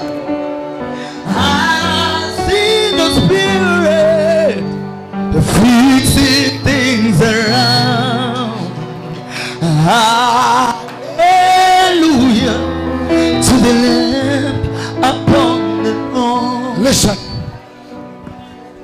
This word is very heavy in my spirit. Listen, listen. I am hearing this word heavily in my spirit. The Holy Ghost is saying, there are mouths. Kuna midomo ya kinabii ninataka kuguza na moto wa utakaso. Kuna midomo ya kinabii, midomo ya kinabii ninayotaka kuguza sasa na moto wa utakaso. Watu ambao nimewainua kubeba maneno yangu na kubeba maandiko, people that are supposed to carry the ordinance of God. Watu ambao nimewainua lakini vinywa vyao ni kama vimekuwa defiled. Na Roho wa Bwana anasema adhuhuri ya leo nataka kuachilia moto wa utakaso vile nilivyoachilia katika Isaya. Nataka kuachilia moto wa utakaso, na popote ulipo, any prophetic mouth, any intercessory mouth that has been hijacked today, in the name of Jesus, I announce now, let the fire come upon that mouth. Let the fire come upon that mouth. Let the purging fire come upon that mouth. Let the purging fire come upon that mouth. Let the purging fire come upon that mouth. Now receive it. Take it in the name of Jesus. Take it in the name of Jesus. Pokea moto wa utakaso. Vinywa vinatakaswa. Watu wataanza kutabiri upya. Kinywa chao kitatumiwa na Jehova upya. Wataanza kutangaza kanuni za Jehova. Wataanza kutangaza sheria za Jehova. Wanaachiliwa sasa mamlaka mpya katika anga za kiroho. Matamshi yao yatakuwa matamshi ya uponyaji. Yatakuwa kama mishale katika anga za kiroho. Popote ulipo, na achilia sasa moto katika kinywa chako. Utakaso unaingia katika kinywa chako.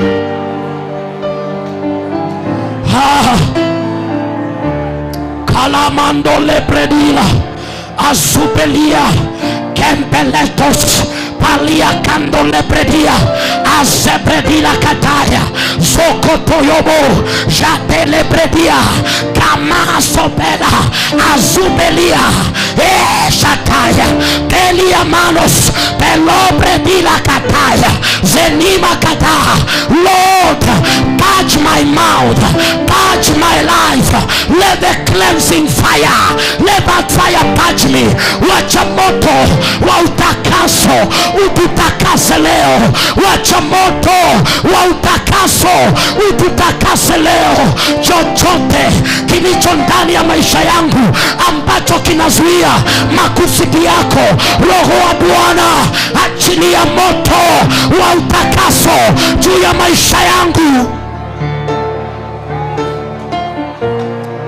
Kala asobelia mandelebredia kalumena ezube ekomenila zataya belo rikama zataya belumenaria rapolia belo zedabria zakata plakatos empeleskopere ezundelia baratos makopelila.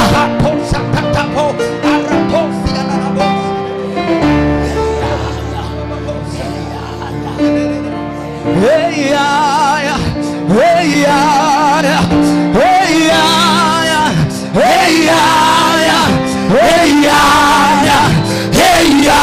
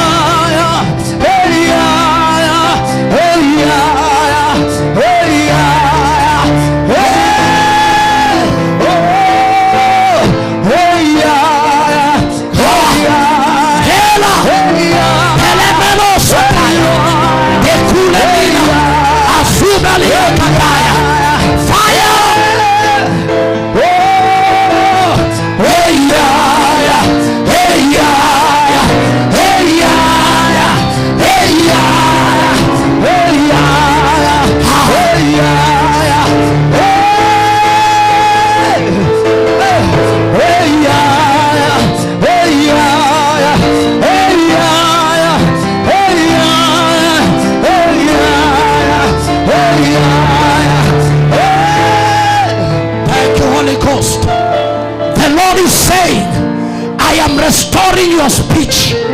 Narudisha mamlaka katika kinywa chako. Mungu anasema ya kwamba kama vile Ezekieli alinenea mifupa iliyokuwa mikavu na ikapokea uhai, watu wanarudishiwa mamlaka katika vinywa vyao. Wataanza kutamka mambo na yataanza kutendeka. Matendo na maneno yao yatakuwa kama mishale katika anga za kiungu. Popote ulipo, natangaza kutoka sasa, chochote utakachotamka kitatoka na mamlaka. Maombi yako yanapokea mamlaka katika jina la Yesu.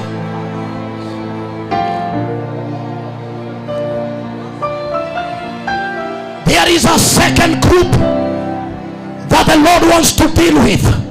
Watu waliopoteza matumaini, watu ambao walikuwa waombezi, na nasikia Roho wa Bwana akisema watu ambao wamechoka, watu ambao wamechoka, wamekuwa katika maombi kwa muda mrefu wakimtegemea Bwana, mambo yanakaa ni kama hayatendeki, na wakafika mahali wakachoka, frequency ya maombi ikatoweka, kile uzito wa maombi ukatoka.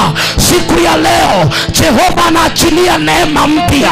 Watu waliokuwa wanaamuka saa 9, wengine saa 8, wengine saa 6 za usiku, wengine walikuwa wanakuja mikesha wakitafuta uso wa Bwana, lakini inakaa ni kama ulilegea. Jioni ya leo Roho wa Bwana anaachilia nguvu. Maandiko yanasema katika kitabu cha Isaia, have you not heard, have you not read that the Lord neither gets weary nor does he get tired? Them that wait upon the Lord, he shall renew their strength. Wamtegemeao Bwana watapata nguvu mpya. Siku ya leo watu wanapokea nguvu mpya. Popote ulipo, wacha nguvu za kiungu zikupate sasa. Wacha uchovu wa kiroho uondolewe sasa. Wacha roho ya maombi iachiliwe upya. Watu wa kuamka saa 6, watu wa kuamka saa 9, watu wa kuamka saa 10. Naachilia neema, naachilia neema, naachilia neema ya kumlilia Jehova.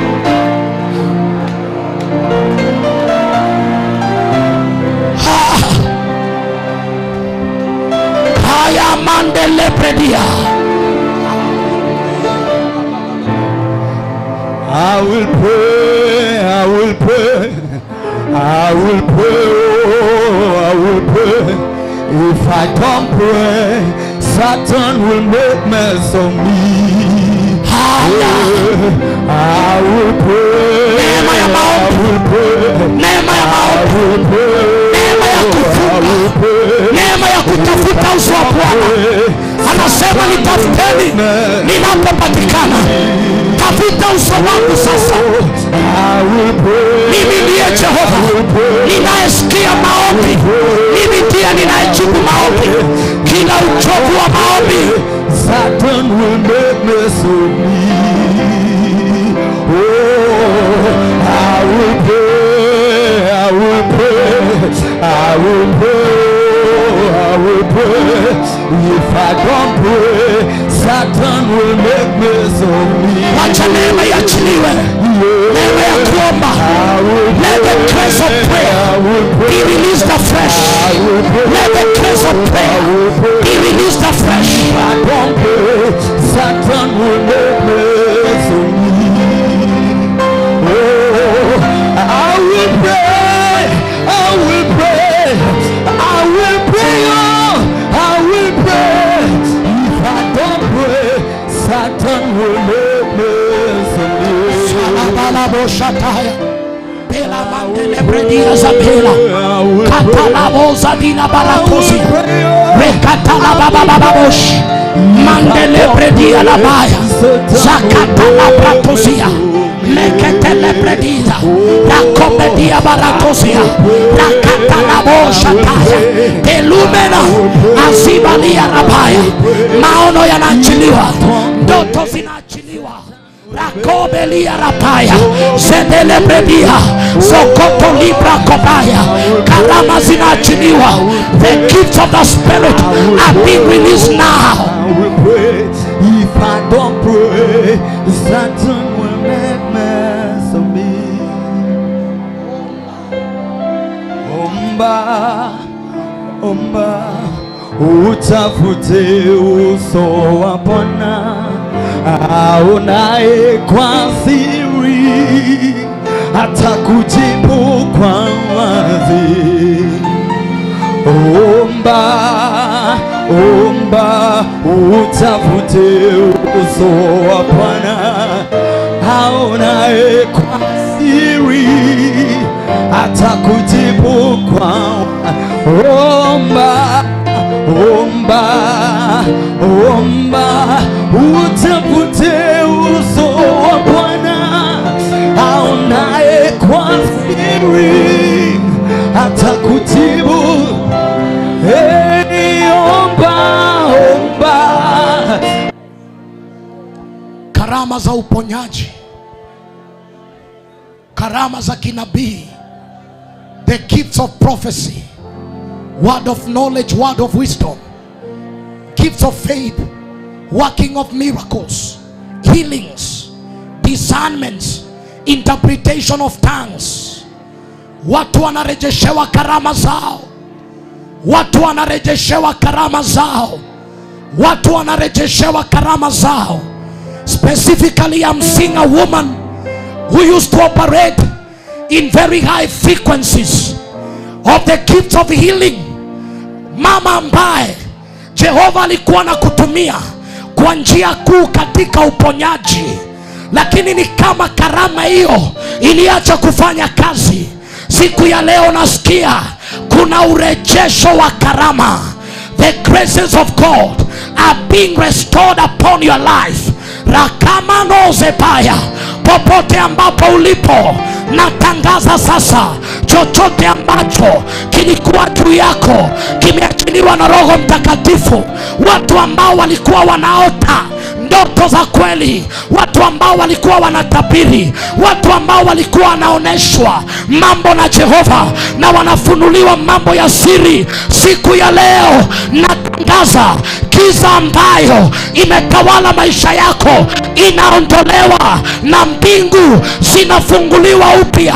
Popote ulipo, pokea mafuta hayo, pokea mafuta hayo, pokea mafuta hayo, pokea, pokea, pokea, pokea, pokea, pokea karama, pokea sasa. Chochote kilichokutoka natangaza sasa urejesho. Pokea, receive it, receive it, receive it.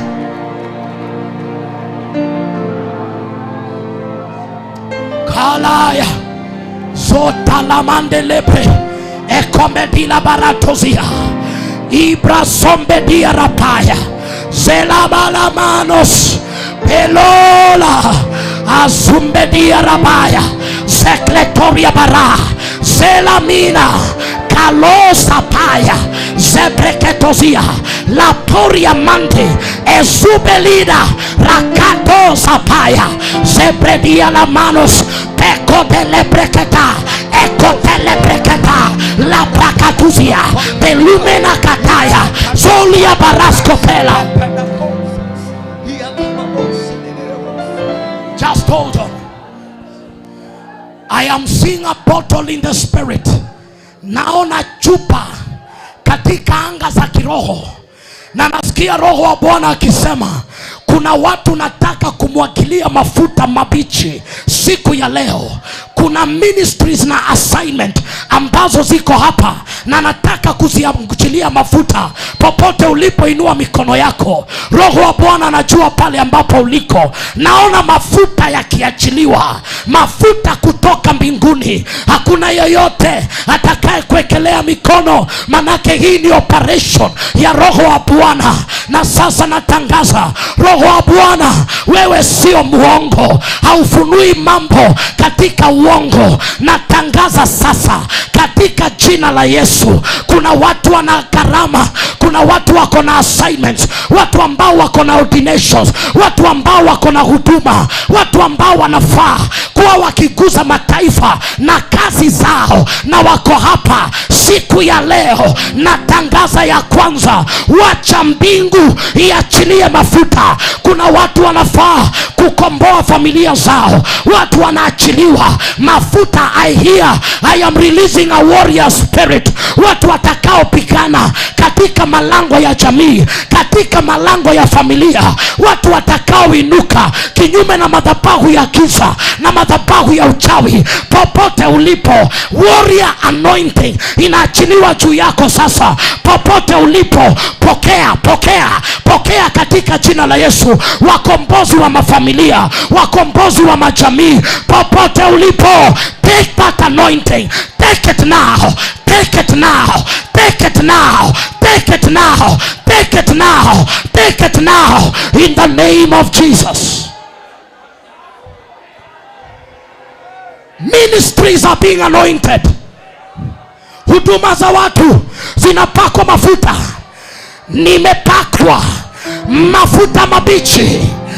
Pembe yangu wewe Jehova umeinua, mafuta yanaachiliwa, mafuta yanaachiliwa. Nimepakwa mafuta mabichi, pembe yangu umeinua. Thank you Holy Ghost. Ndio maana nina uhakika nitashinda, mimi ni mshindi. Mafuta yanaachiliwa, mafuta yanaachiliwa, mafuta yanaachiliwa. Kayalabaya sepeledosa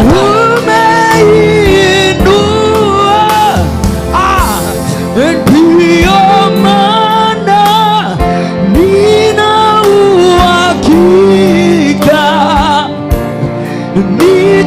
nitashinda.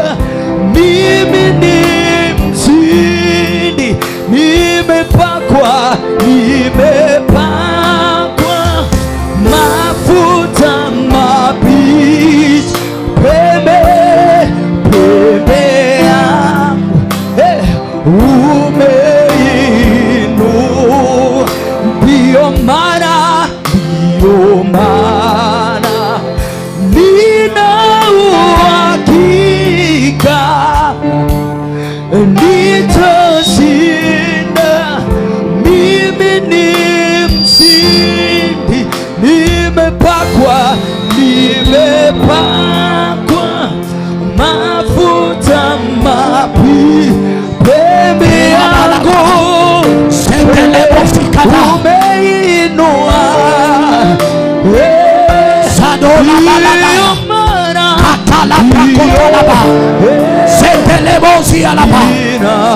Obedila baratozia akumenela esepredia kataya mimi nimshi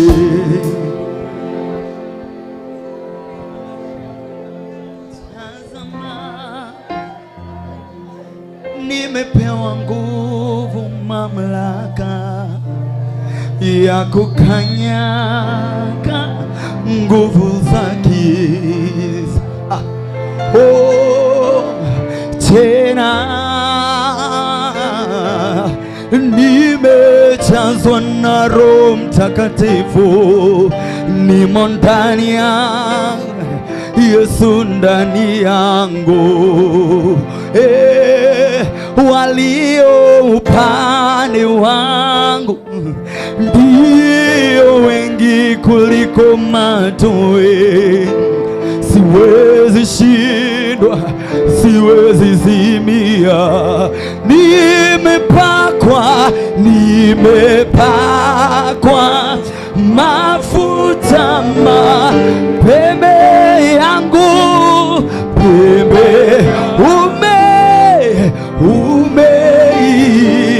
ndio maana ndio nina hakika nitashinda.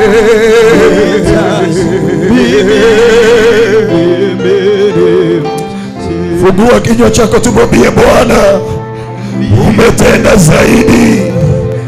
Na kutoka siku ya leo, Mungu alisema nyakati za mwisho ataachilia roho wa Elia.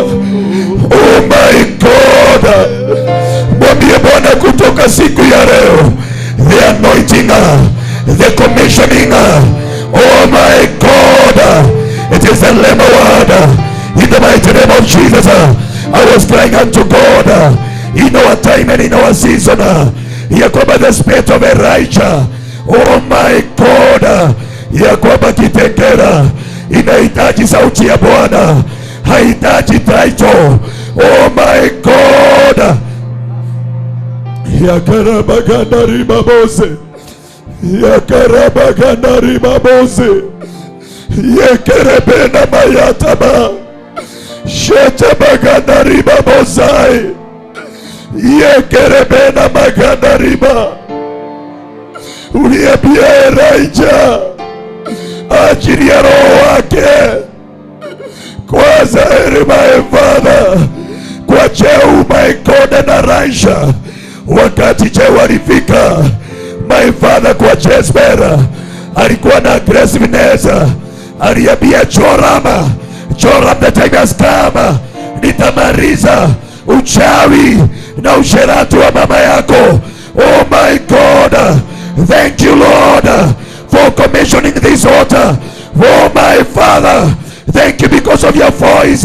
You are raising the men and the women, oh God, that will carry the anointing, the grace, oh God, oh God. Shata baganda ribabosi, yekerebena mayata baganda, shetebena mayata baganda riba, yekerebena mayata baganda riba. Oh my God, wataonekana wapi? Zakaria, sherebena mayanda baganda. Watu hawataenda kanisani maana wanataka muujiza, kwa maana mambo yao ni mazuri. Tumeona watumishi wengi wakati waliumizwa, walikaa nyumbani, walitorokea Mungu, walitoroka madhabahu ya Bwana. Wacha tumwambie Bwana today, restore us, oh God. Restore us, oh God. Restore us, oh God. Restore us, oh God. Restore us, oh God. Oh my God. Oh my Father. Thank you for that grace. Wengi tuliangalia mchungaji wengi tuliangalia vidonda, wengi tuliangalia hali. Oh my Father, oh my God, oh my Father. Wakati Jehu alikutana na Joram, Joram alimuuliza kuna amani, akamuuliza kuna habari gani na amani? Ya kwamba Kitengela ya kiroho. Wapendwa, may God raise the generation, raise the generation. Waibaji ambao wataangalia hali, wachungaji ambao wataangalia hali, manabii ambao sauti ya Bwana imerejea. Oh my God, ya karaba gandariba. Wengi tulichafuka vinywa vyetu, tungetoa sauti ya Bwana, lakini leo Mungu ametuondolea masekenyo. Leo Mungu ametuondolea vitina. Leo ametuondolea vinywa vyetu vikawa usemi wa Bwana, masikio yetu ikasikie sauti ya Bwana. Let your ears, oh my God, to hear the voice of God from tonight. In the mighty name of Jesus, you may become a Nazarite in your family, in your town, in your area, in your business. Oh my God, let God be known in our time, in our season. Wacha Mungu ajulikane. Kitengela hatutanyamazishwa. Oh my God, oh my Father, it is through the prayer we can change the city. It is through the power of prayer we can redeem the city. May God raise the men and the women ambao watainuka, the line of prayer, the line of intercessory. Wataamuka asubuhi, wataamuka saa 8, watakuja asubuhi, watakuja saa 7, watakuja jioni. Watasema my house, the house of the Lord, will be the house of prayer for all nations. Oh my God. Tuinue tu mikono yetu mbele za Bwana tunapoenda kumalizia. It is my prayer, Sharabaganda ribabozi, ya kwamba Penina hawatatuzuilia. Hana hata Penina akiongea alikwea katika madhabahu. Oh my Father, Yesu hata kama Judas alikwea Gethsemane. Oh my Father, Sherebena Maganda, thank you for what you have done. Thank you, Lord. We give you glory. We give all praise. We give adoration. Oh my Father, wale ambao wamepiga magoti na wamelala waweza kuendelea, lakini kama umeweza kusimama, inua tu mikono yako mbele za Bwana. Mwambie Bwana tu ni asante kwa majira kama haya na mwamko mpya, ya kwamba Yesu alisema nyakati za mwisho. Hakusema za pasta, hakusema za dini, hakusema za makanisa, hakusema nitainua roho za makanisa za wainjilisti. Hapana, alisema nyakati za mwisho nitaachilia roho ya Elia, the spirit of Elijah. My God, hey shata bakanaba reka mayanda baganda riba. Let the spirit of Elijah, let the spirit of Elijah. Oh my God, haitakubalisha the spirit of Jezebel, haitakubalisha uovu. Hawatarara, watanena kwa ajili ya taifa, wataomba kwa ajili ya familia, wataleta mabadiliko. Oh my God, Hana hakuangalia Penina, aliangalia kuleta nabii wakati wa Yesu, wakati wake akaleta Samueli. Wacha kuangalia mashida, wacha kuangalia vita, wacha kuangalia wale wengine. Wewe ndiye Mungu anahitaji, wewe ndiye Mungu anataka kukutumia in our time. May God raise the generation. Oh my God, tumekuwa tukiomba Mungu ainue the generation of kingdom seekers, watu ambao watafikiria ufalme, sio kingdom seekers jina la kingdom seekers. hakuna mahali itakupeleka. Kuwa na majina makubwa hakuna mahali itatuingiza wapendwa, lakini wacheni turudi katika makusudio ya Bwana. Keyboard, turudi chini tu. Oh my God, inua tu mikono yako mbele za Bwana. Kuwa na title kubwa, kuwa na majina makubwa haitusaidii. Kuwa na majina ya kingdom seekers haitusaidii, lakini kile tunahitaji, it is the voice of God. The Bible says, mutasikia sauti yangu ikiwaambia nenda upande wa kulia, nenda upande wa kushoto. Wacha neema ya maombi ambayo ilikuwa inatuamsha saa 9. Wacha neema ya maombi iliyokusababisha kwenda ranchawa. Wacha sauti ya Bwana iliyokusababisha uende mikesha ikarejee kwa maisha yako, ikarejee kwa nyumba yako, ikarejee kwa maisha yako. Let the voice of God, ile ulikuwa unasikia hata huko unaseta alarm ya simu, lakini ulikuwa unaamuka maombi, lakini saa hii tuko ranchawa na uko kwa nyumba, tuko mikesha na uko kwa kitanda. There is a cry, there is a calling in the wilderness. Oh my God, watu hawatataka sympathy, watu hawataogopa mpaka wafalme. Watawaambia wafalme, inahitaji tukae hivi, inahitaji tuelekee hivi, na kile kitawasaidia. It is a power prayer, not having Godfather, not having yani Godmother kama kuna kuwaga na wao, but wale ambao watakuwa na sauti ya Mungu. Wachungaji hatutategemea maombi ya kuongoza watu, lakini we create time ya maombi. And that's why tumetangaza wiki hii kuanzia kesho 5 morning devotion, maombi ya kwamba ranchawa 1 hour of prayer marathon. Najuaga tunakuaga na ranchawa throughout na tuko na morning devotion, lakini ya wiki hii kama vile tulitangaza mchana, it is prayer. Tukiingia hapa saa 7, praise mwawe wamefika by saa 6:30. Nitakuwa nasimama saa 7 kamili naongoza maombi ya 1 hour.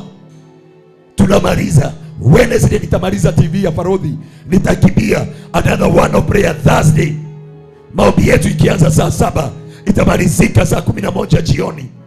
Tuesday tuko na ibada hapa usiku kuanzia saa 2 mpaka saa 5 ya prayer.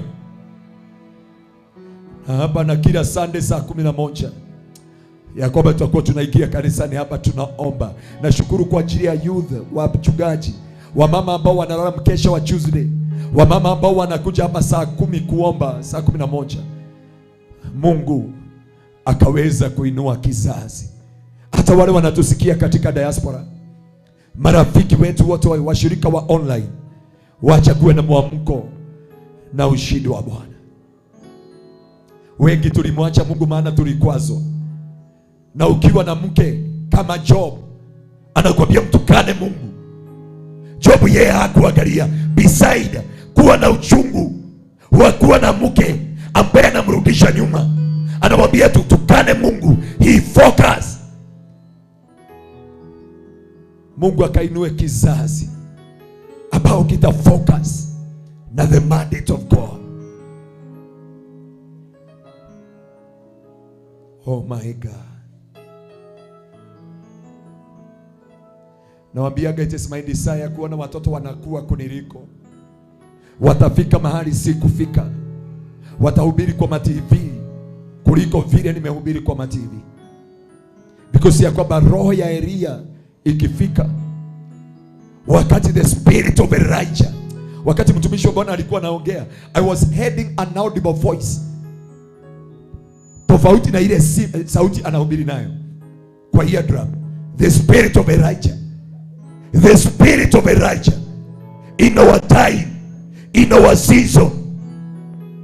Ya kwamba Zakaria alikuwa mcha Mungu mwenye haki na hakuwa nakosa kanisani, ikawa hakuwa na mtoto. Mtu anaitwa Hana alienda Shilo, hakwenda na bwana yake na marafiki zake.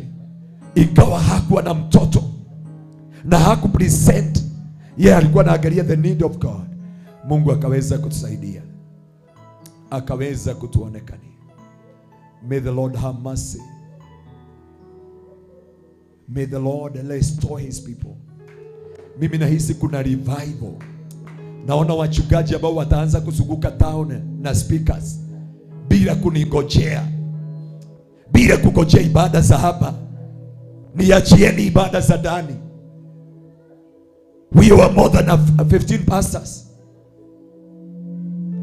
Ya kwamba tuingie katika mji. Mji unahitaji sauti ya Bwana. Hauhitaji wachungaji, hauhitaji bishops, hauhitaji majina ya makanisa, but the city inahitaji sauti ya Bwana. Mji unahitaji sauti ya Bwana. Mji unahitaji sauti ya Bwana. Na siku ya leo tunarudi katika sauti ya Bwana. Bwana apokee sifa sana. Hii wiki yote ni mimi naongoza maombi ya asili ya lunch hour kutoka saa 7 kamili mpaka saa 8. Because ya kwamba we need to restore the voice of God. Praise team wanafika saa 6:30. Mimi ikifika saa 7 kamili nasimama kwa madhabahu. Either kuna praise team ama hakuna praise team. Because there is a call of prayer. I know nimewafundisha about the power of prayer. Kile ambacho chaweza kutusaidia. It is the power of prayer. And everyone coming here anazungumzia about prayer. Because it's only through prayer waweza kuleta mabadiliko makubwa. Sharabaganda rababo zikayanda. Inua mikono yako, mwambie asante Bwana. Fafandoiga niwega, fafandoiga niwega, waduile muguthaithi, utukona muthenya. Fafandoiga niwega, fafandoiga niwega, waduile muguthaithi, utukona duire nake agolo niundu wa wira waku, uria niwe waheire Uregorutagira duire nake. Keyboard turudi chini kidogo. Niundu wa wira waku, uria niwe waheire.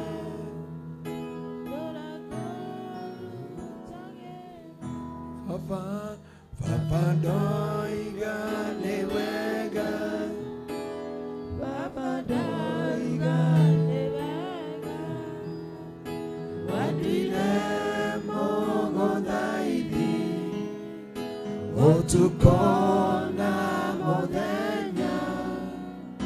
Fafandoiga niwega, fafandoiga niwega, waduire muguthaithi, utukona muthenya. May God make you a face of prayer. And it is my prayer today in the mighty name of Jesus, ya kwamba Mungu akaweza kutusaidia, akaweza kutuonekania. Tupigie Yesu makofi mazuri. Najua kuna watu wanaendelea kuhudumiwa, wachaneni na wao. Let God minister to them. Wagapi wamebarikiwa siku ya leo? Wow. Wagapi wangetaka apostle arudi mara tena? Pigia Yesu makofi mazuri. Pigia Yesu makofi mazuri. Keyboard. And it is my prayer. God bless you. Praise him. You can have your seat. Na ninajua kwamba Mungu wetu ni mwaminifu. Yes, Lord. May the Lord bless you. May the Lord do you good. Najua kuna wakati unasikia huzuni kwa wale ambao walienda nyumbani. Unasema maana uwezi wakawabebea neema. Msiondoke, tunataka kusema neema pamoja. Hakuna kitu cha maana kama kusema by grace pamoja. So God bless you so much. Tuna maombi tunaendeleza hapa asubuhi kutoka 5 itakuwa inaenda hivi mpaka past 6 ili tuwapatie watu kwenda kazini kila siku, na kila siku saa 7 mahali tunakuaga na lunch hour ya wiki hii tunataka kuipitua. We want to accelerate in prayer because ya kwamba we can enable to governize this city or this land on our knees, because life is a spiritual, and you must understand this, that life is a spiritual, business is a spiritual, even the marriages and life. Na Mungu ataweza kuwabariki na kuwatendea mema. Monday wamama wote wako hapa kanisani kutoka masaa ya 5:30 mpaka saa 1. Tuesday ni intercessors, waombezi wote tuwe tukikutana hapa Tuesday kutoka saa 11:30 mpaka saa 1 kasorobo. Na jioni hiyo tuko na service ya online ya watu wa diaspora na GAF, washirika wote wetu wa online. Na tunakuaga watu wengi hapa, tunamalizaga saa 5, wakati mwingine saa 5:30 because ya presence ya Mungu. Siku ya Thursday tunakuaga hapa kutoka saa asubuhi. Na baadaye usiku ya kwamba kama juzi nilifurahishwa, it was on Wednesday, niliona youth walikuwa na kesha. Every Wednesday youth wanakuaga na kesha. It was awesome. I was in studio in Moroto because every Wednesday nakuaga Moroto, every Friday. Baadaye nakuja mkesha hapa usiku. We normally have a kesha every Friday. Nisalimia aliye karibu na wewe, muulize unakuaga wapi kesha. Mwambie roho ya Elijah imeshuka. Imagine unaingia tu blankets na watu wako mkesha. Bwana apokee sifa sana. Si tumeambiwa now it is not the time ya kuweka mkia wapi? Yeah. Na Mungu ataweza kutuonekania. So God bless you so much. God do you good. Tusimame tuseme neema. Wale wanaendelea kuhudumia, msiwaamshe, wacha waendelee kulia mpaka kesho. Tutawakuta hapa morning devotion. Maana mimi nikitoka leo, uende ufungulia TV yako katika Signet, Gedhima TV. Niko na kesha kuanzia saa 2 saa hii jioni mpaka saa 6 usiku. Nikitoka hapa naenda Gedhima TV kuanzia saa 2 mpaka usiku. Wakati mwingine nitaenda na praise. Leo naenda na praise team ya mahali pengine, lakini the other time tutaenda na praise team ya hapa. Na okay, ninaendaga radio na TV mara 4. Ni mara 4 ama ni 6. Na kwa hivyo Yakoba tukutane hapa kesho asubuhi. Abia hiyo mwingine tomorrow morning. Simwambie tomorrow morning. Nimeona wanayudhi wako hapa.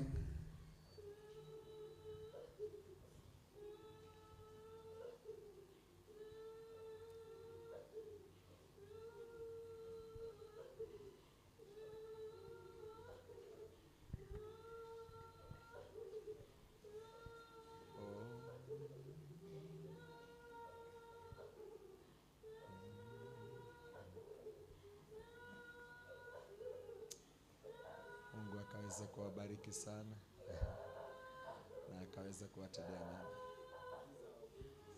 Sasa praise God. Na kuna ingine ya zile mat tulikuwa tumesema za hapo ofisi ya watu kukanyanga maziwa. Amen. Hallelujah. Situpigie youth makofi mazuri.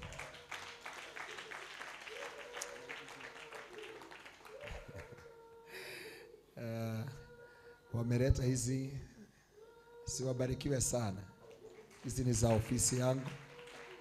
Mungu akaweza kuwatendea mema. I don't know what I can say. Bwana apokee sifa. Na hii ni yangu personal. Wacha niwasomee. Wameandika hivi: a special gift from you, wishing you a happy Father's Day. Thank you very much for being the best father we can wish for. You have been a blessing to us, and may God give you more grace. We love you, Dr. Apostle Anthony Ngaruiya. May God bless you so much. Najua kulikuwa na wazee, najua kulikuwa na wamama, lakini hata kama nyinyi ni wanayuthi mlipita mipaka. May God bless you so much. Elekezeni mikono hapa tubariki hawa wanayuthi. Everlasting Father, King of our glory, Adonai, El Shaddai. Hawa wanayuthi wamedhibitisha I'm their Father, oh God. They have gone an extra mile. Decide to bless me, my Father. Even the word acknowledging that I'm their Father is enough, oh Lord. And because of this, I speak your blessing. Nimewafugulishia ndoa, nimewafugulishia maharusi, nimewafugulishia mataifa, nimefugulisha baraka na biashara. In the mighty name of Jesus, I bless you today as your Father. I decree as your dad. May the Lord bless you. May the Lord enlarge your territory. May the Lord bless you as you go out, as you come in. May the heavenly blessing locate you. The blessings of Abraham be upon your life. In the mighty name of the Father, in the mighty name of the Son, and in the mighty name of the Holy Spirit. May God bless you so much. This is more than enough. God bless you so much. Amen. Amen.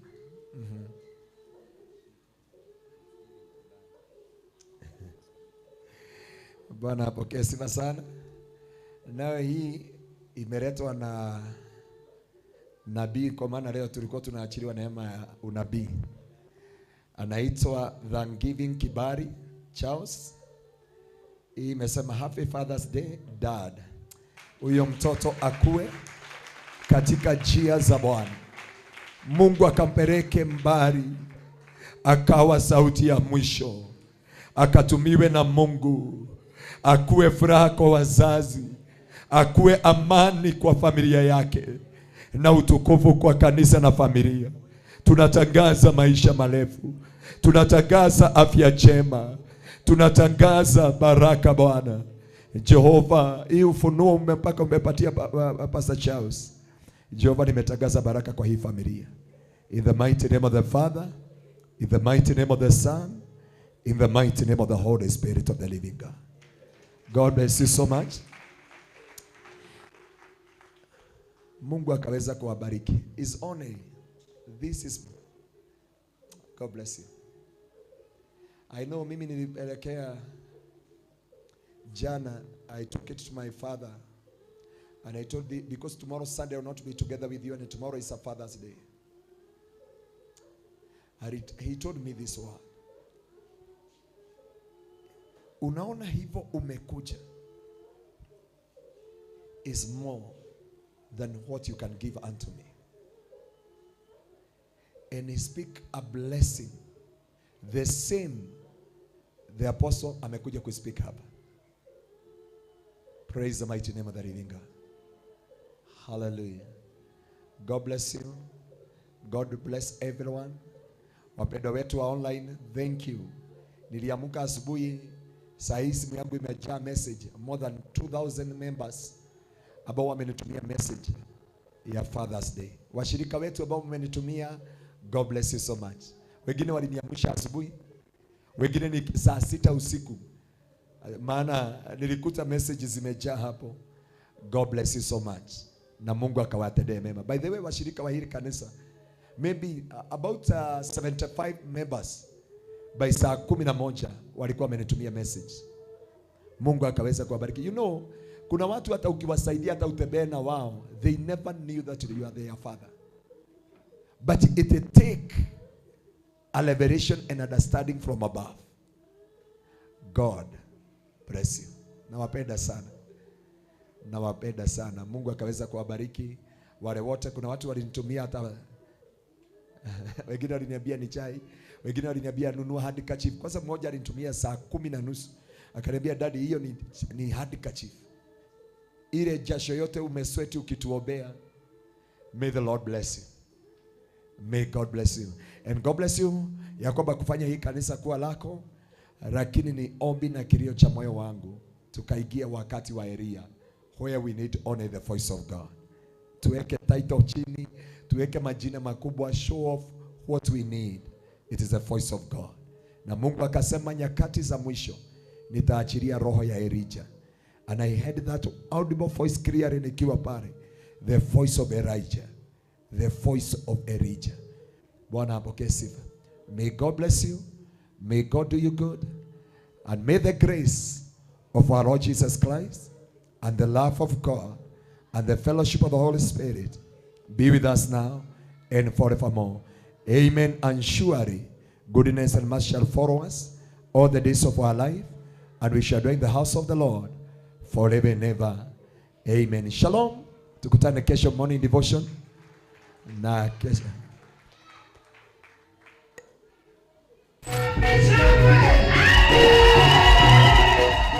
Nĩ ũndũ ũcio makanitha makĩgĩa na hinya ũhoro-inĩ wa gwĩtĩkia na makongererekaga mũigana o mũthenya. Atumwa 16 kamũhari ga 5 na nĩkĩo kanitha wa Kingdom Seekers Glorious Church Kitengela tũrakũria na gĩtĩo ũnyitanĩre na ithuĩ oro mũthenya wa kiumia thĩinĩ wa first service kwambĩrĩria thaa 2 cia rũcinĩ kinya thaa 4:30 cia rũcinĩ.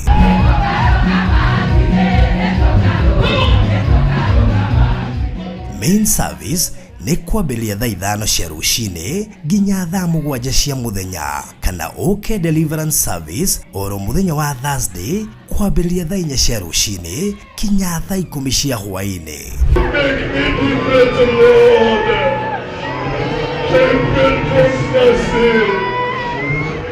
Nĩtũkoragwo na mĩcemanio ya lunch hour service o mũthenya, nayo kesha nĩ oro mũthenya wa gatano. Morning devotion nĩyo mũthenya kwambĩrĩria thaa 11 cia rũcinĩ kinya thinacara cia rũcinĩ.